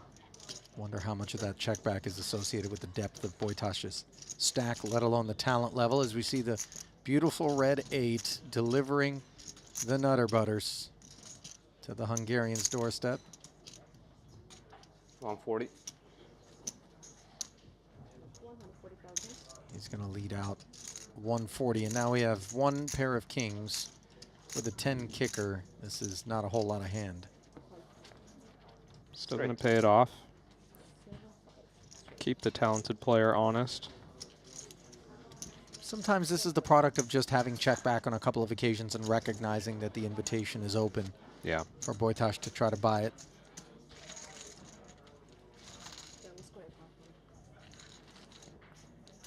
It wouldn't be, it'd be a big departure from our familiar no limit strategies to check back a good top pair twice and then fold a river that looks relatively safe. I mean, wasn't safe in this case, but can understand where Archer's at. Well, if you're out there and you're streaming us live, understand that we appreciate you quite a bit. Definitely offers boundless entertainment for us here in the booth to scroll through some of the comments. A lot of witty guys and girls out there. If you're enjoying in turn what you're casting your eyes on as much as we enjoy your participation, then let us know by clicking the like button. Mash that thing. Although I do think it's kind of a toggle situation where if you click it twice, it unclicks the like. So make sure you just mash it an odd number of times, and then we'll be fine. Preferably just once. Once is great. I don't know. I kind of like... Remember the dinosaur in Toy Story? Yeah. With the remote? Yeah. No, it was the pig. That's how I know you're bluffing. I can picture the dinosaur.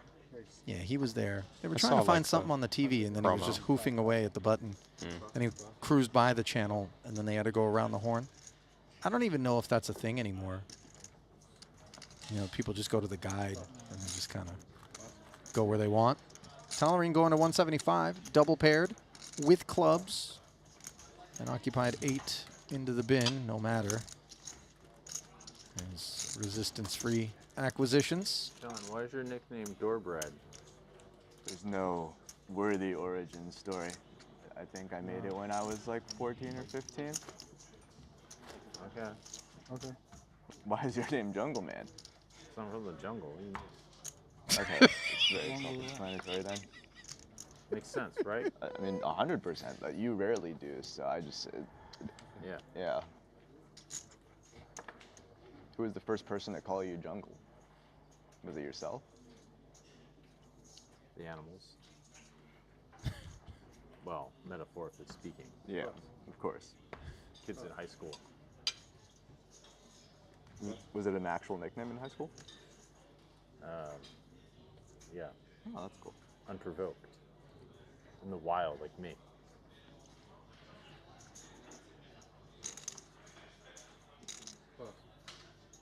You know, I wonder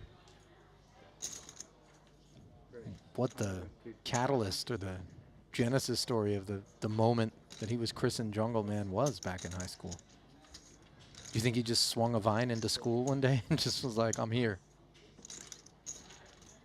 I feel like I've seen him in a Tarzan getup. Oh, in yeah.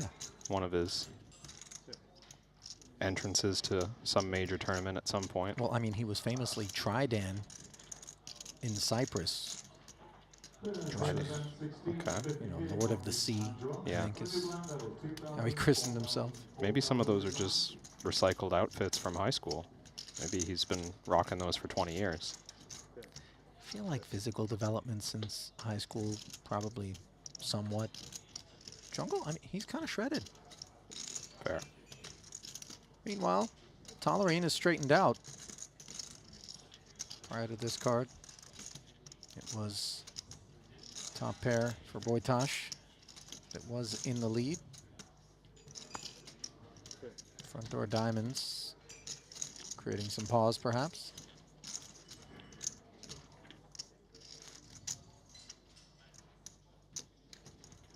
It's gonna get Laszlo to take a shot at this one. Queen of diamonds. Nothing else of value. Nice find. By the way, a few hands we didn't fully address because it went by quickly were noticed by the chat. Some conservative folds by Raphael. King, Queen, Jack 10 being folded, Ace, Jack 10, 9 being folded at various points already. Let's not confuse that with scared play because clearly, after a quick Google search of the name that Jungle just brought up, Doorbread, Sean Raphael's been battling in high stakes PLO cash games for a decade or longer. His name came up in a few results there in the same games as 180. a couple of the people at this table, Ben Tolerine and Laszlo Boytos. Yeah. Familiarity with one another. Granted, perhaps less so in the live arena. But rumor has it that Raphael dropped the mic, walked away, came back about a year ago to terrorize once more, reminiscent of Fedor Holtz. Nice. Aces. This is familiar kit. Double suited, no less. Kate's enjoying Good. this holding under the gun once more. Artur defending. What? Did I really scam? Fuck, I scammed. Did I really scam? I honestly didn't think I did. Check. Check. Super dry board texture. Jungle with the check back. Now Artur with some equity in the form of a gutter and a flush draw.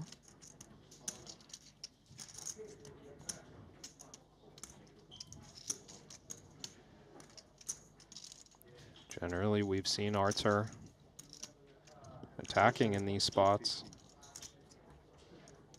And if he doesn't expect to face a raise, seems like a bit of a free roll to start firing. 325.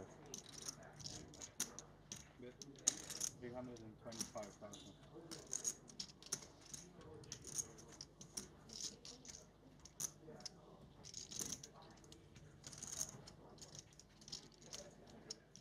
Delayed activation. Coming courtesy of that equity. You see Jungle peering at this board texture. Doesn't have a single club in his hand, which is actually nice in terms of being able to assign that to Artur. Yes. Wow. Somehow. Another case of aces folding Be a good poker player and fold. to a single bet.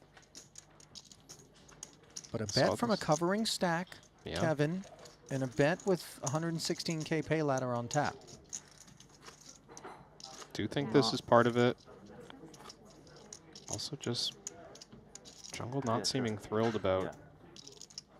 I was gonna get more, lacking but suits, whatever. lacking interaction. Sure. Sure. Why, you could pay that and do more. Yep, you're big blind now. I know.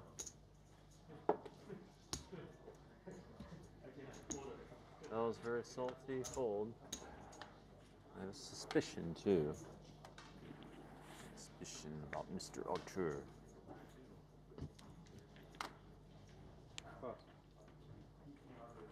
I think one of the challenges, aside from just the obvious equity One of the disparity, is when Jungle recognizes how many different river cards exist in the deck that he won't be able to call on. Yeah, so why bother calling here, even if you recognize your hand breaks to be good? Just too many ways for Arthur to either connect with the bottom, the top of the board, the So flush that's an draw, ego call. anything. Is it an eagle call? Ego, I think. An ego call. Well, the double pair and the diamonds have a little something to do with it as it comes ace-6. Boytosh all over this one. Checking it over to Tolerine, who did flat the button with kings. Some respect of the flatting range. And quickly decided as well from Laszlo.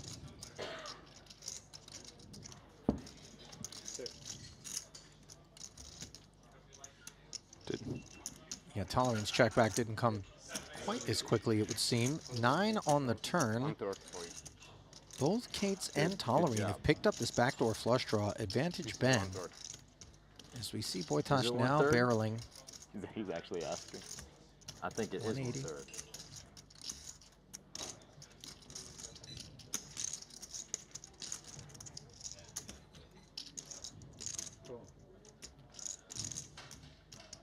Tolerine's in there with the best flush draw, and Kate's dominated diamonds. Has a decision to make. Are you surprised at the overcall? Slightly, yeah. Yeah, you can't get rid of me that easily. I think without queens and sevens maybe being considered as outs. Sure, yeah, when the paired board. Oh, wow. Speaking of. I promise we don't know these things, but magic, sorcery even, on the end here. Jungle with the boat. Well, Laszlo's checked, and that might just put a cap on this pot size. You can't imagine Tolerine's going to try to turn this one into a bluff, right? I mean, 9-8 may be attractive. Does he think that Kate's is likely to just have had a naked ace with some danglers hoping to fill up? No. Full house. Full house declared. Lucky sevens. As if there was any doubt. 7-3. Surprise. Yeah, the sevens. Sure. And the queens. Laszlo insists on seeing the rest to figure out how he's arrived here with 2 sevens. Yeah, well, you let me get there.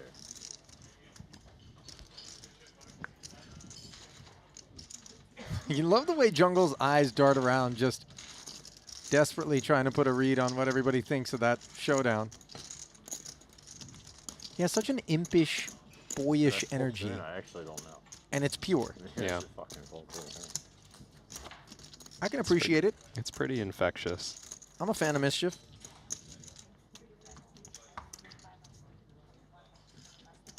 All right, thank you.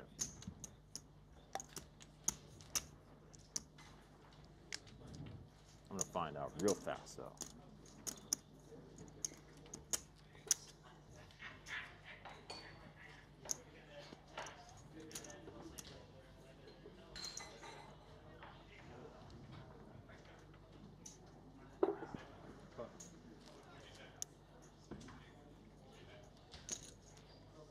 Ace Jack 9 deuce double. Up we go. No, you're not getting rid of me, dog. You can't get rid of me like that. Revenge time. Huh? He might be able to get rid of you if it comes hearts or clubs. Thank you. Kate's exploring the lean cuts. Awfuls, if you will. Ivy closes the circuit with King, King, Queen 3. He's got the only diamond spread across 12 cards. 3 quick checks, now a 10 on the turn. Kate's still with the most equity. Quality straight draw to go with the sevens. Nobody interested. Maybe Ivy now. We'll find that one interesting. Trip 3s. You get the sense diamonds would have taken a pass at this thing.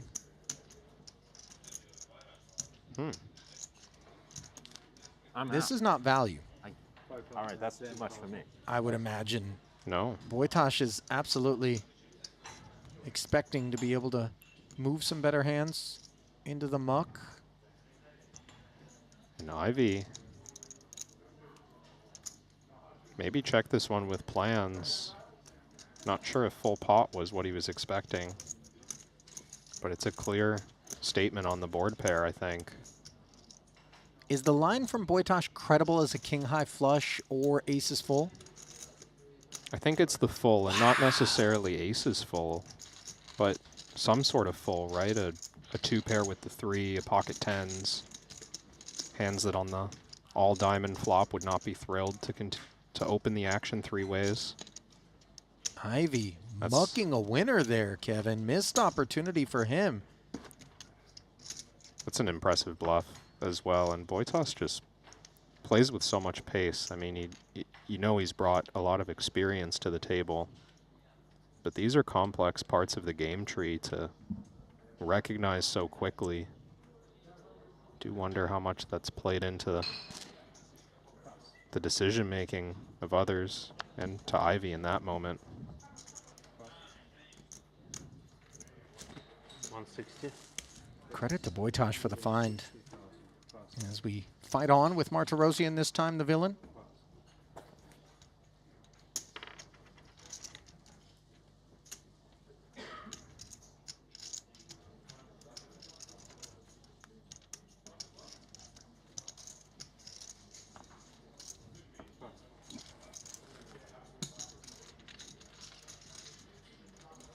No takers.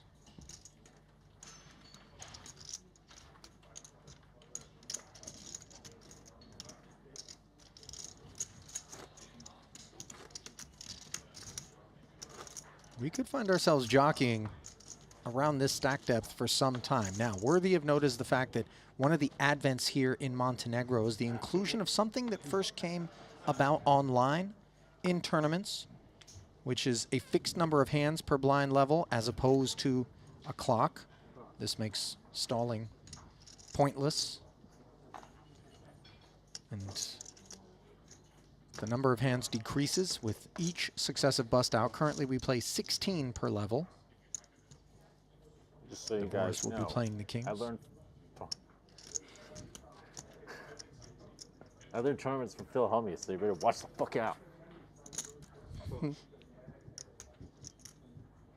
Sure. Wait for aces, that's my strategy. Well, he's had him a couple of times already. 5-5 deuce, 2 diamonds. You know, wait for aces and then check back the flop and fold to a single bet. Yeah. That's the, I mean, believable that he learned tournaments from Phil Hellmuth. Based on that line. Check, check here as neither overpair was interested in a barrel. Front door flush completes. 10 connecting with Divorce. Still plays the kings.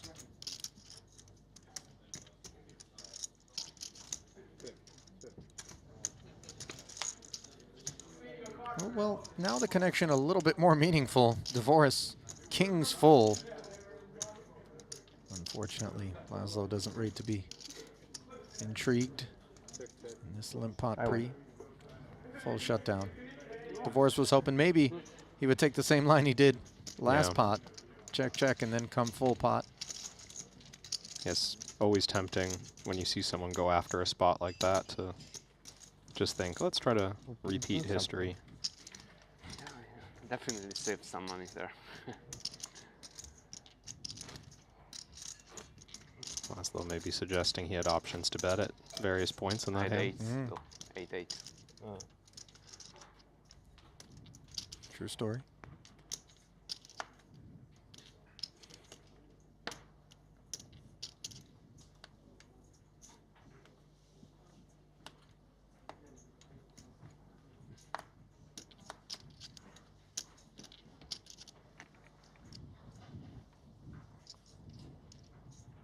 Tolerine now, double suited 3-card rundown with the pair.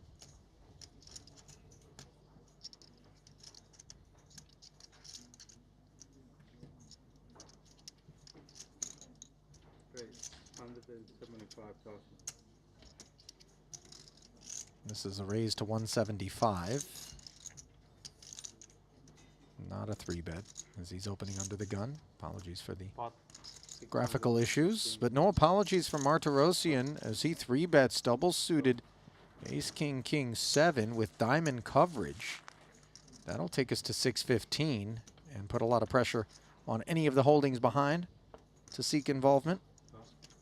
Yeah, I think this is the first time we've seen Martirosian able to 3-bet against one of the other deeper stacks and setting up a potential collision with how playable this one is for Tolerine.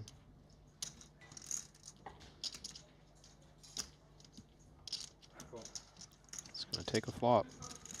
These are the two guys we were eyeballing, sat beside one another, wondering whether or not there would be a moment such as this, as we're involved in a 3-bet pot. You see down the line the implications in terms of 1.5 already being out there. Jack 6 deuce is very raggy.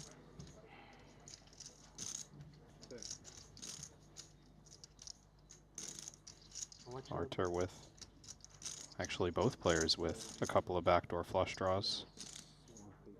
Jack of spades, 6 of hearts, deuce of diamonds. Artur with the better diamonds.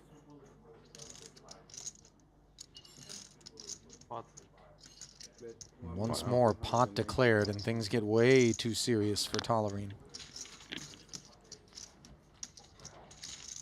Can see signs of the potential for those collisions there.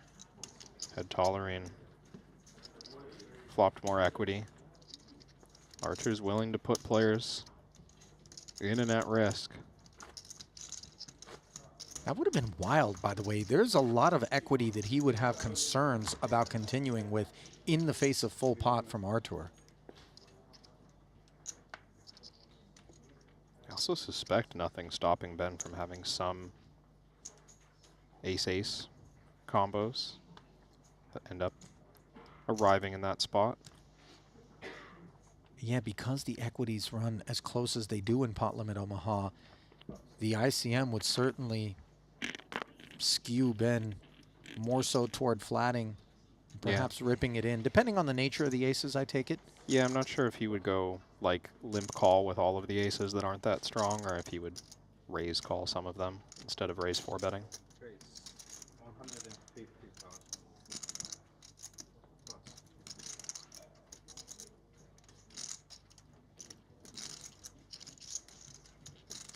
$150 the open now from hearts and queens.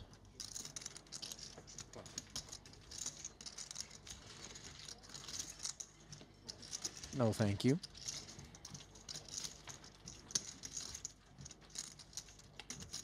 When you look at Laszlo Bortas's Triton track record, first joined us back in Cyprus 2022.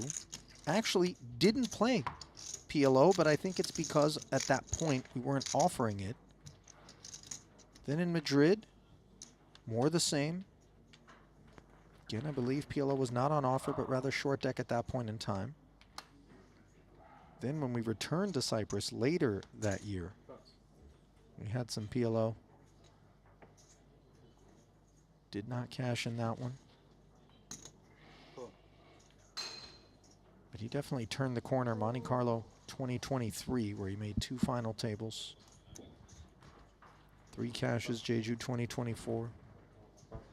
3rd in the 100K PLO main right here in Montenegro last year, and we've not seen him since as he rejoins us. Ivy. Spades and 2 pairs. He'll limp. Tolerine limping from the small, and Martirosian with 2 suits and 2 connectors announces pot. Obviously, the prospects of taking it are more attractive with Tolerine's money caught in the crossfire. His contribution comes to a halt. Ivy digs in, doesn't find a jack or a deuce. Ace-ace 4 board. Ivy well in front. Little does he realize it. How much in the book? 6 out. It's going to be hard for Ivy to win this one regardless of how much equity we see here. Have to think. Martirosian keeps his foot on the gas.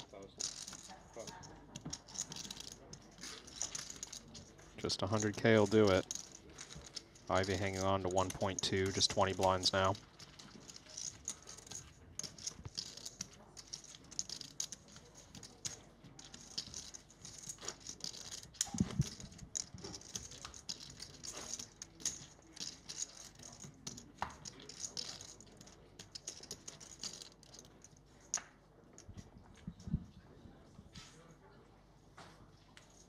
K follow through, understandably, leaving Ivy a little bit less proud of those jacks. Into the bin they went. He'll sit this one out. Ace, king, queen, 4 with the clubs. Boris will say hello.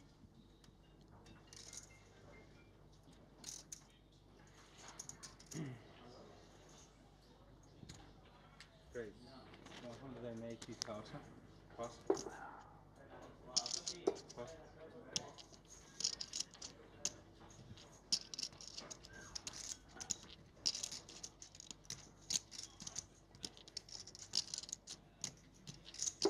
Tolerine, given this ace, queen, 9-4 with diamonds a chew. 3 shared cards with the Voris's open, and ace, queen as well for Artur. It's the muck. Don't believe he had a suit with the ace. And Cates concedes.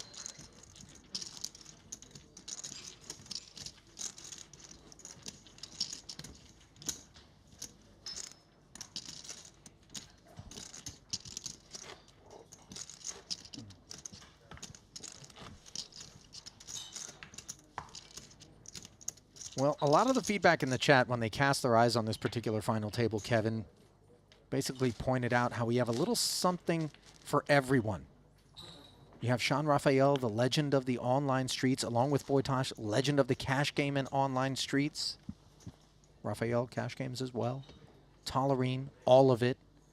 2-card, 4-card cash. Tourney, Martirosian, representing the Russian Federation. And the Ivan Leal Player of the Year award leader, Cates, who's so colorful. Devoris, a tactician, Ivy, the old school veteran. I mean, you want for nothing in terms of all the demographics, it would seem, being represented. It really is a great lineup.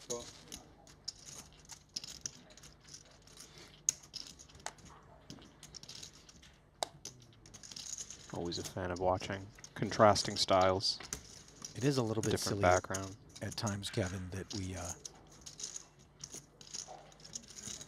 get paid to sit here and watch this and talk about it. I mean, that is true privilege. Quite the luxury, I agree.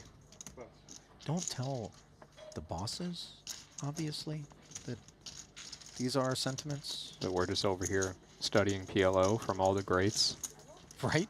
You know, when Rast was sat in your seat, he actually talked about how much value he found in the assignment because he was collecting ideas, running spots that, as I'm sure you've encountered, stood in contrast.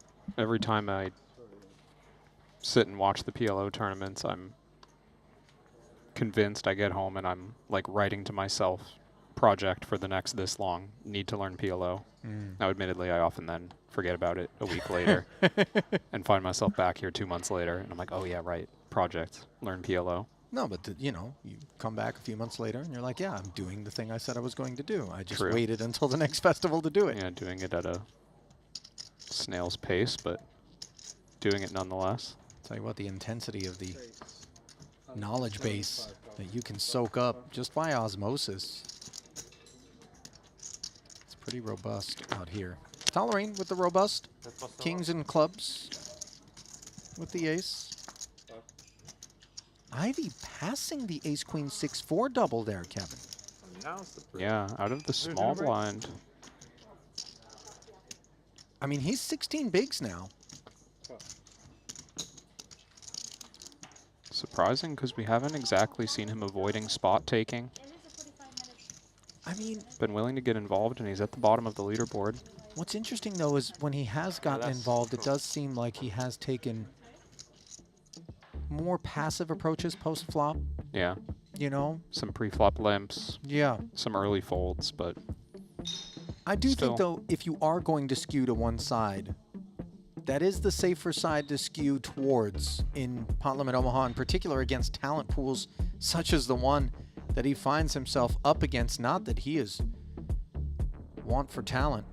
So much of it has been displayed for the better part of 2 decades plus, but right now, as you saw that display, Ivy occupying the bottom of the leaderboard. Players are going to be headed to a dinner break, which means we're going to have about 30 minutes before we come back. But before we do, just talk me through this early kind of frame of the final table.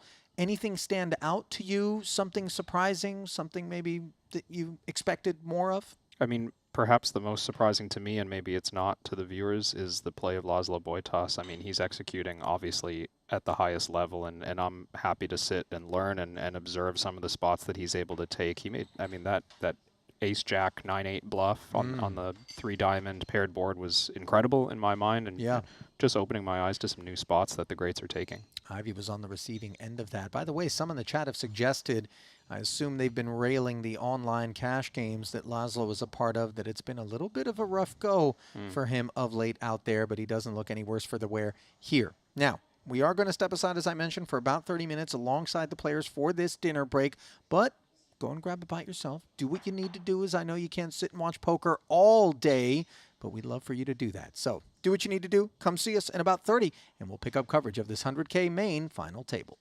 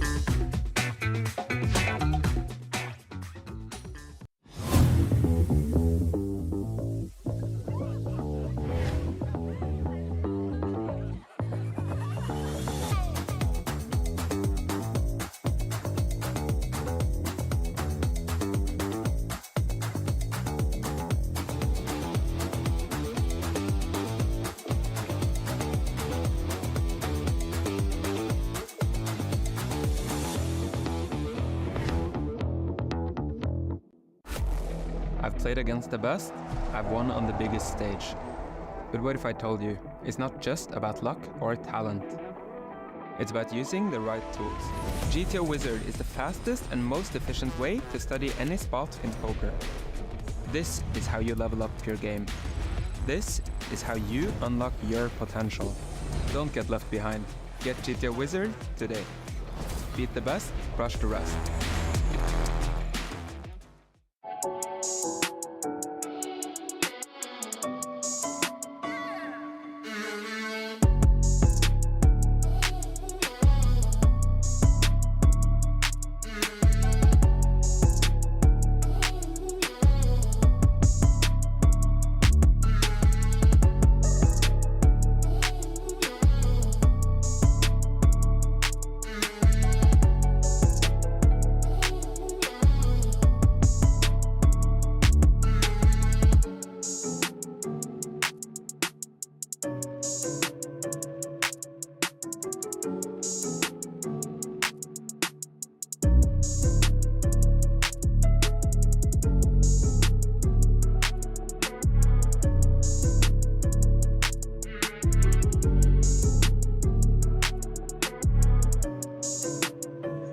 To go deep. Yeah. Activating the here, Yoni double insane. You suited. gotta go in for 3-4 bullets and ace high and king high. That type of tournament compared to like a 120-man tournament. It's just like He's gonna pot. It's insane. Besides 5% rake, 6% on. It's good fields though, right? No, the field was amazing, but it's, I mean, I don't know. Like it's so hard to make a deep run, and if you mean cash, it doesn't do anything. You have to final table a tournament of 400 people. Yeah. So top heavy. Top heavy. Yeah. And just like the big stuff just wasn't good. Like they were just like. What's the next one after this? Major again? Jeju, that's right, yeah. Yeah, but that one is going to be different because it's on the summer. I think it's going to be more people on that one. Because Yeah. it's more like a summer destination. And over there, it's like when we went, it was winter. Yeah. Artur's up for So it. now you can go, bring your family. His diamonds are in trouble, but he finds top set and a It's like flush a draw seasonal along with a gutter. resort kind of Good place. luck, Yanni. My Except goodness. it's high season, so. Yukamainen shown the devastator. Still 30% equity, though, with 2 to come for the better diamonds. And, of course, the gutter to Broadway. For now. Backdoor wheel would be nice. Like, really nice. 3-4 would be a nice one. As for The sneaky backdoor wheel. You know you don't play enough pot limit Omaha when you look at that board, and that doesn't even come to mind. And yet, a wheel card did roll off. Unfortunately, it's the one that pairs Yukamainen. He's going to need a diamond or a 10. And instead, he makes nothing more than aces up. Against the set of queens. And day 2 is short-lived. Artur playing the game. Thank you. See you, brother. Right there, from the beginning. For the whole world to see. Artur, you, every game, huh? Every game, huh? You're good at every game, huh? Now PLO, too. Yukamainen. It's too small anyway. For One you, more 100K. crack Very small. available to him. His 7th effort thus far in Montenegro. Fruitless, as have 6 others been. He did finish 8th in the 200K Invitational, so obviously that's 774,000. 42. Nacho northbound. Aces, direct left for João Simão. Sharing the 7-5 with Barbero. Covering diamonds. Nacho immediately taking notice. Simão announcing himself. Martirosian, tempter, but small blind. Facing open and pot. Unclear what his sentiments are going to be about this one. Yeah, these are interesting to me. Equities running so close. If Artur thinks that this hand is good enough to enter, certainly we want to pot and discourage Barbero from entering the hand with anything marginal. I'm sure we can fold out significantly better hands as well, but... Yeah, we know Simão's committed here. Yeah, Simão's committed regardless, but Artur just needs to figure out if his equity's strong enough against Simão. He's going to flat it, though, Kev, and... This feels dicey, right? Because Barbero... Sure. Oh, okay. Well, I'll hold on the Barbero part. Yeah, we got ahead of ourselves a little bit as Wang Yi's woken up with a very pretty ace-king-king deuce double. Open, pot, flat in front of us. Simão's going to have a chance to that 5X's, make my life 4X's so stack much here. Oh, I'm so happy. Well, Barbero's delighted. He says that his decision just grew I'm so increasingly happy simple. Everybody's all in. I was going to call. I can't afford this hand. It's a good hand. Good Wang hand? Yi says, Of course you can. I can't fold this hand, and I don't think we're going to blame him. He will play for the side against Martirosian and performs well against 100% inferior spades and tens. I made Of a course, very loose Simão. 7, 8, That's 5, the hand 3 you double. want here. You're in very good shape. I'm in sick shape. Yeah, Especially given all the interference between Martirosian and Wang Yi. I think the card you really want to ward away from the board is a queen. That's the pesky one. 100% coming all those. Do you have any suits? Double suited. Yeah, but any of them live? Clubs? So No, Triton, 900K plus in the main. Simão plays for that. Probably not. As you pointed out, a chance to almost double suited. Yeah, double suited, but I actually didn't even know if I a little was north gonna of go to 3x. 100K more. His stack. If you fold that hand on stream, bro. You will fold? No. No. Car crash at the feature. Queen 6 deuce. Diamonds. Wow. Martirosian I was dead. could claim. No. Ace 5 diamonds. Live for for the Samao. side against Wang Yi with the diamonds, but Samao covering. By a shopping with him. Look at the danglers for the aces have picked up an open ender. They still lead, by the way. Do not need to improve. You don't really have to fade. Even a 7 for you, right? Yeah, I have 10 Jack has picked up a gutter. King, right? I hold, right? Jack You hold. on the end. It looked like it could have been a problem for aces, and yet somehow. Joao with a villainous reclamation of his seat. I lost a lot of chips in this hand.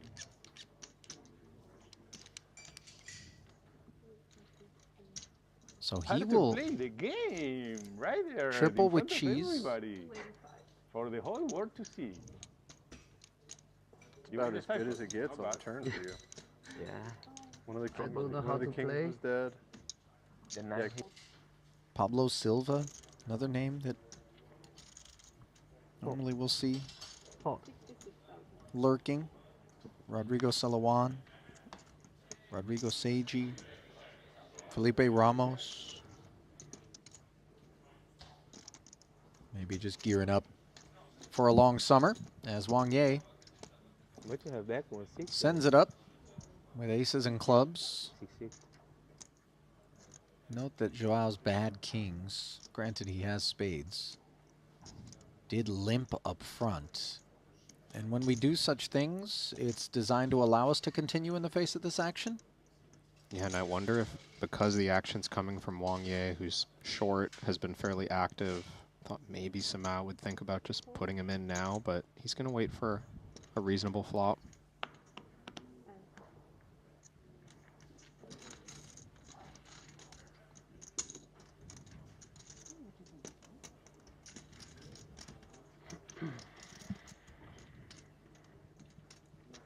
$228 in the middle as both Joao and Artur stuck around, and it's an 8-7 tray flop, so an open ender and 2 overs for Artur, plus the pair of sevens, still trailing behind. The aces and kings, Wang Ye's danglers providing a gutter.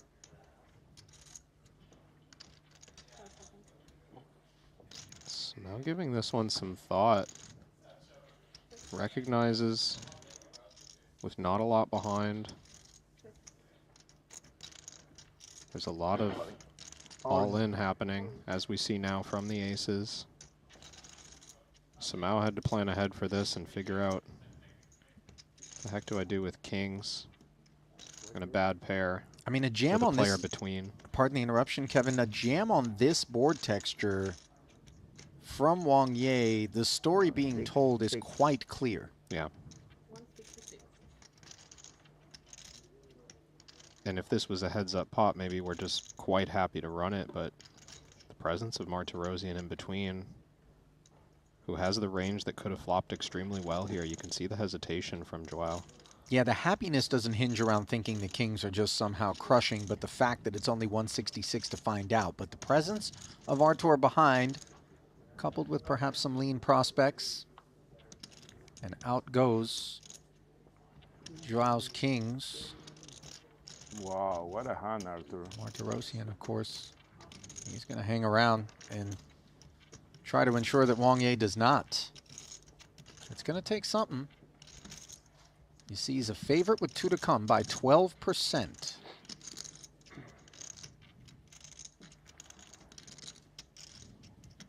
He's got those backdoor hearts. Helping that stat. Now trip sevens. No waiting. Martirosian just snatching domination away from Wang Ye. 5s and aces required, and instead a 4. Will end the day early for Wang Ye. 2 sides, and you could have been the 5. Lucky. 50-50.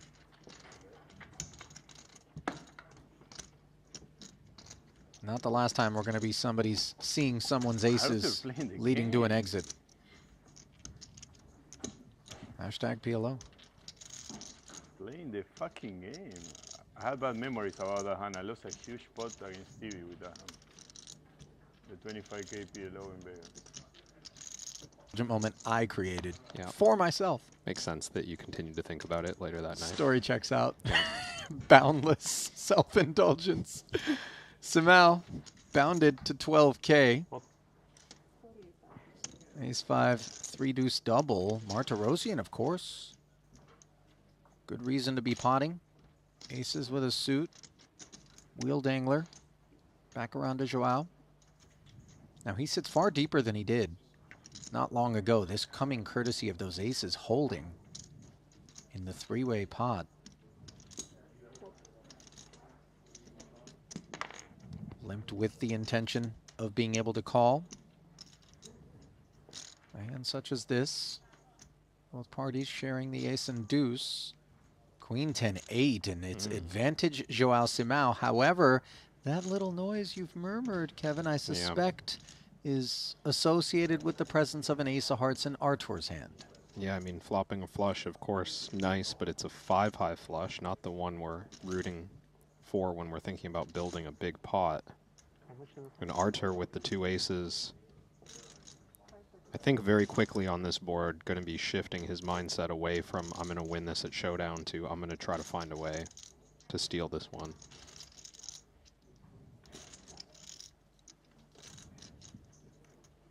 And if we're Simao, I'm not sure that we're even thrilled to start betting. Low flush, no other way to improve. Yeah, he actually checks it back. Another heart on the turn, and I would imagine when the fourth card to a suit rolls off, Artur's going to feel even better about bluffing with a dry ace. I think so as well.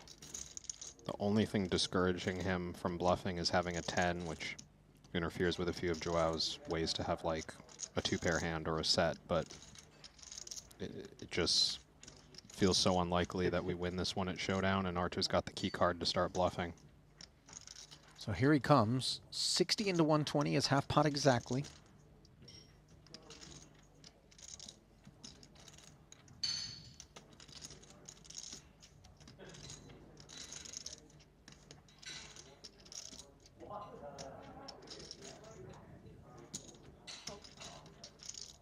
Simao checking back with the intention of being able to proceed. Pot control line taken. Board pairing 8, of course. Cards that flushes don't like to see. Don't think as played there's a whole lot of concern, but of course, mindful of this will Simao be. In particular, if Martirosian just blasts. However, maybe telling the story of a big flush is made more difficult for Martirosian by this card? Yeah, we would probably need to reduce our bet sizing at this point if we did have the ace-high flush. It's not difficult in this line for Simao to have filled up. I mean, there's also two straight flushes out there.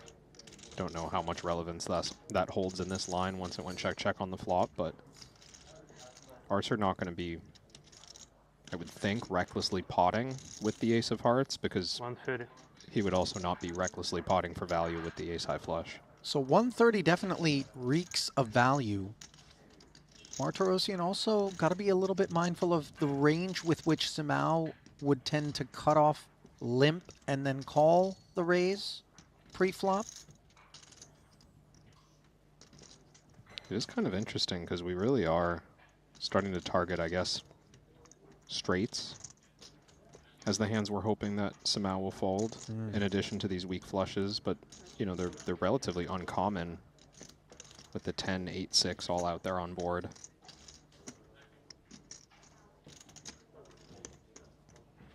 Artur's laying himself a good price on this bluff, just half pot, so don't need it to work all that often for this to be favorable. But if Simao starts hero calling us with hands like this, we start to question the success rate of said bluff, since a number of the other hands have improved on this river.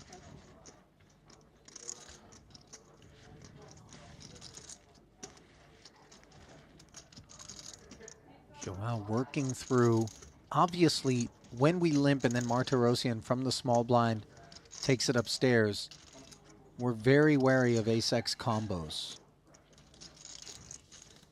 But we do have 2 hearts in hand. There are 4 on the board. Only 7 remain in the deck. If he has the ace of hearts, one of 5 other hearts needs to be the one that he would have in hand. Note that Samao is also not loving having the ace of diamonds himself.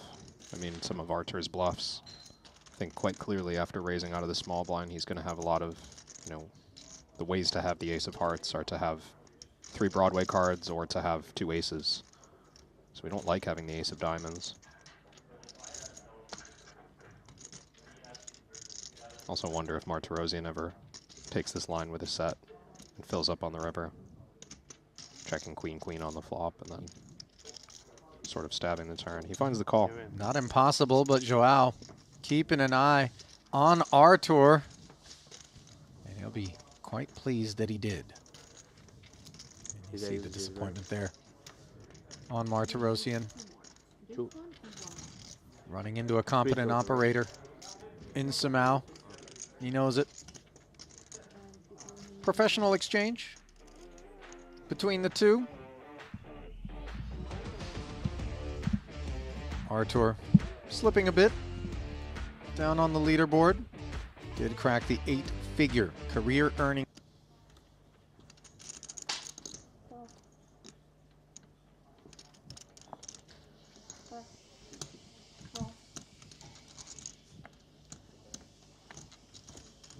Antonius. Limps cut off. We've seen the depth of the stacks here governing these sorts of choices. Cates and Samao come along. Queen 4 deuce, 2 pair for jungle. Gutter for Samao. Check to him. It's too late.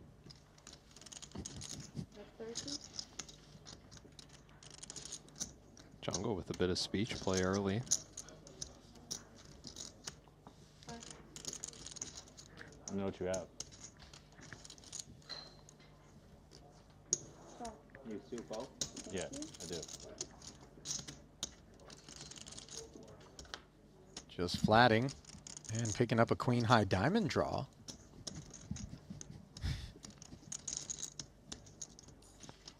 He is trying to make an omelet out of Joao here, but I don't think Samao's looking for another barrel. However, he finds a set of 5s on the end. He was in a horrendous spot before this one. And now suddenly value very available.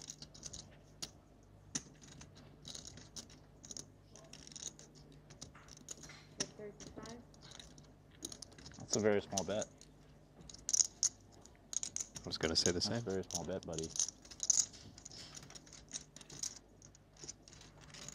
I'm going to look you up. What's that? Oh, shit. Motherfucker. Watch your mouth, man. Huh? Watch your mouth.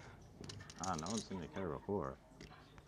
God damn it.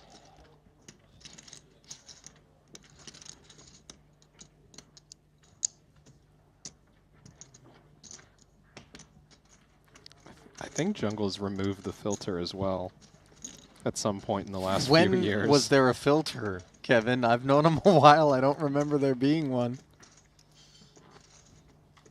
It's been notably talkative on features as of late.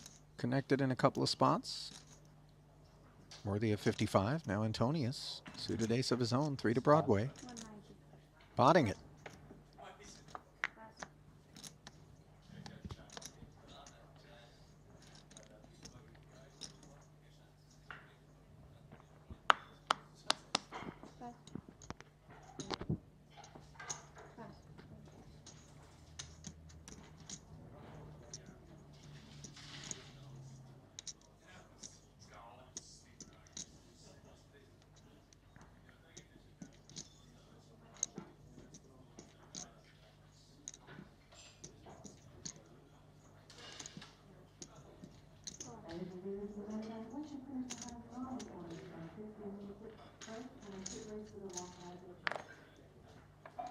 Early position battle here in this 3-bet pot. just half pot behind. Both players hitting the king here as Artur made the call. Patrick with the benefit of a Broadway gut shot with his ace-king. Plus the backdoor clubs is giving him more of the equity. He will move in his remaining 210. Artur knew it could come to this. He'll be pleased that at least they're chopping for the time being. Surprised to see, though, that Patrick's slightly more likely to win this outright than them to chop. Gut shot in addition to some clean two pair outs. Yeah, no backdoor flush draw for Martirosian. Now, Patrick behind. Wow. Is it really possible? I mean, this And is out. a long time. Kings and fives. Not lost at all on Patrick, the way his hand was performing against Artur for all of it. And maybe that experience there shedding some light on what felt like a less than optimistic mindset that Patrick was donning. Yeah. Coming into the top of the day when Nacho inquired.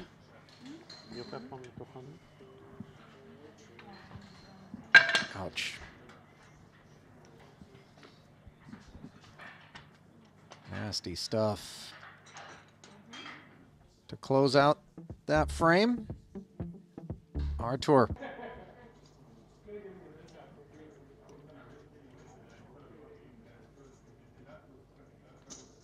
Raise 55.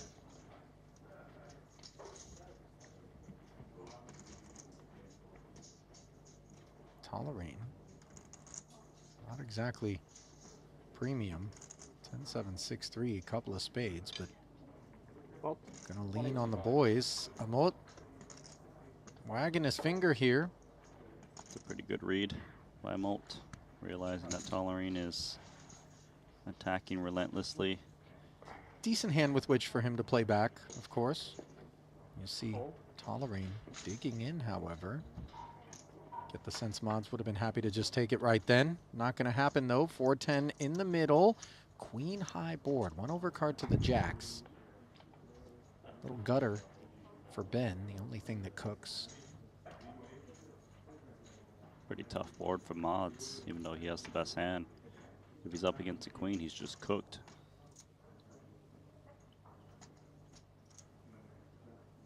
Problem is, there's already 410,000 chips in the middle. He's got 490K back. Yeah. Maybe he puts in a small bet. Looking for clearance. You don't want to make it look like you're giving up and then allow Tolerine to blend you.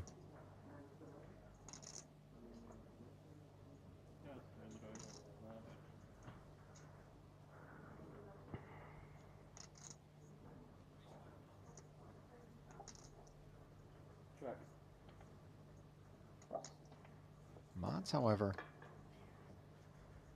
does come with check. His check looks very weak. Unless it's like top set. Like, even if he had just hit this queen, you would think chips would be flowing.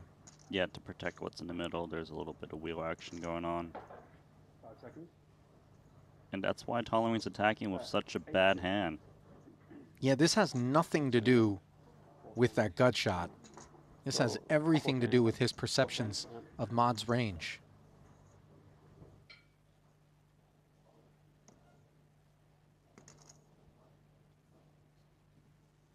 And where are we hoping to go? With these two jacks, backdoor diamonds, really what we got our eye on. Yeah, basically, backdoor diamonds are a jack. Board pairing queen is interesting. Obviously, it does make it tougher for Tolerine to actually be able to produce the queen, making the jacks a little bit more attractive than they were a street ago. Randy checks again. Let's see, having been called on the flop, what Ben's response is going to be. We're playing 410 effective with 570 in the middle. It still seems very unlikely that Mods has got a strong hand. If he had like aces and kings, probably just check jams the flop if he went for check. Obviously, there's only one combo of pocket queens left for quads. He might attack again with this really poor hand. He is going to check it back. And he makes the straight out of nowhere.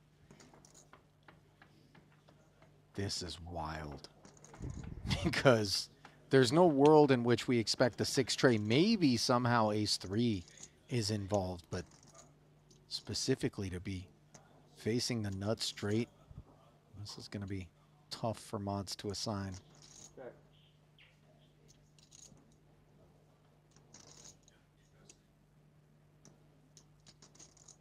Things are about to get uncomfortable for the Norwegian.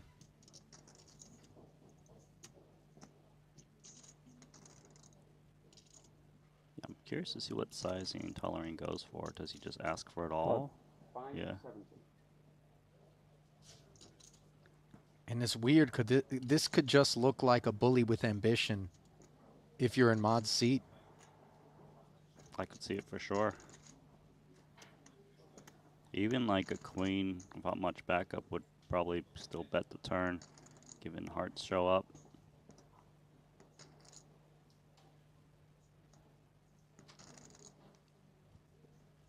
Ace-3 is a pretty big concern for Mods. Obviously, holding an ace of diamonds blocks a little bit of that. Mm-hmm. Some kind of boat.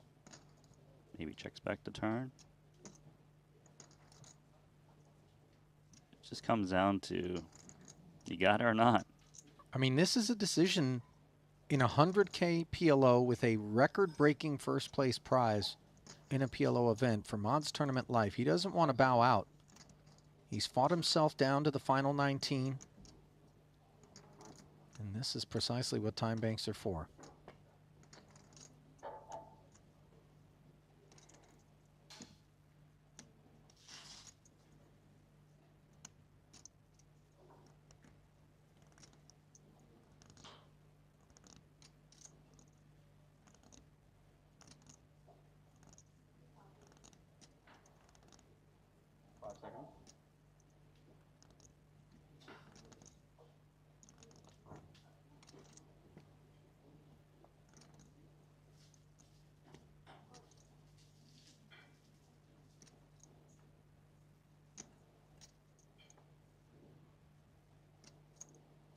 You finding this call, Randy?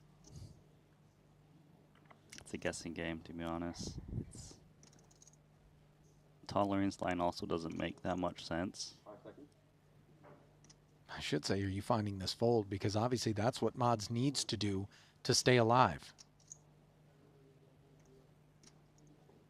Third time bank used. Ben knows he has his man dead.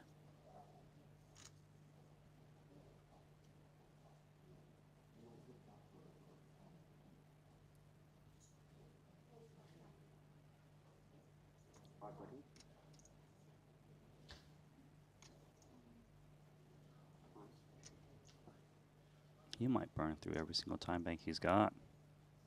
Wouldn't blame him. He hasn't fallen asleep in his chair. This is a guy going through it all right now.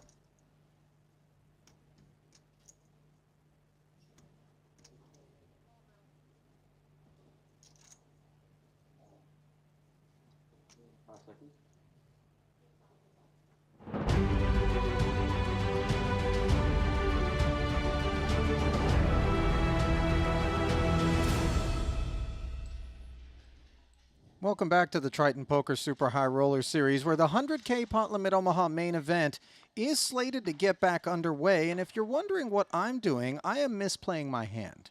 Kevin, do you know your what I mean hand? by that? Like this your is 4-card chamomile hand? tea.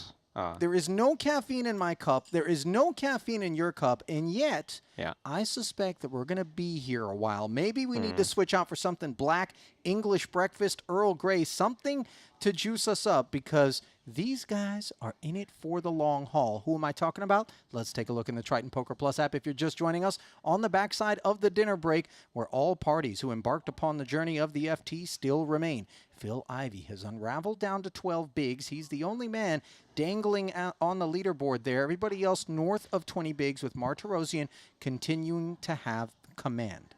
Yeah, Martirosian does sit up top, but I mentioned before I've been impressed with Laszlo Boitas thus far. He's got a ton of chips. He's playing as if he can be and will be the chip leader. I'm looking forward to see how he leverages over this next round. I'm looking forward to see whether or not I can burn my tongue on this situation over here. Are we cheersing? Randy and I often cheers, Kevin. You and I have not ever cheersed. Should we cheers? You guys ready? You guys got something at home that you can cheers with us? Let's go. PLO 100K main, 2.39 million up top. We're going to get right back down to it in a moment. This is why we don't put tea in glasses, Ali. It's hot. Yeah, it's hot. Big mistake. I didn't even sip. Let's get it back down there. Artur Martirosian holding court. 48 and 80 will be the blinds. 16 hands of that, and then we go even further forward. Sink your teeth in and enjoy alongside of us. I think I did burn my fingers. By the way, this is... Yeah, you didn't think that one through. They weren't messing around when they wrote hot water.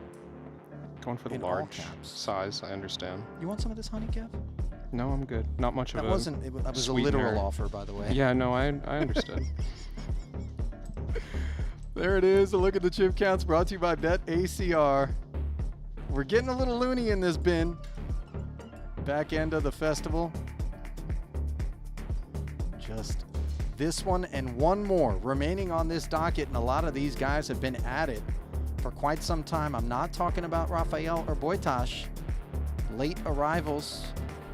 Kate's also limited schedule. It's that wild game shit. He's brought the entertainment thus far here at this FT. If you're out there in the chat, let us know who you're pulling for. What team are you on? You really only play 18 You're sweating it hands every alongside 45 us. minutes?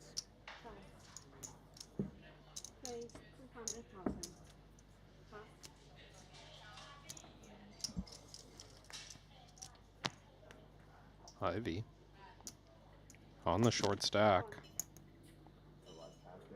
Just calling this one. I What? Our live cash games at first suspected that commitment was coming. I don't believe that. Yeah, they're a lot faster. They're like 25 or 30.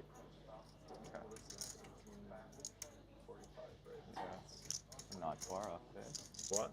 We're not far from that. 200 ahead in 2 spots in front of Devoris here.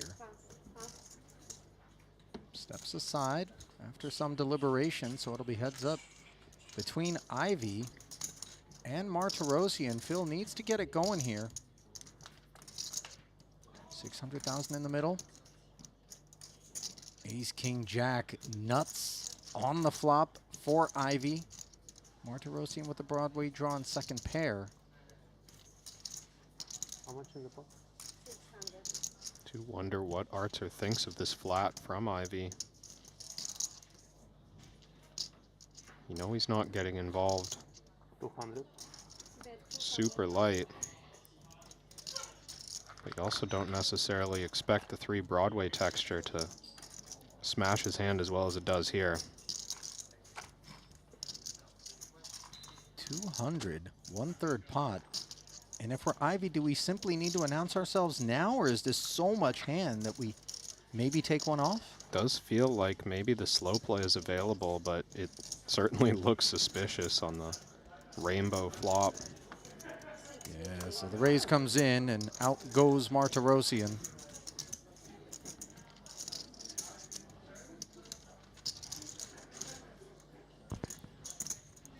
Ivy perhaps suspecting commitment there, but Martirosian willing to let this continue to play out as is.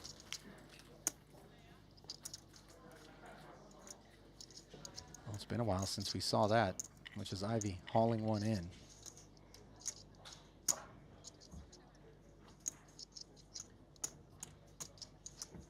You see that patch on the inside of his left wrist there? I wonder what that's about. Oh, yeah.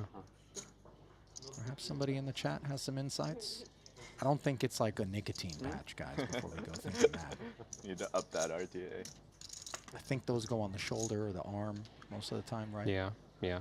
Unless maybe putting them on the wrist is a mainline way to get after it. I don't think that's the case, though. Could be some kind of tracking device, Bios blood sugar monitor kind of thing, or I don't know. Ivy, by the way, has definitely I call. made a commitment to a healthy lifestyle, and I think it's very much turned up in his poker of late. Seems heavily invested,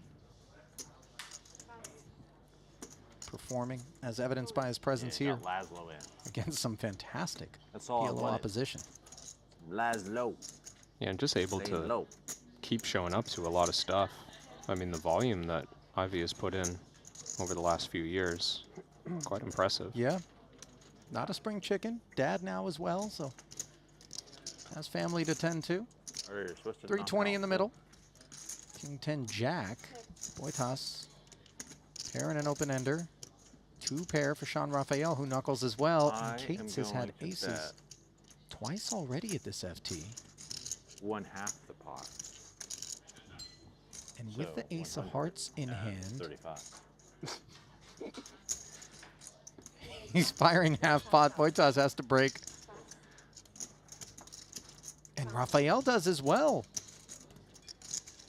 Raphael, seemingly,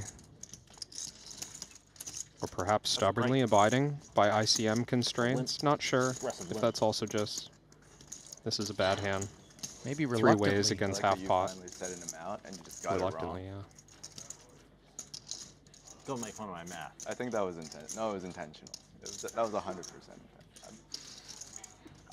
I was complimenting you on your humor, not dissing you on your math skills. He's trying to get reads, I guess. You're trying really hard.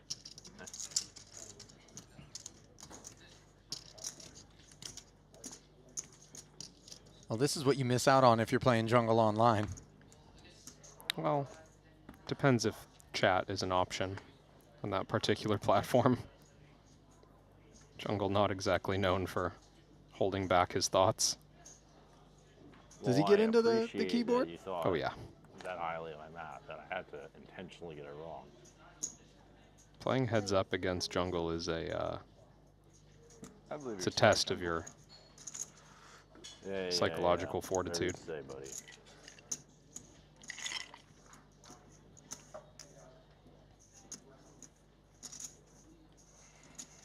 Martirosian. Here. Whatever, I fold, I guess. Double That pair was- 6s that and was so 5s. painful, Double I suited can't ace 8-4 tray. And Kate's simply claiming an aneurysm is the responsible party.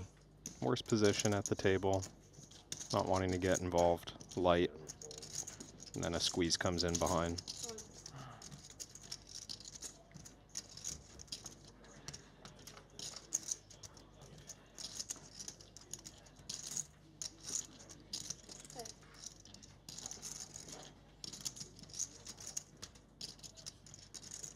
Set of 9s here for Tolerine.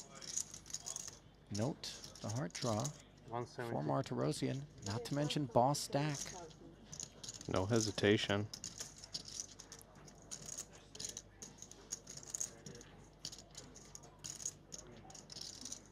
Against the early position open. Tolerine maybe gonna hesitate to build this pot. Certainly not going anywhere, but we've spoken before about the downsides of check raising and creating a big collision. Well, He's willing to in risk spite of those this, downsides. maybe going to do well here because number of turn cards that Artur would have loved to have seen. But with such a weak flush draw, he can't be excited.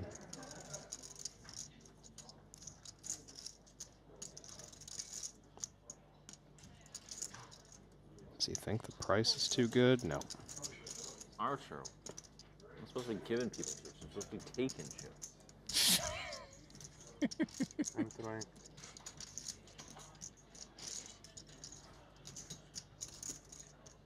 Could have gotten a little interesting if Artur got sticky there. Tolerine would have been forced to navigate out of position. Some turns that could add some equity to the 5-6.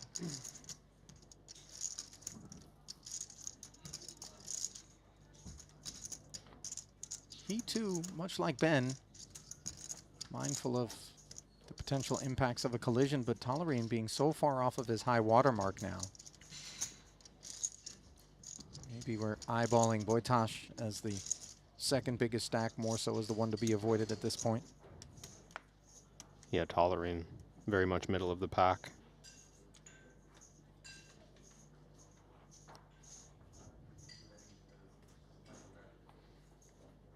Right on average in third. I'm out. I'm out.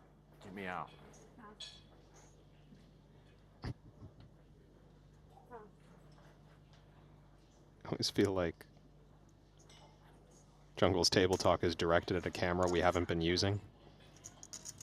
This doesn't seem to be a person over there that he's actually speaking to directly. You gotta love it. It's his world and everybody else is living in it. King 9, 8, 8 double here for Tolerine now. Once more, prospects of a collision with Artur, who has Ace Queen 8, 5 with better diamonds.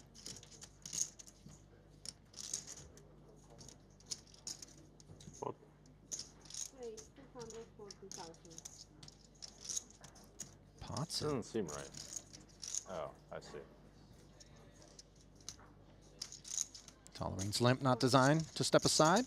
Extra 160 invested. Round 2 now. 560 in the middle between the American and the Russian.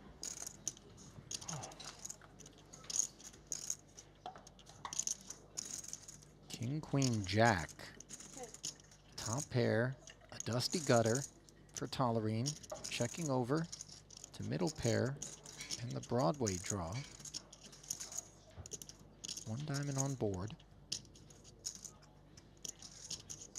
Weak enough hand for Martirosian that he might have his sights set on taking this one down uncontested.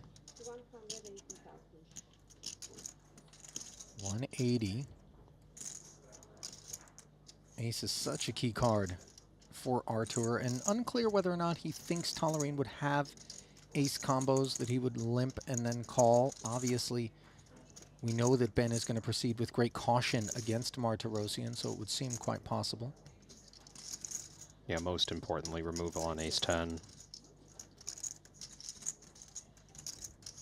The ace-ace that could arrive here. Going to be a pretty dusty one, I imagine.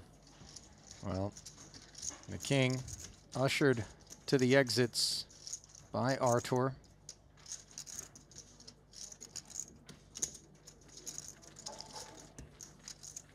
You know, you could be fooled into thinking that the affect on Tolerine is one of ambivalence or detachment of a concerning nature, but really he's about as zen as it gets when he's in these moments. I mean, his temperament is perfectly suited, it would seem, to kind of handle whatever is thrown at him out here. There's been a few occasions of Ben in deep thought today and in a couple of his other runs. Notice he was maybe rocking earplugs, I think. Yeah, just trying to drown out. Not electronics, of course, but no.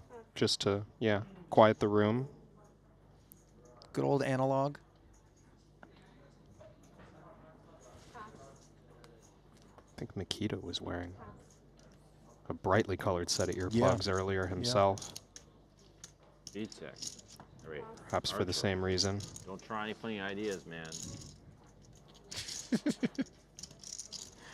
Martirosian being discouraged. There is pot.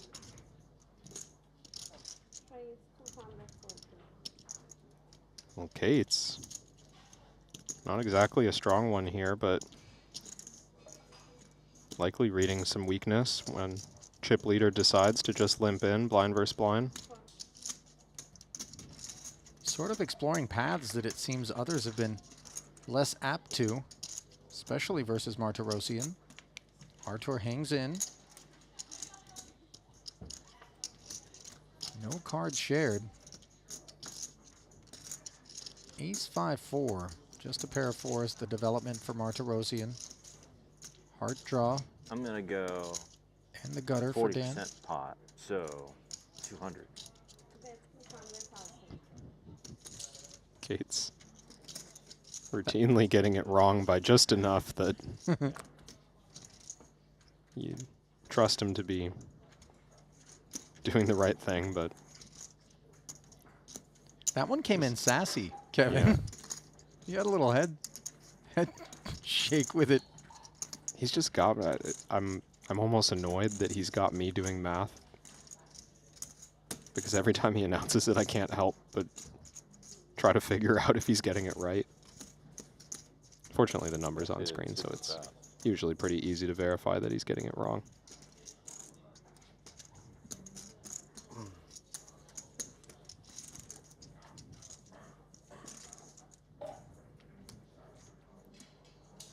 Well, Arturs have been far from the easiest chips to acquire here at this final table and en route to it. Yet Jungle making it look easy.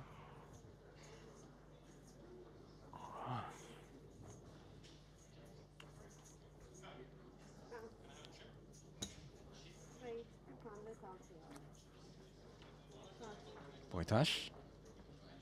Double suited. Up we go.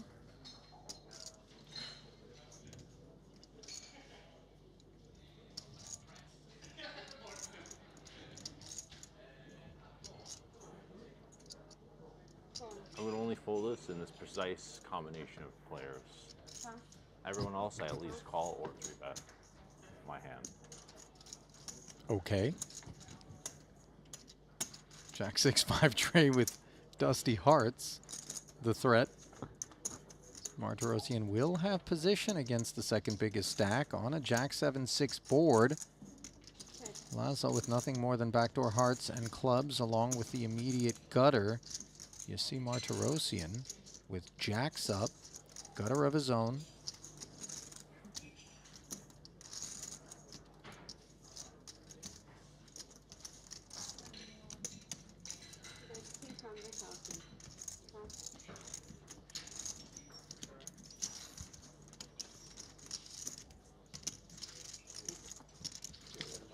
Martirosian's going to take that down.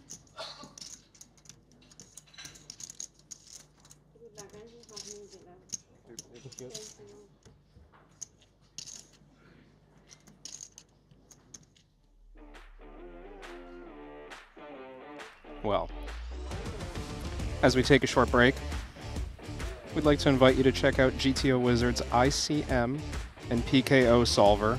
No, not PLO, but no limit for now. Maybe more coming in the future, whether it's a knockout format or an intense final table. GTO Wizard helps you handle ICM spots like a pro. Follow GTO Wizard on socials.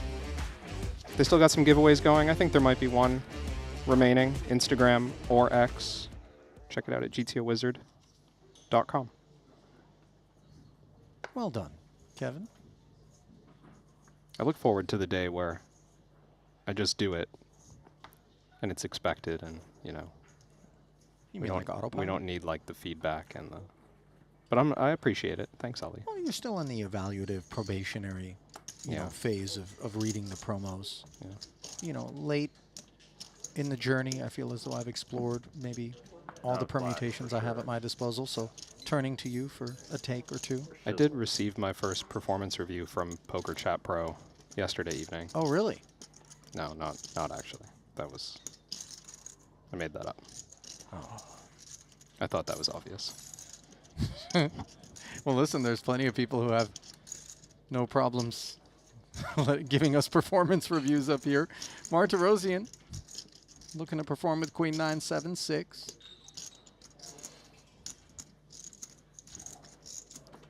Taking it.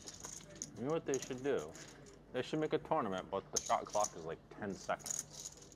Everyone has to make a decision 10 seconds. It'd be a lot easier if you didn't have to consider exposed cards. If you didn't have to what? Like, think about exposed cards. I don't know if that's true, man. But For me. okay. Is this a I don't know dig? if that's going to increase the speed that much.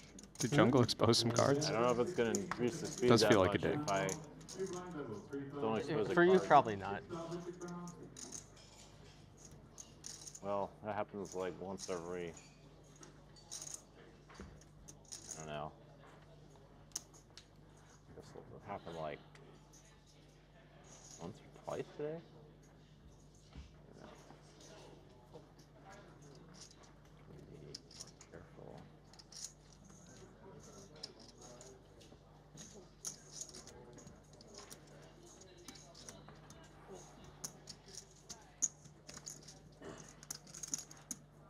Raise.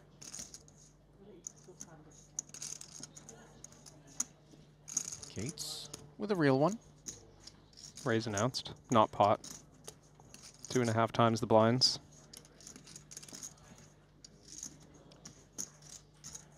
Ivy flatting.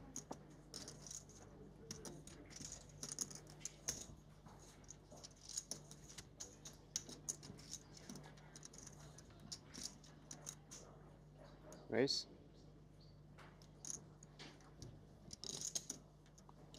Boytosh putting the squeeze on with the ace, king, king, 10. Yeah, speaking of a real one.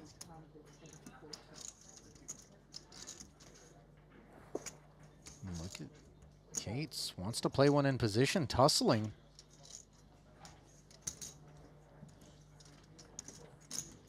And with Dan's money in there, Ivy's holding, coupled with position and some urgency, will find its way to the flop. 2.6 million. All right, Laszlo. Yeah. This is what we wanted. This is what I wanted. No, this is what you Laszlo wanted. taking note of the chip stacks, Not a bad size of the pot.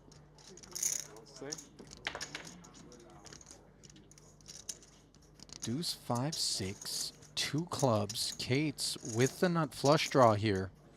Point. Boytosh. Full pot. This is going to cover both Kate's and Ivy. That's more. But Kate's with the nut flush draw, but nothing else. You could see his disgust. 2.6. 2.6. Doesn't matter. It's 2.72 plus No, 120. 2.640. 2.84. 2.64. Guess I have to fold. 800, 840. 840. 840 на 3. Doesn't matter. 520 и... It covers him anyways. It matters for academic reasons. I'm never going to teach jungle. Ivy. Good stuff. Yeah. Good stuff. Cleared of 24% equity there. You have a flush draw. You will see. Huh? What's I have that? a very good hand pre-flop. It's so tilting. Maybe I should have won. Are you surprised neither of them made the call? I mean, I have slightly the better lay idea there than- for Ivy was massive. The lay, 100%. yeah, exactly that. I mean, His hand wasn't great. I understand Jungle's aversion to getting involved in that pot, especially thinking, oh, if I call and What were you guys saying? Ivy folds behind, and I'm just in here with the naked flush draw, Discussing the size of the at risk of busting in seventh. Yeah. Like how much was in the pot? Because you had Ivy just with the gut shot overs. not more. 3 times Took us a 840 while. plus Hard to plus make 80. that call. plus 120. Plus 120. But he had the chance to win 3.5 million or so if he did. 0.640 like we said. So 3 times 800 plus 240.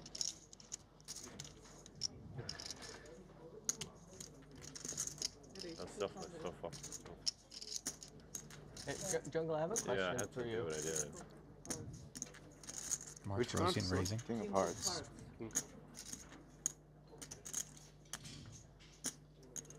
That was not Pretty a fun one. time, let me tell you. Double suited king, queen, 9-8 here for Devoris. Has him distracted from whatever needle he was about to throw Jungle's Yeah. way there.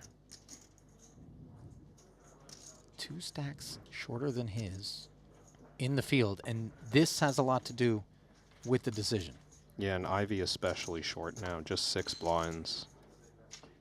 That's the biggest factor. Yep.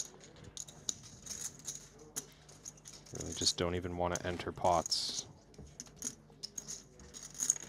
when there's so little time between Ivy being at risk. Now. One little piece more.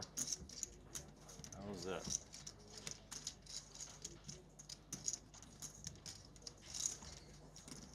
Do you have aces? I don't have my secrets. You will see. I mean, man. Like, it really just doesn't matter.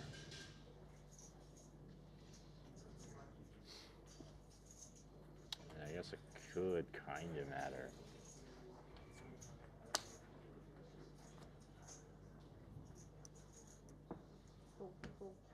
Surely at some point that's shit. got to be like something, right? I'll be a bit more careful.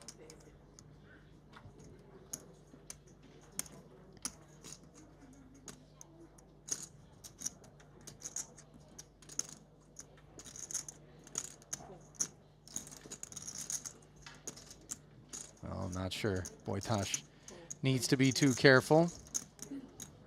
Jack 9, 4 deuce, double. His stack continuing to grow. And now he's just neck and neck with Artur. Yeah, that was a huge pickup with the kings to get called in 2 spots and just take it down on the flop. It is hard. It's hard in that seat. You become better now. I don't see from here. Okay, slightly better. Slightly better. I'm not giving 2 people a view. I'm just giving Ben a view. Yeah, only one person to your left knows your cards now, so. I have 30, 30. No, it's about pot size. Becomes. Let's try that. Ultra close. Jungle's still unpacking that spot. Versus Laszlo, where he folded the nut flush draw. All the time. How can I play?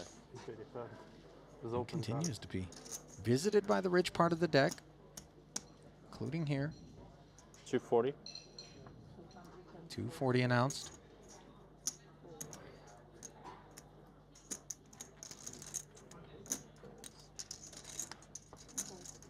Opening larger this time with Martirosian in the big blind, perhaps.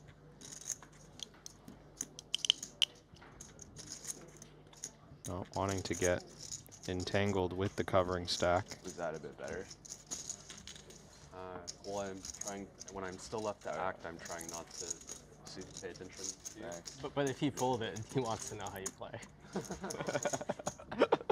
I mean, if I folded, I'm willing to look to give you the feedback.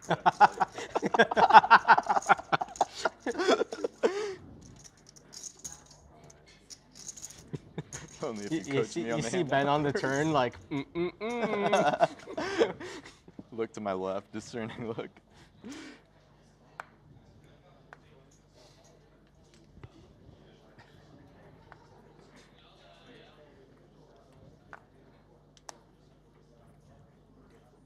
Six bigs for Ivy. Under the gun, this trip through the blind is going to cost him 2.5 of those. Yeah, not going to be dealt many hands that he can escape a confrontation with. Laszlo, very serviceable. Double suited once more. Now, aces for Tolerine. On the button with diamonds. One of those interesting ICM spots that I was hoping we'd get to witness, where you have a big chip lead opening, and Artur picking up the ace-king-jack is another interesting development here, but Tolerine flatting the aces. Fold. Wow. Wow. Did you anticipate this out of Artur? This is precarious. It doesn't shock me, but we have to be concerned about exactly what Ben has done here, which is flatting the aces, cognizant of Ivy being on such a short stack. Tolerine really doesn't want to end up all in, but being given this proposition now to back jam and potentially take down 1.4 million uncontested. Is this the path we have to take, or are we so risk averse in this spot that we continue to flat? Yeah. Repotted. So with Laszlo out of the way, Tolerine's trap is sprung, and Artur is a bit demoralized. 284? What's the big blind? 2920.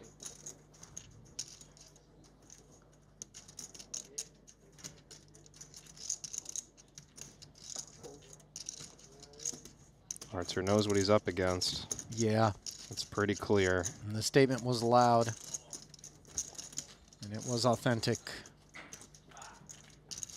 That's a chunky calving of the Martirosian iceberg plunging into the sea of Tolerine. 880, not to mention the 200 committed by Wojtas. Just a clean million without so much as a flop for Ben.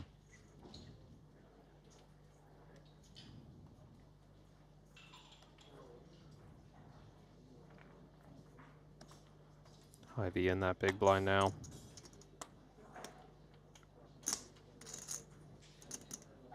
Imagine Divorce will step out of the way. And when he does, coupled with his decision-making last time around, you'll really begin to have an appreciation for the situation at hand. It's almost like a brief moment where you're like, remember where you are. 100K PLO main. Ivy has 6 bigs. Okay, goodbye, ace queen suited. Whatever it takes. It is a good, it's a good procedure to just like remind yourself of the spot you're playing, lest we go on autopilot.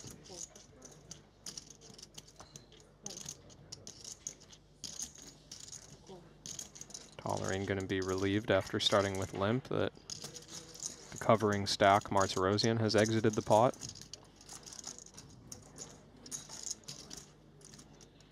So the three-way limped affair, allowing Jack 7-4 to roll off here.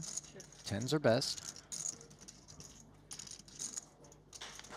Checked around to the gut shot of Tolerine. Some back doors too.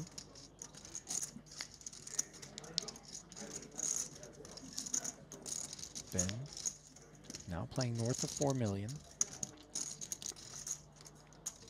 Oh, hello, set of 10s. Unfortunately, they're no good. Tolerine making the straight. Things could get awkward. It's also got that 9 high flush redraw.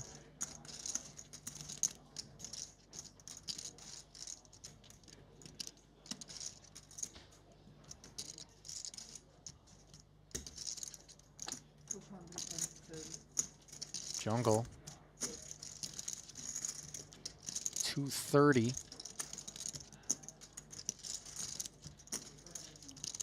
Tolerine now an opportunity to threaten stacks.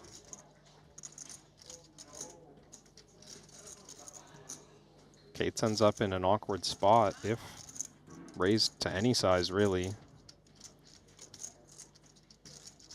Creating the possibility of a collision for all of it. Goes full pot.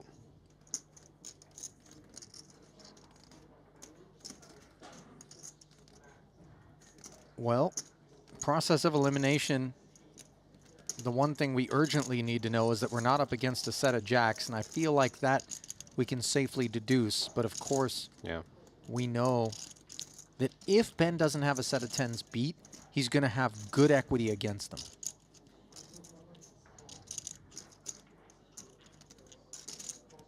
Yeah, it's certainly on the table to just pass on our hand right now. The price we're getting out of position is not great. The implied odds may not even be there if we improve. Right. It's not as though the board pairing isn't a face-up development. Tolerine going to be happy, though, to just take down the full pot and clear out 25% equity. Can be win-win in these ICM environments. Both players kind of wanting the same thing in some cases.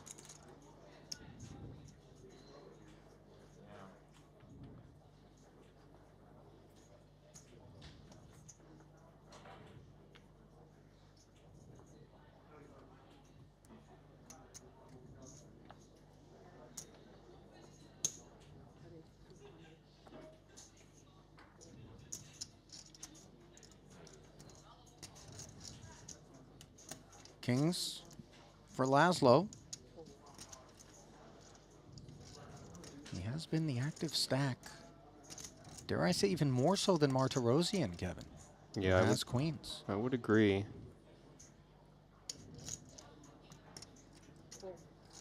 Martirosian certainly allowed to flat a wide variety of hands, given how deep these two are playing against each other.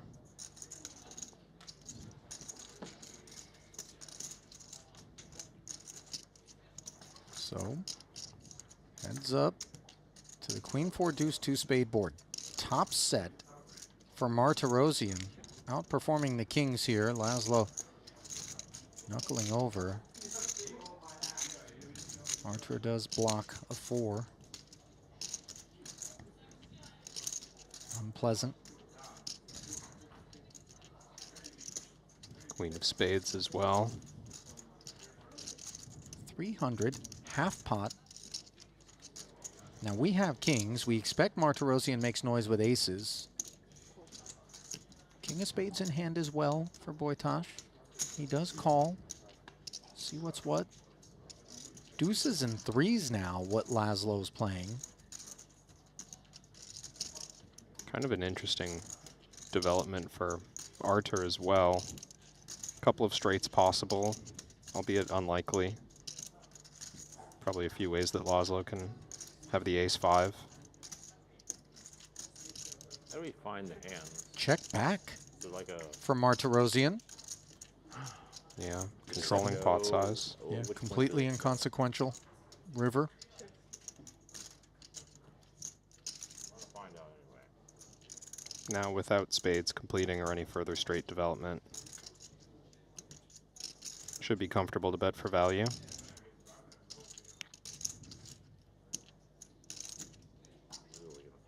We've accomplished the goal of keeping this pot manageable by checking back the turn.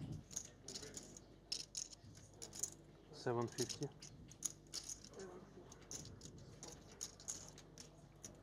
Boytosh wasting 0 time whatsoever, despite the fact that the 7 didn't change a thing. Folding the deuces and threes. I think his mind was made up Just prior to that. believes the line. It's a very credible sequence for a hand like a set. When do the hands show on the app? Like on the stream, you mean? Yeah. Like face up? Yeah. No. In like an hour or something? Really? Is the app? No, not on the app, like on the stream.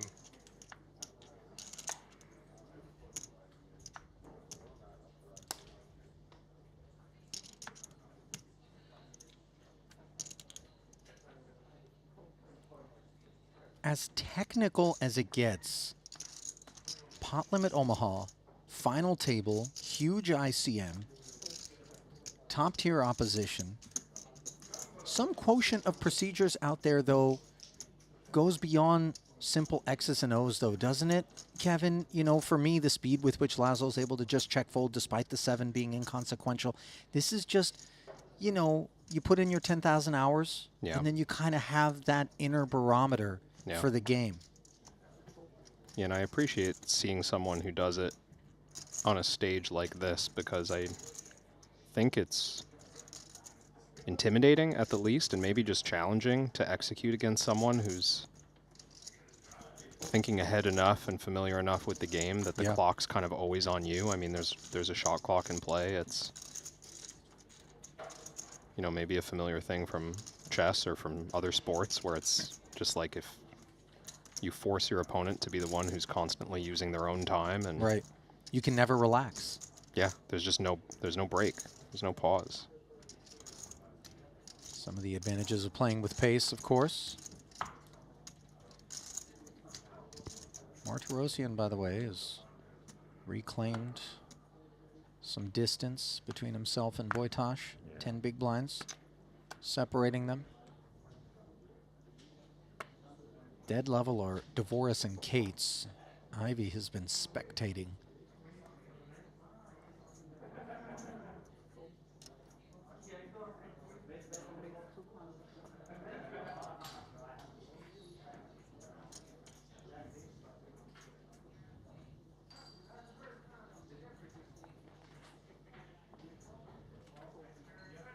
He will continue. Not interested in that one.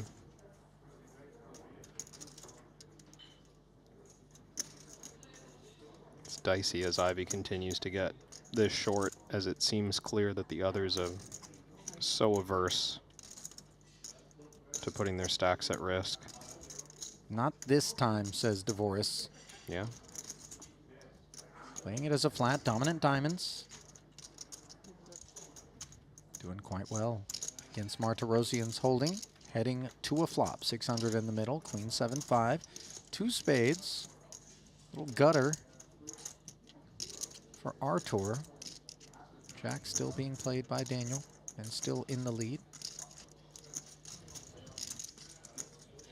Does check this one. It's a little harder for Artur to represent this board, although we can see from how wide he's opening that he can connect with most any board.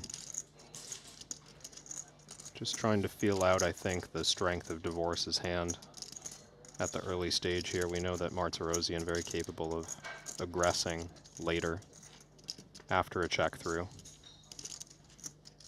Maybe here's the opportunity as he picks up King High Hearts.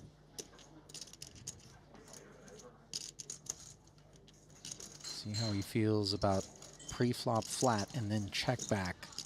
In terms of Devoris's durability, he can sort of leverage Ivy's stack as well against Daniel here. Yeah, and this just becomes a comfortable card as well for some of Martirosian's overpairs or ace-queens. It's only bet 200,000. Well, that might make Devoris suspicious. He's still got a pure bluff catcher with very poor properties, no redraw.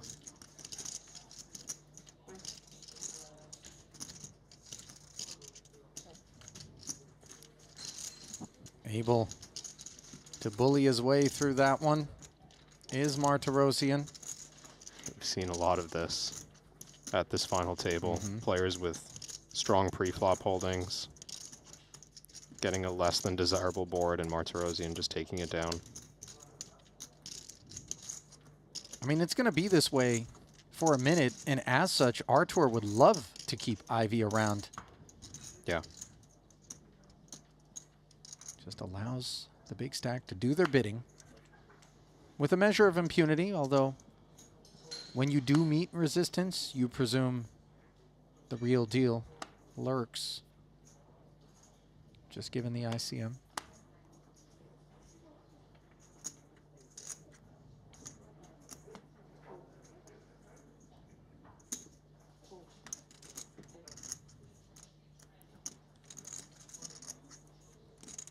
Jungle's continued to play pots from all positions.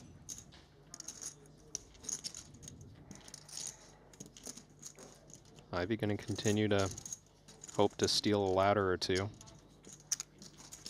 as he makes his way towards the big blind. I think 2 more free hands after this one for Ivy.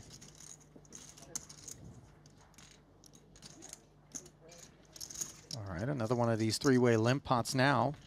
Raphael, mindful of the depth of the stacks that he's up against here, out of position. Ace, King, 10-3, turning into just top pair. Tolerine, second pair. Cates posing questions with the Queen High flush draw.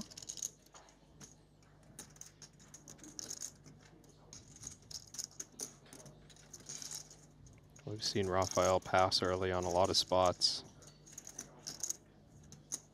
This one too good, though. I think the backdoor nut clubs, part of the calculus, not to mention just the power of the ace-king, which turns into top 2. And now a lot cozier is Sean with 520 in the middle and Tolerine no longer involved.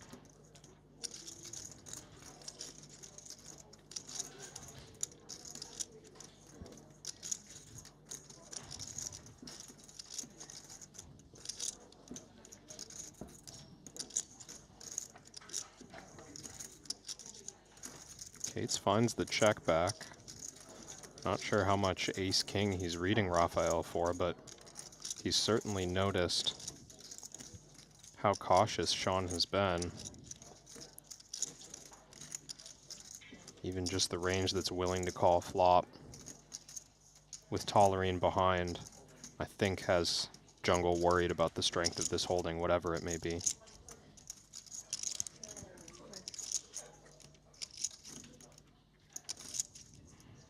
$170. With the 3 in hand and the check back from Jungle on the turn, Rafael now quite comfortable to pursue some value. Feels like one of those spots where Jungle just doesn't believe that his opponent has a particularly great hand, but also just has some of the worst cards. Sees no paths. No way to win this one.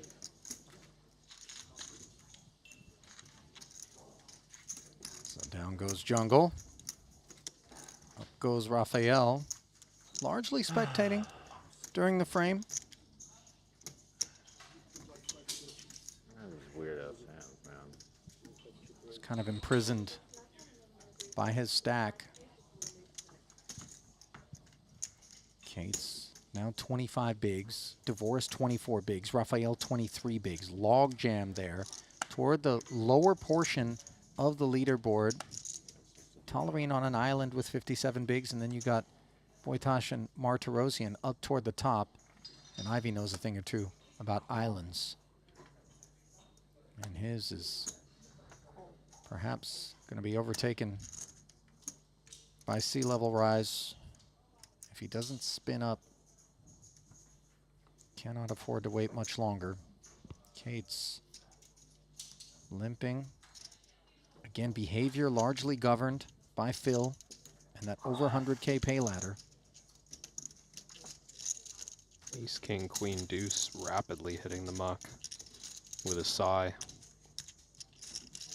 These players getting impatient, I think, with Ivy's survival to this point on the short stack. 8-7-4. Top pair for Martirosian with a relevant ace of hearts. Kate's with the overpair.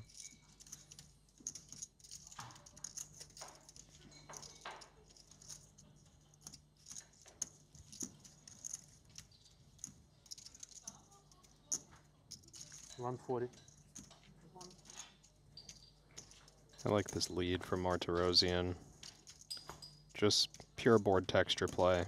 I mean, he's got the ace of hearts and the 8, of course, for support, but you see the limp up front from Kate's. You see the dynamic at this table. You know this is just going to collect chips. It's just frustrating, as you pointed out. People don't feel like they're able to play the poker that they'd like to right now, even those who have the chips with which to potentially do so. And you can blame the man at the bottom of the leaderboard for it. Phil Ivey. 3 big blinds. Just 300,000 as it stands. We bring you back to the desk, and it looks like we've changed our mind with respect to the preferred beverages. And I don't even know if this is enough rocket fuel to keep us going if things continue at this pace, Kevin. I'm terrified at the proposition that you've laid out in front of us, Sully. Well, I mean, I just put it there. You know, you feel free, if you will. I'm good. I'm good. Not even one Red Bull? I'm just going to. Not even half a Red Bull. I'm just going to tough it out. Not even a quarter of a Red Bull, Kevin. It is late. I mean, looking at the time right now, we are approaching midnight local. The guys have been playing all day long. Don't forget that there was a full day one of this PLO main that they've already had to toil through, you know, and a lot of debate in the chat, Kevin. Do you have a take, you know, not to slight one game or the other, but is Pot Limit Omaha just more mentally taxing? Well, I think Pot Limit Omaha tournaments are extremely mentally taxing because you've got the combination of all the math that we've spoken about, the calculations that need to be done, but the ability to just see, there's all these spots where it's just fold, like your options are just fold, or you have a great hand and your option is limp and then face aggression and fold. And this is just, it's taxing in a whole different way, right? Not necessarily the calculus, but it's the patience, the durability, the discipline. This is not easy. No, and I mean, the easiness is compounded by so many variables, not just the 4 cards you have to take into consideration, the opposition that you're facing right now, the ICM pressure in the biggest ever first place prize for a Pot Limit Omaha tournament in history. It can be a little bit overwhelming, but the one thing that we know is those who remain are very much up to the task. With or without the Red Bulls, they are going to fight, although I don't know how much fight Phil Ivey has left. It was that big fold where he didn't really interact, but he had such an incredible proposition on his hands. Is that the one that you're circling, Kevin? Well, Ivey, yeah, I mean, that hand was interesting to me, and you know, I don't know the particulars as well as he would, but it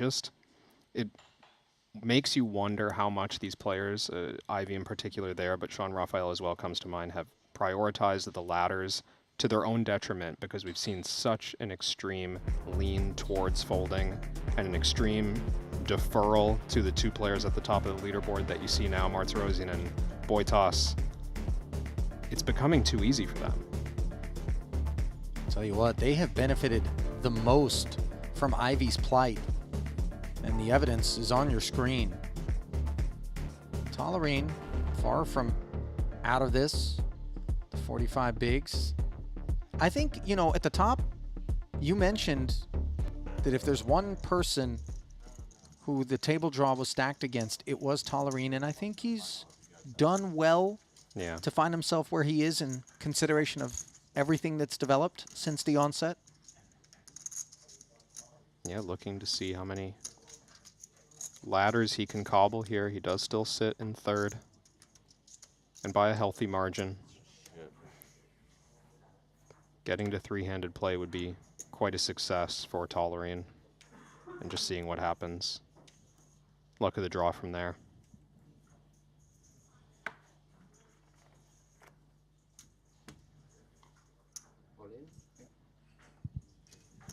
Well, Ivey's found the one. Another trip through the blinds would be too costly, and 2 queens with spades are what he's going to plant his hopes on. Dvoris has a playable one with Ivey's last chips committed. Yeah, he's going to repot and just ensure that there's some insulation on these walls. Nobody wakes up with anything to cause problems. So Ivey, a favorite by 12%, being anti-sweated by the rest of this field, understandably. Given the 116K pay jump they have been patiently waiting for.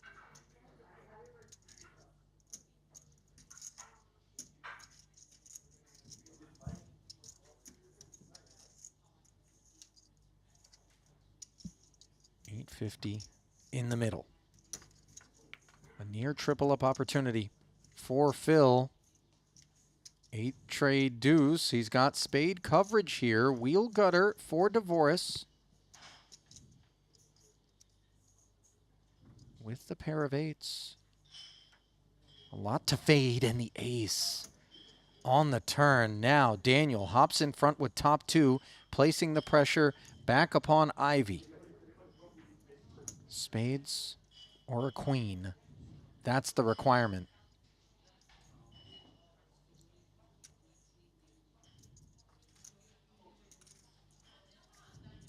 And there it is. 8's full though, right? No. Yeah. Such a tease. You find the flush in the way that doesn't work. And Dvoris downing the legend, Phil Ivey. 433,000 going his way.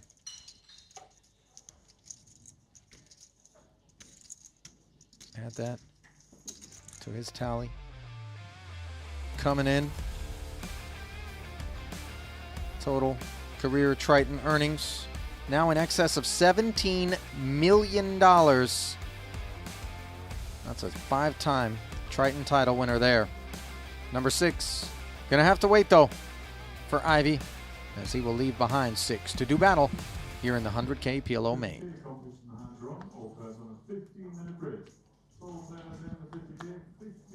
His departure is almost surely going to re-energize the action here, is it not?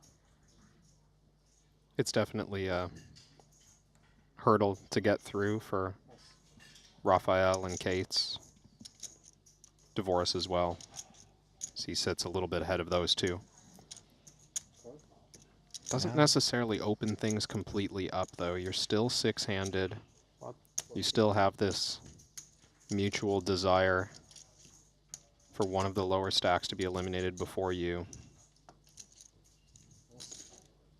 That was definitely taking it to an extreme, though, for a moment there.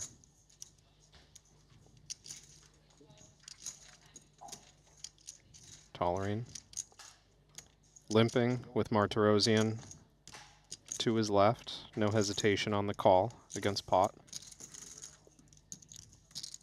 So heads up they go to the 8-4 deuce board here. This one inflated. Martirosian has applied pressure to Ben on more than one occasion at this FT.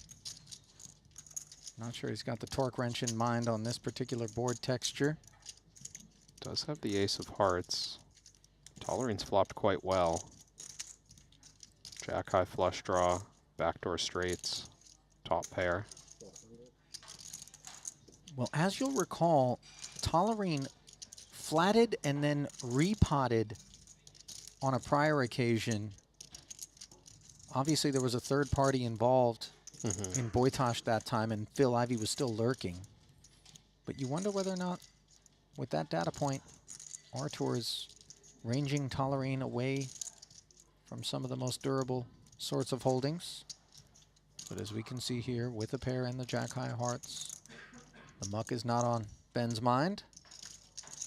Picks up the gut shot on this turn. Artur very much adrift.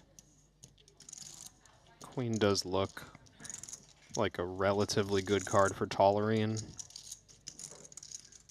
A lot of the hands, like the one you're looking at now. Gonna pick up two pair here. And Martirosian doesn't have any relevant blockers to the new straight draws that have come in, so feels like maybe the opportunity to slow down. But I know in No Limit, every time I say that, Artur just finds a way to continue to play aggressively. Ace of Hearts could be relevant on Heart Rivers. If he thinks that's enough to set up a 3-street bluff. 875. Seems like he has it on his mind. Yeah, after 400 was bet called on the flop, the brake pedal not being found. 875, Tolerine, again, just has to be lamenting the fact that he's being forced to play these pots out of position against the covering stack. Well, if anyone's equipped for the task, it's Ben 86.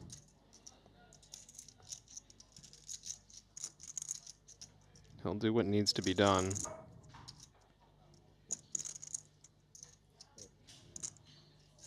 Well, you talked about the stage being set for a 3-street bluff. There's not a card that Artur loves. I would say he's rooting for a heart more than anything else, Kevin. Yeah, would be a dangerous one. Sure.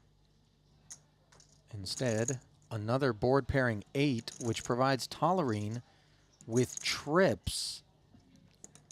I don't know if there's a way to get this through. Sub 1 SPR. If it does get checked over to Artur. Does feel, though, like the exact board development that Artur would not be interested in bluffing on the end. Removal on Ace of Hearts. Hands that Tolerine might have gotten sticky with. Something like one pair with nut flush draw. Yeah, we like the Ace of Hearts in our hand if the flush completes. If it doesn't, we very much would prefer it to be present in Ben's range. Yeah. I think Unless Artur has additional information about this spot and he just relies on his usual blocker knowledge, then he'll shut this one down. How much in the pot? Boy, those are the kinds of questions that don't leave you certain that the check back is in our future. Yep.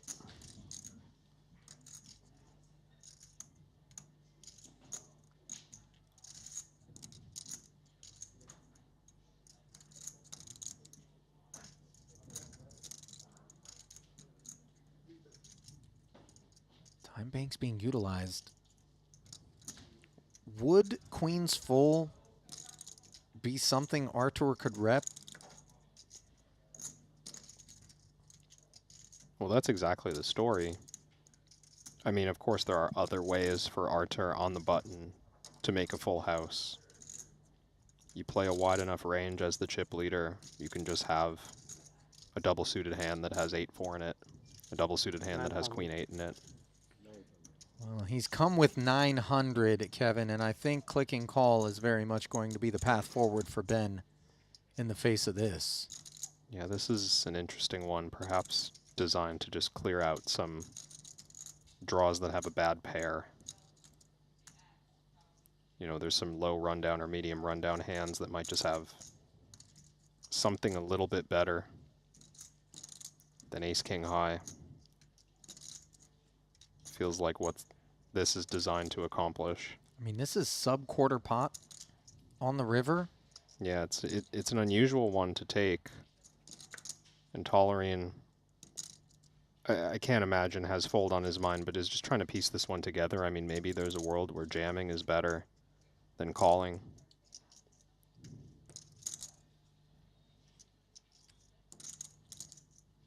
But I think additionally this just catches him off guard a little bit and needs some time to process what's going on in this pot.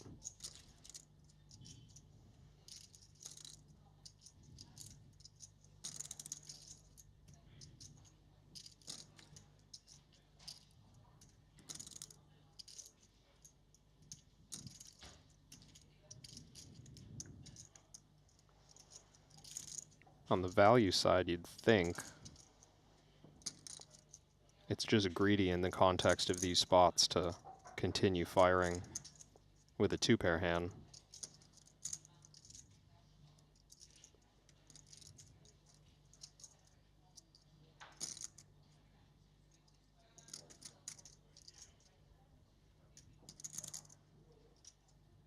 So risky to put those last ones in there. Wow. Tolerine's going to seek additional value. Just it seems to just read this as aces that arrived at the river and thought that it was still good. So you think the jam is 100% centered around value with trip eights?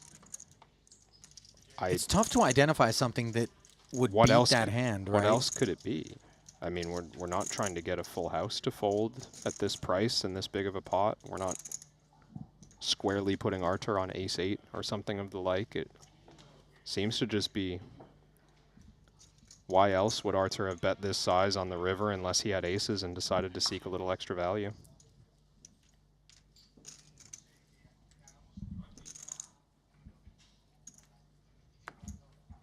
Huge pickup there for Tolerine.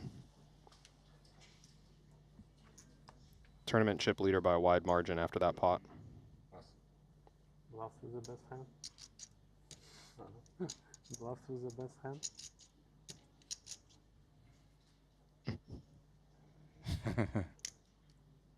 Tolerine's like, well, I was raising with the best hand.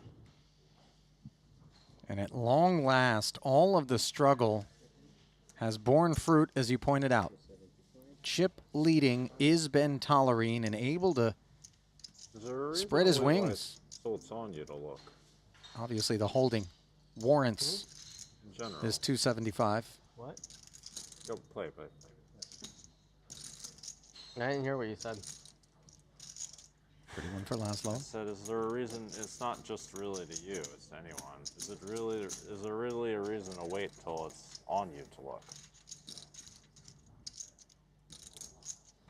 See what I'm saying?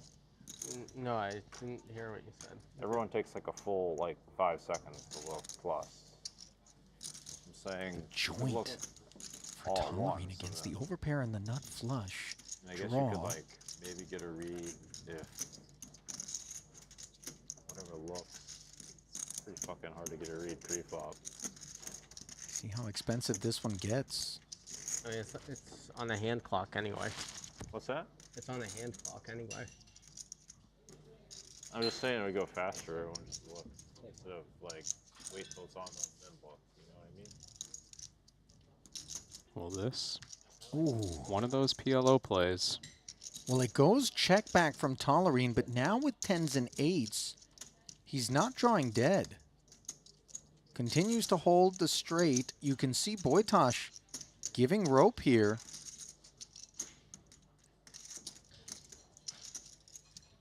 Second nut flush for Laszlo. Given the 6-9 of hearts as possible. Not much need for Tolerine to open the action now, the straight being even further devalued. Well, the board has paired, but it has not done so in a manner that gives Ben the boat. Which can always make things interesting if Laszlo decides to go for value here. Which he has. Tolerine, no hearts in hand. Blockers to some common full houses. Just with the call.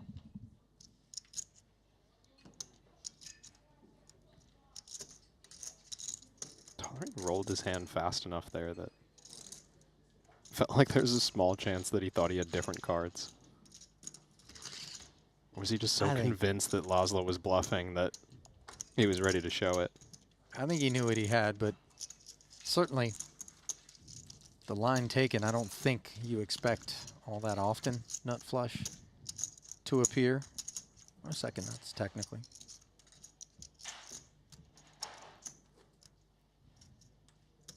Tolerine doing well not to incur further losses. And perhaps would have been available had he chosen a different path.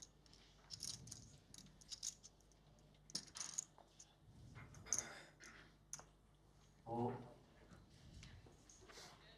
winner players in event 16, the 50K, you may start taking your seats. Just over 2.5 minutes remaining. Here are the announcements in the room. 50K pot limit Omaha taking place while this one winds down. Call.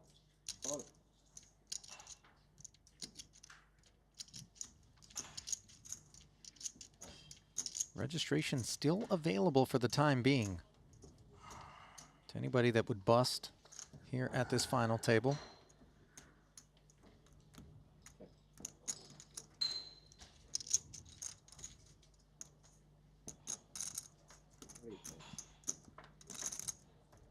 This one, an open limp from Jungle.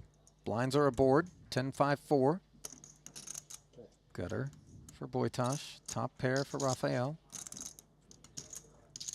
His holding is best. Action check to him.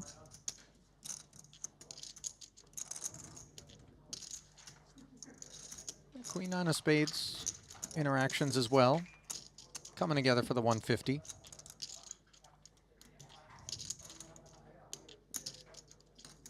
Jungle definitely seems to want to be picking up the pace. It's quite clear based on that exchange he had with Dvoris. He was kind of getting on him a touch there for waiting until the action was on him. Dvoris pushing back rightfully to say, look, we're on a hand clock. So, you know, this isn't stalling, but I think just in general, Jungle just wants to pick up the pace. Maybe designs on playing the 50K. Unlike the others, he hasn't been out here for 2.5 weeks getting his fix. Just a typical cash game player walking into a tournament room, telling us what to do. Play faster. Be more entertaining. Lose pots to me. No shame in it. Can't have it all, Jungle.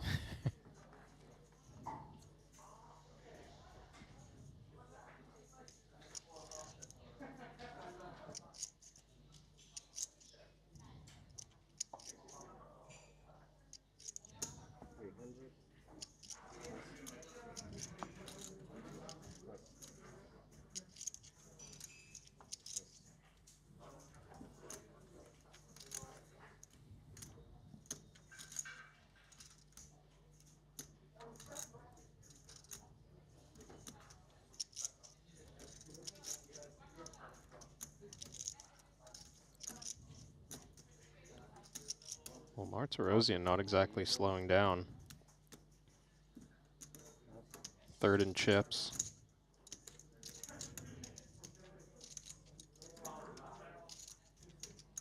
Committing raise from Sean Raphael.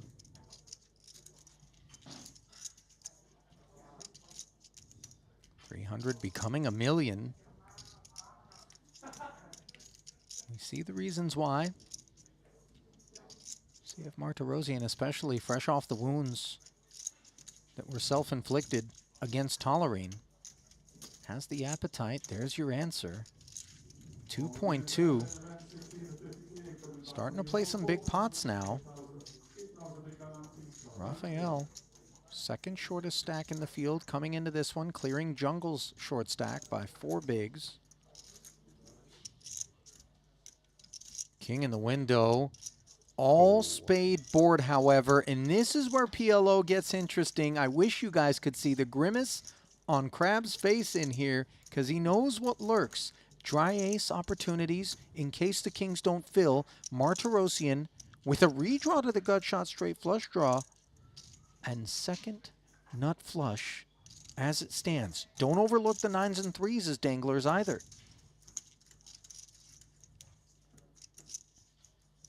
Brace for impact, Crab. Yeah, I mean, just 750K back. Raphael starting with a 10% bet here. How much is the book? 2.2.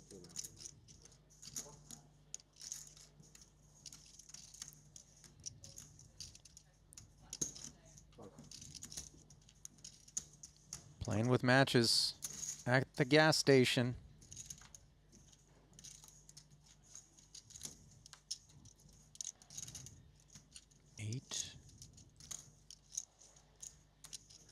Board remaining unchanged.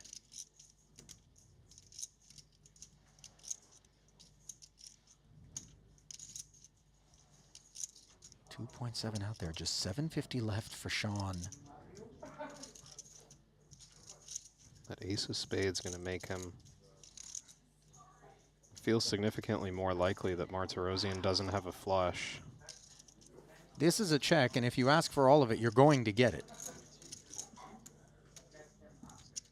Martirosian, though, with 9 and 3 in hand.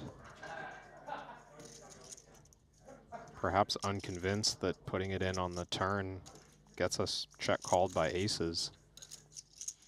Oh, so he is checking back. This is not because he's scared, but rather he thinks the prospects of earning more chips are better when he takes this line. 7 notably completing. Jack 10 if Martirosian ever did have a straight draw on the flop. Even harder for Raphael's set to be good now.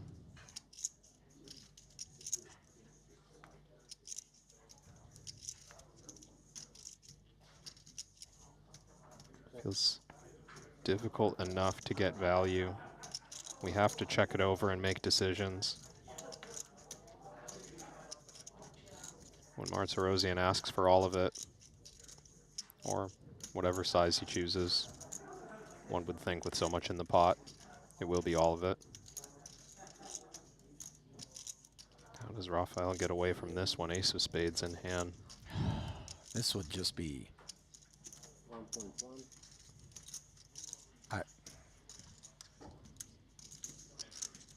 It is brutal because, as you mentioned, 10-Jack gets there.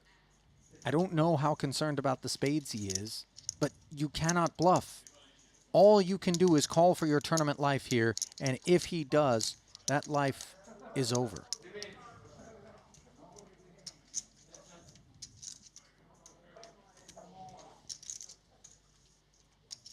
I do wonder as well how much the dynamic of this being a hand against Martirosian rather than, let's say, a hand against Tolerine or Laszlo. Because I do think it just takes that extra level of PLO acumen to be able to put together complex bluffs in spots like this. Maybe we count on certain players to be able to figure that out, but not to say that Martirosian just from what we know about him, as someone incapable of bluffing. Far from the case, but we've gotten here in a complicated way. Call 3-bet, peel flop, check behind turn. I mean, 750, which is effectively the bet here from Martirosian, off of 3.2 is not an insignificant commitment for him, but in turn, the 3 million that's dangling roughly in the middle, also not insignificant. If we think that a bluff could get through, surely we're incentivized to execute. Yeah, we just have to have arrived here with no flush, with no straight, in some manner. And then additionally decide that our hand is weak enough that it has to bluff. Because if it could beat aces, maybe we'd just be tempted to check behind and try to beat aces at showdown. Remember, pre-flop, this was an upfront open to 300 from Artur.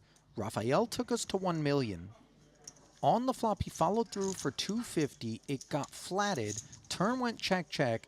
And here is Sean, faced with a very difficult decision. No 10 or jack in hand.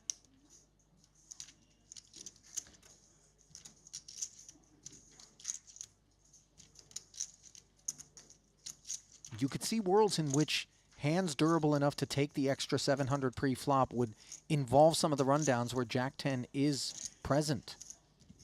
Kevin, would Jack 10 go for value on an all-spade flop? This part I'm not sure about, but regardless, it just makes it harder for Martirosian to bluff. Because if there are weak hands, wow, he's found the fold. I'll tell you what, Sean Rafael, a lot of people would have gone broke in that exchange. Yeah, extremely short stack. Yeah. To be able to escape from a pot of that size. It's impressive stuff. Can't overstate the preciousness of being able to fight on, even if you're forced to do so with less than 8 bigs, which is where Sean Rafael finds himself. But 549,000 locked up and over 150K more if you find the ladder.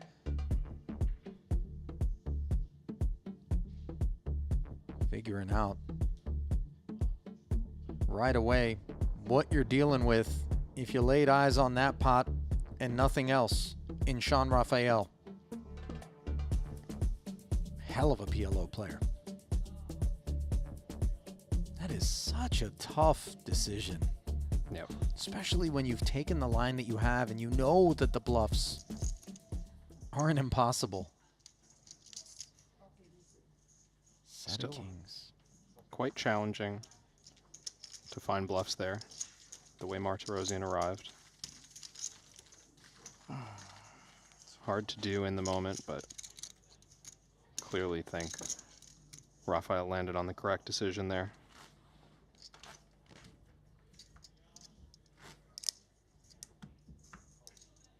Brings Martirosian back to near chip lead. Very tight race at the top between Boitas, Tolerine, and Martirosian.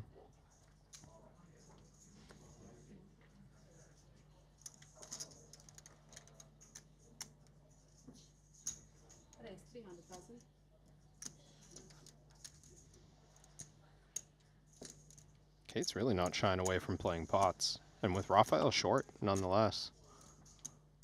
He's on the button with just 7.5 bigs.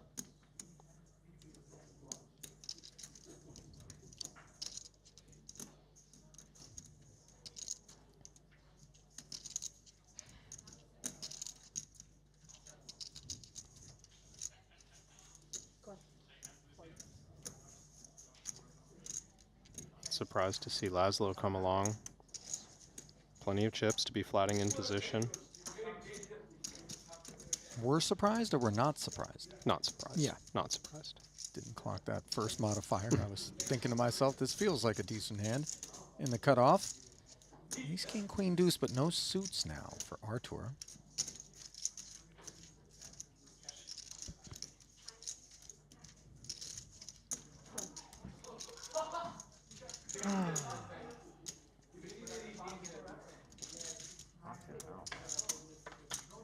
Yeah, I don't know about these pre-roll decisions. Queen 8-3. Nut flush draw for Kates, who's looking for excuses. Second nut flush draw for Boytosh.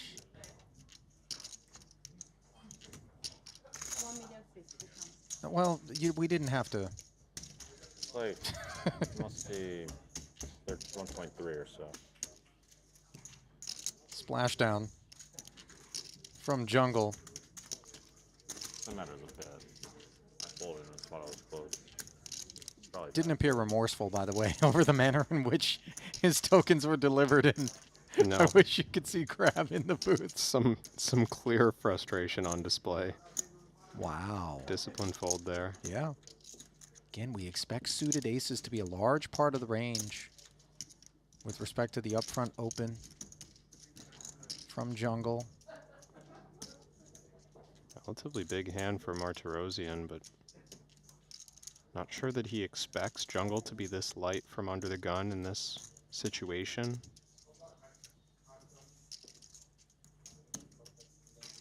Tend to think with ICM added, the opening range weighted more towards the big pairs.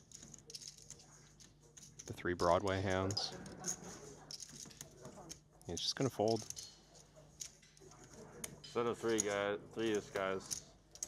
3? He's being cheeky, but having the 3 in hand is useful in a spot such as that. Any single pair interaction with the board, you can back into some 2 pairs that could be good in the event that the hearts don't show up. Crucial pickups down toward the bottom of the leaderboard. And now, not unlike the spot we found ourselves in when 7 remained and Ivy dwindled down to sub-10 bigs, we have a similar dynamic on our hands with Raphael fighting on 8 bigs.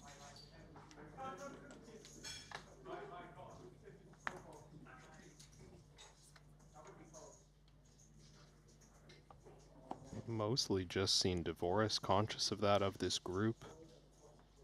And of course, because the top 3 stacks don't need to navigate around it as seriously.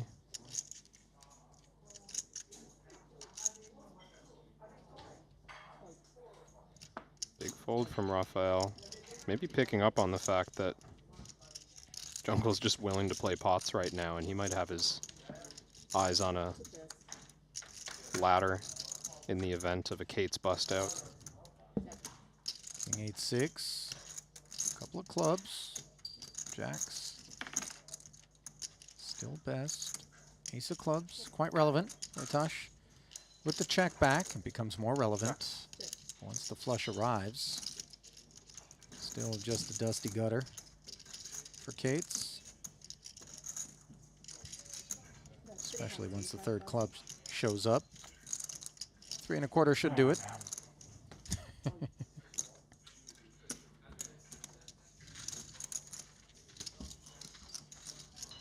Can't win every pot. But you can try. I guess the whatever man is just like, Fucking Laszlo, man. if I can call that you're bluffing, but lose the pot at the same time. I think I made a stupid as fuck fold versus you. Ace 8, 6, 5. At least you get the good hand read in. See yours too. Curious to see yours too. Jungle's wearing his heart on his sleeve out here. Are you It's guys not gonna off make me brand. look them up, or are you gonna tell me?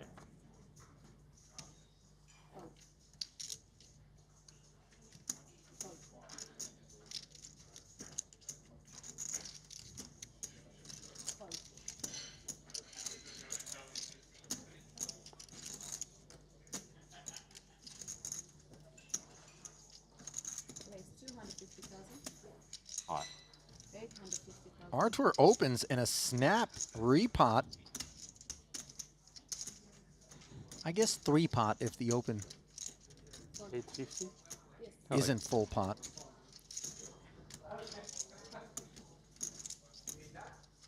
Let's see. Jungle has an energy about him that I feel as though could be interpreted as a man ready to go with things that aren't necessarily of the upper crust. Yeah. Not sure whether or not that factored in for our tour. But now we play for far more than the 250. Give me some chips. You got plenty, buddy. Are you there? Here you are. 850 a man to the queen 8-6 board. Nut diamonds, Yes, double I'm all in. gutter. I'm all in.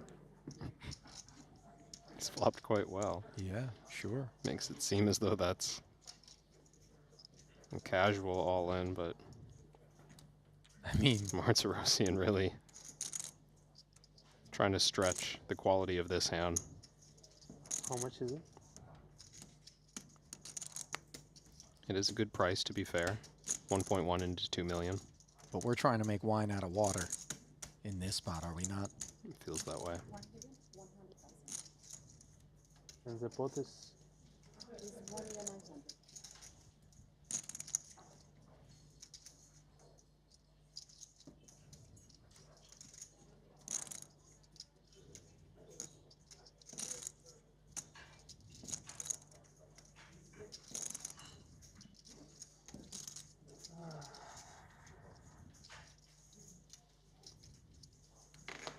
Damn it, I think I wanted a call.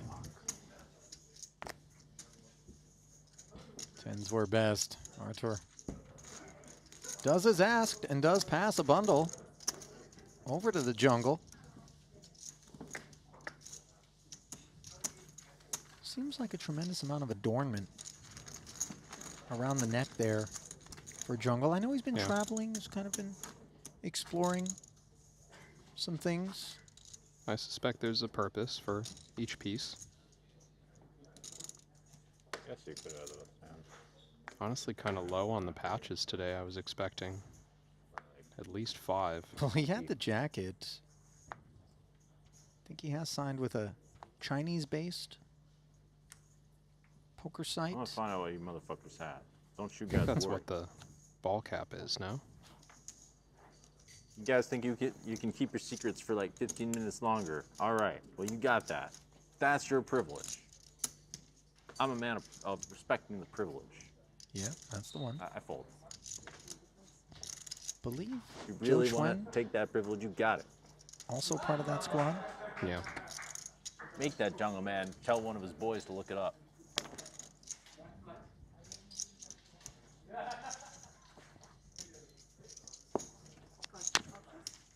Ain't no secrets kept for long. That's why I'm the jungle. Sure. Devoris limping unclear. That fourth card. Blind versus blind. Boytosh with the check back, and he finds the nut, second nut rather straight, and top set.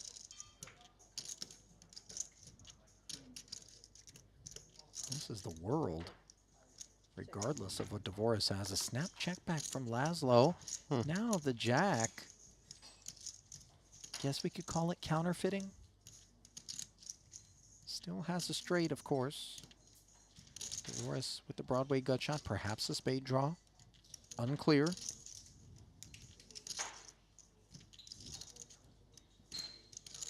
And Devoris certainly in a position where he could have limped a very strong hand. Incentive for him to try to limp 3-bet with the top of his range rather than open raise. 200. Wasn't a good one this time. Take it down. Laszlo has really done well. When his chips have entered pots, they've come home to Papa with new friends. I got a guy too. Huh? I got a guy too, Jungle. I got a guy. Yeah, he's taking notes. Got some spreadsheets. Would be good this time.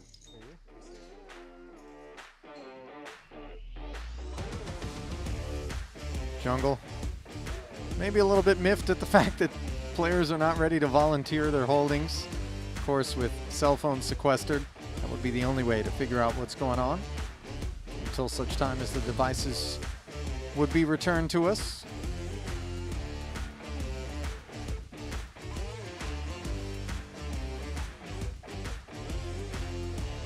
Boytosh has pulled within a couple of bigs of Ben Tolerine now. At the top of the leaderboard, Martirosian 46 bigs in third. And by a decent distance. Yeah, it's stupid as fuck fold.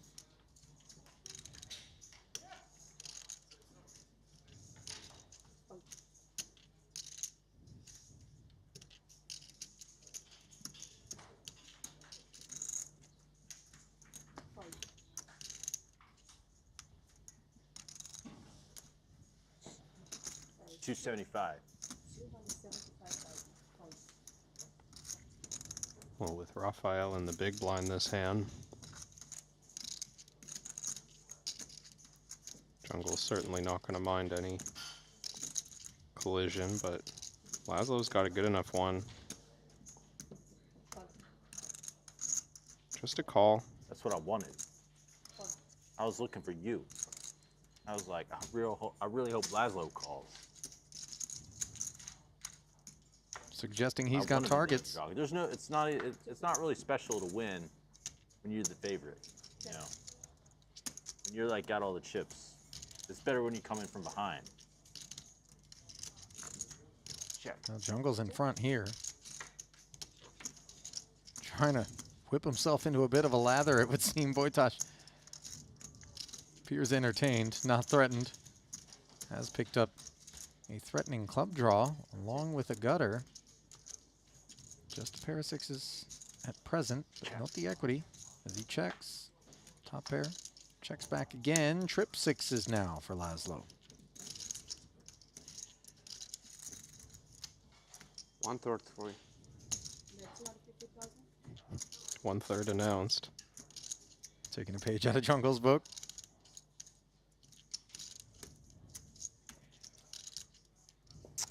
Another case of checking back a pretty strong one Six. twice. I'm steaming so hard. Payday. Yeah, that piece of shit. Oh yeah, it's all. Once Jungle realizes that he's also got the clubs, he'll realize there was no path to victory here. Wow, that was fucked up, man. I don't know.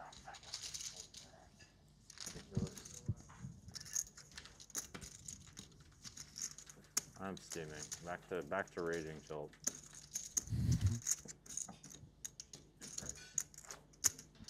Fucking Laszlo, man. I've been saying it. I'm gonna keep saying it.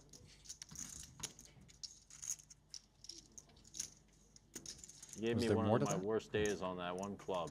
Remember when I lost like a 300K pot to you at that 5100 game? Do you remember that? No, not really. I remember that. It was the stupidest hand of all time. Really? It was like 300 fucking K at 5100, man. I was like literally about to quit. Good old times. Huh? It can happen. Good old times. Sorry? Could happen. During the good old times, it could happen. So it's good to remember. Good old times? What's that? That's when we were battling, if you remember. And I didn't It's heads up, you mean? Yeah. It's not heads up. Ah. You didn't know we were battling heads up? I think I told you, or someone told me. Omaha for rolls, by the way, the screen name for Wojtas. For those that like to rail the nosebleed PLO games online. Martirosian, protagonist here.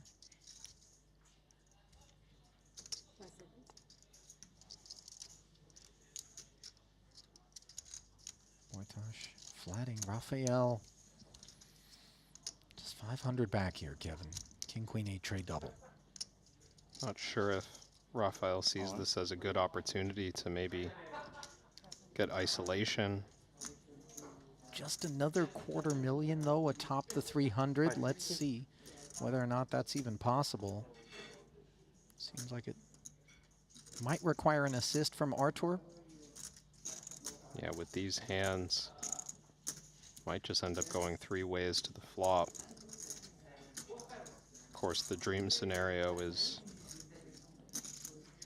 if Artur were to call and Laszlo could squeeze him out, give Rafael a chance for the triple in a heads-up pot.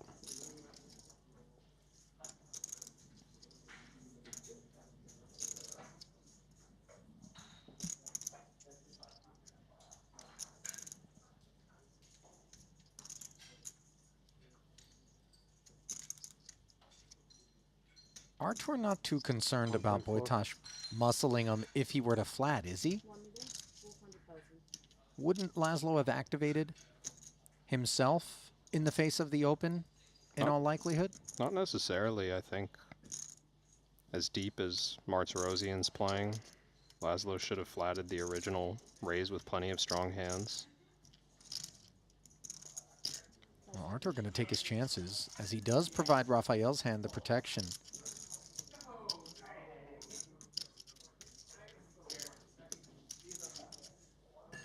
The absence of Wojtas in this pot obviously would leave Sean playing heads up, and as such it would be beneficial, but his actual hand doesn't necessarily have much to be concerned about against Laszlo, who does remain intact for 1.4. So you see the division of this one.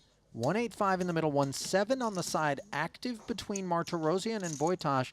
Artur covered and out of position.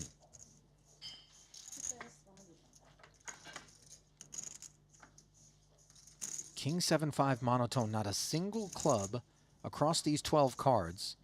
It is top pair for Rafael.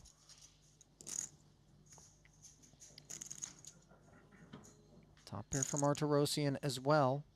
Crazy with live cards how much equity Laszlo has here. Yeah, he is currently open-ended, third, bottom technically. pair, yeah.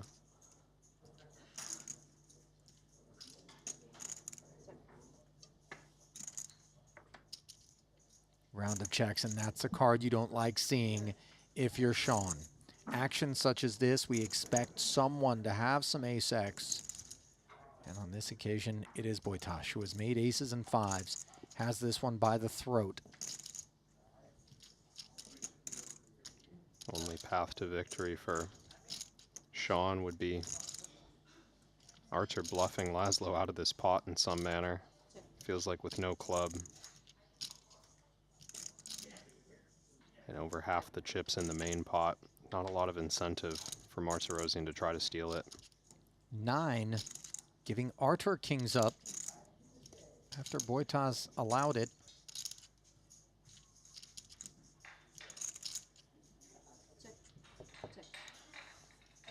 Full shutdown on the side. I have king 9. I have 2 pair. Ace 9. And Wojtas is going to scoop this one. I'm in the main pot also. Oh, wow. 3.5 million chip pot, dealing a blow to Martirosian, but ensuring that we will no longer deal to Sean Rafael in the process. Seems like an oversight. No one focused on Sean's departure, but that's the real story there. 6th place finish, $549,000. He gets everything, is all I was saying. Yeah. He got some extended play there that some would not have, Kevin, and looked very steady and solid, as we would expect from a man with his experience. Yeah, really navigated around some tough spots well. Survived long enough to get the one ladder at the final table. Well, that ladder was worth 116K, but the one that everybody else enjoyed just now, worth 153. Yeah, 702,000 now locked up by the field, 173K. The next hop up to 4th.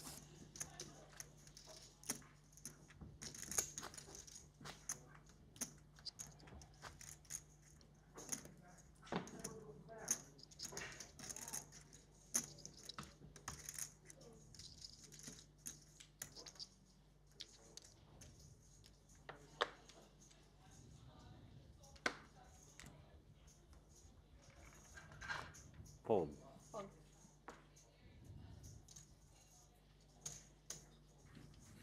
We're doing breaks? How does this work?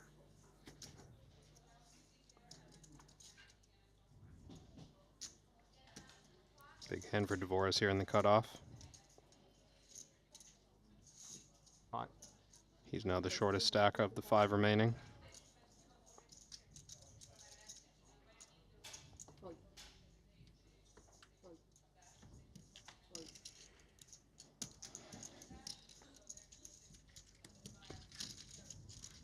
Raise and take there for Dan.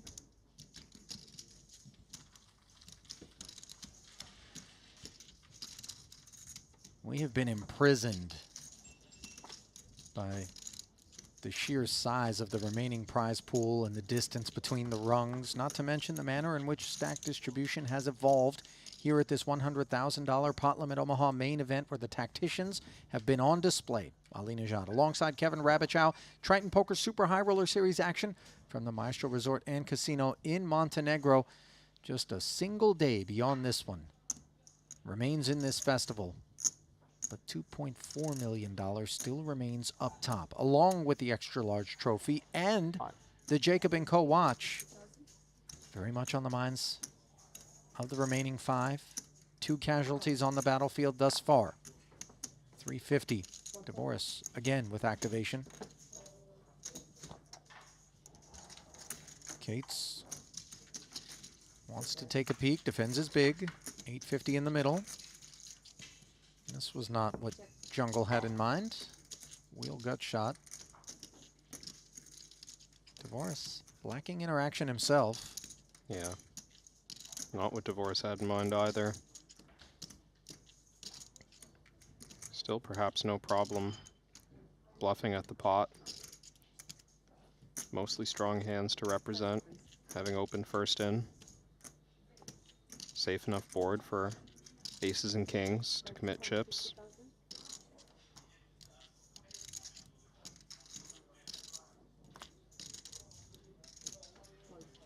$250,000 getting the job done. Back-to-back pickups there for the Canadian. Earlier in the festival, Devoris finished second in the 25K WPT Global Slam. Followed that up with a 13th place finish in the 30K 8 Max. 40K Mystery Bounty.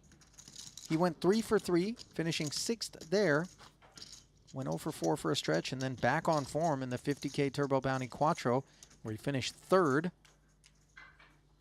Then 12th in the 150, 8th in the 25K PLO, really putting together a healthy festival. And TBD, how much more than this $700,000 he's guaranteed he will manage. Second shortest stack, however, 7 blinds clear of Cates.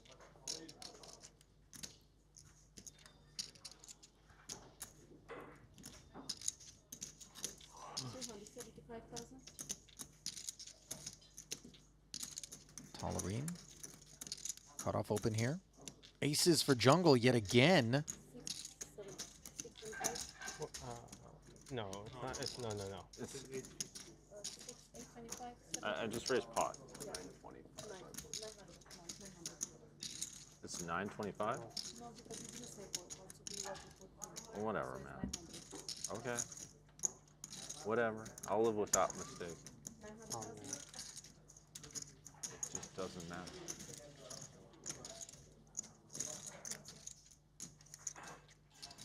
Some nihilistic vibes on Jungle.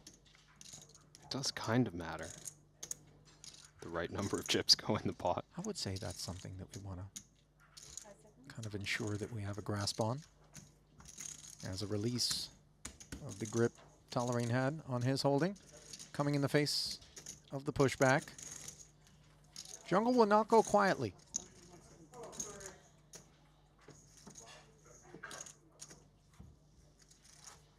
I'd say the sponsor's pretty pleased that he's come to the ball cap to the front.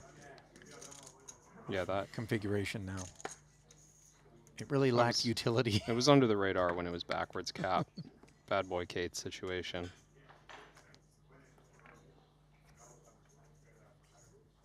You think you got a text that was like, Jungle, we talked about this. Chances are they did talk about it, by the way, if I know Jungle.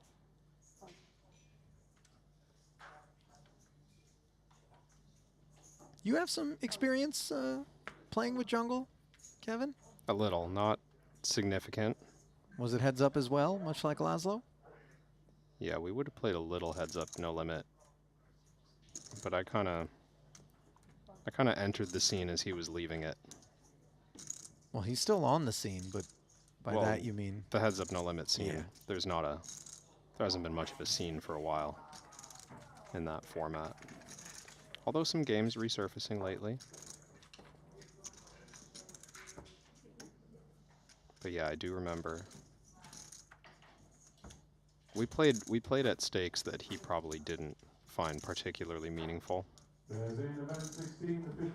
I'm not even convinced, based on what I'm observing here, that he finds this one meaningful, which would be silly considering just how much we're playing for. Never in the history of a Pot Limit Omaha tournament has this much been awarded up top.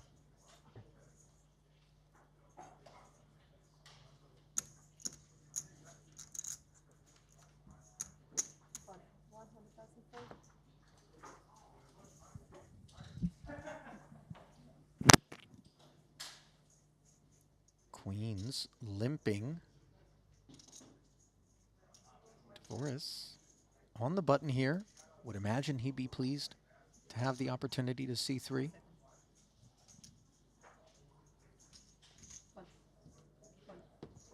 Laszlo joins. Can't remember the last 4-way pot we played. Only player absent is jungle. So we look up at the 7-4 deuce. Top 2 for Laszlo here. Big wrap for Tolerine. They both check. Martirosian with the overpair. Understandable disinterest in a barrel out of him. Yeah, both players in the blinds may be hoping for their opportunity to check raise, but now,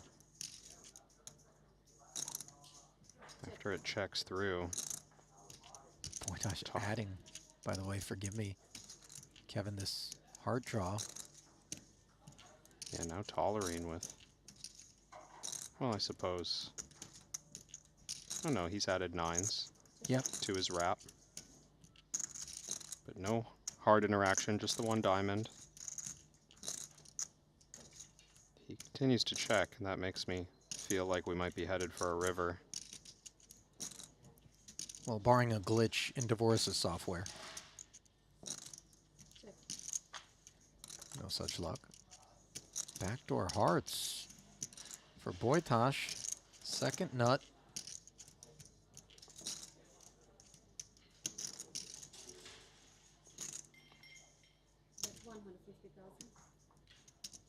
It's just going to start betting for value. He interferes with those flop 2 pair, doesn't interfere with some backdoor 2 pairs or sets, but no customers. Yeah, Tolerine made the wheel, but says goodbye. Tough to call there with 2 players behind.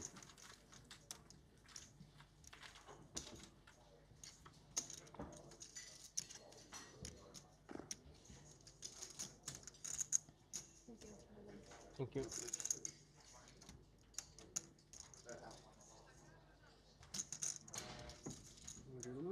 Yep.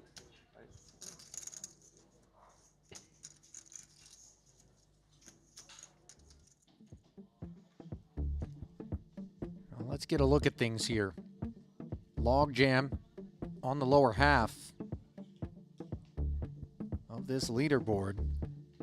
Just 4 bigs separating Martirosian, Cates, and Divorce.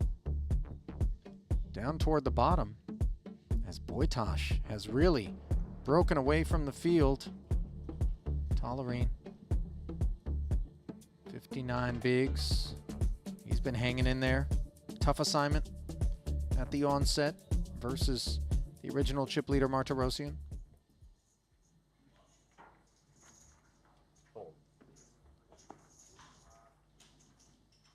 Pass.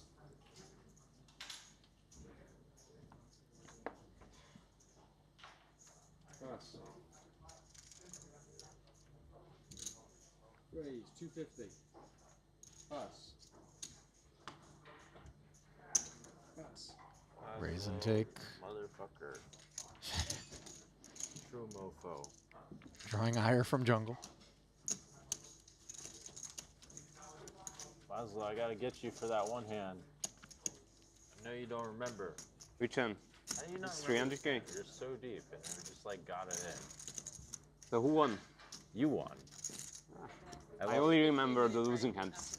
You only remember the losing hands? It's more likely. You don't remember the hands where you like win 300K at 50-100? You know what it was? It was at that stupid thing where everyone could like min buy in, and somehow we both ran up a stack for like over 100K at the fucking min buy-in thing. You know what I'm talking about? The rat hole thing. A rat hole. The thing where you can buy in, but you can't. People just like run up various stacks at it. Yeah, I see. I know, of course. It's that stupid ass game. Pass. At some point I realized I might like Pass. either didn't have a big edge or wasn't a favorite. Was it before or after that pot? Pass. I suspect Laszlo's sentiments about whatever this game was probably considerably different than Jungle's based on outcome.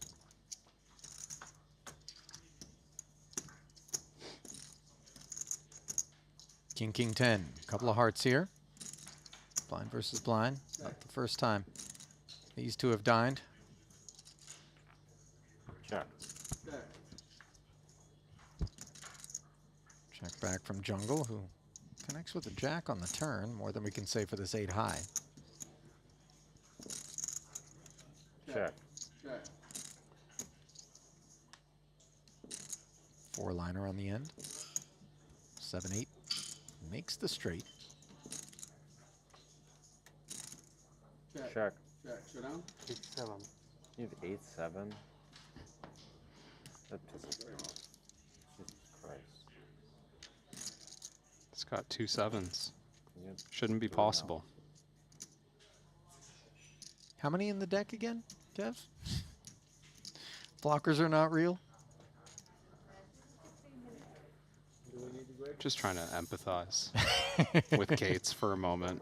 Felt like he deserved it. It's not like he went nuts with it.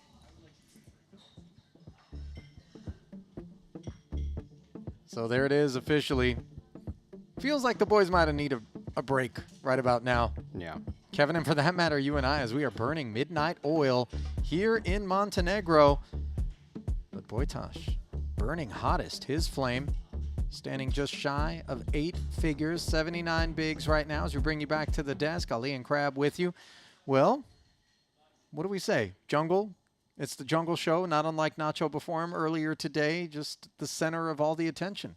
Kate's a little unhinged at the moment, and Laszlo, the beneficiary of that Sean Raphael elimination, catapulted up to a pretty healthy chip lead, 40 big blinds separating him and Ben Tolerine. Yeah, Raphael with that big fold, but unfortunately unable to spin up that which he preserved. As a result, we are going to spin out of here just about 10 minutes, Producer James, and then we're going to come back and keep it rolling here at the final table of the PLO 100K.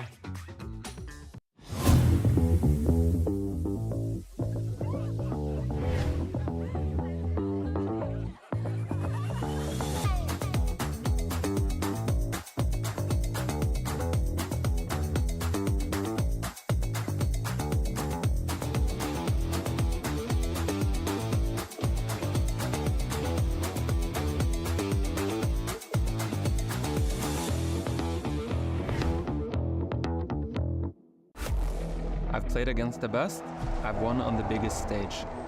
But what if I told you, it's not just about luck or talent. It's about using the right tools. GTO Wizard is the fastest and most efficient way to study any spot in poker. This is how you level up your game. This is how you unlock your potential. Don't get left behind. Get GTO Wizard today. Beat the best, crush the rest.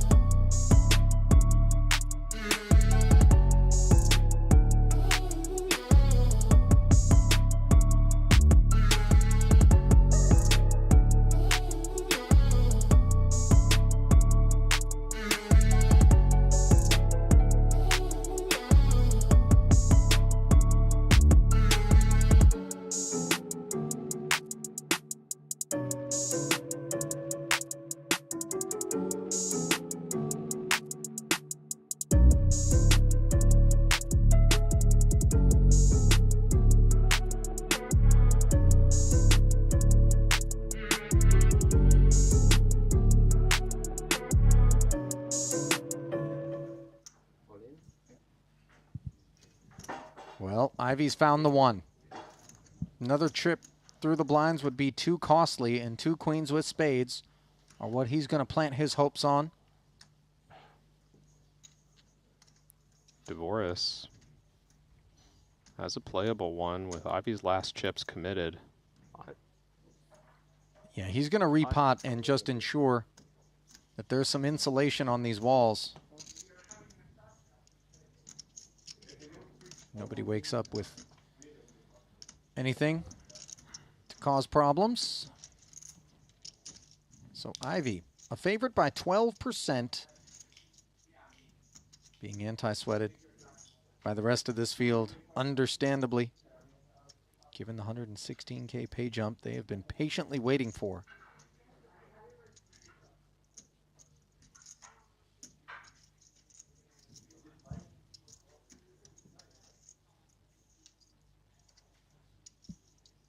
$850 in the middle. A near triple up opportunity for Phil.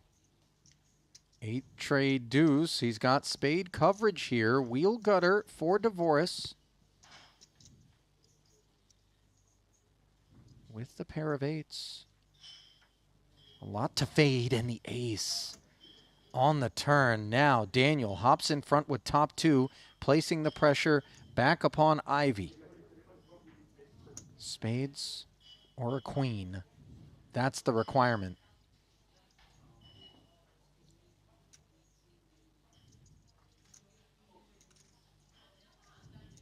And there it is. Eight's full though, right? No. Yeah. Such a tease. You find the flush in the way that doesn't work. And Dvoris downing the legend, Phil Ivey. 433,000 going his way.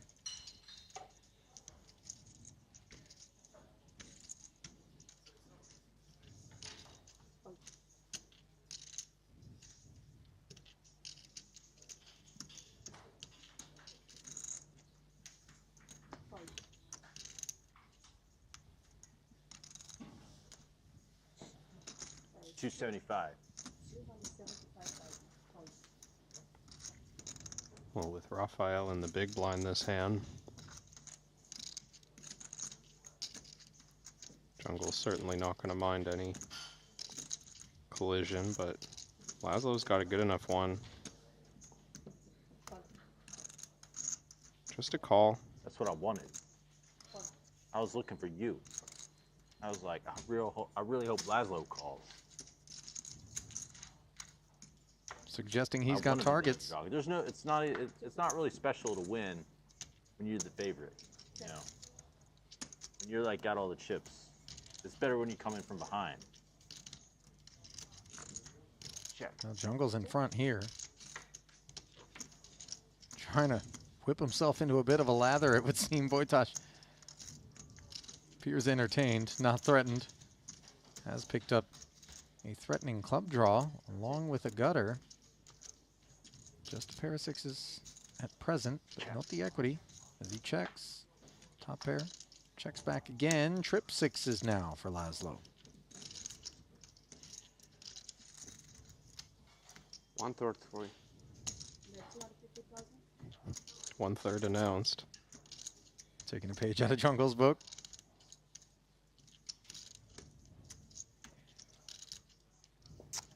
Another case of checking back a pretty strong one 6. twice. I'm steaming so hard. Payday. Here's that piece of shit. Oh, yeah, all. Once Jungle realizes that he's also got the clubs, he'll realize there was no path to victory here. Wow, that was fucked up, man. I don't know.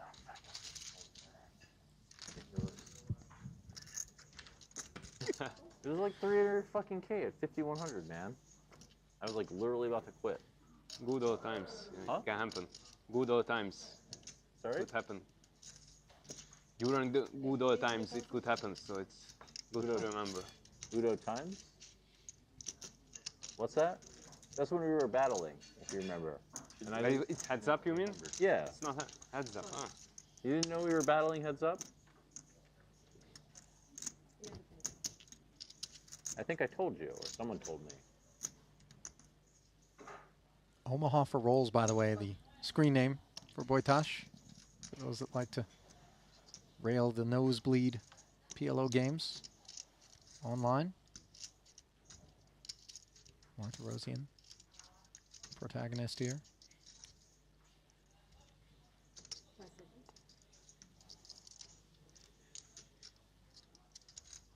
Boytosh flatting Raphael. Just 500 back here, Kevin. King, Queen, 8 trade double.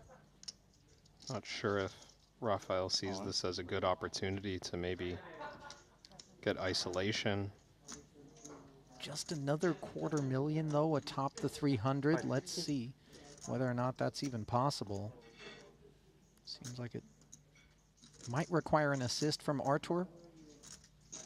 Yeah, with these hands, might just end up going 3 ways to the flop. Of course, the dream scenario is if Artur were to call and Laszlo could squeeze him out, give Raphael a chance for the triple in a heads-up pot.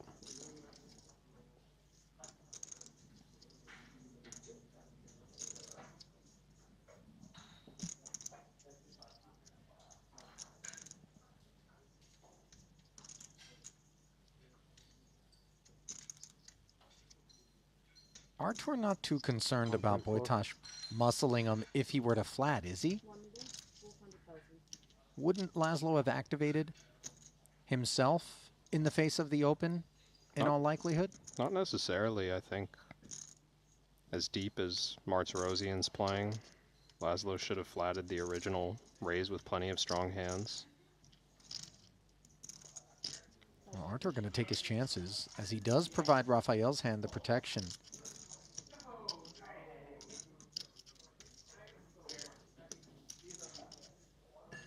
The absence of Boytosh in this pot obviously would leave Sean playing heads up, and as such it would be beneficial, but his actual hand doesn't necessarily have much to be concerned about against Laszlo, who does remain intact for 1.4. So you see the division of this one.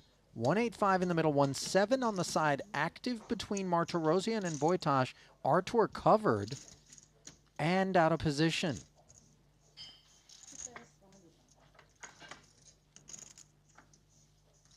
King 7-5 monotone, not a single club across these 12 cards. It is top pair for Raphael.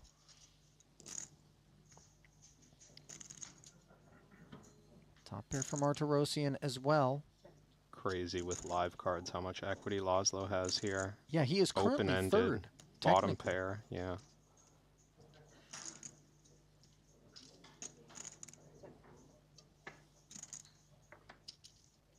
Round of checks, and that's a card you don't like seeing if you're Sean.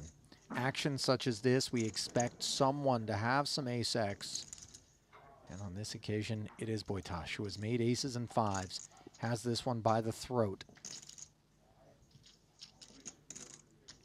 Only path to victory for Sean would be Archer bluffing Laszlo out of this pot in some manner. Feels like with no club.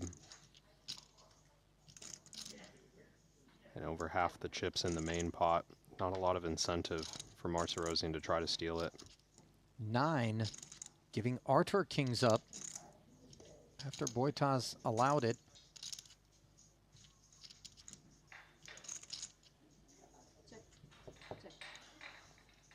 Full shutdown on the side. I have king 9. I have 2 pair. Ace. Right. And Boytosh is going to scoop this one. I win the main pot also. Oh, wow. 3.5 million chip pot, dealing a blow to Martirosian, but ensuring that we will no longer deal to Sean Raphael in the process. Seems like an oversight. No one focused on Sean's departure, but that's the real story there.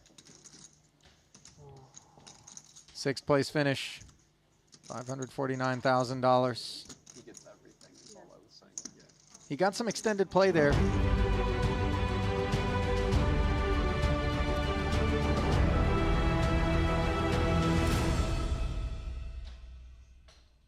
Two have fallen and 5 fight on in the 100K PLO main event. Ali Najad joined now by Randy Liu to wind down the evening. Rumor has it we are not going to play down to a champion here tonight. Too much time potentially required. They're going to hit the racks and they're going to come back and finish this one off tomorrow.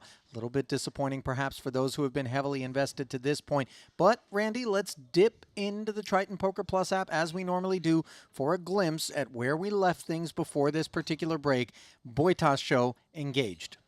Yeah, it's very clear that he's got a huge advantage. He has nearly 10 million in chips. Tolerine is right behind him, and Tolerine does have position on Boytosh, so in terms of positioning, Tolerine's not in a bad spot, but it's all the Laszlo show at the moment. I gotta say, Ben loves this because he had to contend with Artur Martirosian out-chipping him to his left for the bulk of this table. Now, of course, he covers Artur, who has slipped to just 28 bigs at present. That is well off of his high water mark, and it's going to get even leaner than that as we're coming back to 50, 125, 125. So 300,000 in orbit. That's what we're going to be playing. Dan Cates, 18 bigs. He's had a sense of irritability about him here. I think he's a bit frustrated by maybe a lack of pace, but he's still playing his game. His cards don't tilt. Yeah, that's the thing. He's very frustrated. Like, you know, you can see it on his face, right? But in terms of card play, he doesn't tilt at all in terms of that. No, and you would be ill-served if all of a sudden, just because you look over at what you think is steam, he even says it, he's like, I'm steaming, I'm boiling, but then he just shows up with aces. So, you know, don't get it twisted whatsoever. Dan DeVoris, he's lurking in fourth, just one big blind north of Dan Cates right now. As you look at the cluster beneath the 4.7 million average right now, Randy, it's the war of attrition time a little bit, or we're still clear of kind of that threshold here this late stage in a PLO? For me, I would believe this is clearly a war of attrition because the pay jumps are huge. They have a very tight cluster. They should wait one another out. Yeah, well, we're going to see how much waiting goes down and how much get up and get after it goes down. Once the players realize that they're not going to be playing it out through the wee hours, perhaps a little bit of pressure lifted. 16 hands at this level. That's what we're slated for, is 702,000. Looks for a home, but ultimately 2.39, and the title is where we will be. That will happen tomorrow. So with that, let's send it back down into the arena for the resumption of play here at the Maestral Resort and Casino in Montenegro. Back end of this festival. This frame brought to you in part by GTO Wizard.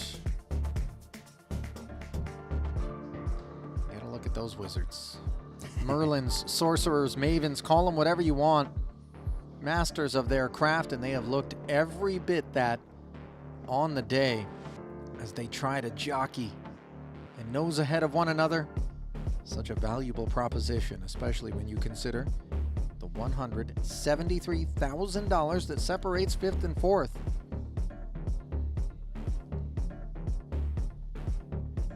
I mean, this is exciting, Ali. It's past midnight, and we're playing playing for millions of dollars. Yeah, that we are. Love this cast of characters. I mean, Omaha for Rolls, chip leader. Can't have a tournament without him. And 86 in the building as well, as the two of them involved at the 300K price point demanded by Laszlo. Suited ace and a little pair there for Dvoris. The interesting part is he gets to close the action, so you know, his hand can make quite nutted hands, right? Suited ace, pocket threes if he hits a set. So it makes sense that he's coming along. Normally he wouldn't want to.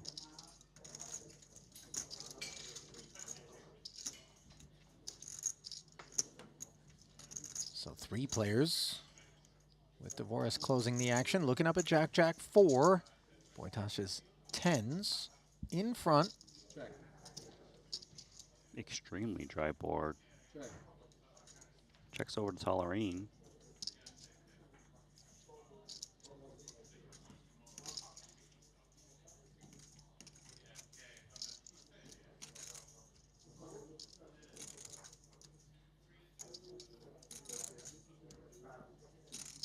Curious to see if he bets this one. Expecting a lot of check folds from the pre-flop raiser. The big blind usually just whiffs. Jack, Jack 4, rainbow. Does come with a 250K.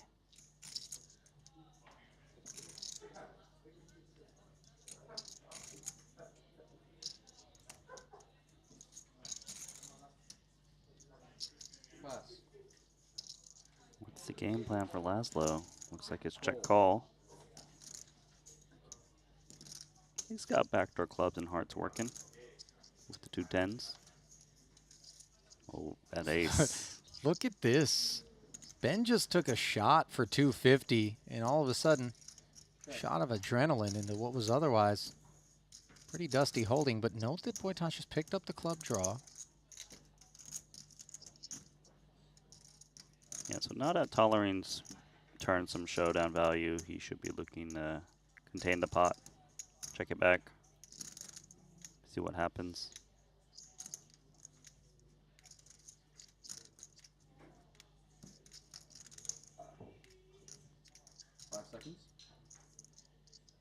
Check. Backdoor flush as Wojtasz wrestles the win away from Tolerine. And that one went back and forth. Let's see if he can cobble value. It's quite hard with just the 10, 9 of clubs. Not a strong flush. Take these chips, chip leader. So no betting after the one dabble from Tolerine.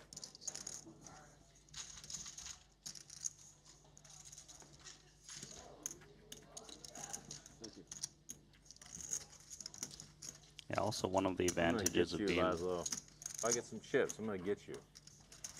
Just you wait, dog. Lion, wait.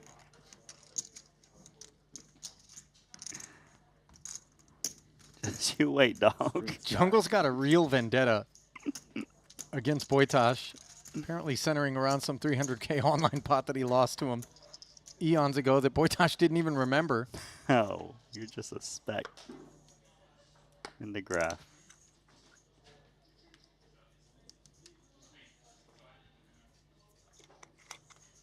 Jungle's track record, it's been pretty amazing, given he doesn't play that many events at Triton series, but he seems to always make it deep in the big ones.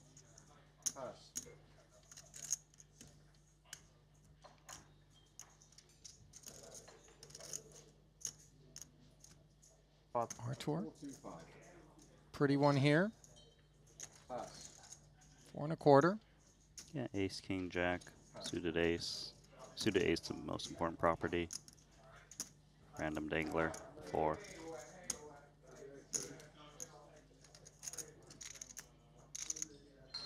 Queen 10 9-4.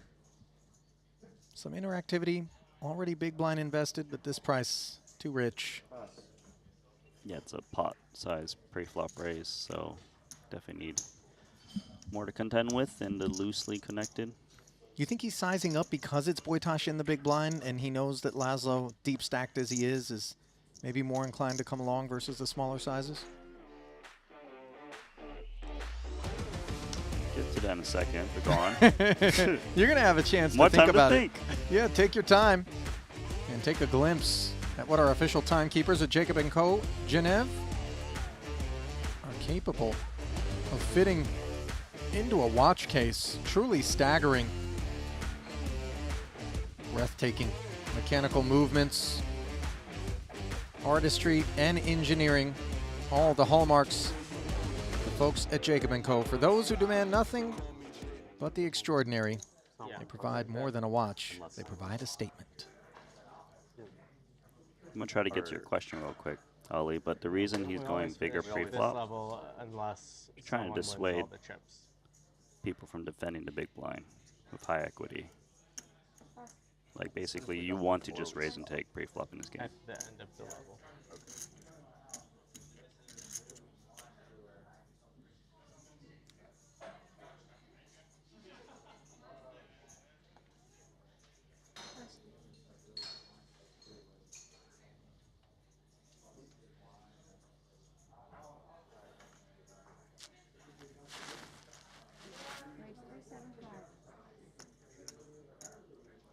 Oh, aces and sevens. Blind versus blind. 375 with this queen high Badugi. And look what happens is you see Tolerine just calls.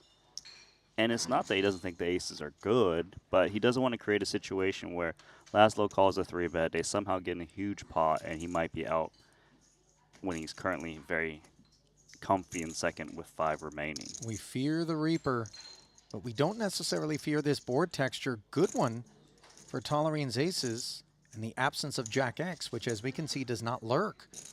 Laszlo leaning a bit here for 250. Yeah, it's really good because it's also a board texture where if Tolerine puts resistance, which he will to 2 aces, Laszlo is unlikely to just barrel off because he's never getting a jack to fold, and you know Tolerine could easily have a jack as played.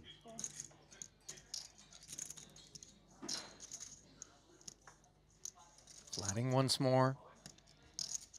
Tolerine's choices contained quite a bit by the ICM pressure. Laszlo doesn't find any equity, just the jacks and 5s. I'd guess Tolerine would just go to pot control. He's not really looking to take this 3 streets. Want to kind of not allow the check raise from his opponent. Very safe river card for Tolerine. Looks that way.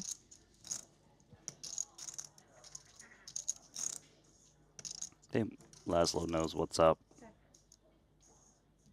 Up against something that's not usually looking to fold.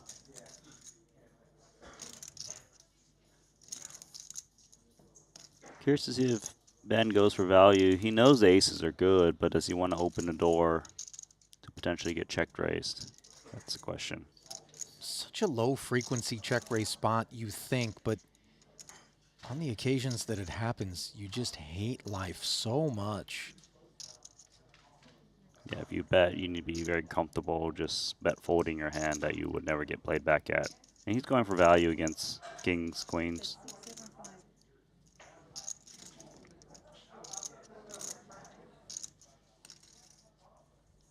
Relieved that a quick muck comes in.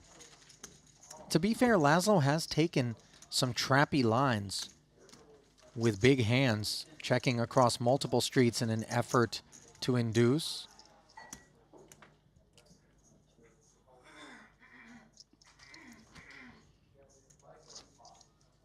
Yeah, I think that hand there demonstrates how much ICM is in fact at this final table, because if we were just playing a cash game, there's no chance he's just flatting aces and 7s in the big blind, blind versus blind. You got to respect the payouts out there, realize he's in second. If he was one of shorter stacks, he would press, but here it's not worth putting your tournament life on the line, potentially.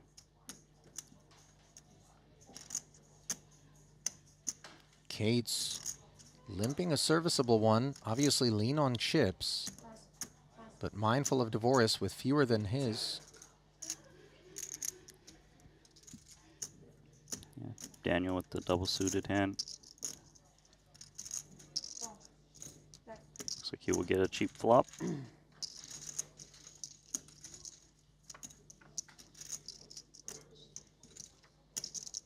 Ace 10-6. Couple of hearts here. Gut shot plus the flush draw for Kate's. You can see he's got most of the equity. Even though Artur with the 10s right now has the best hand. Couple of checks in front of Dan.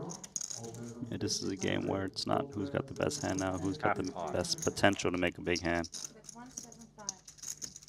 Did he say half pot when he bet? He's Because been, that's not half pot. he's been doing a lot of this where he declares a size, but then the chips speak, of course. But it's not binding, right? No, hasn't been thus far. Would be weird if all of a sudden we began to hold jungle. I saw him do like a 55% pot. He announced obviously his bet size wasn't even close. He's a character. What's Tolerine got?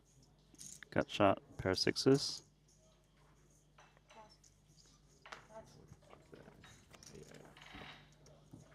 Yeah. That's what I had. Yeah, man. Jungle's such a fan favorite. Surprised he's not in costume here at a final table. He's brought that in the past, not just to the 50K Poker Players Championship in Vegas, but also good old Triton. Triton's a good one. In Cyprus.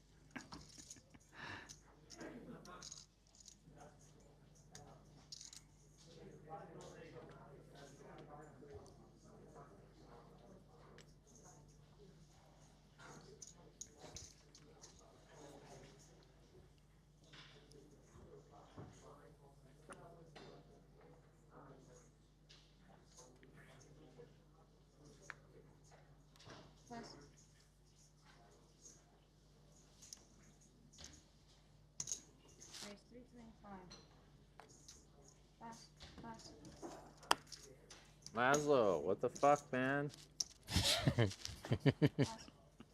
No fool. Kate's reluctantly letting it go. That's what I should do.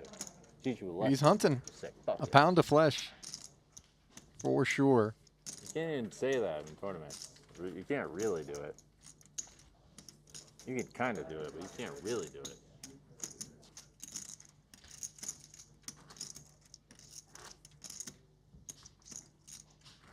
You can't go full gangster like you can in cash games. Didn't Jungle dress up as a gangster once? Yeah, there was like a weird Michael Jackson Thriller Not a kind good of idea dancer for with the cash games fingerless either. gloves. To be I fair. remember that. To be really fair.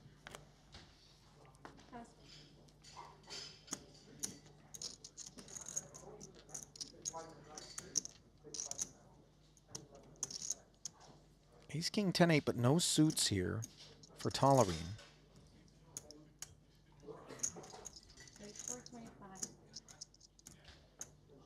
He's going to open.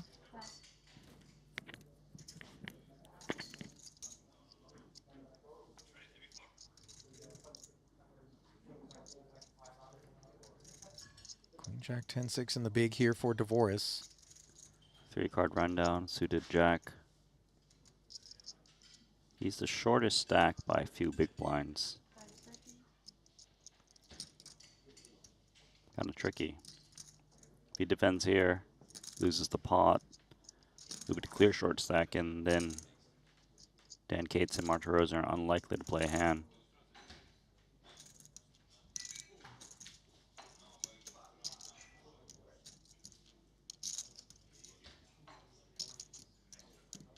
Giving it a long chew here. He has tremendous pressure on him. As the short stack, he would love to pick up a pot and clear Cates, put the pressure back on him. This is not going to be the one, he decides. Yeah, stressful game. Even if the chip leaders are raising very loosely. In a game like PLO, equities run close, so they can just get there.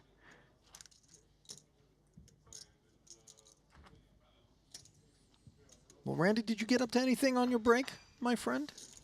No, not too much. Unfortunately, nothing exciting to tell you. No night snorkeling? Yeah, night snorkeling. No spear fishing? Spear fishing. I needed the Triton spear to go try. I don't think that one was spring loaded. Not bad here. Ace, king, king, 3.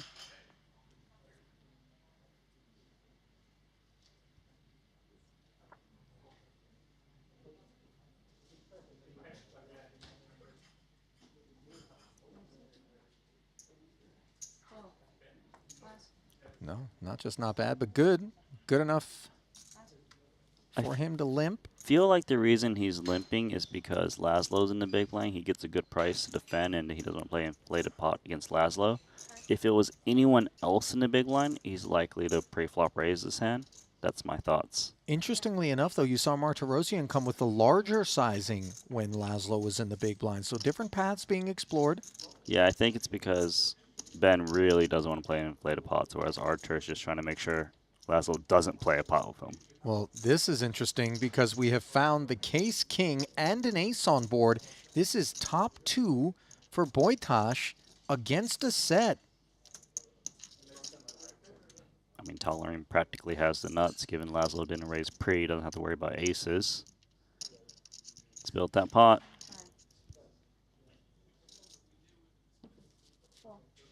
Quick call from top 2.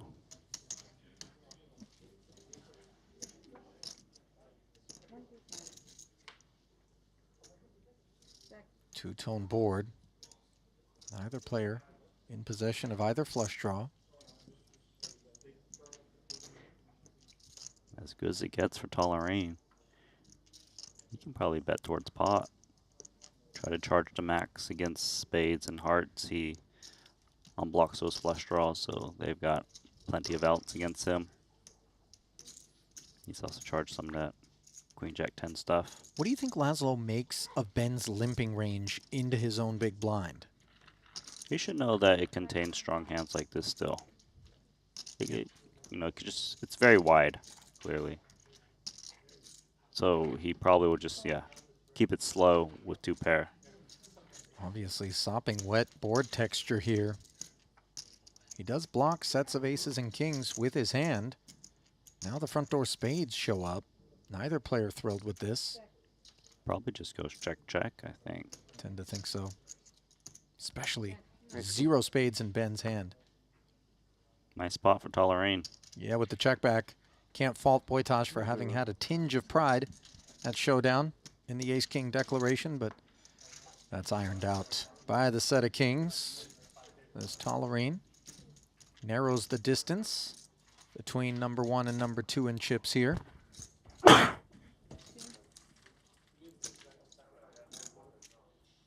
Ollie, it was here, right, when Jungle Man didn't get his package? Do you remember that? Was it the Triton outfit? I think you're right. Because I remember the lobby down here, and it just looks very familiar. He ordered something that he wanted delivered in time for an appearance at I think he kind of overnighted it or whatever, and somehow it hadn't shown up, and then it never showed up. Like he was hunting for it forever. Who knows? He was fuming. Someone in Montenegro's walking around with a Jungle Man final table outfit. And then at the table, he was complaining about it, and the whole table was just like kind of, laughing at him a bit. He was like really focused on it too. You're like, Jungle, you're playing a huge Triton FT. Maybe we stop steaming over the package and we just focus on the action here.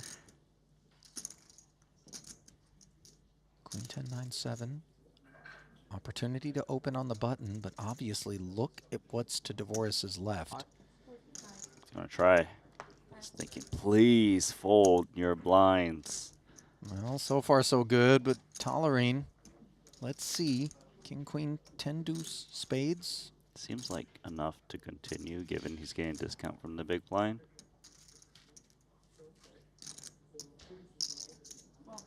Here we go. There's only north of 1 SPR remaining. 10 on the board, we could see chips go in, and oh, Tolerine just flopped the flush. Second nut flush at that. Dvoris with an open ender and a 9.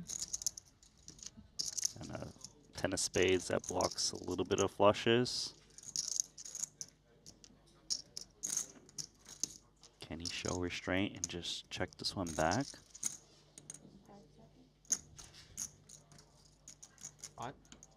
Oh no, he said pot. He's committed. Only 125K back, and he's practically drawing dead. Devastating thing to hear if you're Dvoris. He could find himself drawing dead.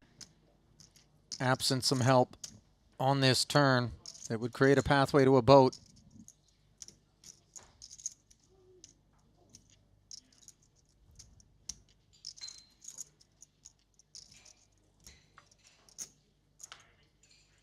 That's it, right? Yep. GG's, says Dvoris.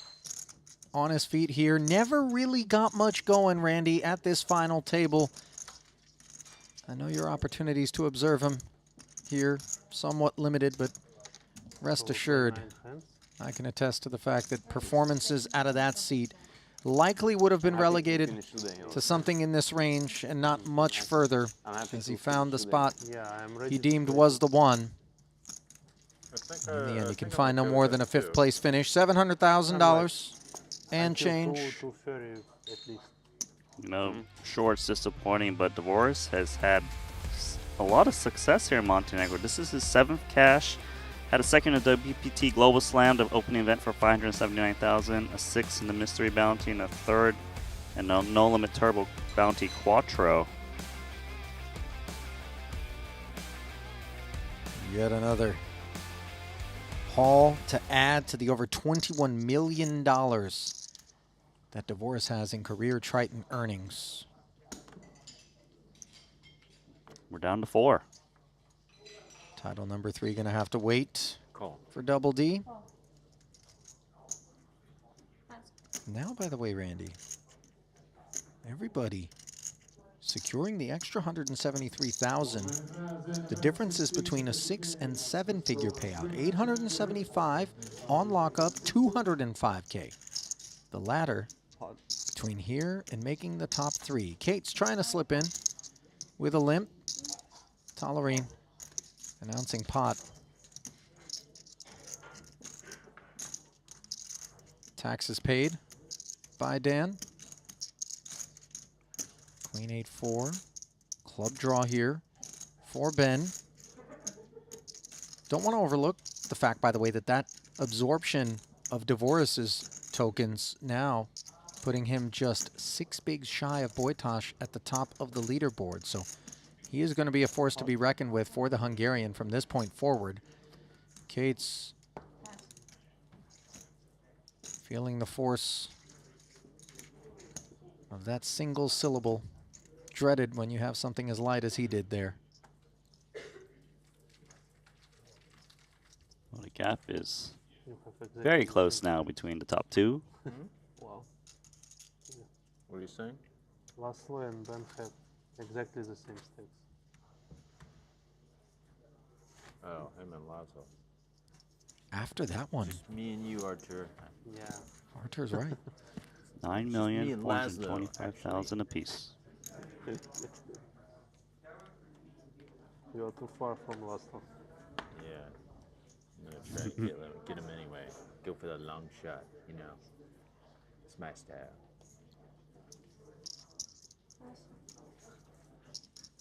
Well, the 2 big stacks going to leave the 2 shorties to do their thing. Check. They're going to play a limp pot.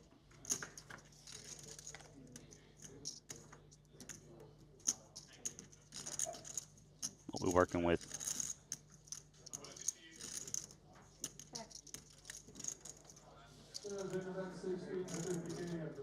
Queen high flush draw here versus the pair of 9s.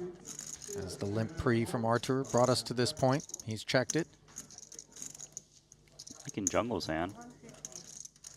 Yeah. Pair and a gut shot. Flush draw. A little bit of everything.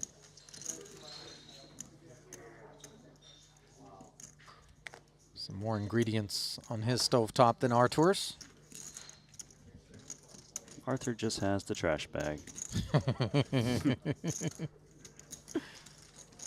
Not Fair. so far anymore, lads, though. Well, Kate's never got his package. Have you ever Dude, nice straight had a package go missing, Randy? Order something, and then, you know, says delivered, you can't find it. Ever been a victim of a porch pirate?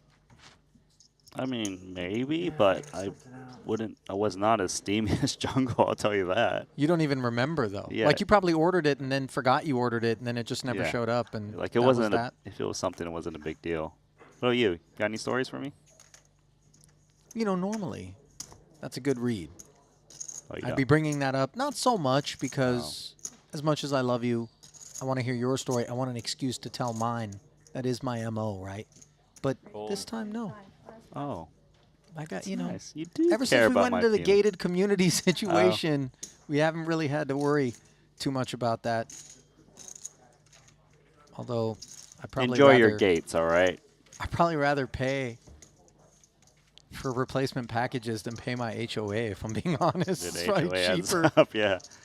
You got a HOA, Randy? I used to. And you moved out of the HOA? Well, when I don't live in America anymore. Oh, yeah, the HOA in America. How much is your HOA? Oh, Randy, easy. Oh, sorry. You Is, know, is that public? That's private information. You know, I don't Sorry. play it that close to the vest, but the actual dollar value of the HOA is maybe something that we don't need to get into. It bothers me, so it's Okay. enough to do that. Fair, fair. I think it bothers me because I don't use... You don't use the facilities, I don't use right? the facilities, really. But we got pickleball now.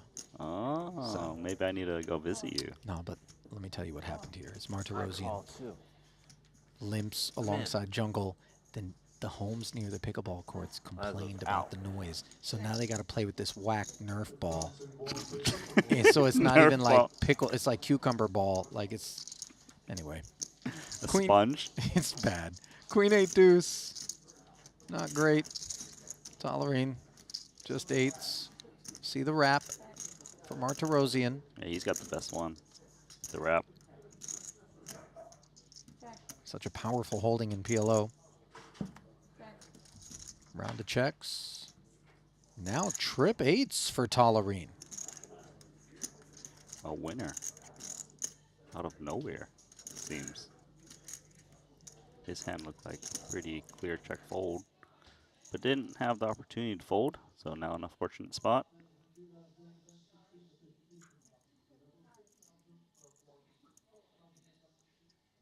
The wrap's a little dangerous to draw to when it's paired, and there's a flush draw out there.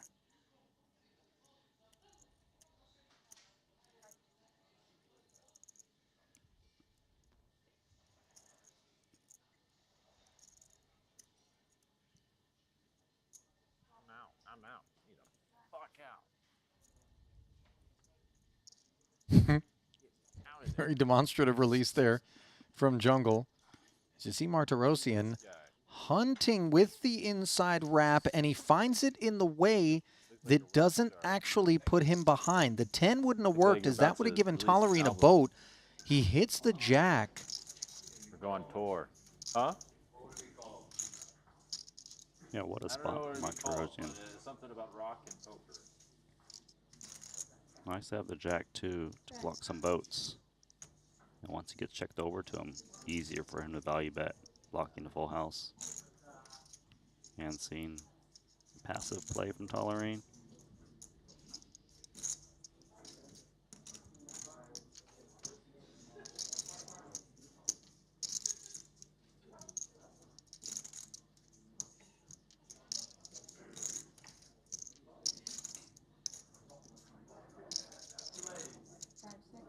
Someone covered it.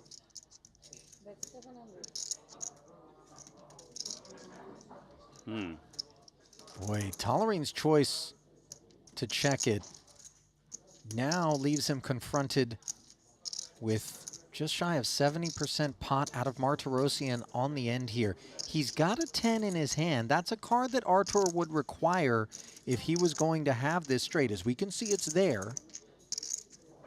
He's also got the 8 in his hand. What's the story that checks out? Martirosian pre-flop limped. Is there Great some fold. jack-jack, queen-queen maybe lurking? Tolerine. Not the first time. We've seen him with tidy procedures, sparing himself as he got the chips in good and didn't put them in bad. He's a pro. Didn't even think much. No. Where is that? I'm steaming. Get a load of it, Randy. Extra large trophy. That's Epic a X watch. A watch you have to win. Cannot buy. That's right. Although I wonder if you win 2 main events and you got 2 of the watches, you know, you put it up on. We got someone with 2 watches? I forget. 2-time main event winner? I don't believe so. No? Certainly not in the same discipline. Okay. Vaska Boynikau had a chance to go back-to-back main event Ws here after winning it last year, but he ended up losing to Jesse Lonis, so he could have had. I'm just wondering if he puts the 2 watches, 1 on each wrist or 2 on 1. No, you know, maybe you link them and wear them around your, like a necklace or something. Like anyway. Flava Flav. There you go. I like that.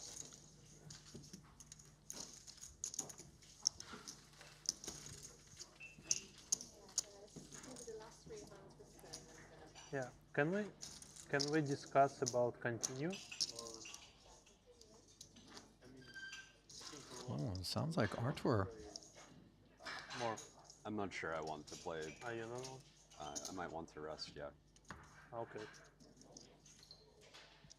Short-lived was his pursuit Then 3 more hands. of potentially some extended play. Tolerine. Terminator got rejected. Felt like a tap out. I mean, you can't blame Tolerine. He played late when he got second place against Kuhn, right? Yeah. And by the way, having a square off heads up against Kuhn will take something out of you. Ace, ace, jack, deuce. Might take some chips off his stack and get him shoved forward. Let's see, though. Wojtas, 3 1/4. The other deep man. Here you see it's the same game plan, kind of just flat calling in position, not inflating against the other big stack. Very clear now. His preferences. Just the 9 for Wojtas. No diamonds to be found. He knuckles. Should be a check back from Tolerine. Very scary board. Nowhere where Laszlo's at.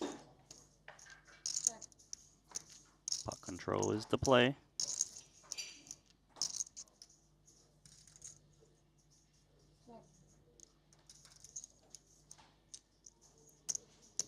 Yeah, given the way these big stacks are playing, the short stacks can't hope for some crazy collision. They're just not going to boss one another.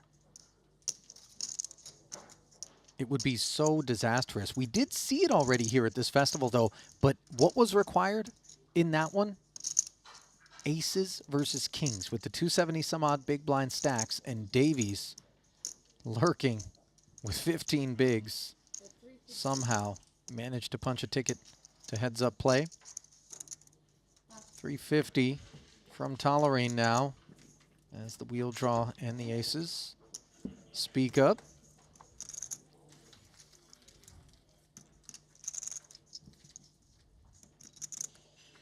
I'll tell you what.